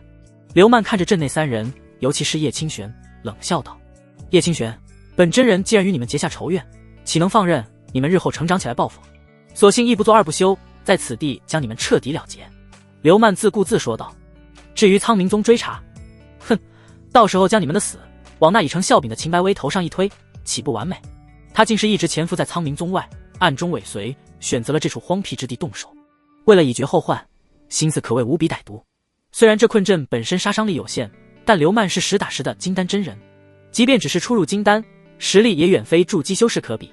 在他看来，对付3个筑基后期已是手到擒来。阵内，顾元瑶和叶清玄瞬间明白此时面对的危机，两人几乎没有任何犹豫，极其默契的同时向前一步，将许剑秋护在了身后。夫君，这阵法困不住我们多久，我和清玄先全力破阵，你找准机会，立刻用小魔衣符逃走。顾元瑶语速极快，声音凝重，却带着不容置疑的决绝。他深知金丹真人的可怕，当初在仙魔战场，那媲美金丹境的血魔王就追得三人只能逃命。他们二人或可凭借修为和默契勉强抵挡1-2，为许剑秋争取一线生机。若他俩生死道消，只要许剑秋逃出去，也能替他们报仇雪恨。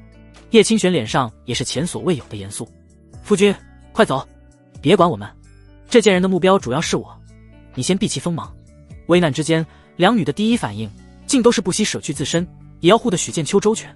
这份生死相许、毫不犹豫的情谊，让许剑秋心中一颤，涌现出一股暖流。词曰：“问世间情是何物，直教生死相许。”许剑秋亲身经历后，才愈发觉得难能可贵。但他怎么可能走？看着挡在身前的2道倩影，许剑秋眼中闪过一丝柔和，随即被凌厉的杀意取代。他上前一步，与两女并肩而立，目光穿透光幕，锁定阵外杀气腾腾的刘曼。我避其锋芒。许剑秋嘴角一咧，金丹真人又如何？我特么打的就是金丹真人，老子打的就是精锐。他念头一动，一朵仅有巴掌大小，却呈现出赤蓝2色莲花状宝物飞旋而出，悬浮于他头顶。天怒火莲。许剑秋体内法力如同决堤般疯狂涌入那朵天怒火莲之中，翁赤蓝2色流转，火莲骤然爆发出刺目的光芒，一股狂暴而浩瀚的力量如同洪流倒灌到许剑秋体内，他的气息如同做了飞剑般疯狂暴涨。筑基8重，筑基9重轰，一股远超筑基真正属于金丹境的恐怖威压从许剑秋身上爆发开来，搅得周围阵法光幕都剧烈波动。虽然他面色红温，嘴角甚至溢出一丝鲜血，但此刻他确确实实暂时拥有了金丹层次的法力。什么？阵外的刘曼脸上的得意瞬间僵住，强行提升境界的秘宝。顾元瑶和叶清玄也是美眸圆睁，惊喜交加，更是担忧无比。夫君，你们先撤，保护好自己。许剑秋低吼一声，阻止两女上前。说罢，他身化流光，五指捏成拳，给爷破。五行法力凝聚成巨大的拳头，轰然破开困阵。刘曼稳住心神，厉喝一声：“就算强行提升到金丹又如何？根基不稳，外强中干罢了。本真人先杀了你，再杀他俩。”他到底是度过天雷地火劫的金丹真人，迅速压下惊骇，祭出一面八卦阵盘，引动天地灵气，化作无数锋利的金色光刃斩向许剑秋。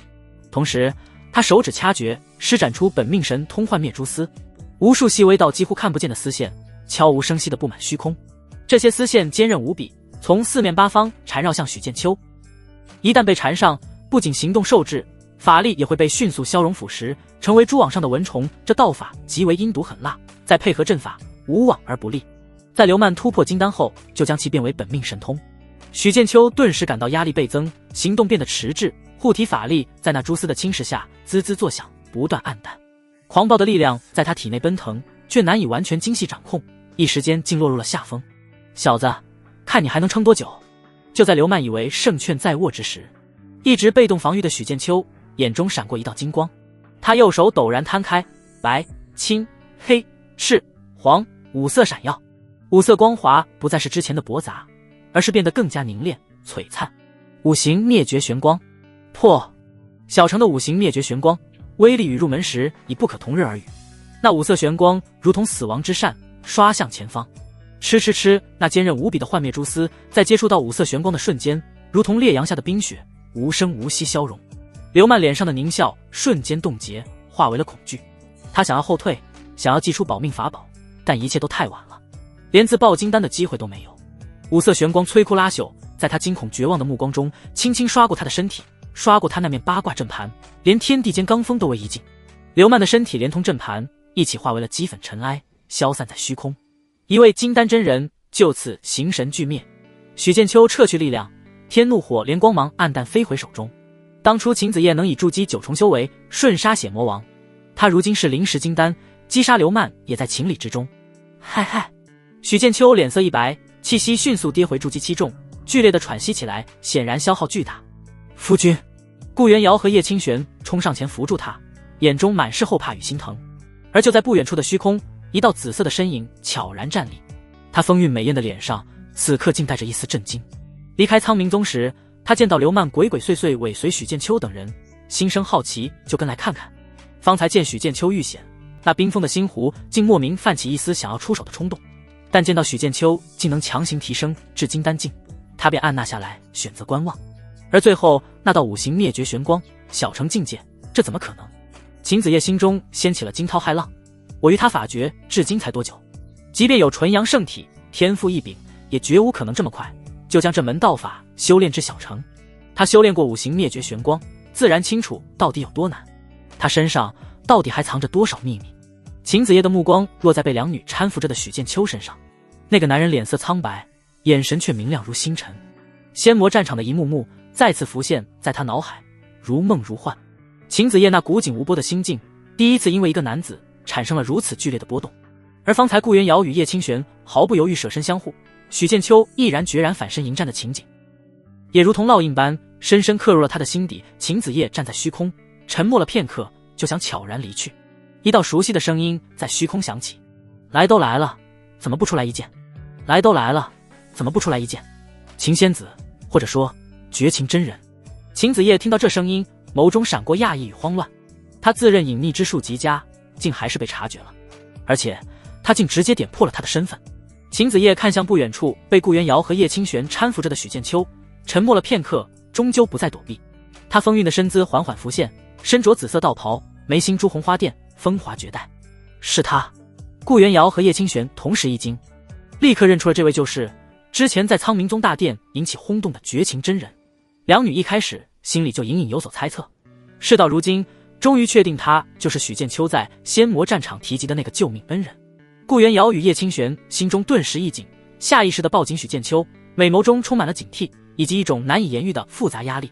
对方是单程上品的真人，更是五行仙宗的真传，容貌、实力、背景无一不是顶尖，而他们强烈的紧迫感在两女心底滋生。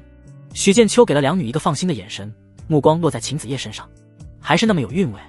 他方才借助天怒火莲短暂提升至金丹境，神识远超筑基之时，秒杀刘曼后法力跌落之际，恰好捕捉到了附近那一丝极其细微的波动，身体也传来莫名的熟悉悸动。这股悸动是他在仙魔战场与晴子梦初逢时涌现的，至今难忘。于是他悄然查看系统面板，发现秦子夜的亲密度又从22上升到40，答案呼之欲出，于是直接一语道破他的行迹。四目相对，气氛一时有些微妙。秦子夜看着许剑秋苍白的脸色，心中那因五行灭绝玄光而起的惊讶仍未完全平息。他发现自己引以为傲的绝情道心，在此人面前似乎并非真的绝情。越是刻意压制，想要遗忘，那些魔战场短暂却深刻的纠葛，还有纯阳圣体带来的悸动，反而越是清晰，如同魔障般缠绕心头。许剑秋同样心似电钻，于公于私，他都不想与秦子夜就此形同陌路。系统带来的礼包奖励，还有对方身上传来的悸动，以及妙不可言的邂逅，但对方那绝情真人的道号，以及此刻冷漠无情的模样，又让他捉摸不透，不敢贸然行动。唐突之下，反而容易坏事。最终还是许剑秋率先打破沉默。他笑了笑，语气尽量自然，微微拱手，却带着一丝不易察觉的试探。还没恭喜秦仙子丹成上品，日月同天，仙道可期。他并未因对方是金丹真人而自惭形秽，也没称道号，而是直接喊仙子。我管你这那的。秦子夜眸光微动，拱手还了一礼，声音少了几分在苍冥宗时的那种冷淡。许道友客气，道友方才施展的五行灭绝玄光，已修炼到小成了8境界之速，着实令人惊叹。他这话发自内心，那份震惊仍萦绕心头，甚至冲淡了些许尴尬。许剑秋面带笑意，谦虚道：承蒙秦仙子赠道法，我这境不值一提，倒是仙子结成上品金丹，可是实打实的惊世骇俗，就连元虚真君见了你都得客客气气的。秦子夜面色不变，心中却泛起淡淡的涟漪。许道友过谦了，五行灭绝玄光乃我宗绝学，艰深晦涩，道友能如此短时间修至小成，天赋之高是我平生仅见。至于元虚掌教，不过是看在五行仙宗的份上才对我客气，虚名而已，不算什么。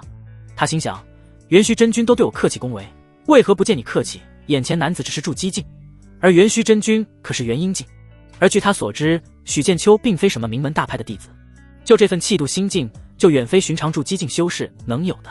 两人一来一往，看似客套恭维，实则言语间都在试探对方，但两人之间始终隔着一层无形的壁障，既因为本能想要靠近，又因种种缘由而克制，气氛暧昧又疏离。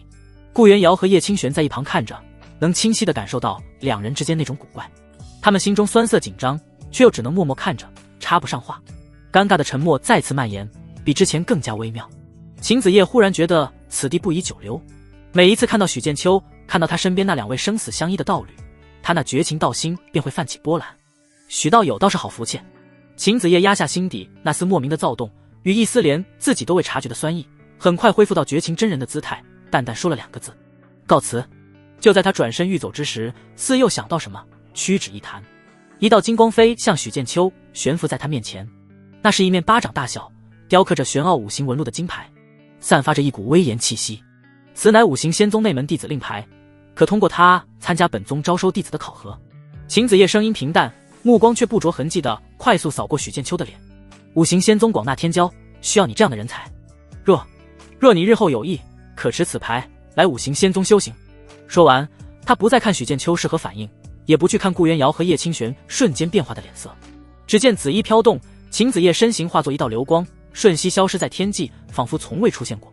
许剑秋握住那面金牌，目视秦子夜消失的方向，嘴角疯狂上扬。五行仙宗内门弟子需要我这样的人才。嘿嘿，看人真准。秦仙子还真是大大的好人啊，人美心善，还有韵味。这样的话，岂不是机会就来了？秦仙子的恩情一辈子还不完。修行，我可太想修行了。与秦子夜一起修行。许剑秋忽然想到，神霄道的张云婷误以为自己是五行仙宗弟子，只要通过考核进去，那比真的还真。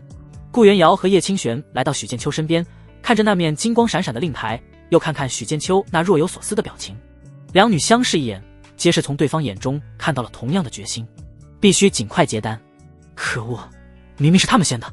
万里云空，秦子夜身在遁光之中，面色复杂，也不知道这样做是对是错。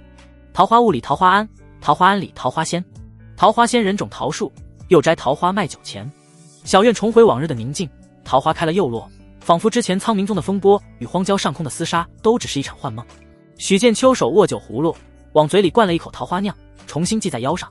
他摩挲着秦子夜给的那面有五行纹路的金牌，上面金光流转，触手温润。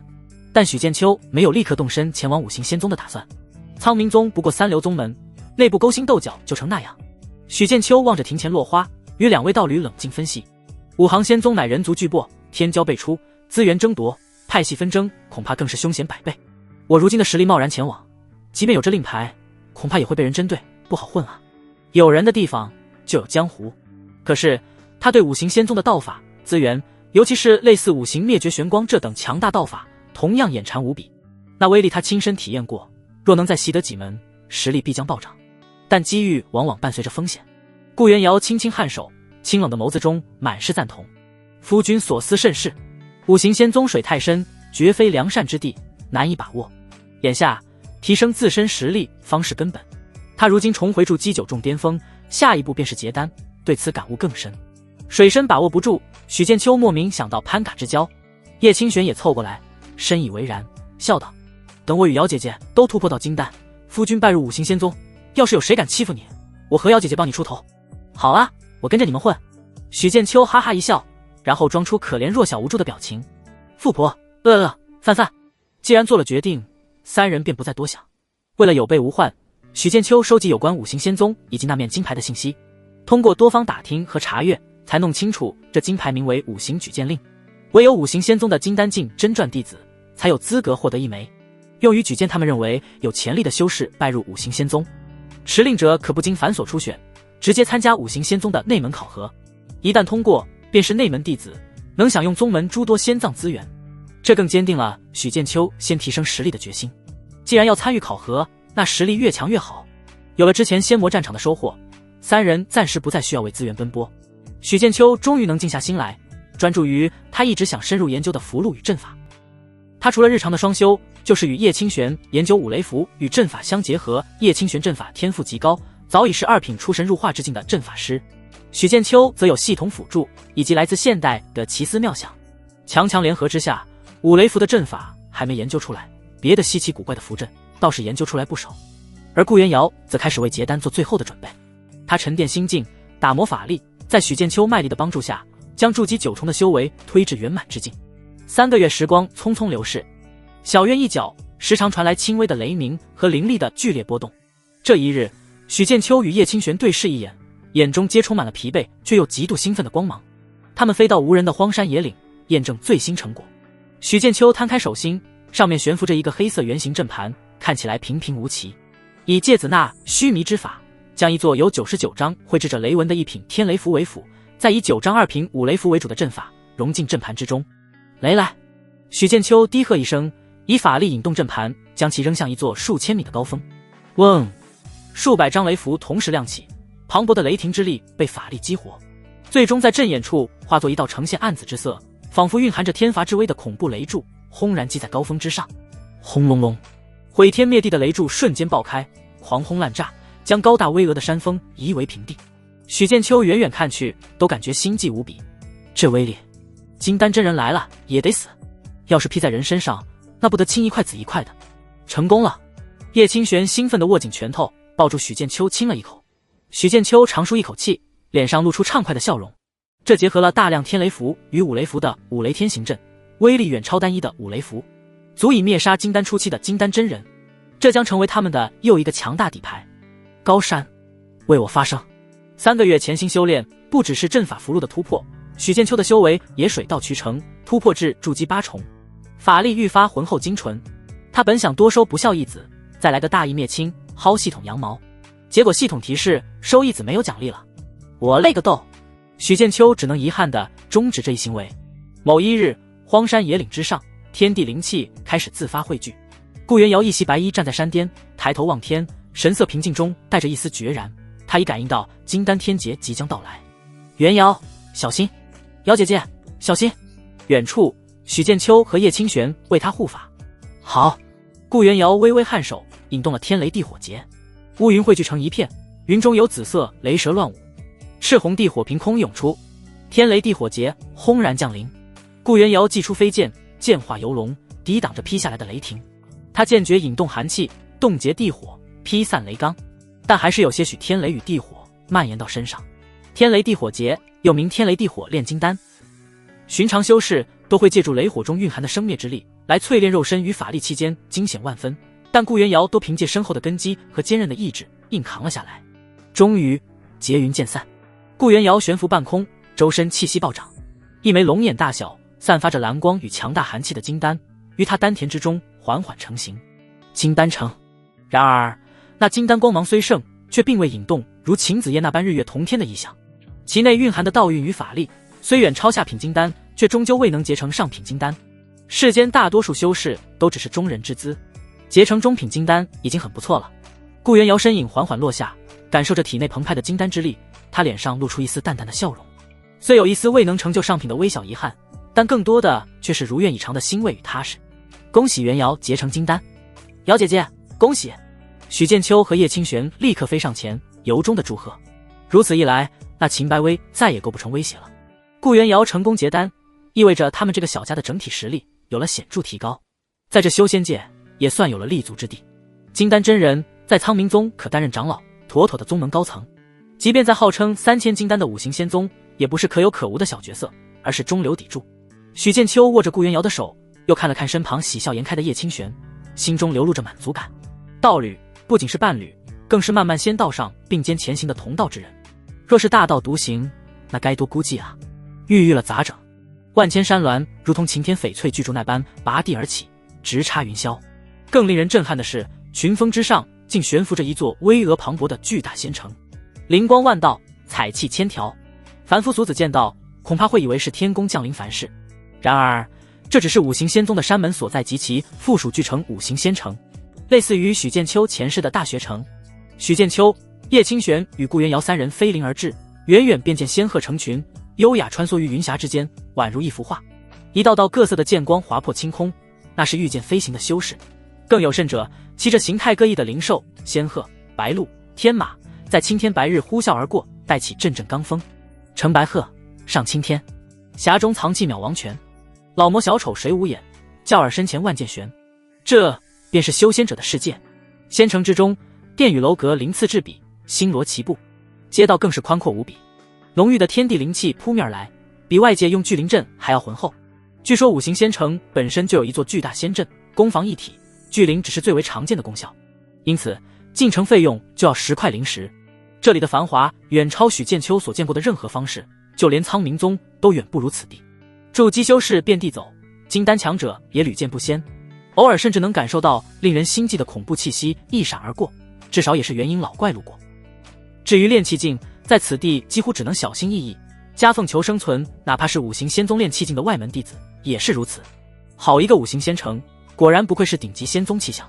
叶清玄最近才突破到金丹境，气息上有些许不稳，但眼中已满是惊叹。自从顾元瑶结成金丹，过了半个月，他也紧随其后突破。怀孕期间渡劫本身的确有不少风险，好在提前做足了准备，以阵法护住腹中胎儿，一切有惊无险。许剑秋也在2大金丹境道侣孜孜不倦的帮助下，突破到筑基9重。于是三人当即前往五行仙宗。顾元瑶亦美目流转，同样被这仙家盛景所吸引。许剑秋收回震撼的目光，这与他曾经从山旮旯去往魔都上大学，见到高楼大厦的繁华场景而受到震撼，何曾相似？我们先找个地方安顿下来。三人寻了一处僻静院落租下，因为五行仙宗的门规，非弟子不得擅入仙宗山门。叶清玄和顾元瑶只能留在城中修炼，等待许剑秋通过内门考核再说。许剑秋独自飞向那云雾深处，气势更胜仙城100倍的五行仙宗。巍峨而古老的山门前，守门金丹真人面露威严：“五行仙宗，外人止步。真人，我来参与内门考核。”许剑秋取出那块秦子叶手中得来的金牌，守门真人神识扫了一下，面色变得柔和许多，好奇地看了许剑秋一眼，才微微颔首。原来是绝情真人举荐，进去吧。那位绝情真人单成上品，道号传遍整个五行仙宗，他自是知晓。多谢真人。许剑秋礼貌拱手。五行仙宗山门后，一片巨大的白玉广场上早已聚集了数百名修士。今日正是每月一次的内门考核之期，这些人中绝大部分是五行仙宗的外门弟子，他们从五行仙宗无数仙气学府中脱颖而出，拜入五行仙宗，历经刻苦修行，终于突破到筑基境，获得了参与内门考核的资格。他们大多只是筑基初期，脸上带着兴奋，更藏着忐忑不安。一个刚筑基不久的青年修士小声对同伴说道：“人真多啊。”他眼神不住地瞟向人群中那些气息明显身后许多的身影。“张道兄，你看那边筑基中期甚至后期都有，他们也是外门弟子。”同伴摇了摇头，他们并未穿宗门弟子的道袍，估计是持有五行举荐令，据说是宗门那金丹真人才有资格发放，持令者可免去外门历练，直接参与内门考核。金丹真人举荐，先前的青年修士眼中流露出羡慕与敬畏，能得金丹真人看中，想必是天资绝世之辈吧。他们这些外门弟子本是万众瞩目之辈，然而到了五行仙宗却泯然众人。此刻见到这些关系户，心情十分复杂，既有些许不忿，又不得不承认对方真有远超自己的实力，生怕自己在考核中表现不佳，错失鱼跃龙门的机会。而在广场的另一侧，几名身怀举荐令的修士则显得从容许多，甚至带着几分居高临下的优越感。一名身着华贵紫袍的青年手持折扇，姿态悠闲。他修为在筑基6层，眼神扫过那些紧张的外门弟子时，带着一丝不易察觉的轻蔑。内门岂是那么好进的？没有师长相助，就算侥幸筑基，根基不稳，也不过是庸碌之辈。他旁边一位身材高挑、面容冷傲的女修，修为更是达到筑基7层。他淡淡开口：“李道友何必与他们一般见识？我等只需正常发挥，进入内门是顺理成章之事。”此次考核，真正的对手还是其他几位真人举荐的人。他目光瞥向不远处另一个闭目养神的黑衣男子，对方气息沉凝，赫然是筑基8层。那黑衣男子似乎感受到目光，眼皮都未抬一下，只是嘴角微微扬起一丝弧度，似是自信，又似对周围所有人的不屑。他们自成一个小圈子，谈论的是哪位真人最近得了什么宝贝，哪处秘境即将开启，与周围那些讨论如何通过考核的外门弟子格格不入。有人的地方就有江湖，身着白衣的许剑秋安静地站在人群靠后的位置。筑基9重的修为被他习惯性地收敛了到筑基7重，并未刻意搞成筑基1重扮猪吃老虎。他目光随意扫过人群，忽然在一个身影上微微一停。那是个身穿白裙的女修，身姿窈窕，宛如一朵出水芙蓉，纯洁清丽。她的面容许剑秋还记得，白玉彤，昔日仙启学府万众瞩目的天才女神，仙考道技是100分，身负中品第0根，肄业时已是炼气8重，风光无限。没想到她也来到了五行仙宗，4、5个月过去，她显然也突破到筑基1重。这个速度放在外界已堪称天才，但在这天骄云集、妖孽辈出的五行仙宗之中，却显得如此普通。容貌气质不逊于他，修为却远超他的女修，大有人在。许剑秋心中升起一丝淡淡的感慨，曾几何时，这等天才少女是他需要仰望的存在，遥不可及。如今他已是筑基9重，而他只是筑基1重，世间际遇莫过于此。还得感谢系统义父。或许是许剑秋的目光停留稍久，或许是筑基9重即便收敛部分，也自然散发的一丝无形压力。白玉彤若有所觉，微微侧头，目光与许剑秋接触，他眼中闪过一丝疑惑。眼前的男子身形挺拔，面容俊朗，气息渊庭月至，给他一种莫名的压力，让他下意识地觉得此人实力极强，至少是筑基后期。但他仔细回想，却完全不记得自己在何处见过此人，只觉得那眼神似乎有点模糊的熟悉感。或许在五行仙城有过一面之缘，他自然不会将眼前这个气息深厚的修士与仙启学府里曾经某个平平无奇的人联系起来。在白玉彤看来，许剑秋或许是某位金丹真人的亲眷，或是在外收的弟子。白玉彤不敢怠慢，出于对强者的本能敬畏，他对着许剑秋微微颔首，露出一个礼貌，甚至带有一丝示好的笑容，心中暗自将许剑秋的模样记下。看样子没认出我来。许剑秋也没有认校友的打算，只是同样礼貌性的点了点头，便收回了目光。两人之间的短暂无声交流，无人注意。许剑秋依旧安静地站着，等待考核开始。他什么都没做，甚至刻意低调，但在昔日需要仰望的天才女神眼中，他却已成了需要追赶的强大存在。就在这时，一道恢宏浩大的钟声自仙宗深处响起，震彻云霄，笼罩了整个广场，所有人的精神都为之一振，嘈杂声瞬间消失。内门考核即将开始。钟声余音未绝，3位气息浩大的金丹真人驾遁光联袂而至，落在广场上的高台后，3人皆是目光如电，扫视着下方众人。他们正是此次内门考核的主考官。左边是身着烈焰火龙道袍、满头赤发的青年，道号绝颜真人；中间是水蓝长裙、气质温婉如水的美妇，道号绝明真人；最后一位则是闭目养神，仿佛与周围环境融为一体的老者，道号坤坤真人。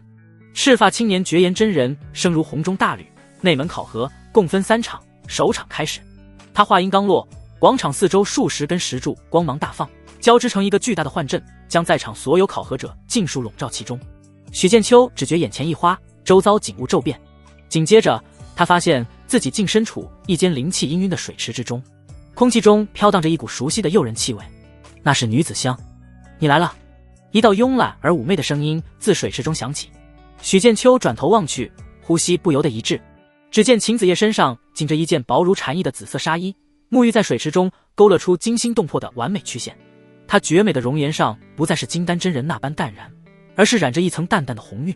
秦子夜既有双10年华的绝美容颜，肌肤吹弹可破，眉眼间又蕴着30多岁的成熟风韵，眼波流转间，一种难以言喻的魅惑自然流淌，青丝如瀑，些许散落在雪白的肩头，更添几分撩人。他伸出纤纤玉指，指尖缠绕着一缕发丝，朝着许剑秋轻轻勾了勾，红唇微起。还愣着做什么？下来啊！莫非忘了仙魔战场的金风玉露一相逢了？声音酥麻入骨，带着无尽的诱惑。他从水中站起身来，这旖旎的一幕足以让任何修士道心失守。许剑秋也是愣了愣，心脏很不争气的猛跳了2下，蠢蠢欲动。就拿这个考验我？哪个修仙者经得住这样的考验啊？他嘴角随即勾起一抹古怪的笑意。经历过镇魔城那能演化前世今生，直指人心最深恐惧的太虚幻境，有了那次经验，五行仙宗这种差点意思的幻阵，在他眼中简直就是新手难度。还挺像。他低声嘀咕了一句，眼神瞬间恢复清明，带着几分戏谑。也就这是考核幻象而已，若是在我的梦里，你这般挑衅，那可真是要遭老罪了。话音落下，他心念坚如磐石，神识微动，如同利剑斩破虚妄。咔嚓，眼前诱人无比的晴子叶，还有氤氲的水池，都如水中跃进中花破碎。周围景象恢复，他依旧站在广场之上，身旁是其他尚在幻境中挣扎，面色变幻不定，甚至偶尔发出古怪呻吟的考核者。他是第一个醒来的人，顿时引起了高台之上3位金丹真人的注意。绝颜真人浓眉一挑，这小子有点意思，这么快就挣脱了幻境。美妇觉明真人美眸中闪过一丝讶异，心性如此坚定，倒是罕见。看他骨龄不大，竟有如此心性修为，莫非有何特殊际遇？就连一直闭目养神的坤坤真人也睁开眼，露出一丝感兴趣的神色。他们的目光毫不掩饰地落在许剑秋身上，充满了审视与好奇。此人是谁？竟能第一个通过幻境？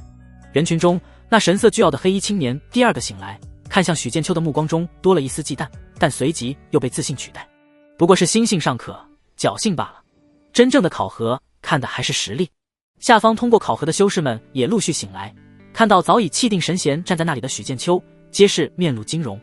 是他？这么快？另外几位同样持有举荐令、气息不凡的修士也纷纷对许剑秋投来审视和警惕的目光。到了规定时间，还有少数人没醒来。坤坤真人手中光芒闪过，幻境消散，那些人神色茫然地回过神。绝颜真人是个直性子，直接开口问道：小子，你叫什么名字？为何能如此快勘破幻境？许剑秋拱手回答：弟子许剑秋。或许是因为弟子曾去过仙魔战场，经历过类似的太虚幻境考验，对此稍有心得。仙魔战场，3位真人闻言，眼中都闪过一丝了然。能从那等地方活着回来，心性意志必然经过锤炼，难怪能如此迅速脱困。仙魔战场，太虚幻境，他竟然去过那里。广场上窃窃私语，心中满是惊讶。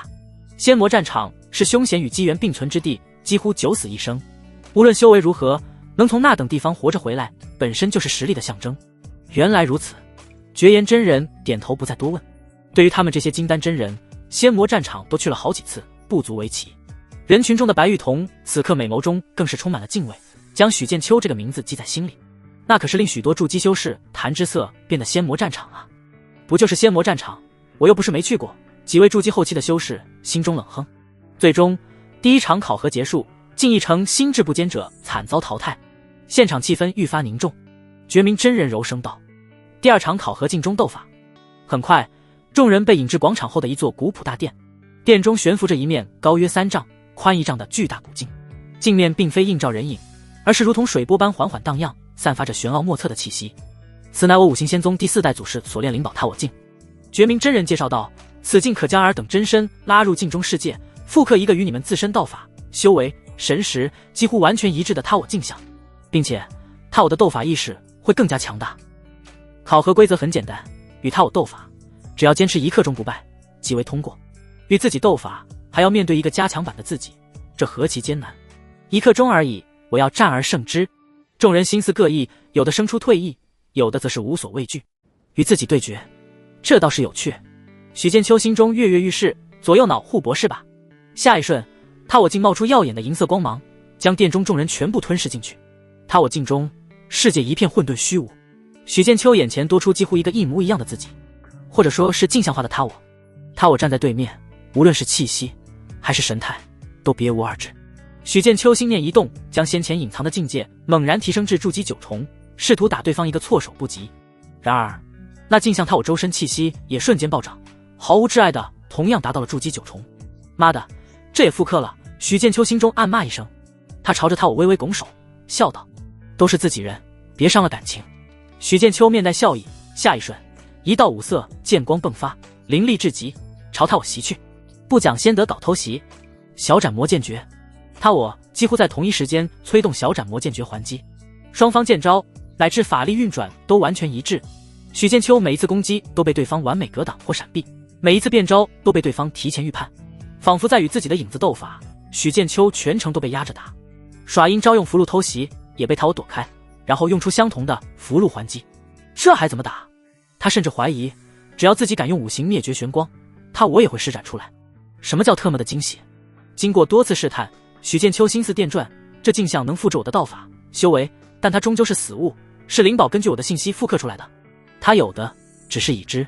一个大胆的念头划过脑海，他再次猛攻数剑，逼得镜像他我后退，随即故意迈出一个破绽，导致法力不稳。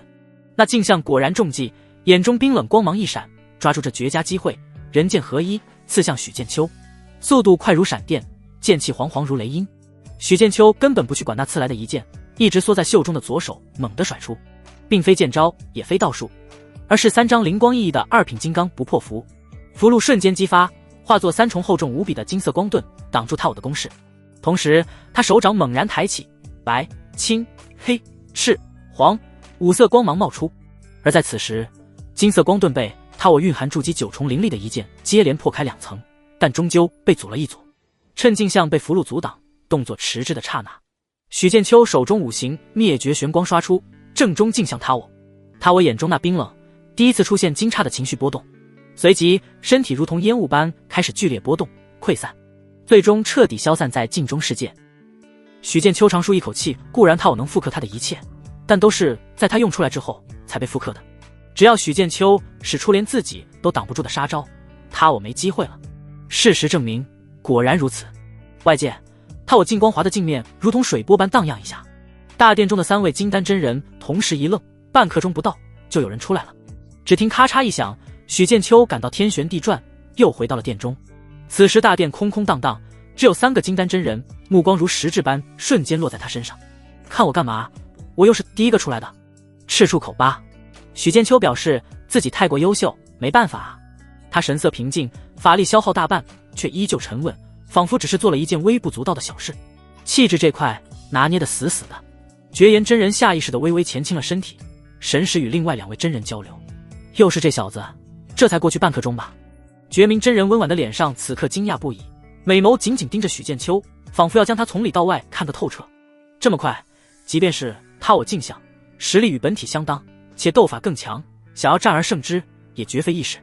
更别说如此短的时间，他主考5年，见过的所谓天才不计其数，但能击败本我镜像的少之又少，大多是僵持到1刻钟后才算勉强通过。气息最为深厚的坤坤真人此刻也无法保持淡定，他深邃的眼眸中金光闪烁，直接问许剑秋：“你是哪位真人举荐的？”许剑秋答道：“绝情真人。”绝情真人举荐的，难怪。3人顿时了然，一切都解释得通了。绝情真人秦子夜可是五行仙宗今年风头正盛的金丹真传，丹成上品，仙宗上下几乎无人不知。在整个五行仙宗，结成上品金丹的真人不超过20位。历年来，上品金丹但凡不中途夭折，都能成为元神尊者。能被那样精彩绝艳的真人举荐，说明许剑秋本身也有过人之处。2场考核都是第一个通过，证明的确如此。师徒、姐弟、前后辈，3人纷纷在心里猜测许剑秋与绝情真人秦子夜的关系，却无人能猜到2人关系比他们想的还要紧密。什么关系？算是双修过的普通道友吧。1刻钟时间即将过去，他我竟再次泛起涟漪，一道黑色身影被传了出来。倨傲的黑衣青年气息凌乱，左边眼睛被头发遮住。他扫了一眼右边空荡大殿，只看到3位金丹真人。看来我是第一个。但当他感应到左边还有一道气息，撩起左眼上方头发一看，脸色阴沉的几乎要滴出水来。怎么又是他？他拳头紧握，眼中充满了嫉妒与一丝难以掩饰的惊惧。怎么可能这么快？他到底用了什么手段？我勒个豆，这发型杀马特啊！许剑秋见黑衣青年的模样，尽量憋住笑，想到了一个相关段子，没过片刻，一刻钟到了，数十道人影出现在大殿之中，一个个气息凌乱，有的甚至披头散发，显然都经历了艰难的斗法，僵持到最后一刻。见到许剑秋与黑衣青年时，众人心中都不淡定了。剩下还有人没出来，但3位真人并未出言解释，而是直接开始宣布第3场考核。觉明真人宣读考核内容悟性，坤坤真人大手一挥，他我镜中投射出数百本古籍，那些是道法：赤阳焚天法、庚金斩劫剑、玄冥冰魄经、地脉元磁法、幻梦心经、五雷化极大手印。看到如此多的道法，许剑秋就像老鼠进了米缸，兴奋至极。坤坤真人淡淡说道：尔等任意挑选一门道法记下，只要在2个时辰内修行入门，就算通过。还有这种好事？许剑秋目露金光。通过第2场镜中斗法的78名修士肃立大殿，气氛比之前更加凝重。上百种散发着不同气息的道法书籍与简要介绍，皆是五行仙宗的基础传承，包罗万象。从金木水火土5行到风冰雷等一属性，应有尽有。坤坤真人深邃的目光扫过众人，告诫道：切记要根据自身情况量力而行。话音刚落，众人的目光便在诸多道法书籍上扫视起来。千年前域外天魔降临，为了抵挡天魔，由诸多真仙牵头，9大仙州顶尖宗门成立了仙盟，天下不仙。只要有灵根，就能从仙盟之中获得修行功法，可直指元婴。因此在修仙界，寻常功法并不稀缺，稀缺的是资源以及诸多宗门秘传道法。许剑秋加入五行仙宗就是为了这些。他神识快速掠过，很快目光便锁定在那一本闪烁着刺目雷光、气息最为狂暴霸道的字迹之上——五雷化极大手印。简介仅有寥寥数字：因天雷之力化极灭之手，威力绝伦，修炼极难。许剑秋几乎没有任何犹豫，直接开口：弟子选择五雷化极大手印。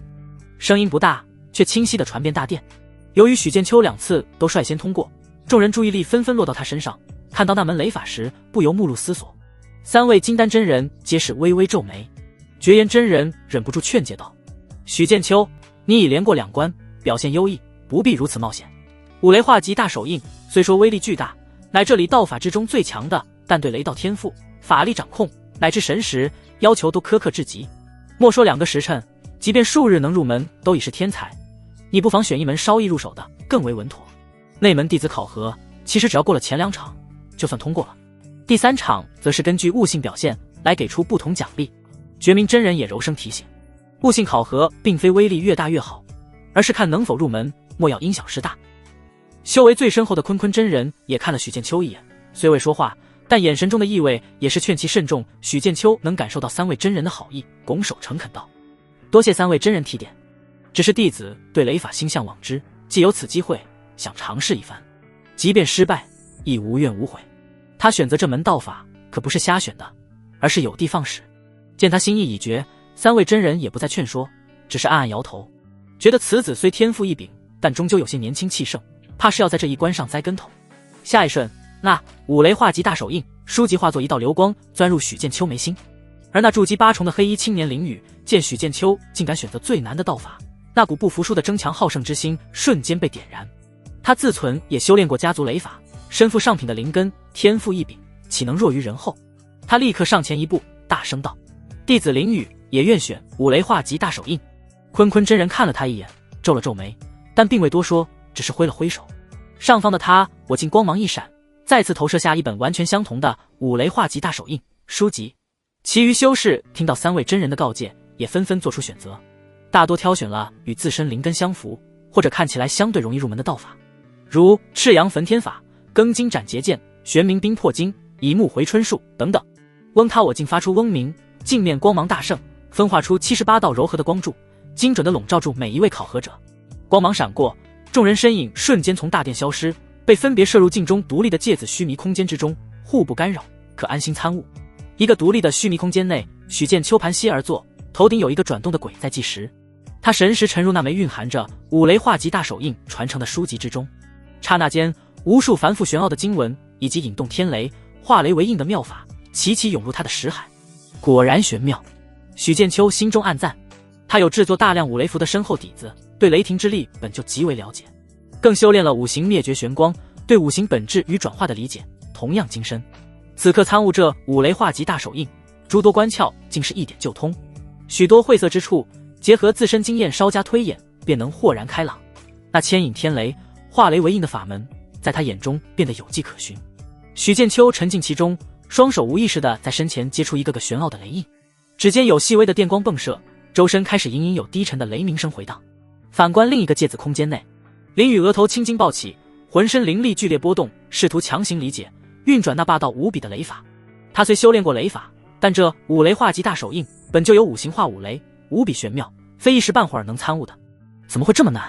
这雷力运转根本不合常理。林羽越是焦急，越是难以静心。体内法力因强行修炼而开始紊乱，五脏之气被雷意引动，相互冲撞。噗！猛地，他脸色一白，张口喷出一股灼热的鲜血，气息瞬间萎靡下来，眼中充满了不甘。眼看过了一个时辰，他连门都没摸到，反而受了内伤。再来。另一边，白玉彤选择的玄冥冰魄经相对适合他原本修行的功法，但他天赋有限，悟性平平，虽竭力参悟，却也始终未能捕捉到那缕冰魄真意，最终只能黯然放弃。世间天才当真如过江之鲫，不知有几人能修炼成。白玉彤脑海中浮现出许剑秋那从容不迫的身影，或许他能练成。2个时辰转瞬即逝，光芒再次闪动，众多考核者被重新传送回大殿，大多数人脸上都带着疲惫、茫然或沮丧。显然，能在2个时辰内将一门全新道法入门者寥寥无几。坤坤真人目光扫过众人，时限已到，成功入门者可上前演示。沉默了片刻，才陆续有几人走了出来，脸上带着或多或少的欣喜。一个紫袍男子施展赤阳焚天法，掌心腾起一簇微弱的小火苗，忽明忽暗。一人施展庚金斩结剑，指尖逼出1道寸许长的淡金色剑气，明灭不定。面容冷傲的女子施展玄冥冰魄经，脚下寒气森森，朝着周围蔓延。接连演示的几人皆是最粗浅的入门，威力有限，但好歹算是成功了。3位真人微微颔首，算是认可。林羽脸色惨白地站在人群中，拳头紧握，羞愤难当。白玉彤也黯然地低下了头。就在这时，许剑秋缓缓站了出来，刹那间，所有目光都聚焦在他身上。3位真人也凝神看去，他们并不认为许剑秋真的能成功。只见许剑秋深吸一口气，右手缓缓抬起，没有任何冗长的咒语或复杂的起手式，他只是五指微张，朝着前方虚空轻轻一按。轰隆！大殿之内凭空炸响一声沉闷的雷霆，无数细碎的银蛇电光自他掌心喷涌而出，瞬间交织缠绕，化作一只方圆丈许且凝实无比的巨大手印。那手印之上，白、青、黑、赤、黄5色雷光流转不息，散发出恐怖气息，威压之盛，远超之前所有演示者的总和。仿佛只要这只手印轻轻按下，便能将前方一切邪魔化为齑粉。这就是五雷化极大手印，而且绝非刚刚入门那么简单，已然有了几分真正的精髓和威力。雷霆手印悬浮于空，刺目的雷光将整个大殿映得如同白昼，轰隆声不绝于耳。许剑秋沐浴在自身引动的雷光之中，发丝飞舞，衣袍猎猎，宛如雷神降世。所有人都被这骇人的声势和那纯粹的雷霆之威震慑住了，目瞪口呆。3位金丹真人猛地从座位上站了起来，绝颜真人眼睛瞪大，失态道：真的成了？只因为这门雷法他也修炼过，足足用了2个月才修成。那其中蕴含的雷霆真意，做不得假绝明真人喃喃道：非但入门，竟已能凝聚如此规模的雷印。坤坤真人深吸一口气，缓缓坐下，眼中已是一片凝重与惊叹。此子于雷道之上，乃绝世奇才。我竟并未传来器灵提示，说明许剑秋在此之前并未修炼过这门道法。刚刚出来演示的几人看着自己掌心那簇小火苗，那寸许剑气，顿时觉得无比可笑，羞愧地低下了头。没有对比就没有伤害。林羽看着那黄黄雷印，在感受着自己体内因反噬而隐隐作痛的五脏，脸色愈发惨白。他所有的骄傲和不服，在这一刻被彻底碾碎。许剑秋缓缓散去了雷印，雷霆消散，他朝着3位真人拱手一礼，语气依旧平静：弟子侥幸，堪堪练成。但这份平静在此刻众人眼中却比任何炫耀都更具冲击力。什么叫特么的天才？这才是真正的天才。考核大殿内一片寂静，所有人的目光都落在沐浴雷光缓缓收工的许剑秋身上。3位金丹真人相视一眼，皆是从对方眼中看到了难以掩饰的赞赏。绝颜真人朗声说道：此次内门考核结束，许剑秋3场皆为第一，悟性超绝，当为此次魁首。此话出口，一锤定音。数月之前，许剑秋只是先到落榜生，连3、4流宗门的门槛都没过，如今却力压一众5行仙宗弟子。坤坤真人缓缓开口，声音中带着一丝难得的笑意：既为魁首，自有额外奖赏。他我竞技载的道法虽然不错，却皆为简化之版，便于考核参悟。宗门赐你一门完整道法。完整道法。众人闻言，大多两眼茫然，只有那几个身怀举剑令的修士眼中露出羡慕的神色。许剑秋心中一动，那五雷化极大手印居然还只是简化版，完整版的是什么样子？只见坤坤真人挥袖，10多本道法书籍悬于许剑秋面前，浮现出诸多道法名称及其简要，其中就有许剑秋熟悉的不能再熟的五行灭绝玄光。坤坤真人缓缓说道：你可选择五雷化极大手印的完整版，五雷武器大擒拿也可另选。许剑秋神识扫过，锁定了五雷武器大擒拿。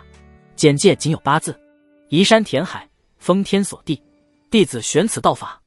许剑秋没有任何犹豫。善。坤坤真人点头，五雷化极大手印正是从此道法中简化而来，你日后若是结成金丹，五雷武器大擒拿也可演化为神通，望你好生修习，莫负其威。然宗门秘传不可轻泄，须立天道誓言，最多只能另传1人，且在传之人不能再传。还能再传1人？许剑秋当即想到了秦子夜传给自己的五行灭绝玄光，他当即立誓：弟子许剑秋今日得受五雷武器大擒拿，天道为鉴，此法此生最多只传1人，且所传之人立誓不可再传，如有违背，道基尽毁，永绝仙途。天道誓言成立，无形枷锁加深。书籍化作流光，没入许剑秋眉心，海量的完整传承瞬间涌入其识海。至此，内门考核彻底结束。通过第2场考核的78人皆成为内门弟子，而通过第3场考核的9人皆有机会选择加入各峰。觉明真人柔声道：而等9人进入内门，可择一峰加入，各峰皆有金丹真人坐镇，可得真人指点，享峰内资源。当然，须得峰主真人首肯方可。话音刚落，满头赤发的绝颜真人便忍不住看向许剑秋，直接开口招揽：许小子，我乃绝颜峰峰主，主修火系道法，观你雷火相生，正合我绝颜峰一脉。我也修过五雷武器大擒拿，你若愿来，我亲自指点你，绝不亏待。一位金丹真人如此招揽，条件优厚至极，让其他通过内门考核的弟子羡慕不已。然而许剑秋却拱手恭敬而坚定地婉拒：多谢绝颜真人厚爱，真人盛情，弟子感激不尽。只是弟子心中已有想去的山，只能辜负真人美意了。他若真加入绝颜峰，秦子夜要是知道了，说不定亲密度直接降到0，两人彻底无缘。绝颜真人浓眉皱起，想到了什么？难道你想去绝情真人门下绝情峰？许剑秋拱手回答：弟子想去的正是绝情峰。绝情峰？秦子夜？3位真人都是一怔，随即露出恍然之色。是了，此子手持绝情真人的金牌而来，本就是他举荐之人，看来两人关系不浅啊。绝颜真人虽然觉得惋惜，但也不好强求，只得咂咂嘴，叹道：罢了罢了，既是绝情真人举荐，我也不强人所难。只是绝情真人刚结金丹，资源有限，你小子自求多福吧。他语气中并无芥蒂，只有些遗憾。许剑秋再次拱手表示感谢。此间事了，新进内门弟子们各自散去，或尝试拜师，或熟悉环境。许剑秋辞别3位金丹真人后，径直离开考核大殿，依照宗门地图指引，身化剑光，飞过无数灵秀山峰，缥缈云海，最终来到一片被淡淡紫气笼罩的山脉之前。主峰之上，绝情峰3个古朴大字刻于石壁，剑气森然，透着一股生人勿近的冷意。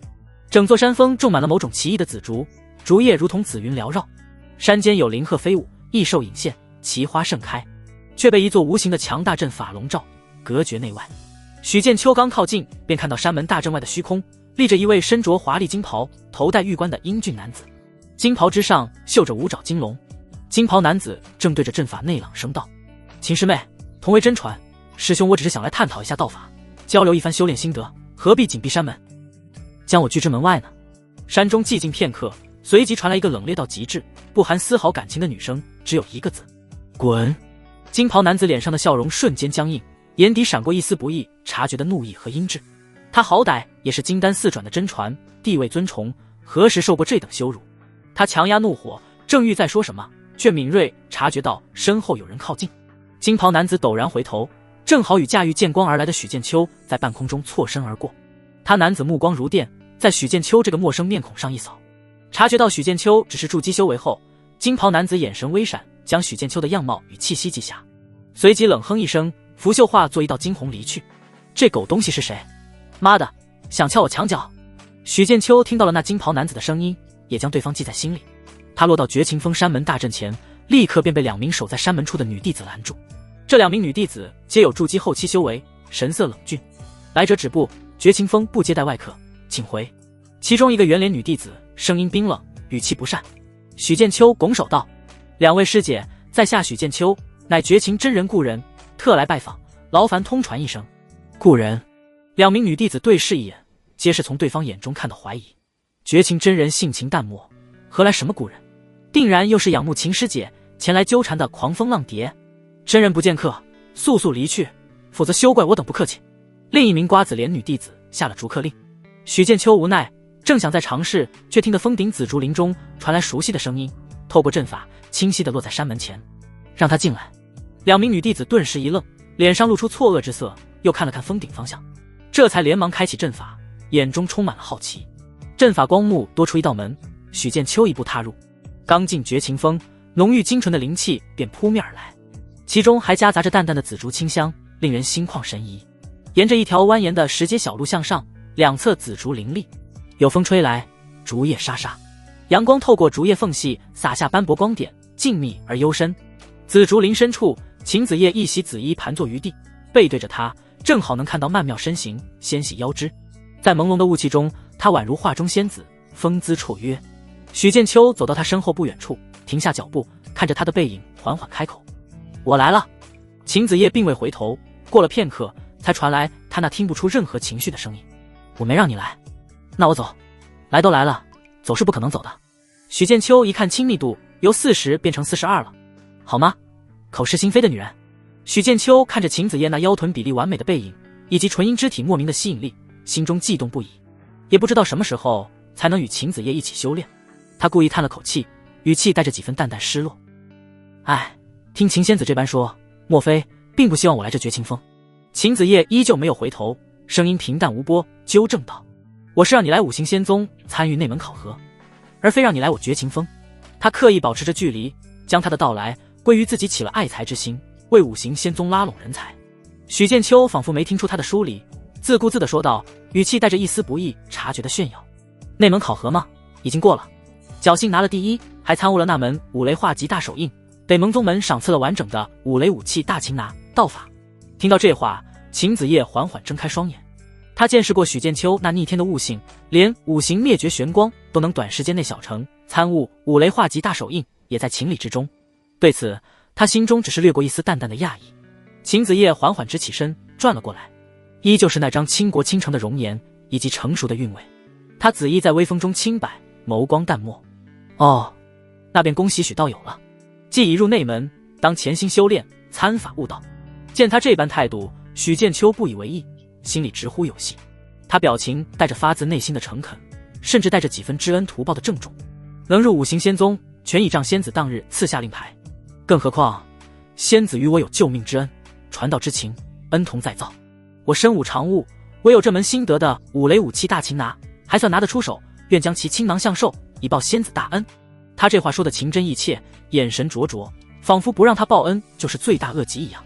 秦子夜脑海中不由自主地闪过仙魔战场那阴阳相济的画面，以及许剑秋以筑基逆斩金丹的情景。他心头莫名一颤，赶忙运转法力，将那些杂念尽数斩去，语气愈发冰冷：“住口！当日之事早已两清，互不相欠。五行灭绝玄光是交换，举荐令于你亦是宗门规矩。救命之恩，你已助我结丹相抵，此事休要再提，往事不必再提。”然而许剑秋的脸皮厚度显然超出了他的预料，他立刻换上一副无处可去的可怜表情，叹道：“仙子说是两清，可在下初入五行仙宗，人生地不熟，举目无亲，四顾茫然，只认得仙子一人。若不投靠仙子，还能去往何处？我别无他物，唯有以此法相报，略尽心意，还望仙子念在昔日情分。”许剑秋赶忙改口：“是念在同道之意，收留一二。”他一番话又是卖惨，又是旧事重提，铁了心要赖在绝情峰粘上秦子夜。秦子夜听得眉心直跳，只觉得许剑秋脸皮之厚，简直比他面对过的任何强敌都要难缠。他心中暗暗叫苦，明明想斩断一切，可剪不断理还乱。秦子夜压下翻腾的心绪，决定暂且转移此事，冷声道：“你说你参悟了五雷化及大手印，施展于我看看。”他倒要看看2个时辰，他能领悟到何种程度。许剑秋闻言，知道有戏，立刻精神一振，他后退几步，神色一肃，右手抬起，五指间雷光骤然迸发，轰隆，低沉的雷鸣在紫竹林中回荡，狂暴霸道的雷霆之力迅速汇聚，在他掌心前方凝聚成一只五色雷光流转不息的巨大手印，威势赫赫，刚猛霸道的气息弥漫开来，吹得周围紫竹哗啦作响，竹叶纷飞。比起考核时，他似乎掌控得更为纯熟了几分。秦子夜静静地看着那黄黄雷印，清冷的眼眸中终于掠过一丝难以掩饰的波澜。2个时辰竟真能到如此地步，此等悟性简直匪夷所思。他自问，即便自己当初去参悟这门道法，也绝无可能在2个时辰内达到这般效果。心中对许剑秋的评价不由得又拔高了一层，同时被体内他强行压住的那股莫名的悸动似乎也更强了些。秦子夜面上却不动声色，待许剑秋散去雷印，才淡淡开口：“尚可。”沉吟片刻，他心思百转千回，强行赶人似乎于情于理都有些说不过去。毕竟剑令确实是他所给，但若就此让他留下，日日相对，最终秦子夜找到了一个折中的借口。他本就对完整道法五雷武器大擒拿存有好奇，即便许剑秋不来，他也打算择日去到宫殿换取这门道法，如今倒也省了一笔道工。秦子夜淡淡说道：“五雷武器大擒拿乃宗门秘传，威力非凡，你既心意已决，待你将此术真正入门，融会贯通之后，再论传授之事不迟。”这相当于变相同意他暂时留下了。许剑秋心中暗喜，脸上却一副谨遵仙子吩咐的模样。仙子放心，我定当勤加休息，早日悟透，不负仙子期望。嘻嘻，离仙子又近一步。尘埃落定，许剑秋忽然想起山门外那金袍男子，语气中带上了一丝不易察觉的敌意，问道：“方才在山门外遇见一位身着金袍的真人，似乎对仙子多有纠缠，看起来不像良善之辈，不知是何人？”秦子夜闻言，眉头微不可察地蹙了一下，语气淡漠中透着一丝不喜：“那是金龙峰的绝龙真人，金丹4转修为，不必理会他。”听得出来，他对那人颇为厌烦。许剑秋将绝龙真人这个名字记在心里，狗东西，老子记住你了。金丹4转，目前还不是他能招惹的，但来日方长。于是许剑秋就这样近乎赖皮的成功留在了绝情峰。对了，以后别叫我仙子。秦子夜微微蹙眉提示：“好的，仙子。”许剑秋点了点头，不叫仙子叫什么？叫绝情真人太生疏，要不把绝和真2个字去掉，怕是要被秦子夜打死。要不叫道友。秦子夜并未收许剑秋为徒，只给了他一个绝情峰执事的身份，负责管理峰内一些日常杂物，也算名正言顺。看着许剑秋拿到执事令牌后那笑眯眯的样子，秦子夜忽然觉得自己这绝情峰日后怕是再也难以清静了。他心底深处那被强行冰封的心境，似乎因这个男人的到来悄然裂开了一道道细微的缝隙。真是孽缘啊！当许剑秋手持执事令牌正式入住绝情峰时，替秦子夜打理杂物的4个女弟子皆是大吃一惊。秦子夜并未多做解释，只丢下一句日后峰内一应事务由许执事决断，便飘然离去，留下面面相觑的4女和一脸平静的许剑秋。执事还是男的。给许剑秋打开阵法的其中一个圆脸女弟子南希眨着大眼睛，神识传念对瓜子脸女弟子陈颖道：“真人道号绝情，不是最厌烦男人到绝情峰吗？怎么会让一个男人来当执事？”陈颖打量着远处正在熟悉环境的许剑秋，以神识回应：“许执事看起来很年轻，模样也俊朗，莫非？”他话未说尽，但意思很明显。负责绝情峰灵职的绿衣女弟子罗玉芝将手指竖在嘴边，比了一个嘘声的手势：“别胡言乱语，当心被真人发现，把你逐出绝情峰。”陈颖脖子一缩，左右看了看，没见到秦子夜的身影，这才松了口气。负责喂养灵兽的温婉女弟子杨梦蝶分析道：“真人行事自有道理，我等做好分内事即可。不过那位许执事能得真人如此魄力青睐，定然不简单。”4女心中各有猜测，看向许剑秋的目光充满了好奇，到底什么关系？好难猜啊。他们默契的没有多问，但许剑秋与绝情真人秦子夜之间的关系已然成了绝情峰上最大的谜团。按照五行仙宗规矩，新进内门弟子需前往都悟殿办理身份登记造册，还要检测骨灵与灵根。都悟殿掌管五行仙宗大小杂事，弟子登记、任务发放、道功核算、资源分配等皆归其管辖，可谓五行仙宗运转的中枢之一。殿内人来人往，繁忙无比。许剑秋事前已从秦子夜处得知，五行仙宗能屹立不倒，自有其气度。对于身怀奇遇、天赋异禀的弟子，只要非域外天魔，对宗门无害。宗门向来海纳百川，甚至会加以保护，这让他心下稍安。要是换作1000年前的魔宗，说不定刚展露出特殊之处，就会被一把抓住，请客炼化。时代变了，据说如今的魔宗也变得爱惜人才起来，不会动不动就炼化弟子。负责检测的是一位面容严肃的中年金丹真人。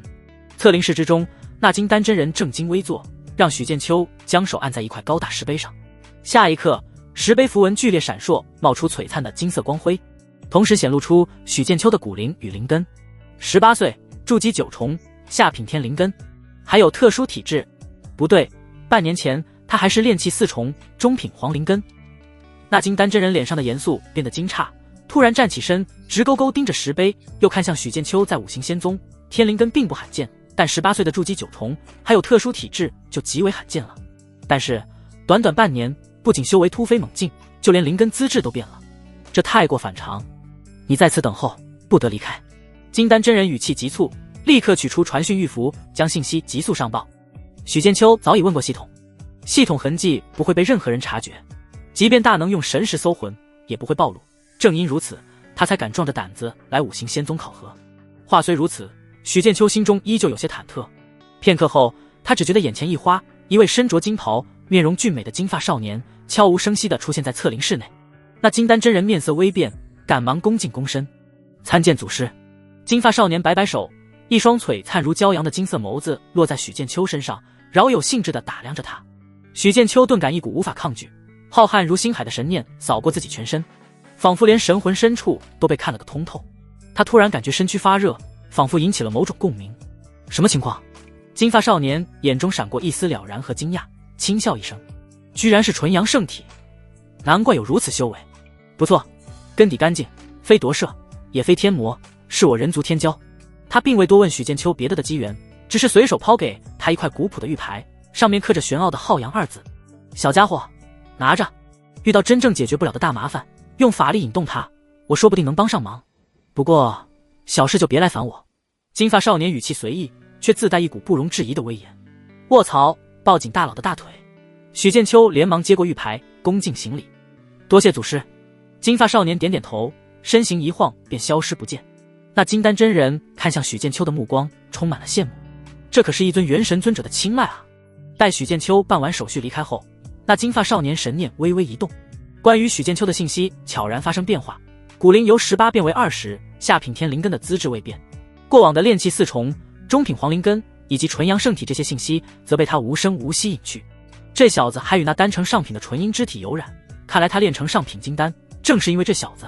纯阳圣体就看你能走到哪一步了。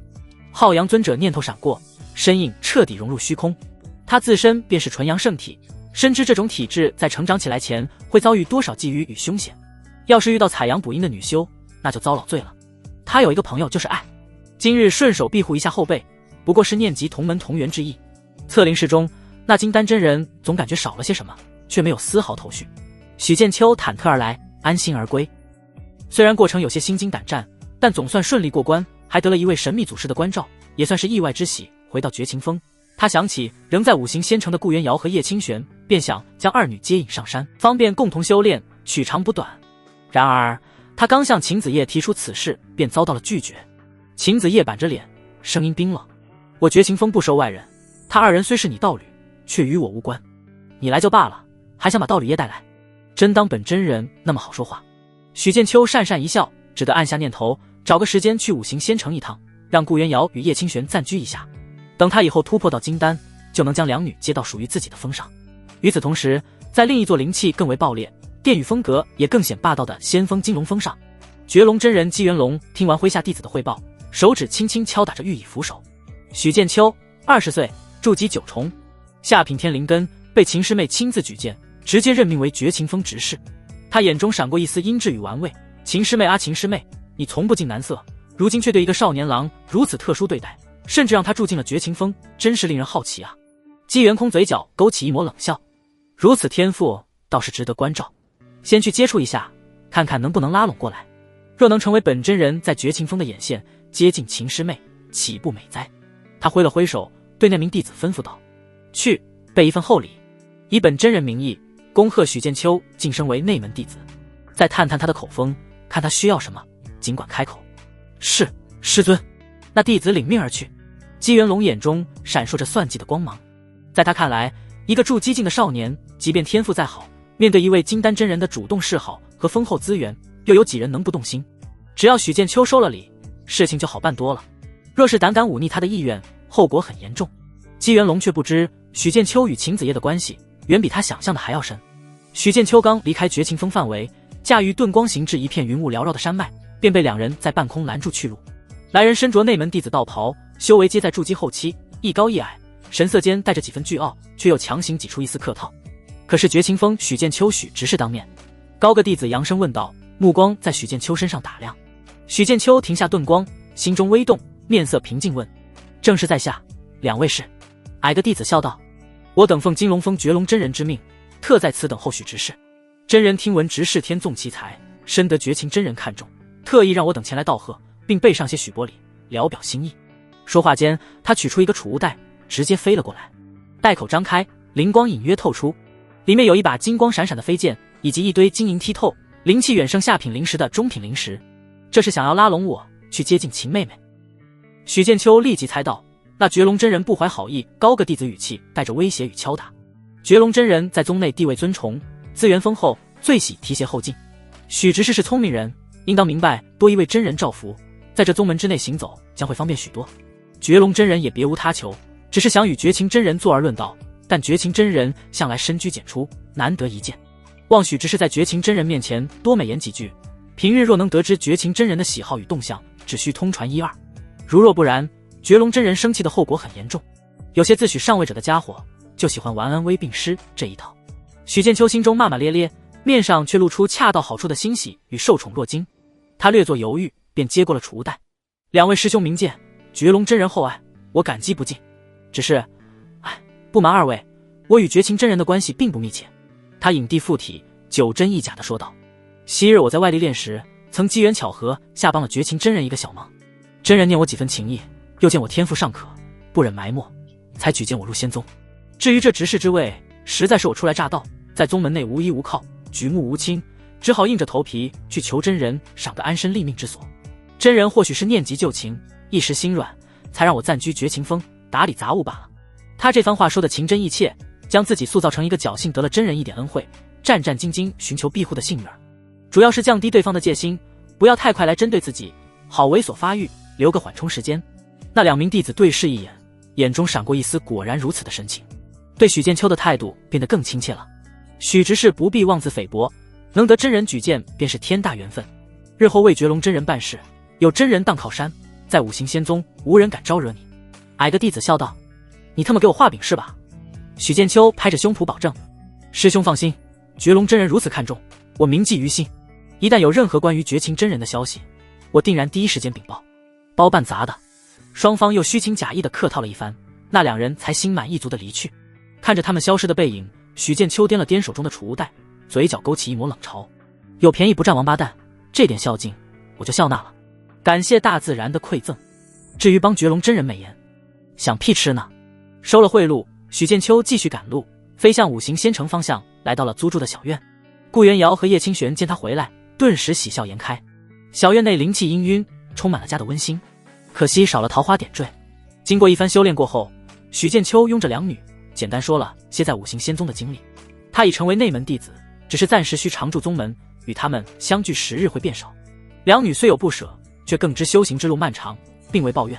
顾元瑶轻抚小腹，柔声道：夫君，你安心在宗门修行，我与清玄在此相互照应便是。叶清玄也拉着他的手，放在自己隆起的腹部上，脸上洋溢着母性的光辉。感受到掌心下清晰的胎动，许剑秋心中生出一丝愧疚。两位道侣有孕在身，已经6个多月，自己却不能常伴左右。他郑重说道：待我在五行仙宗站稳脚跟，就想办法接你们去，一有空闲我就来看你们。两女依偎在他怀中，轻轻点头。突然顾元瑶冷不防问道：夫君，你在五行仙宗见到那位绝情真人没？叶清玄不善的眼神在许剑秋身上打量，抓住他的弱点：什么绝情真人？我看该叫旧情真人，分明是夫君的老相好，该来的还是来了。面对两人的问话，许剑秋嘶了一声，从实招来。翌日，许剑秋返回绝情峰，在紫竹林中找到秦子夜。秦子夜一袭紫衣，闭目盘坐，周身气息愈发深厚。许剑秋没有任何隐瞒，将昨日途中被拦下绝龙真人如何派人拉拢，赠送法宝灵石，并要求他监视打探他喜好动向之事，和盘托出。说完，他补充道：“那绝龙真人不是什么好东西，你多加小心。”秦子夜声音清冷平淡，却蕴含着强大的自信。金丹四转，不足为虑。他虽突破金丹不久，但丹成上品，修为深厚，又得了宗门赏赐法宝。那金丹四转的绝龙真人，若真做出过分之举，就试试他以五行灭绝玄光炼成的本命神通。许剑秋闻言，这才放下心来。他不禁想起在仙魔战场被血魔王追杀时，秦子夜还是筑基九重，直接以一招五行灭绝玄光秒杀了媲美金丹境的血魔王。那一招的风情，他至今难忘。当然，那一次双修，他更加难忘。许剑秋想到那绝龙真人觊觎的是与他有过亲密关系的女人，心头更是不爽。等我突破到金丹，再去找那狗东西的麻烦。他取出储物袋交给秦子夜，这就是那家伙的贿赂。秦子夜长身而起，目光落在他身上，仿佛看透他心中那点不悦，说道：“既然是送你的，你拿着就是。至于该说什么，该做什么，你自己斟酌。”我懂。许剑秋心领神会，拿了好处不办事，那可太行了。下次见我之前，先把你身上清洗干净。秦子夜微微皱眉，转身离去，只给许剑秋留下一个风姿绰约的背影。你身上还有他的香水味。许剑秋脑海中不由冒出这句词，这是吃醋了。成为五行仙宗内门弟子后，许剑秋突然想起还有相应的福利没领取，我竟被酒色所耽，差点忘了正事。从今日起戒酒1月，至于另一样，是万万不可能戒的。许剑秋面色一正，一副深刻反省的模样。他驾着遁光穿过群山万壑，再次来到都雾殿，出示内门弟子身份玉牌之后，领取了一个储物袋，里面有代表内门弟子的五行道袍，整体以黑白2色为主，青赤黄3色点缀，看起来并不花里胡哨。道袍本身就是一件防御的法宝灵衣，可改变颜色，可藏形匿迹，妙处多多。除此之外，还有一干灵石、符箓、丹药、书籍，并且还有一次领取道法的机会。许剑秋径直走向了存放道法的偏殿，殿内书籍成千上万，诸多光华流转，远比考核大殿多得多。许剑秋神念扫过，最终被一本记载着大字载有无形剑气书籍吸引。剑道好啊，剑道得练。此剑诀精妙异常，变化多端，专修剑光分化之道。炼至高深之处，剑气可在有形与无形、有相与无相之间自由转换，虚实无定，聚散无常。斗法时可分化万千剑光，如天河倒卷，淹没敌人；亦可万剑归一，凝练至极，破尽万法。须知剑道一途，高远如天，有3重尤为著名的境界。一念动，剑光分化万千，铺天盖地袭去，以势压人，这是剑光分化之境。当剑速突破极限，破空之声如9天雷鸣，迅疾刚猛，摧枯拉朽，此为剑气雷音。将磅礴剑气极致凝练，化为纤细却无坚不摧的剑丝，锋锐无匹，专破各种护体神光与坚固防御，则是炼剑成丝。三者并无绝对的高下之分，全看修士自身领悟与运用。修至极处，皆可达到一剑破万法的无上威能。许剑秋对此剑诀极为满意，告知大殿中的值守真人后，登记在册，将其领取。至于根本功法，许剑秋修炼的混元一气诀还能将就用，并未改换，主要是五行仙宗的先天五行生灭仙经，需成为金丹真传方可接触，非他目前所能企及。回归绝情峰后，许剑秋便潜心修炼。他于剑道天赋本就不凡，灵根资质也提升到了天灵根，加之大自在有无形剑气，与他性情颇为相合。不过1月时光，竟已初步入门，虽远未至小成之境，但已能勉强分化出10数道虚实相间的剑光，威力颇不俗。他本就入门了五雷化极大手印，对雷法领悟极深，转修完整版道法，五雷武器大擒拿更是水到渠成。经过1月苦修，他五指张开，电光游走，一只由5色雷霆交织而成的巨大手掌已能初步凝聚，散发出恐怖气息。这道法外形与五雷化极大手印在外观上看起来没有多大区别，但威能与功效却相差极大，不仅有灭杀之力，更能封天锁地。难道我真是被埋没的天才？许剑秋说出来自己都笑了。要是没有系统，他如今最多修炼到炼气5重，骗别人可以，千万别把自己也骗了。这一日，许剑秋刚收工，便接到秦子夜传讯。步入紫竹林中，秦子夜依旧是那副面无表情的模样，又冷又郁，紫衣风韵，眸光淡然，他似是随口一提：“我要去神霄仙州一趟，你若想去开开眼界，可随我一同前往。”许剑秋疑惑问道：“神霄仙州？”秦子夜微微颔首，解释几句：“神霄道有弟子丹成上品，于是广发请柬，邀各方同道观礼金丹大典，宗门派我带队前往。”原来如此，许剑秋顿时了然。说起神霄道，他想到了一个故人，在仙魔战场时，他曾与神霄道弟子张云庭联手，将一个天魔击杀。张云庭掌驭雷法，声势浩大，灭杀诸多域外天魔，给他留下深刻印象。即便许剑秋如今将五雷武器大擒拿入门，依旧觉得在雷法方面比不上张云庭。这也正常，神霄道本就是玩雷的行家。等等，那丹成上品的金丹真人，该不会是他吧？许剑秋心里隐隐有种预感，于是就问秦子夜：“那神霄道的新晋金丹真人叫什么名字？”秦子夜想了想，回答：“紫云真人张云庭。”张云庭，许剑秋心里直呼好家伙，还真是他。没想到张云庭竟也成功结丹，而且还是上品金丹。许剑秋一脸唏嘘，心中也为故人感到欣喜。怎么，你们认识？秦子夜看出了他的表情。许剑秋点了点头：“我和他在仙魔战场并肩作战过。”秦子夜语气平淡：“如此正好，你便一同随行吧，见见故人亦能开阔眼界。”好，能与秦子夜同行，许剑秋自然不会反对，当即欣然同意。随后他想到什么，就问秦子夜：“你的金丹大典呢？”“我懒得办。”秦子夜语气随意，于他而言根本不在一词等虚里。五行仙宗遵循弟子意见，也就没有举行金丹大典。五行仙宗多了一位丹成上品的金丹真人，要是举办，恐怕会万宗来拜，不会像苍明宗那样小家子气。懒得办，好吧，这个理由很充足。许剑秋心里觉得可惜，要是办了，那能多收好多灵石法宝。秦子夜让许剑秋做好准备，明日就出发，记得焚香沐浴更衣，随后就离开紫竹林。他还真是在意啊，许剑秋心想，如此一来，岂不是能与秦子夜单独相处，提升一下亲密度？然而，秦子夜不仅点了他，又点了9名修为皆在筑基9重的内门弟子，算上许剑秋，正好10人。出行之日，五行仙宗山门之前，仪仗已然备好，4对金童玉女手提香花宫灯，分列两侧，容貌清秀，气度不凡。8名披金甲、持巨戟的天丁力士肃立后方，威猛凛然，煞气逼人。最引人注目的是前方那艘由4匹神骏非凡、背生双翼的雪白天马牵引的华丽云舟。云舟之上雕梁画栋，篆刻五行符文，流光溢彩，散发出强大的灵压。舟首插着一面五行仙宗旗帜，当真是仙家气象，大宗风范，牌面拉满，令人望之而生。为许剑秋特意洗了个澡，去除身上纠缠的气味。到达约定地点时，才发现还有别人，心里多少有些失望。原来不止我一个啊！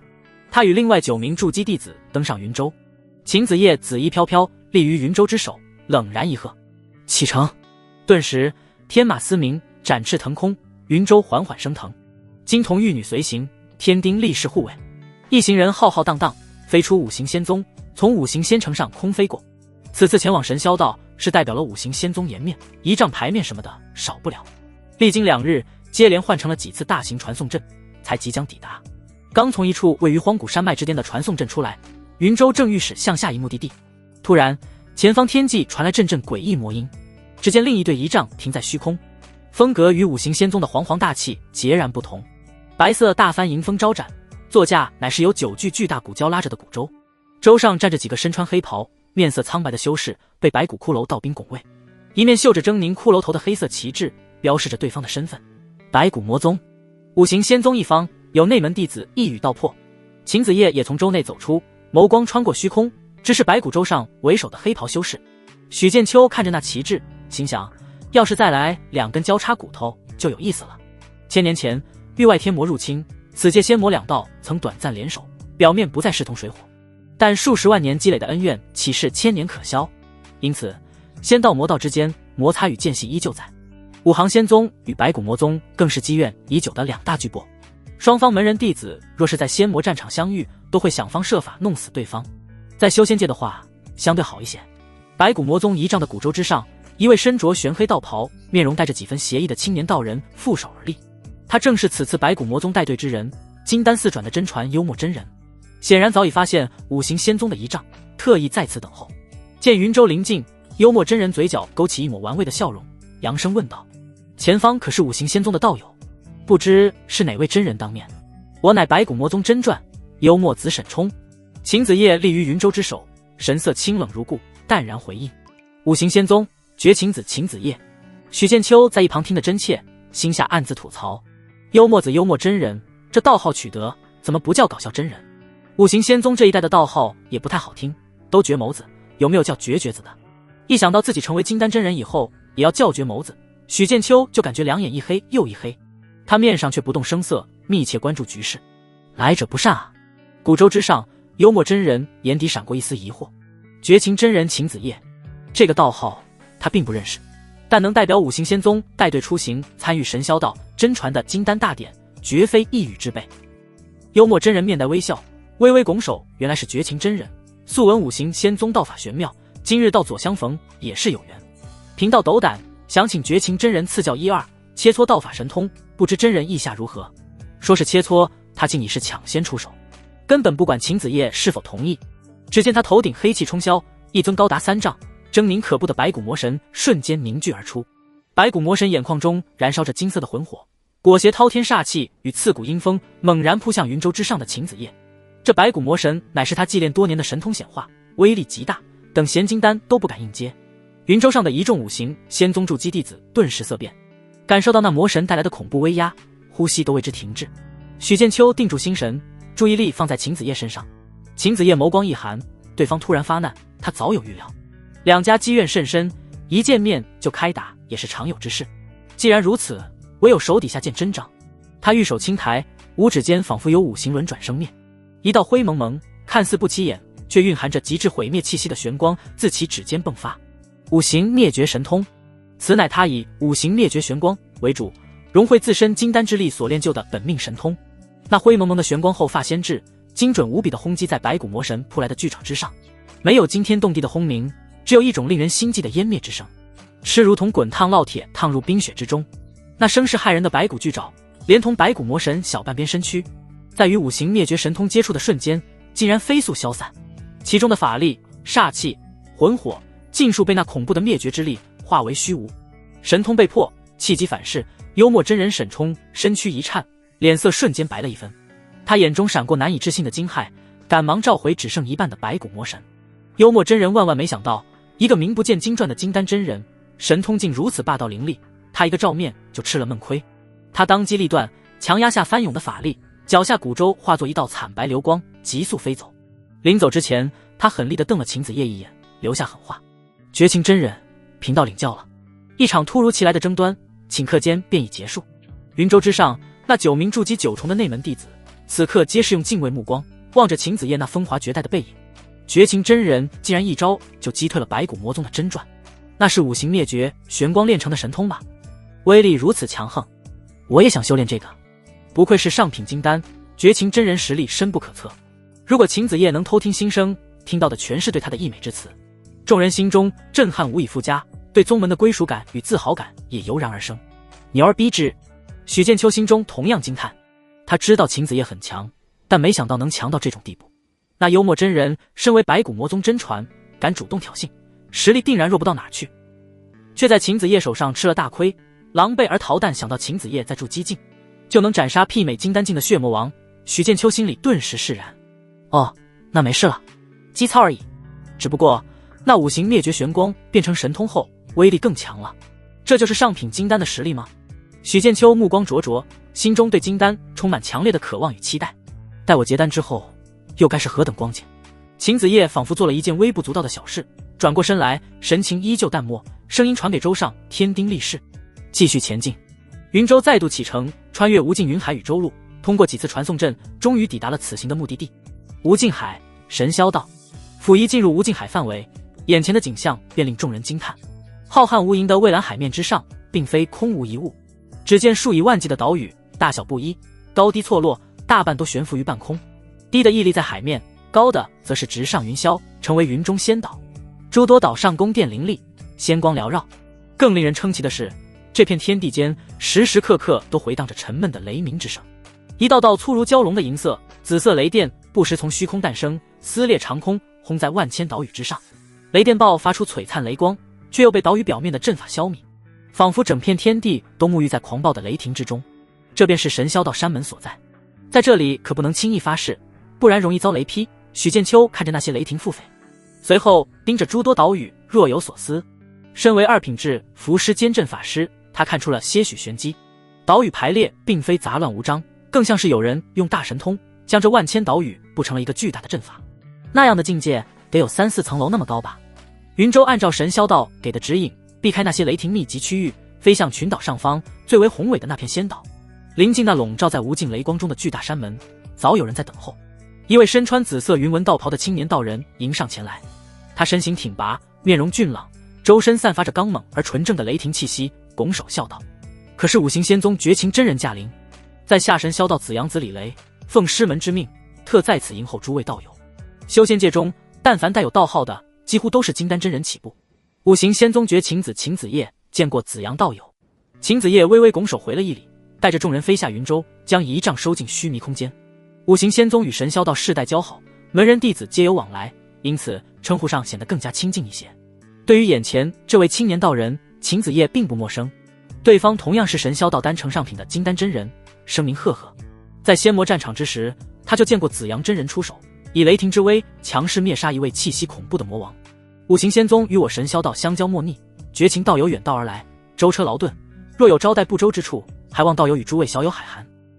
紫阳真人李雷再次拱手，举止谦逊得体。紫阳道友言重了。秦子夜回答：“请诸位随我前往宗门休憩。”李雷面带微笑，侧身相迎。他目光扫过秦子夜身后众人，在掠过许剑秋时微微一顿，眼中闪过一丝讶异。李雷清晰感应到这位年轻的筑基弟子体内竟蕴藏着一股颇为精纯的雷霆之力，他不由对秦子夜笑道：“五行仙宗道法包罗万象，门下弟子风采斐然，今日一见，果然名不虚传。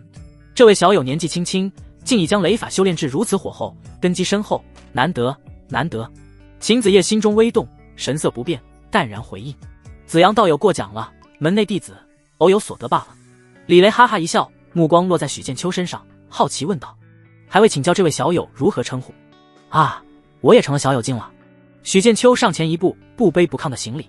许剑秋见过紫阳真人，修过仙的朋友都知道，修仙界分为蝼蚁境、小友境、道友境、前辈境。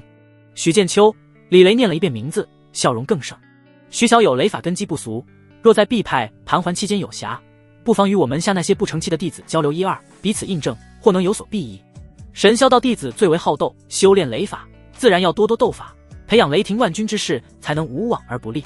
许剑秋心知这多半是客气话，当即应道：“真人厚爱，在下惶恐，若有机会，定当向贵宗道友讨教。”善。李雷满意点头，不再多言，亲自引着五行仙宗一行人进入神霄道山门。穿过道道禁制，李雷将他们安置在一处专门招待贵客的仙岛上，随后告辞离去。仙岛上院落精美，亭台楼阁，长廊水榭，湖泊如镜，灵气十分充沛。夜幕来临，一轮明月高悬，月光如水倾泻下来。许剑秋走出房间，欣赏夜色与月色，却发现早有人站在湖边，紫衣窈窕，成为第3种角色。今晚月色真美。许剑秋张口就来，可惜秦子夜并不知道这句话的真正含义。见秦子夜不说话，许剑秋继续撩拨。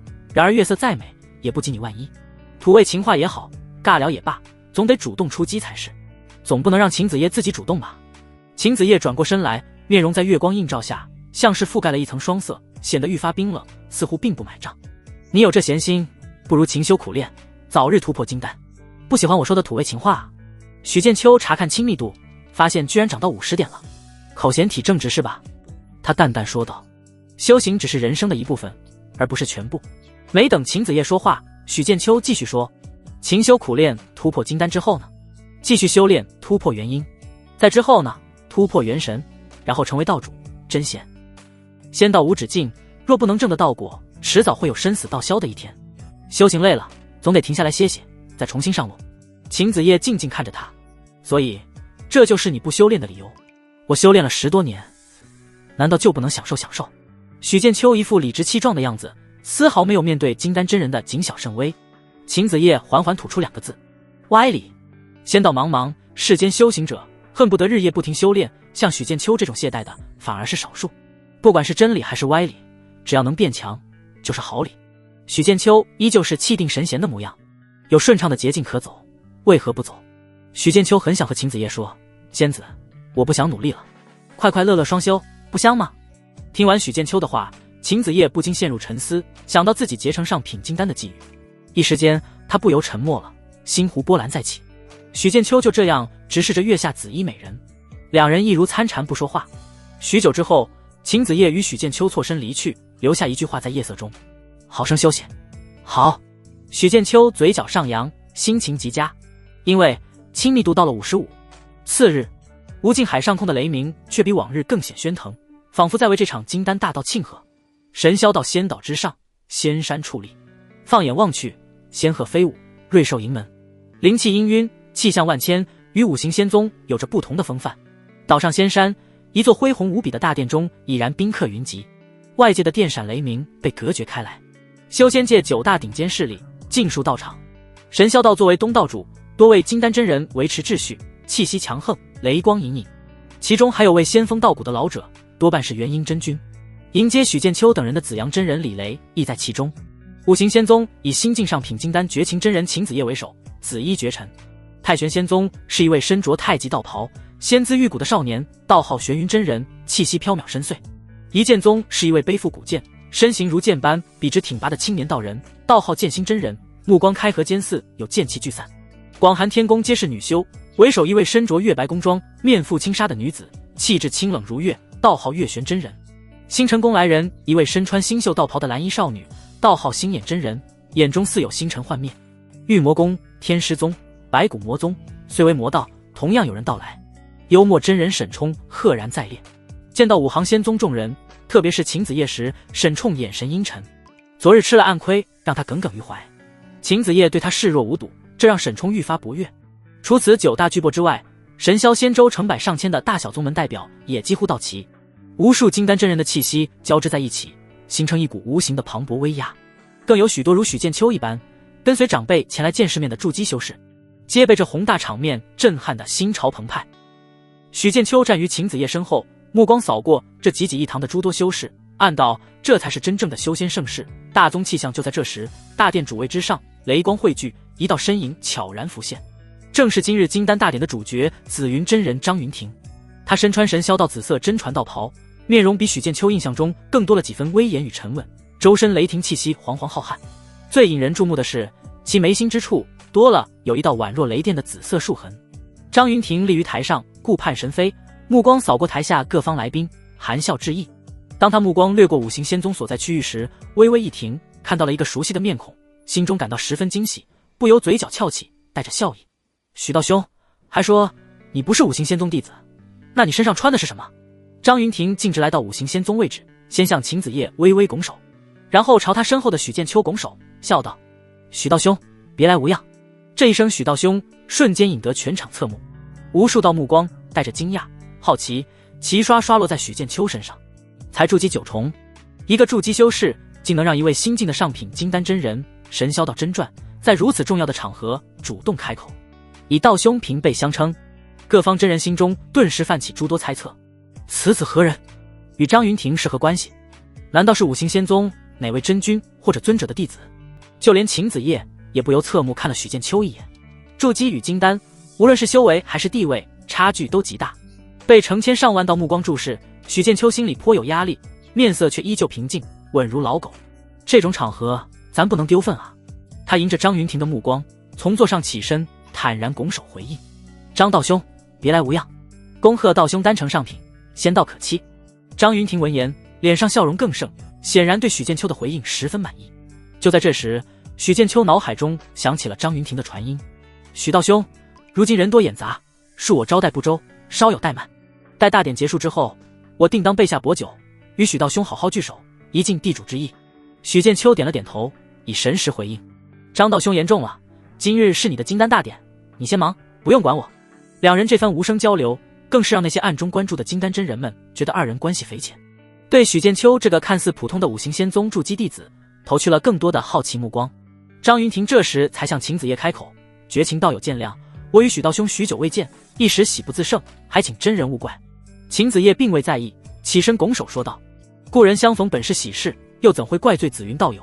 我在此代表五行仙宗，恭贺道友结成上品金丹，道途无量。”他身后几位筑基修士同样起身。由五行仙宗开场，其余宗门的成千上万修士也齐齐起身，开口道贺，恭贺紫云真人结成上品金丹，道途无量。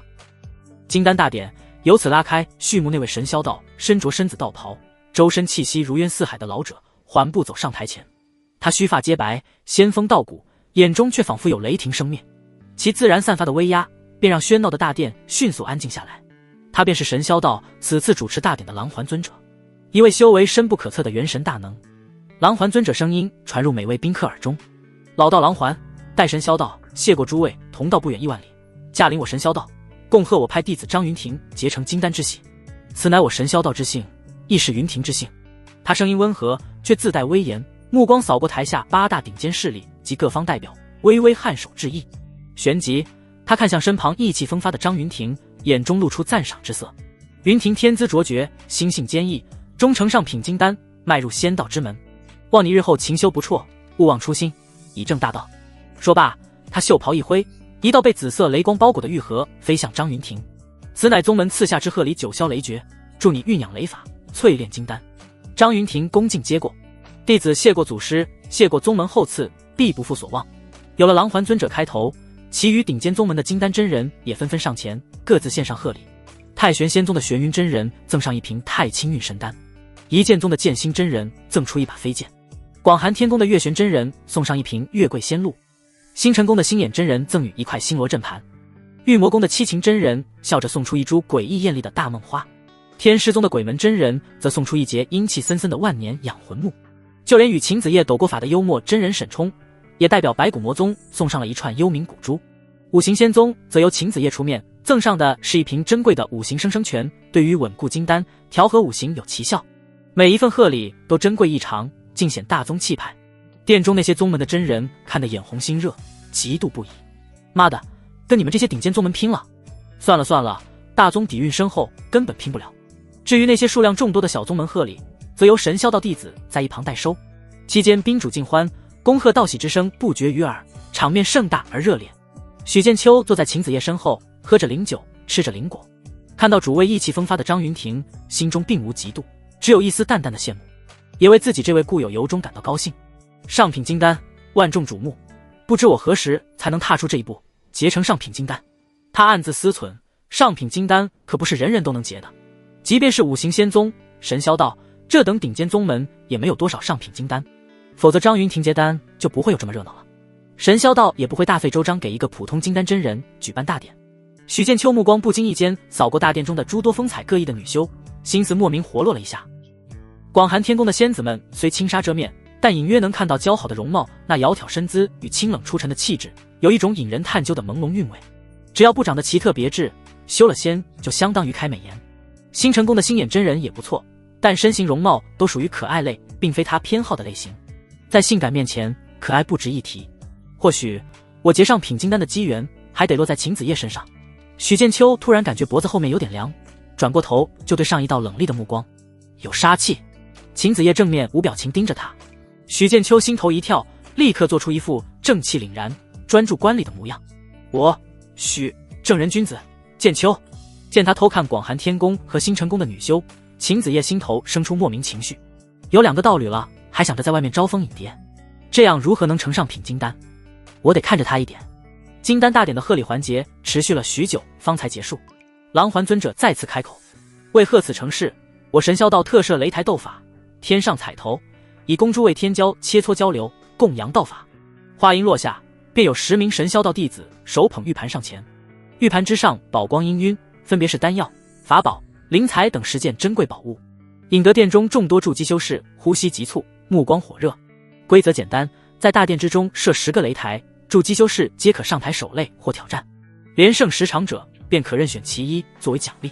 大殿再次沸腾起来，只见狼环尊者大手一划，大殿变得无比宽敞，在殿中硬生生开辟出一片空间，多了10个擂台。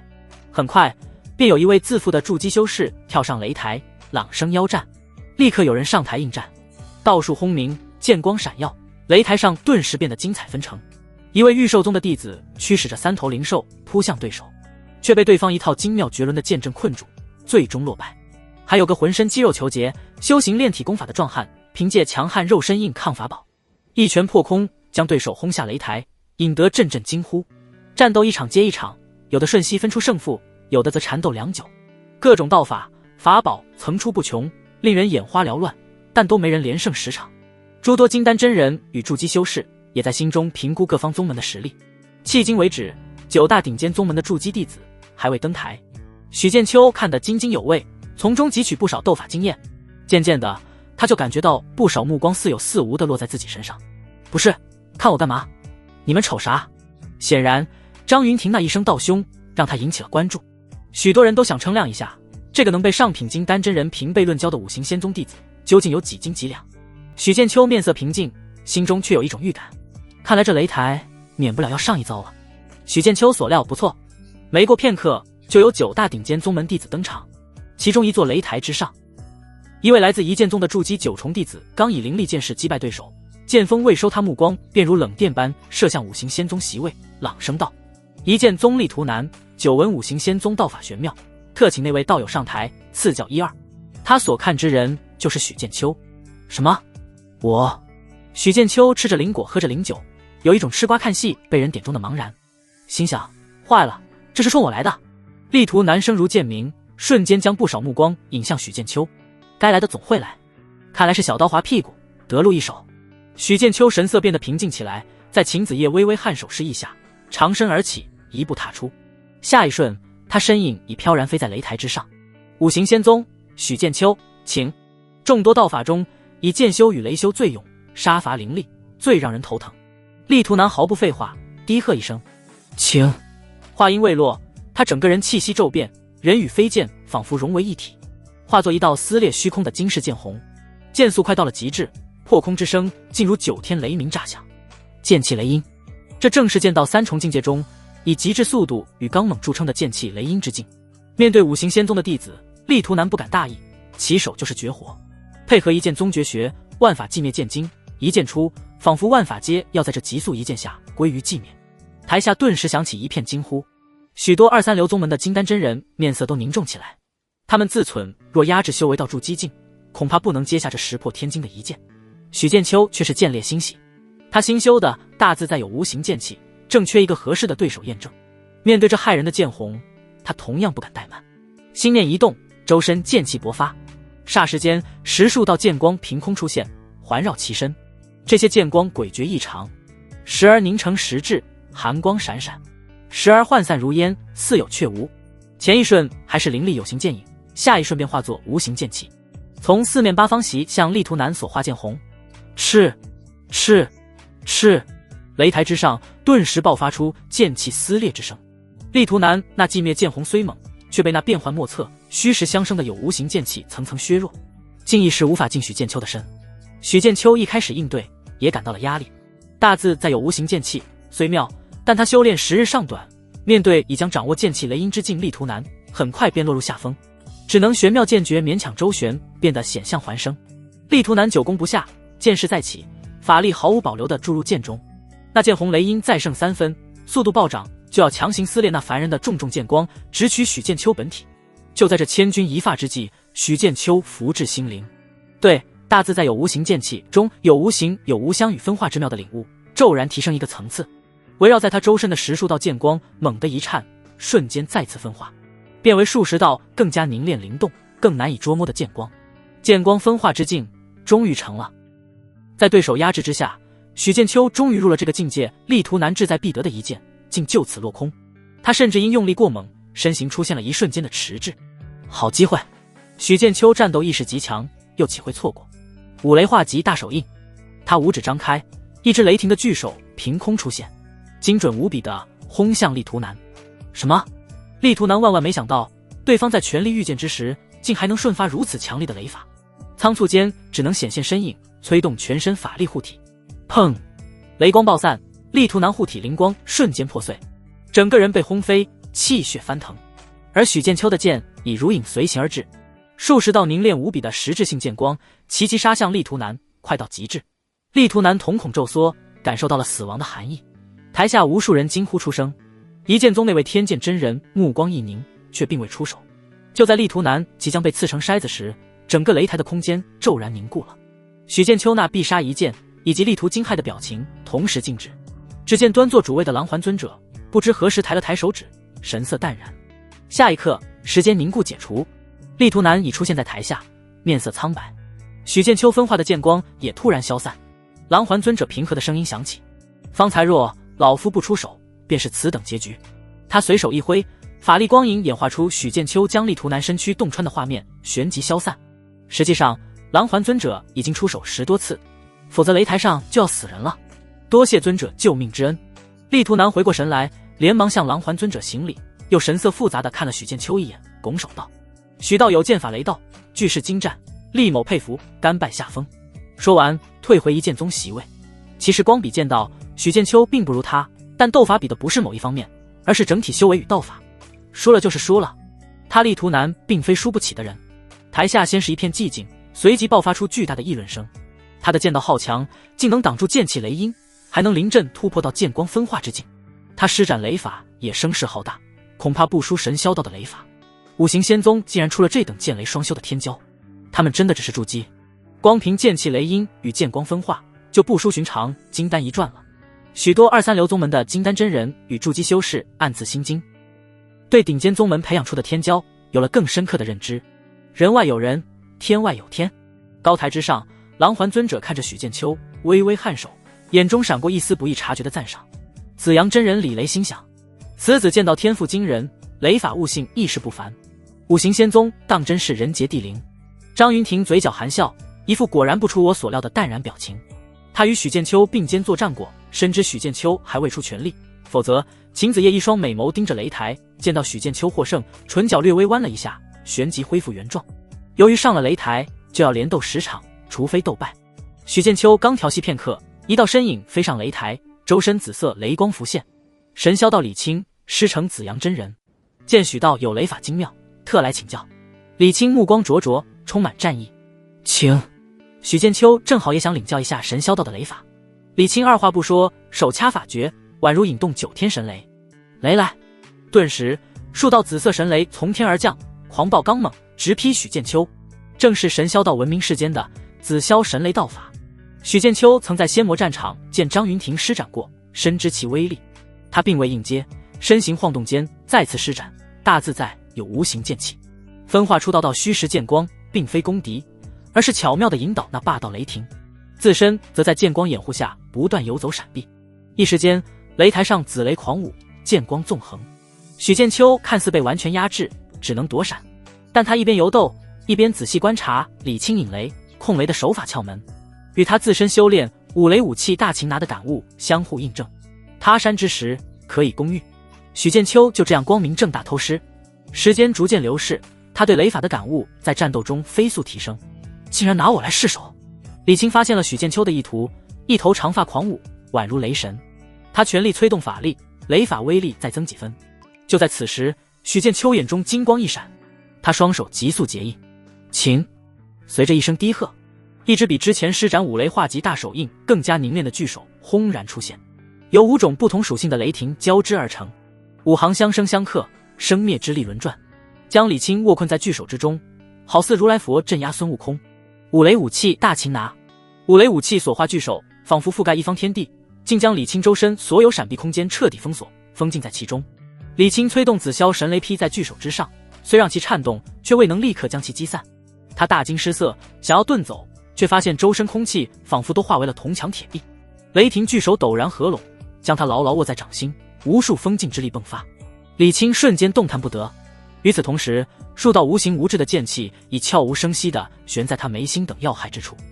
胜负已分，许剑秋散去剑气与雷手，拱手道：“李道友，承让了。”李清落在擂台上，面色微变，随后叹了口气，心悦诚服的回礼。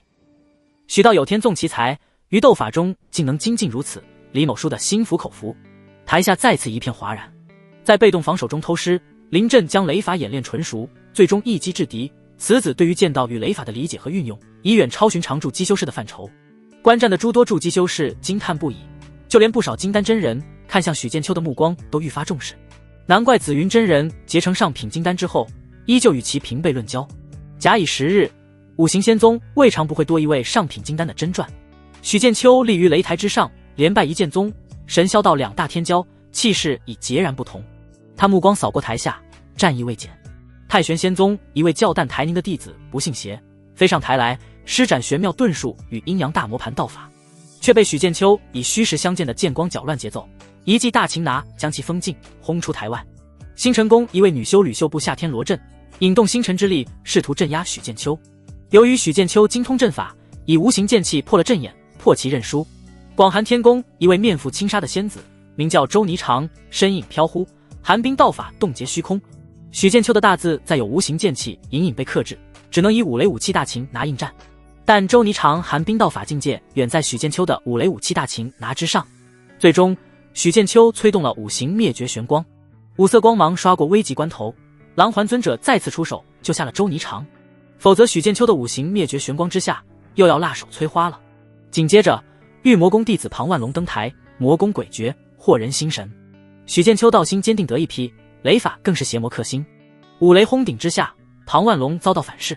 天师宗弟子刘流驱使一具银甲尸，道法不入，坚不可摧。许剑秋却不与之硬拼，剑光分化，专攻其本体，又以雷霆之力破煞，封禁银甲尸，找到机会击败了控尸的刘流。还有两个非九大宗的筑基修士，认为自己上也能行的，登台之后被许剑秋秒杀。事实证明，有时候上了也不行。转眼间，许剑秋9场连胜。擂台之下，诸多势力的修士，无论筑基还是金丹，看向台上那道身影的目光都充满了震惊与凝重。连挑7大顶尖宗门同辈，竟无一合之敌。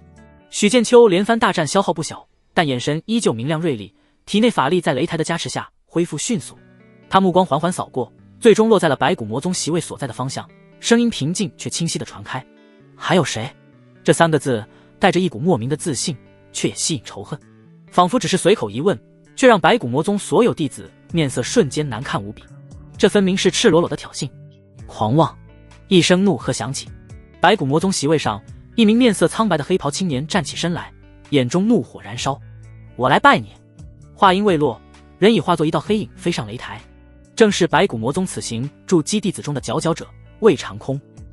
记住了，拜你之人名叫魏长空。魏长空冷喝：动手便是，我记性不好。许剑秋懒得和他废话。魏长空大怒，一面惨白的骨幡飞出，迎风变长，翻面魔气滚滚，瞬间飞出数十道狰狞魔影，呼啸着扑向许剑秋。同时他头顶黑气冲出，凝聚成一尊比之前幽默真人稍小但同样凶厉的白骨魔神，挥舞着骨爪狠狠拍下。魔影扰心神，白骨魔神主攻，手段狠辣刁钻。许剑秋面色不变，剑指一引，数十道大自在有无形剑气纵横交错，时而凝实斩灭魔影，时而化虚穿透白骨魔神攻击，将其死死缠住。雷光闪烁间，五雷化极大手印不时轰出，逼得魏长空连连闪避。魏长空越打越心惊，感受到了其他宗门弟子面对许剑秋的那股压力。该死！他眼中狠色一闪，咬破舌尖，喷出口精血在一块骨符之上，同时掏出一枚漆黑如墨、散发着诡异气息的丹药吞入腹中。轰！一股远超筑基境界的狂暴气息从魏长空体内爆发出来，他的皮肤表面符现出道道黑色魔纹，双眼瞬间变得赤红如血。金丹境！台下有人惊呼：是魔道秘药，何然血骨符？他强行将修为提升到了金丹境。有见识广博的金丹真人道破玄机，虽然这种提升的境界不稳，后患无穷，但短时间内魏长空确实拥有了金丹修士的威能。给我死！魏长空狂吼一声，力量暴涨，那白骨魔神体型膨胀一圈，煞气滔天，一拳便将许剑秋的剑光轰散大半。白骨幡摇动，魔影凝实如血，攻势瞬间猛烈了数倍。许剑秋压力倍增，身形被逼得连连后退，跟我玩阴的。魏长空脸上露出狰狞快意，只要能赢，些许代价又算得了什么？就在此时，许剑秋忽然抽身后退，朗声问狼环尊者：敢问尊者，此次斗法是否可使用任何手段？端坐高台的狼环尊者目光淡然，微微颔首：擂台斗法，各凭手段。好！许剑秋应了一声，在魏长空再次扑来的瞬间，手中忽然多出了一块古朴的紫色阵盘，上面雷纹密布，灵光隐现。他一边急速闪避，一边一本正经地解释道：我身为一名阵法师，临敌布阵，这很合理吧？话音未落，他将阵盘往空中一抛，双手掐诀，体内法力注入其中。五雷天行阵起！轰隆隆，阵盘瞬间光华大放，电闪雷鸣，整个擂台范围内刹那间化作一片雷霆炼狱。五色神雷如同受到了号召，交织成柱，毁灭性的气息散发，锁定强行提升到金丹境的魏长空。魏长空脸上的狞笑瞬间僵住，感受到了致命的威胁。这阵法的威力绝对能轰杀现在的他。你不讲先得！他拼命催动白骨魔神和白骨幡，想要抵挡。如何呢？许剑秋操控五雷天行阵，就要轰出绝杀一击。台下，幽默真人面色一变，站起身来，这小子太能闹腾了。狼环尊者心中叹气，再次抬了抬手，那即将落下的狂暴雷霆之柱骤然停下，旋即消散，阵盘光芒暗淡，飞回许剑秋手中。台上的恐怖景象仿佛从未出现，但狼环尊者随手演化出的后续画面却清晰地展示在所有人面前。画面中，五雷天行阵所化雷霆毫不留情落下，伪金丹境的魏长空连同他的白骨魔神、白骨幡，在无尽天雷下灰飞烟灭，形神俱灭。幸亏后面只是演化的。魏长空境界从金丹跌落，瘫软在地，面无血色，看向许剑秋的目光充满了后怕与惊恐。谁都没想到，许剑秋最后竟然掏出这么一个玩意。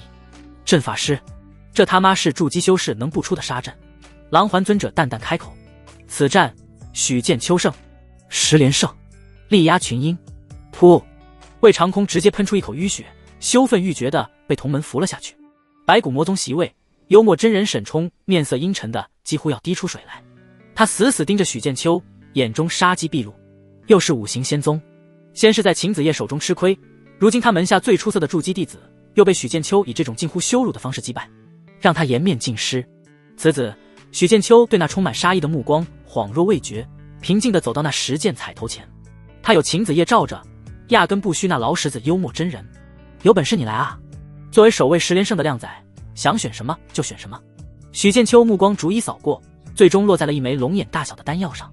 丹药表面生成9道玄奥雷纹，散发着磅礴纯正的雷霆气息。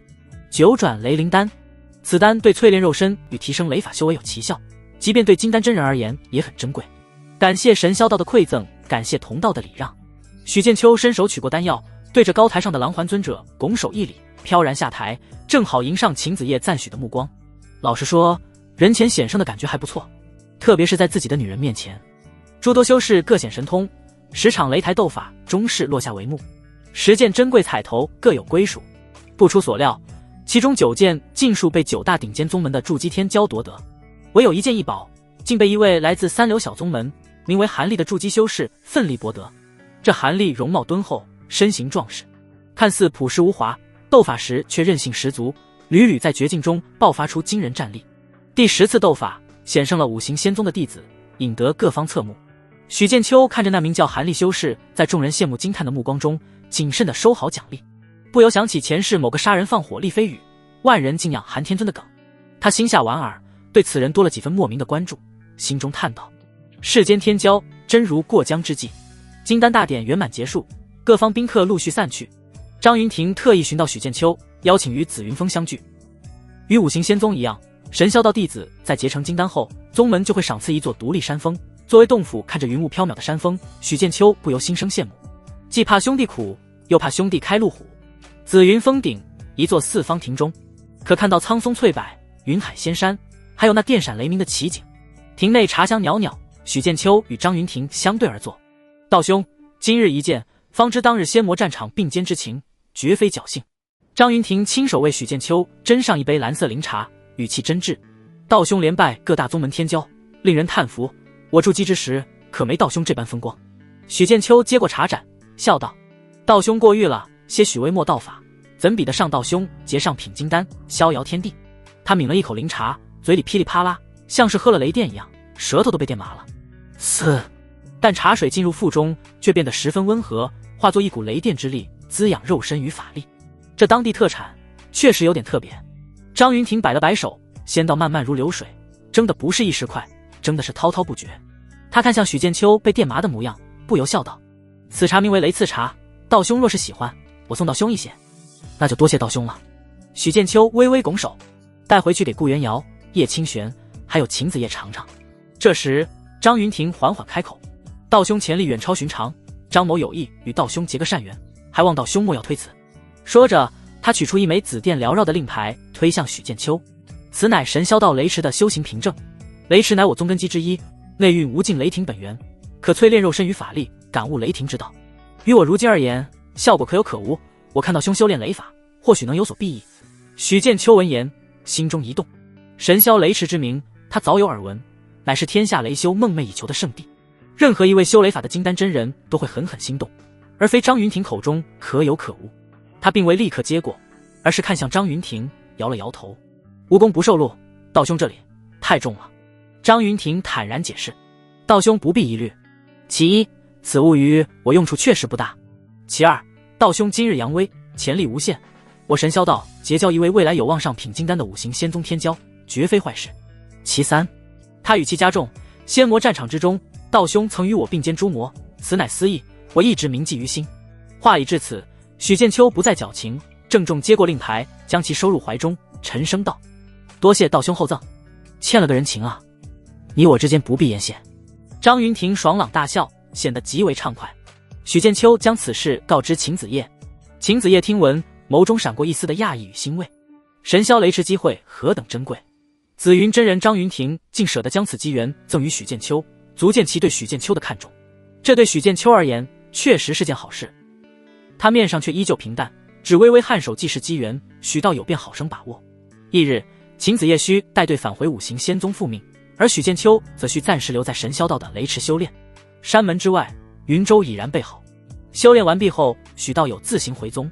秦子夜对许剑秋淡淡说一句，便不再多言，紫衣飘动，登上云舟。那9名筑基弟子紧随其后，看向许剑秋的目光皆带着羡慕与敬佩。不仅是那紫云真人与他平辈论交，连绝情真人也是这般。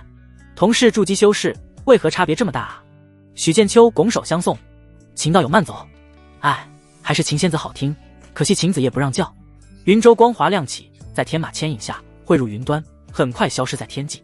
许剑秋目送云舟远去，转身便拿着令牌，在神霄道弟子引领下，直奔那令人向往的雷池而去。秦子夜一行人乘坐云舟，穿越无数岛屿，通过数次传送，已离开神霄仙州地界，行至一片荒芜的山脉上空。突然，前方虚空扭曲，一座由惨白兽骨炼制而成的魔舟撕裂虚空，悍然撞来。与此同时，侧后方阴风大作，一面遮天蔽日的黑色魔帆展开，无数怨魂哀嚎，瞬间布下一道困阵，将五行仙宗的云舟笼罩其中。秦子夜，本真人等候你多时了。一声阴冷的厉喝响起，幽默真人沈冲立于古舟之首，面带狞笑，其身旁还站着一位浑身笼罩在黑袍之中，只露出一双血红眼眸的魔修，气息竟同样高达金丹4转。今日便是你的死期！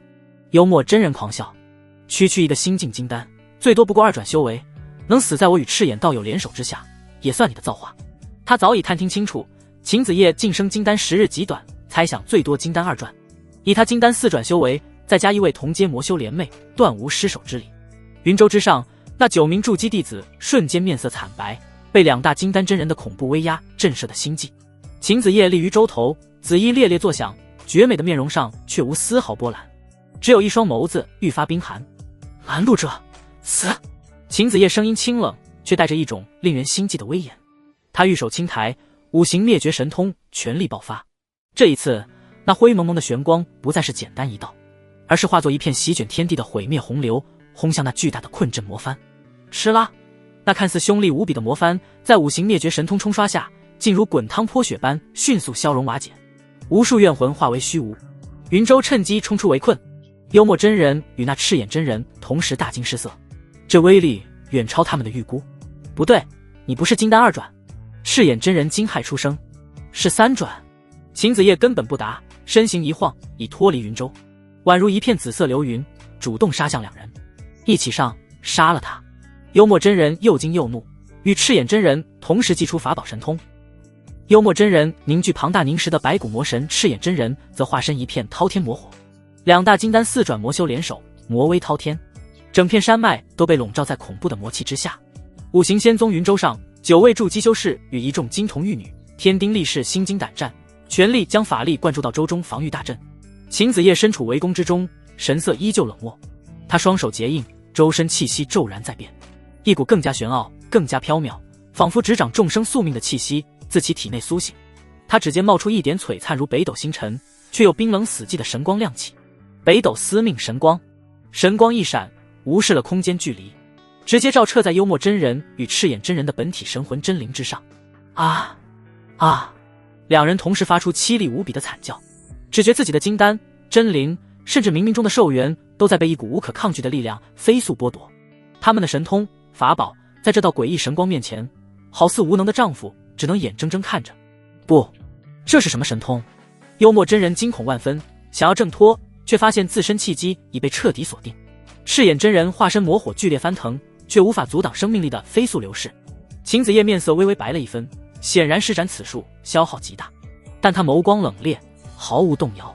北斗司命神光持续照耀，短短数息之间，两位金丹四转魔修的气息便如同风中残烛，迅速暗淡下去。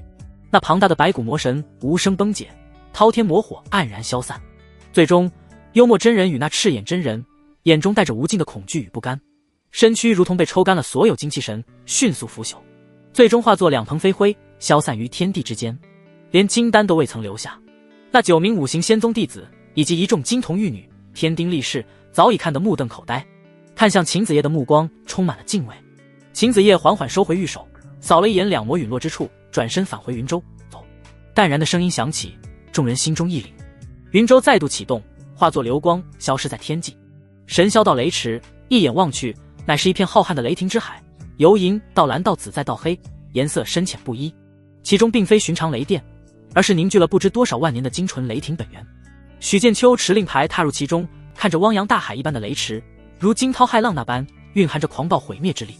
他感觉头皮发麻，喃喃自语：这个怕是有点痛哦。事已至此，只有硬着头皮做个雷电理疗。许剑秋踏入雷池银色区域，瞬间便被无尽雷光淹没，雷电噼里啪啦游走。他运转不灭金身筑基篇法门，以雷霆为锤，己身为铁，疯狂淬炼着每一寸筋骨血肉。混元一气诀也自发运转，让法力接受雷霆洗礼。真他妈疼啊！许剑秋抱元守一，强忍着深入到骨子里的疼痛修炼。疼痛之后，又伴随着难以言喻的舒畅，堪称冰火两重天。银蛇般的雷霆之力入经脉，涤荡着法力，使之愈发精纯凝练。同时，许剑秋不忘参悟五雷武器大擒拿，在这雷霆本源之地，感受着五雷武器的生灭变换，先前诸多晦涩之处豁然开朗。1月时光飞逝，当许剑秋走出雷池时，周身宝光隐隐，气息愈发沉凝内敛。不灭金身筑基篇已至大成，肉身强度堪比同阶体修，打10个不是问题。指的是敌人，也是道侣。五雷武器大擒拿也从入门达至小成境界，威力不可同日而语。许剑秋对雷法的感悟更是深刻了数倍不止，法力、肉身、道法皆经历了一次彻底的洗礼，脱胎换骨。张兄这份人情欠得着实不小啊！许剑秋感受着体内澎湃的力量，心中感慨，将这份情谊牢记。神霄道山门外，云海翻腾，许剑秋朝张云庭拱手：张兄，此番后情我铭记于心，天涯路远，告辞了。张云庭爽朗一笑，还礼道：许兄何必客气，只盼你早日丹成上品，届时再五行仙宗一聚，岂不快哉？许剑秋目光坚定，含笑点头：必不负张兄所望，届时你我把酒言欢，再续今日之情。言罢，剑光起，化作流光遁入云海之中。辞别张云庭后，许剑秋踏上归程，穿过神霄仙州浩瀚的无尽海。这一日，他正飞行间，前方天际忽然暗淡下来，恐怖的威压即便相隔极远，也让他心悸不已。只见远海之上，乌云密布，覆盖方圆数百里，云层之中并非寻常雷电，而是蕴含着天道之力的恐怖天劫雷霆。一条修长优美的银白色身影正在劫云之中翻滚，通体覆盖着晶莹的银白色鳞甲、鹿角、蛇身、鹰爪、鱼尾，那赫然是一条龙，远远看去估计有数百丈，其散发出的气息浩瀚如海，远超金丹范畴，此时正奋力抵挡着天劫。一道道紫色、金色的天雷狠狠劈落，砸在那银白龙躯之上，炸开无数耀眼的电光，鳞片破碎飞溅，龙血洒落长空，空气中弥漫开一股奇异的馨香。许剑秋看得心神摇曳，龙，真正的龙。前世身为龙的传人，此刻亲眼见到传说中的龙在眼前渡劫，一种难以言喻的激动与亲切感涌上心头，仿佛梦境照进了现实。这个世界不仅有奇珍异兽，也有龙凤等古老种族，也被称为妖族。由于人族势大，天骄辈出，妖族只能固守一方。千年前遇外天魔来袭，妖族深知唇亡齿寒的道理，主动与人族结盟。许剑秋第一次见到龙，激动也属正常，那种一条龙服务不算，但他很快压下这股冲动，头皮发麻。那渡劫的银龙的气息无比强横，周围虚空中更是隐隐传来一道同样令人窒息的强大神念，多半是在为其护法。这等层次的场面，绝非他一个小小的筑基修士能窥看甚至靠近的，稍有不慎便是灰飞烟灭的下场。我只是路过，打扰了。许剑秋露出一个僵硬笑容，也不管对方看没看见，立刻压下剑光远遁，溜了。他收敛所有气息，绕了一个极大的圈子，恨不得贴海面飞行，远远避开那片恐怖的天劫区域。法力运转到极限，盾光都快拉爆了。就在许剑秋离开后不久，轰隆，最后一道最为可怕的劫雷劈落，那银白神龙发出一声震天龙吟，硬生生扛了过去。周身焦黑的伤痕竟在快速愈合，破碎的鳞片下生出更加璀璨晶莹的心灵。其气息轰然暴涨，突破了一个巨大的瓶颈，达到了一个全新的境界。劫云缓缓消散，天地间灵气疯狂涌入龙躯，光华闪耀间，那庞大优美的龙身消失，化为一位身形高挑曼妙的女子。她拥有一头如瀑布般的璀璨银发，头顶2只水晶般剔透玲珑的龙角，容颜绝美，带着一股高贵气质。渡劫的还是个龙女，她身着一袭水蓝色流光长裙，更衬得肌肤如玉，只是脸色略显苍白，气息上有些不稳。敖玲珑舒了口气，心中百感交集，历经千难万险，龙君之境终于成了。恭喜公主顺利度过天劫，成就龙君之位。一位身穿玄色战甲，气息同样深不可测，面容冷峻的女子上前恭敬说道，她正是沧海龙族公主敖玲珑的护道者玄英。玄英也辛苦你了。敖玲珑微微颔首，正欲调息恢复，异变陡生。那原本恭敬垂首的玄英猛然抬头，眼中紫黑色邪光暴涨，再无半点清明，只剩无尽的诡异与邪恶。他毫无征兆的出手，一掌拍向敖玲珑心口，掌心之中魔光闪烁，毁灭之力凝聚。玄英，你……敖玲珑面色微变，他万万没想到最信任的护道者会对自己屠下杀手，眼看就要被击中。危急关头，他体内一颗宝珠钻出，绽放出七彩琉璃光华，勉强挡了一下。砰！敖玲珑还是被那恐怖的掌力震得倒飞出去，一口淡金色的龙血喷出，伤势顿时加重数分，气息萎靡。那琉璃宝珠上的光华也暗淡了下去。你不是玄英，你是谁？敖玲珑又惊又怒，稳住身形，厉声喝道：玄英！那玄英扭了扭脖子，发出咔嚓声。明明是同一张脸，气质与神态完全不一样。玄英从里到外露出一种邪意，声音不男不女。这具躯壳的原主真灵已被我吞噬，相比玄英，我更喜欢吞元魔君这个称呼。天魔君。敖玲珑声音冰冷，心中感到不妙。域外天魔中的魔君级存在，竟悄无声息地潜入此界，还吞噬了他的护道者。天魔号称天魔万化，乃是域外天魔之中诡谲多变的存在，更何况是魔君。啧，刚突破的龙君，本源大补啊！吞元魔君舔了舔嘴唇，眼中满是贪婪与戏谑。本君最喜欢做的就是亲手将你们这方世界成长起来的天骄一个个扼杀。原来他早已潜入修仙界，四处寻找有潜力的目标进行猎杀。敖玲珑渡劫前，他便悄然寄生，影响了玄英。若敖玲珑渡劫失败，他懒得出手，但他成功了，那这新鲜出炉的龙君本源便是他最好的滋补之物。于是他彻底吞噬玄英真灵，完全掌控了这具身躯。孽障！敖玲珑面如寒霜，恨不得将眼前吞元魔君斩杀，但他身受重伤，面对一位状态完好的天魔君操控的元婴级肉身，根本无力抗衡。逃！敖玲珑毫不犹豫，燃烧本命精血，施展龙族秘传遁术，刹那间就化作一道极细的银光，撕裂虚空，朝着远离无尽海的方向飞速遁去。呵，垂死挣扎罢了。吞元魔君嗤笑一声，化作一道紫黑色魔影，紧追不舍，速度竟比燃烧精血的敖玲珑还要快上一分。一追一逃，瞬息千里。许剑秋隐藏气息绕了一大圈，终于看到了远方设立在孤岛上的传送阵光芒，心下稍安，加快速度飞去。就在他即将落向传送阵之时，咻！一道微弱的银光从天而降，伴随着淡淡的血腥气，啪嗒一声摔落在传送阵不远处的草丛里。许剑秋脚步一顿，警惕地望去，只见草丛中躺着一条仅有尺许长的小龙，小龙通体覆盖着漂亮银鳞，但鳞片破损多处，沾染着淡金色的血液。他气息奄奄，晶莹的龙目瓣睁着，看向许剑秋的方向，流露出一种绝望与复杂之色。啊！许剑秋愣了愣，认出了这鳞片颜色，这不就是刚才那条威风凛凛的渡劫银龙吗？只不过现在更像袖珍版的手办，怎么变成这般模样，还掉到了这里？许剑秋感觉有点蛋疼，盯着草丛里那条气息奄奄的银鳞小龙，心里冒出一个念头：有大麻烦砸面前了。他迅速环顾四周，海风呼啸，荒岛寂寥，除了传送阵微光，并无任何异常。他压低声音试探着问道：“你能听懂我说的话吗？”按理说是能的，但此时对方状态不佳，还是问清楚比较好。那银鳞小龙水晶般的眼珠转动，看向他，龙目流露出一丝警惕。这人族是我渡劫时路过的那个。敖灵龙龙口微张，似乎想说什么，却只溢出一缕淡金色的血迹。最终龙目一闭，小小的身躯彻底瘫软，昏死过去。许剑秋嘴角抽搐，这下好了，问都不用问了。救还是不救？不救，转身走进传送阵，当什么都没发生。这无疑是此刻最明智的选择。这条龙身上的伤势可不像渡劫被雷劈的，更像是被人伤到的。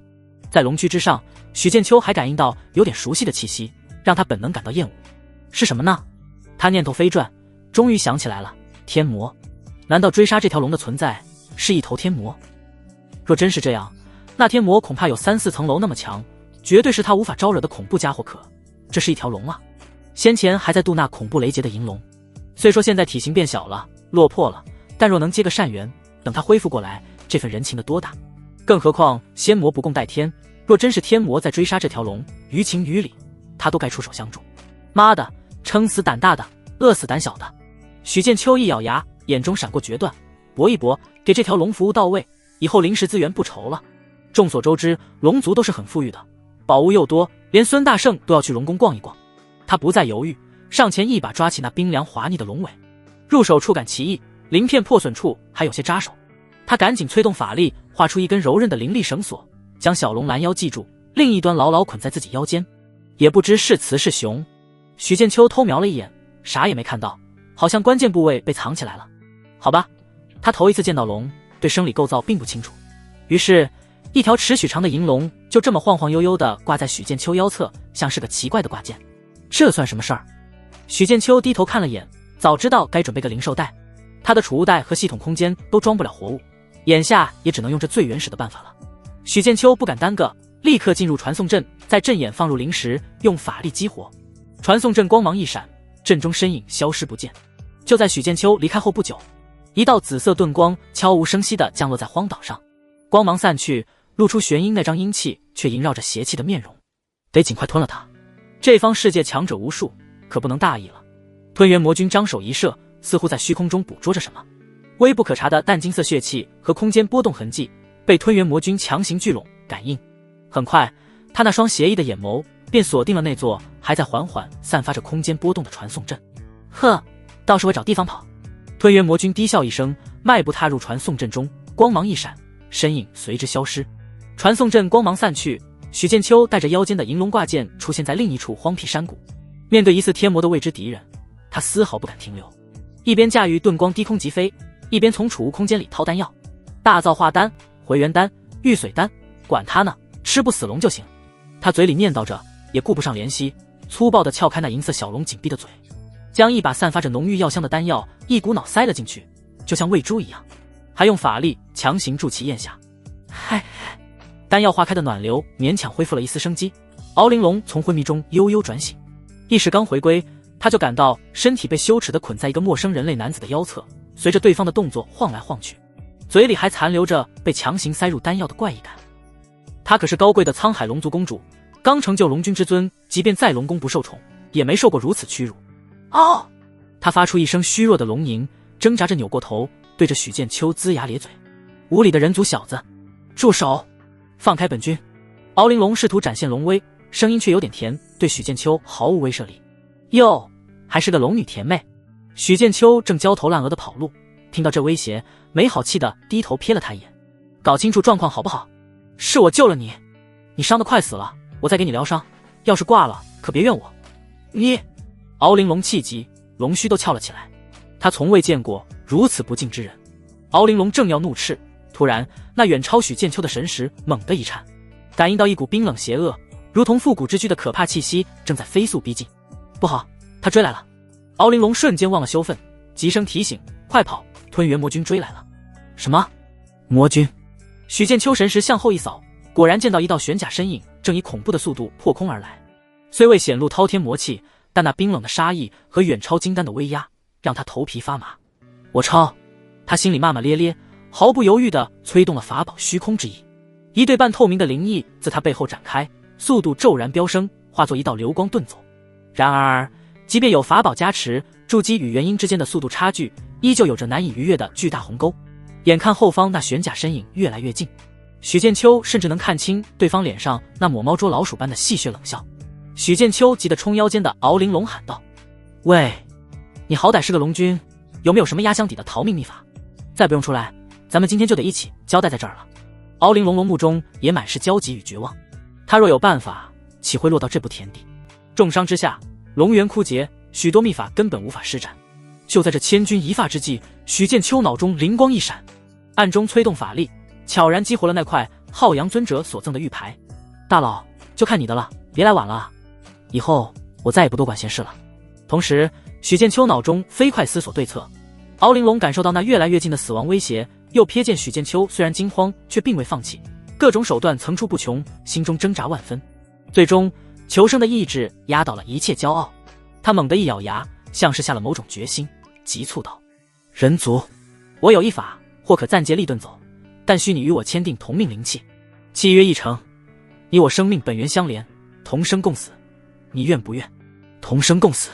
许剑秋一愣，但看着后面快要追上的煞星，哪还顾得了那么多？签，赶紧签，死了啥都没了。放松心神，接纳我的龙魂印记。敖玲珑不敢耽搁，逼出一滴淡金色的本命精血，同时一道玄奥的龙魂符文打向许剑秋眉心。许剑秋立刻放开心神防御，那龙魂符文瞬间没入。这时系统提示传来，检测到宿主正在与其他生灵建立同命灵气，是否修改副作用？是。许剑秋下意识同意。下一瞬，他感到神魂真灵微微一颤，仿佛与腰间的小龙多了一种无形的联系，甚至能模糊感知到对方的情绪与状态。但由于身怀系统，许剑秋明显能发觉，这灵气对他神魂的束缚力似乎没有多少，且并未感到太多不适，只觉得与这小龙变得更加亲近默契了些。灵气签订的刹那，一种休戚与共、生死相依的奇异感觉在敖玲珑心中生出。他微弱的气息得到来自许剑秋的互补，恢复了不少，顿时龙目一凝，燃烧起龙源。虚空龙遁，嗡！一道银光包裹住许剑秋，速度瞬间再次暴涨，如同瞬移般窜了出去，暂时拉开了与吞元魔君的距离。有用！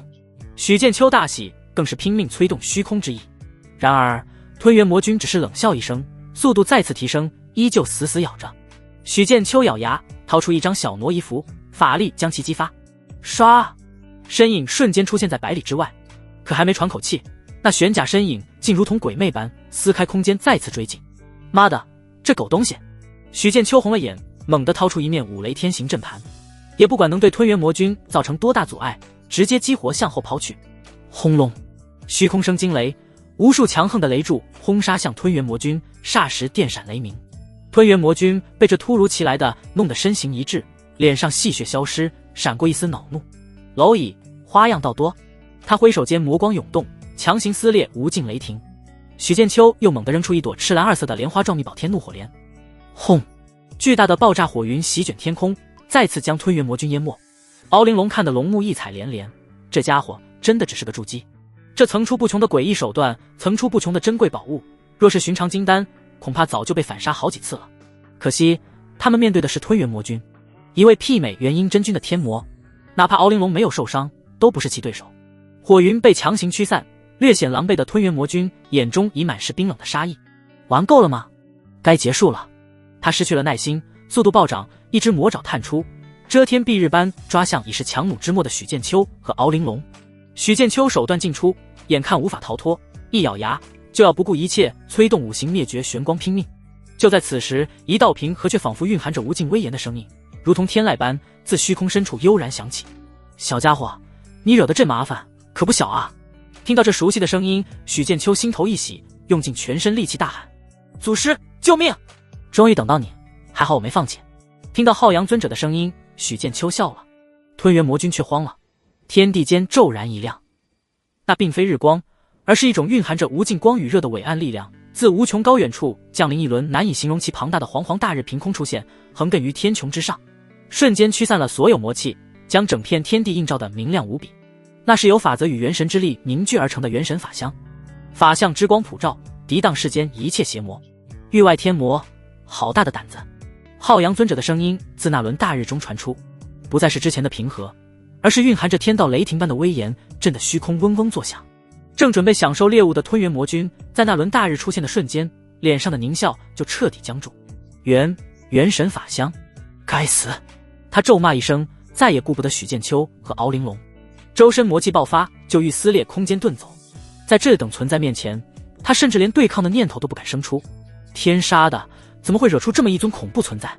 吞元魔君潜入修仙界，一直小心谨慎，哪怕想要吞了敖玲珑，都是从护道者玄阴真灵中知道他不受宠，杀了也不会短时间引来元神尊者，他才出手袭杀。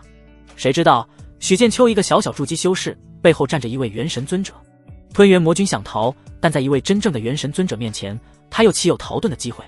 那轮煌煌大日只是微微一震，一道看似柔和却蕴含着毁灭意味的金色神光轻轻刷过吞元魔君寄居的玄阴身躯。在那神光之下，那具堪比元阴真君的玄甲肉身，连同内部吞元魔君分化出的这部分真灵，就被轻而易举抹去，连一点尘埃都未曾留下。亿万里之外，某处隐秘洞府，一位正在打坐的白衣修士猛地睁开双眼，眼中充满了怨毒与后怕。尽回本魔君一具重要化身，此仇。他狠话还未说完，一道淡漠的声音直接在他真灵最深处响起：你没机会了。什么？不！白衣修士惊恐不已，下一刻他的真灵瞬间又被抹去，只剩一具肉身空壳。不仅如此，在修仙界不同角落，十数个身份各异，修为从金丹到元婴不等的修士，无论男女，无论仙魔，都在同一刹那身形僵住。玄极真灵悄然无声消失，气息彻底断绝，眼中都残留着难以置信的惊恐。天魔万化，可以操控诸多化身，显而易见，他们都是吞元魔君悄然吞噬的化身。但在一位锁定其本源真灵的元神尊者面前，这些狡兔三窟的把戏都显得可笑而徒劳。真正的形神俱灭便是如此彻底。这一切发生在电光石火之间，落在下方许剑秋的眼中，他只看到那轮不可思议的大日突然出现，然后金光一闪，那个追得他们上天无路入地无门的恐怖魔君没了。就这么简单。许剑秋心中只剩下一个念头冒出：祖师牛逼，这条大腿也太粗太硬了吧。同时一股对绝对力量的渴望不知是第几次在他心中疯狂滋长元神之境，牛而逼之。自己这点修为真的还不够看啊。挂在他腰间的敖玲珑同样龙目瞪得滚圆，小小的龙躯有着僵硬。他虽出身沧海龙族，见多识广，但亲眼见证一位元神尊者以碾压之势抹杀一位天魔君，带来的震撼是无与伦比的。因突破龙君而生出的那点志得意满，瞬间被击得粉碎。这等伟力，恐怕唯有他的父尊方能媲美吧。这时天穹上那轮煌煌大日缓缓收敛光芒，最终化作一位金发披散、面容俊秀如少年的身影降临在许剑秋面前。正是浩阳尊者。他那双宛若骄阳熔铸的金色眸子，先是扫过许剑秋，显得意味深长，随即落在了那条依旧系在许剑秋腰间的银色小龙身上，微微挑眉，露出一丝恍然。原来是敖玄那家伙的后代，怎地弄得如此狼狈？敖玲珑闻言连忙挣扎着想要变回人形行礼，却因伤势和虚弱未能成功，只得保持小龙形态，努力昂起头，用尽可能恭敬的语气道：敖玄正是家父，晚辈敖玲珑拜见尊者，多谢尊者救命之恩，恕晚辈失礼，未能以真身相见，不知尊者名讳。他声音依旧很甜美，但语气却努力装得老成，还是这么一个小小的手办模样，反差让一旁的许剑秋听得想笑。浩阳尊者随意的摆摆手：本尊五行仙宗浩阳，道谢就不必了，你要谢就谢这小子吧。他指了指许剑秋，若非他引动玉牌，本尊这具化身也不会赶来。化身？许剑秋和敖玲珑心中再次震惊，拥有如此毁天灭地之威的，竟然只是浩阳尊者的一具化身，那其本体又该强大到何种地步？浩阳尊者继续道：既是故友之后，本尊便顺手再帮你一把，我这化身法力也快耗尽了。说着他屈指一弹，一道精纯无比、蕴含着无尽生机的金色元神灵光没入敖玲珑体内。啊！敖玲珑顿时发出一声舒爽的龙吟，周身银光大放，原本尺许长的幼龙之躯从许剑秋腰上飞到半空，紧接着疯狂暴涨，破碎的龙鳞瞬间修复，气息节节攀升，浩瀚的龙君之威再次弥漫开来。眨眼间，一条长达数百丈、鳞甲璀璨如银月的银色神龙盘旋于空，看上去神威凛凛，与之前那奄奄一息的娇小模样有如云泥之别。银光再次闪耀，巨龙消失，化为一位身姿高挑曼妙的女子落于虚空。他一头璀璨如熔银的长发系成高马尾，头顶2只水晶龙角晶莹剔透，容颜绝美之中带着天生的高贵。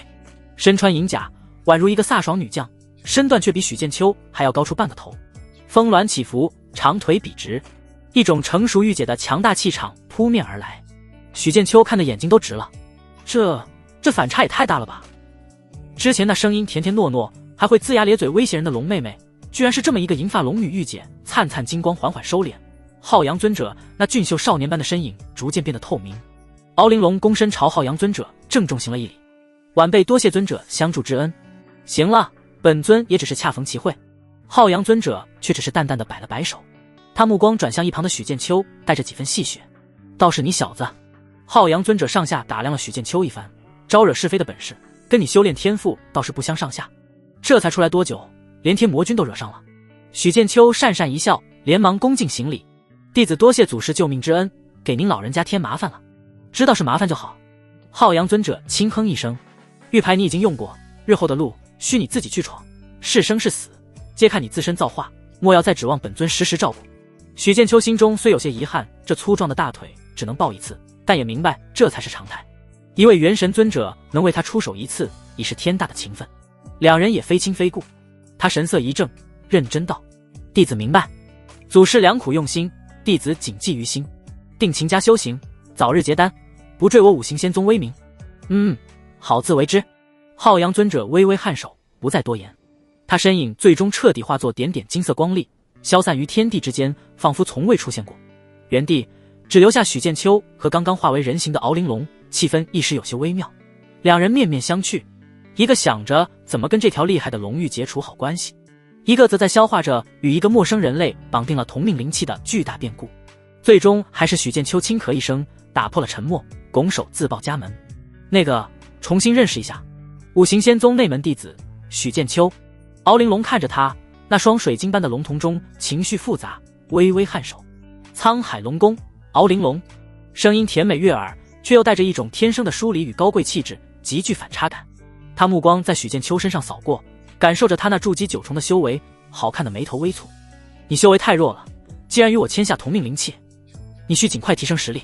或许是龙族天生如此，带着一种莫名的高傲与优越感，话从他嘴里说出来，总给人感觉有点不舒服。许剑秋一听，顿时不乐意了：我是你救命恩人，还是同命灵气的伙伴？就这态度，再加上见过他之前那副惨兮兮的小龙模样，以及契约带来的莫名亲近感，他对龙的那点敬畏之心早就抛到九霄云外了。许剑秋眉毛一扬，竟直接伸出手，理直气壮地道：为了救你，我珍贵的丹药都喂你了，保命的阵盘用了，秘宝也爆了，连祖师留的保命人情都耗光了，损失惨重啊！听说你们龙族各个富得流油，宝贝堆成山，于情于理，你是不是该表示补偿我一下？敖玲龙被他这直接伸手讨债的行为弄得一愣，绝美的脸上闪过一丝错愕，还从未有人如此对他说话。但仔细一想，许剑秋所说确实是事实，若非许剑秋带他跑路，他早已落入吞元魔君之手，后果不堪设想。他微微低下头，语气稍缓：此次却是多亏了你，待我回归沧海龙宫，拿回属于我的东西，自会补偿于你。回归龙宫，拿回。许剑秋捕捉到关键词，手还没收回来，好奇道：你身为龙族，身份也不低吧？难道现在身上一点好东西都没有？先随便给几件法宝丹药应应急也行啊。敖玲龙闻言，脸上闪过一丝不易察觉的落寞，他摊了摊手，那姿态竟有几分无奈：我虽是沧海龙宫的公主，但我并不得宠，否则身边也不会只有玄阴这一位护道者，更不至于被逼得远离龙宫渡劫，最终还。说到此处，他话语一顿，眼中流露出悲伤与恨意。连玄阴都被那天魔君害了，那位一直护他周全的护道者玄阴，竟落得如此下场，真灵都被吞噬殆尽。他对域外天魔的恨意也更深了一层。许剑秋看着他眼中那抹伤感，伸出去的手默默收了回来。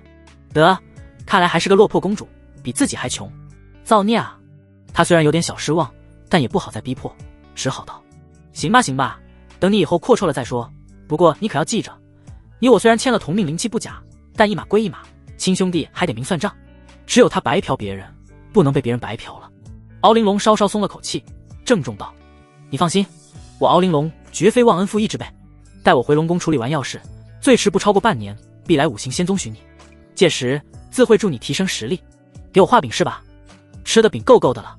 许剑秋心里嘀咕，但看敖玲珑现在这确实是一穷二白的样子，也只能选择相信这块饼了。好吧，那我等你消息。有一个元婴真君帮助，还是很不错的。不过，他要怎么助我修行？双修的话，也不是不可以。许剑秋思维发散起来。不过，我可以先传你一门龙族秘法。敖玲珑想了想，旋即一道银光飞向许剑秋。虚空龙遁，化龙影，裂虚空，无视空间阻碍，瞬息千里。许剑秋感应到脑海中多出的秘法，顿时欣慰不少。修炼了这门秘法，若是遇到打不过的敌人，还能放风筝跑路。前提是差距不要太大了。可还满意？敖玲珑问。许剑秋点了点头，尚可。敖玲珑自知一门秘法难以报答救命之恩，于是将许剑秋的恩情记在心中。我先送你回五行仙宗。由于浩阳尊者助他恢复到全盛时期，为了避免许剑秋回去遇到危险，他主动提出当个临时护道者好。许剑秋巴不得这样，外面太危险，还是回老窝待着舒服。敖玲珑驾驭遁光护送许剑秋，几经周转，一路安全抵达五行仙城外。确认许剑秋再无危险后，他便化作一道银光遁入云层，消失不见。许剑秋目送他离开，暗道可惜，要是能御龙飞天，当个龙骑士就好了。一位媲美元婴真君的龙君当坐骑，简直不要太拉风。他叹了口气，转身快步走向五行仙城，来到了那座熟悉的小院。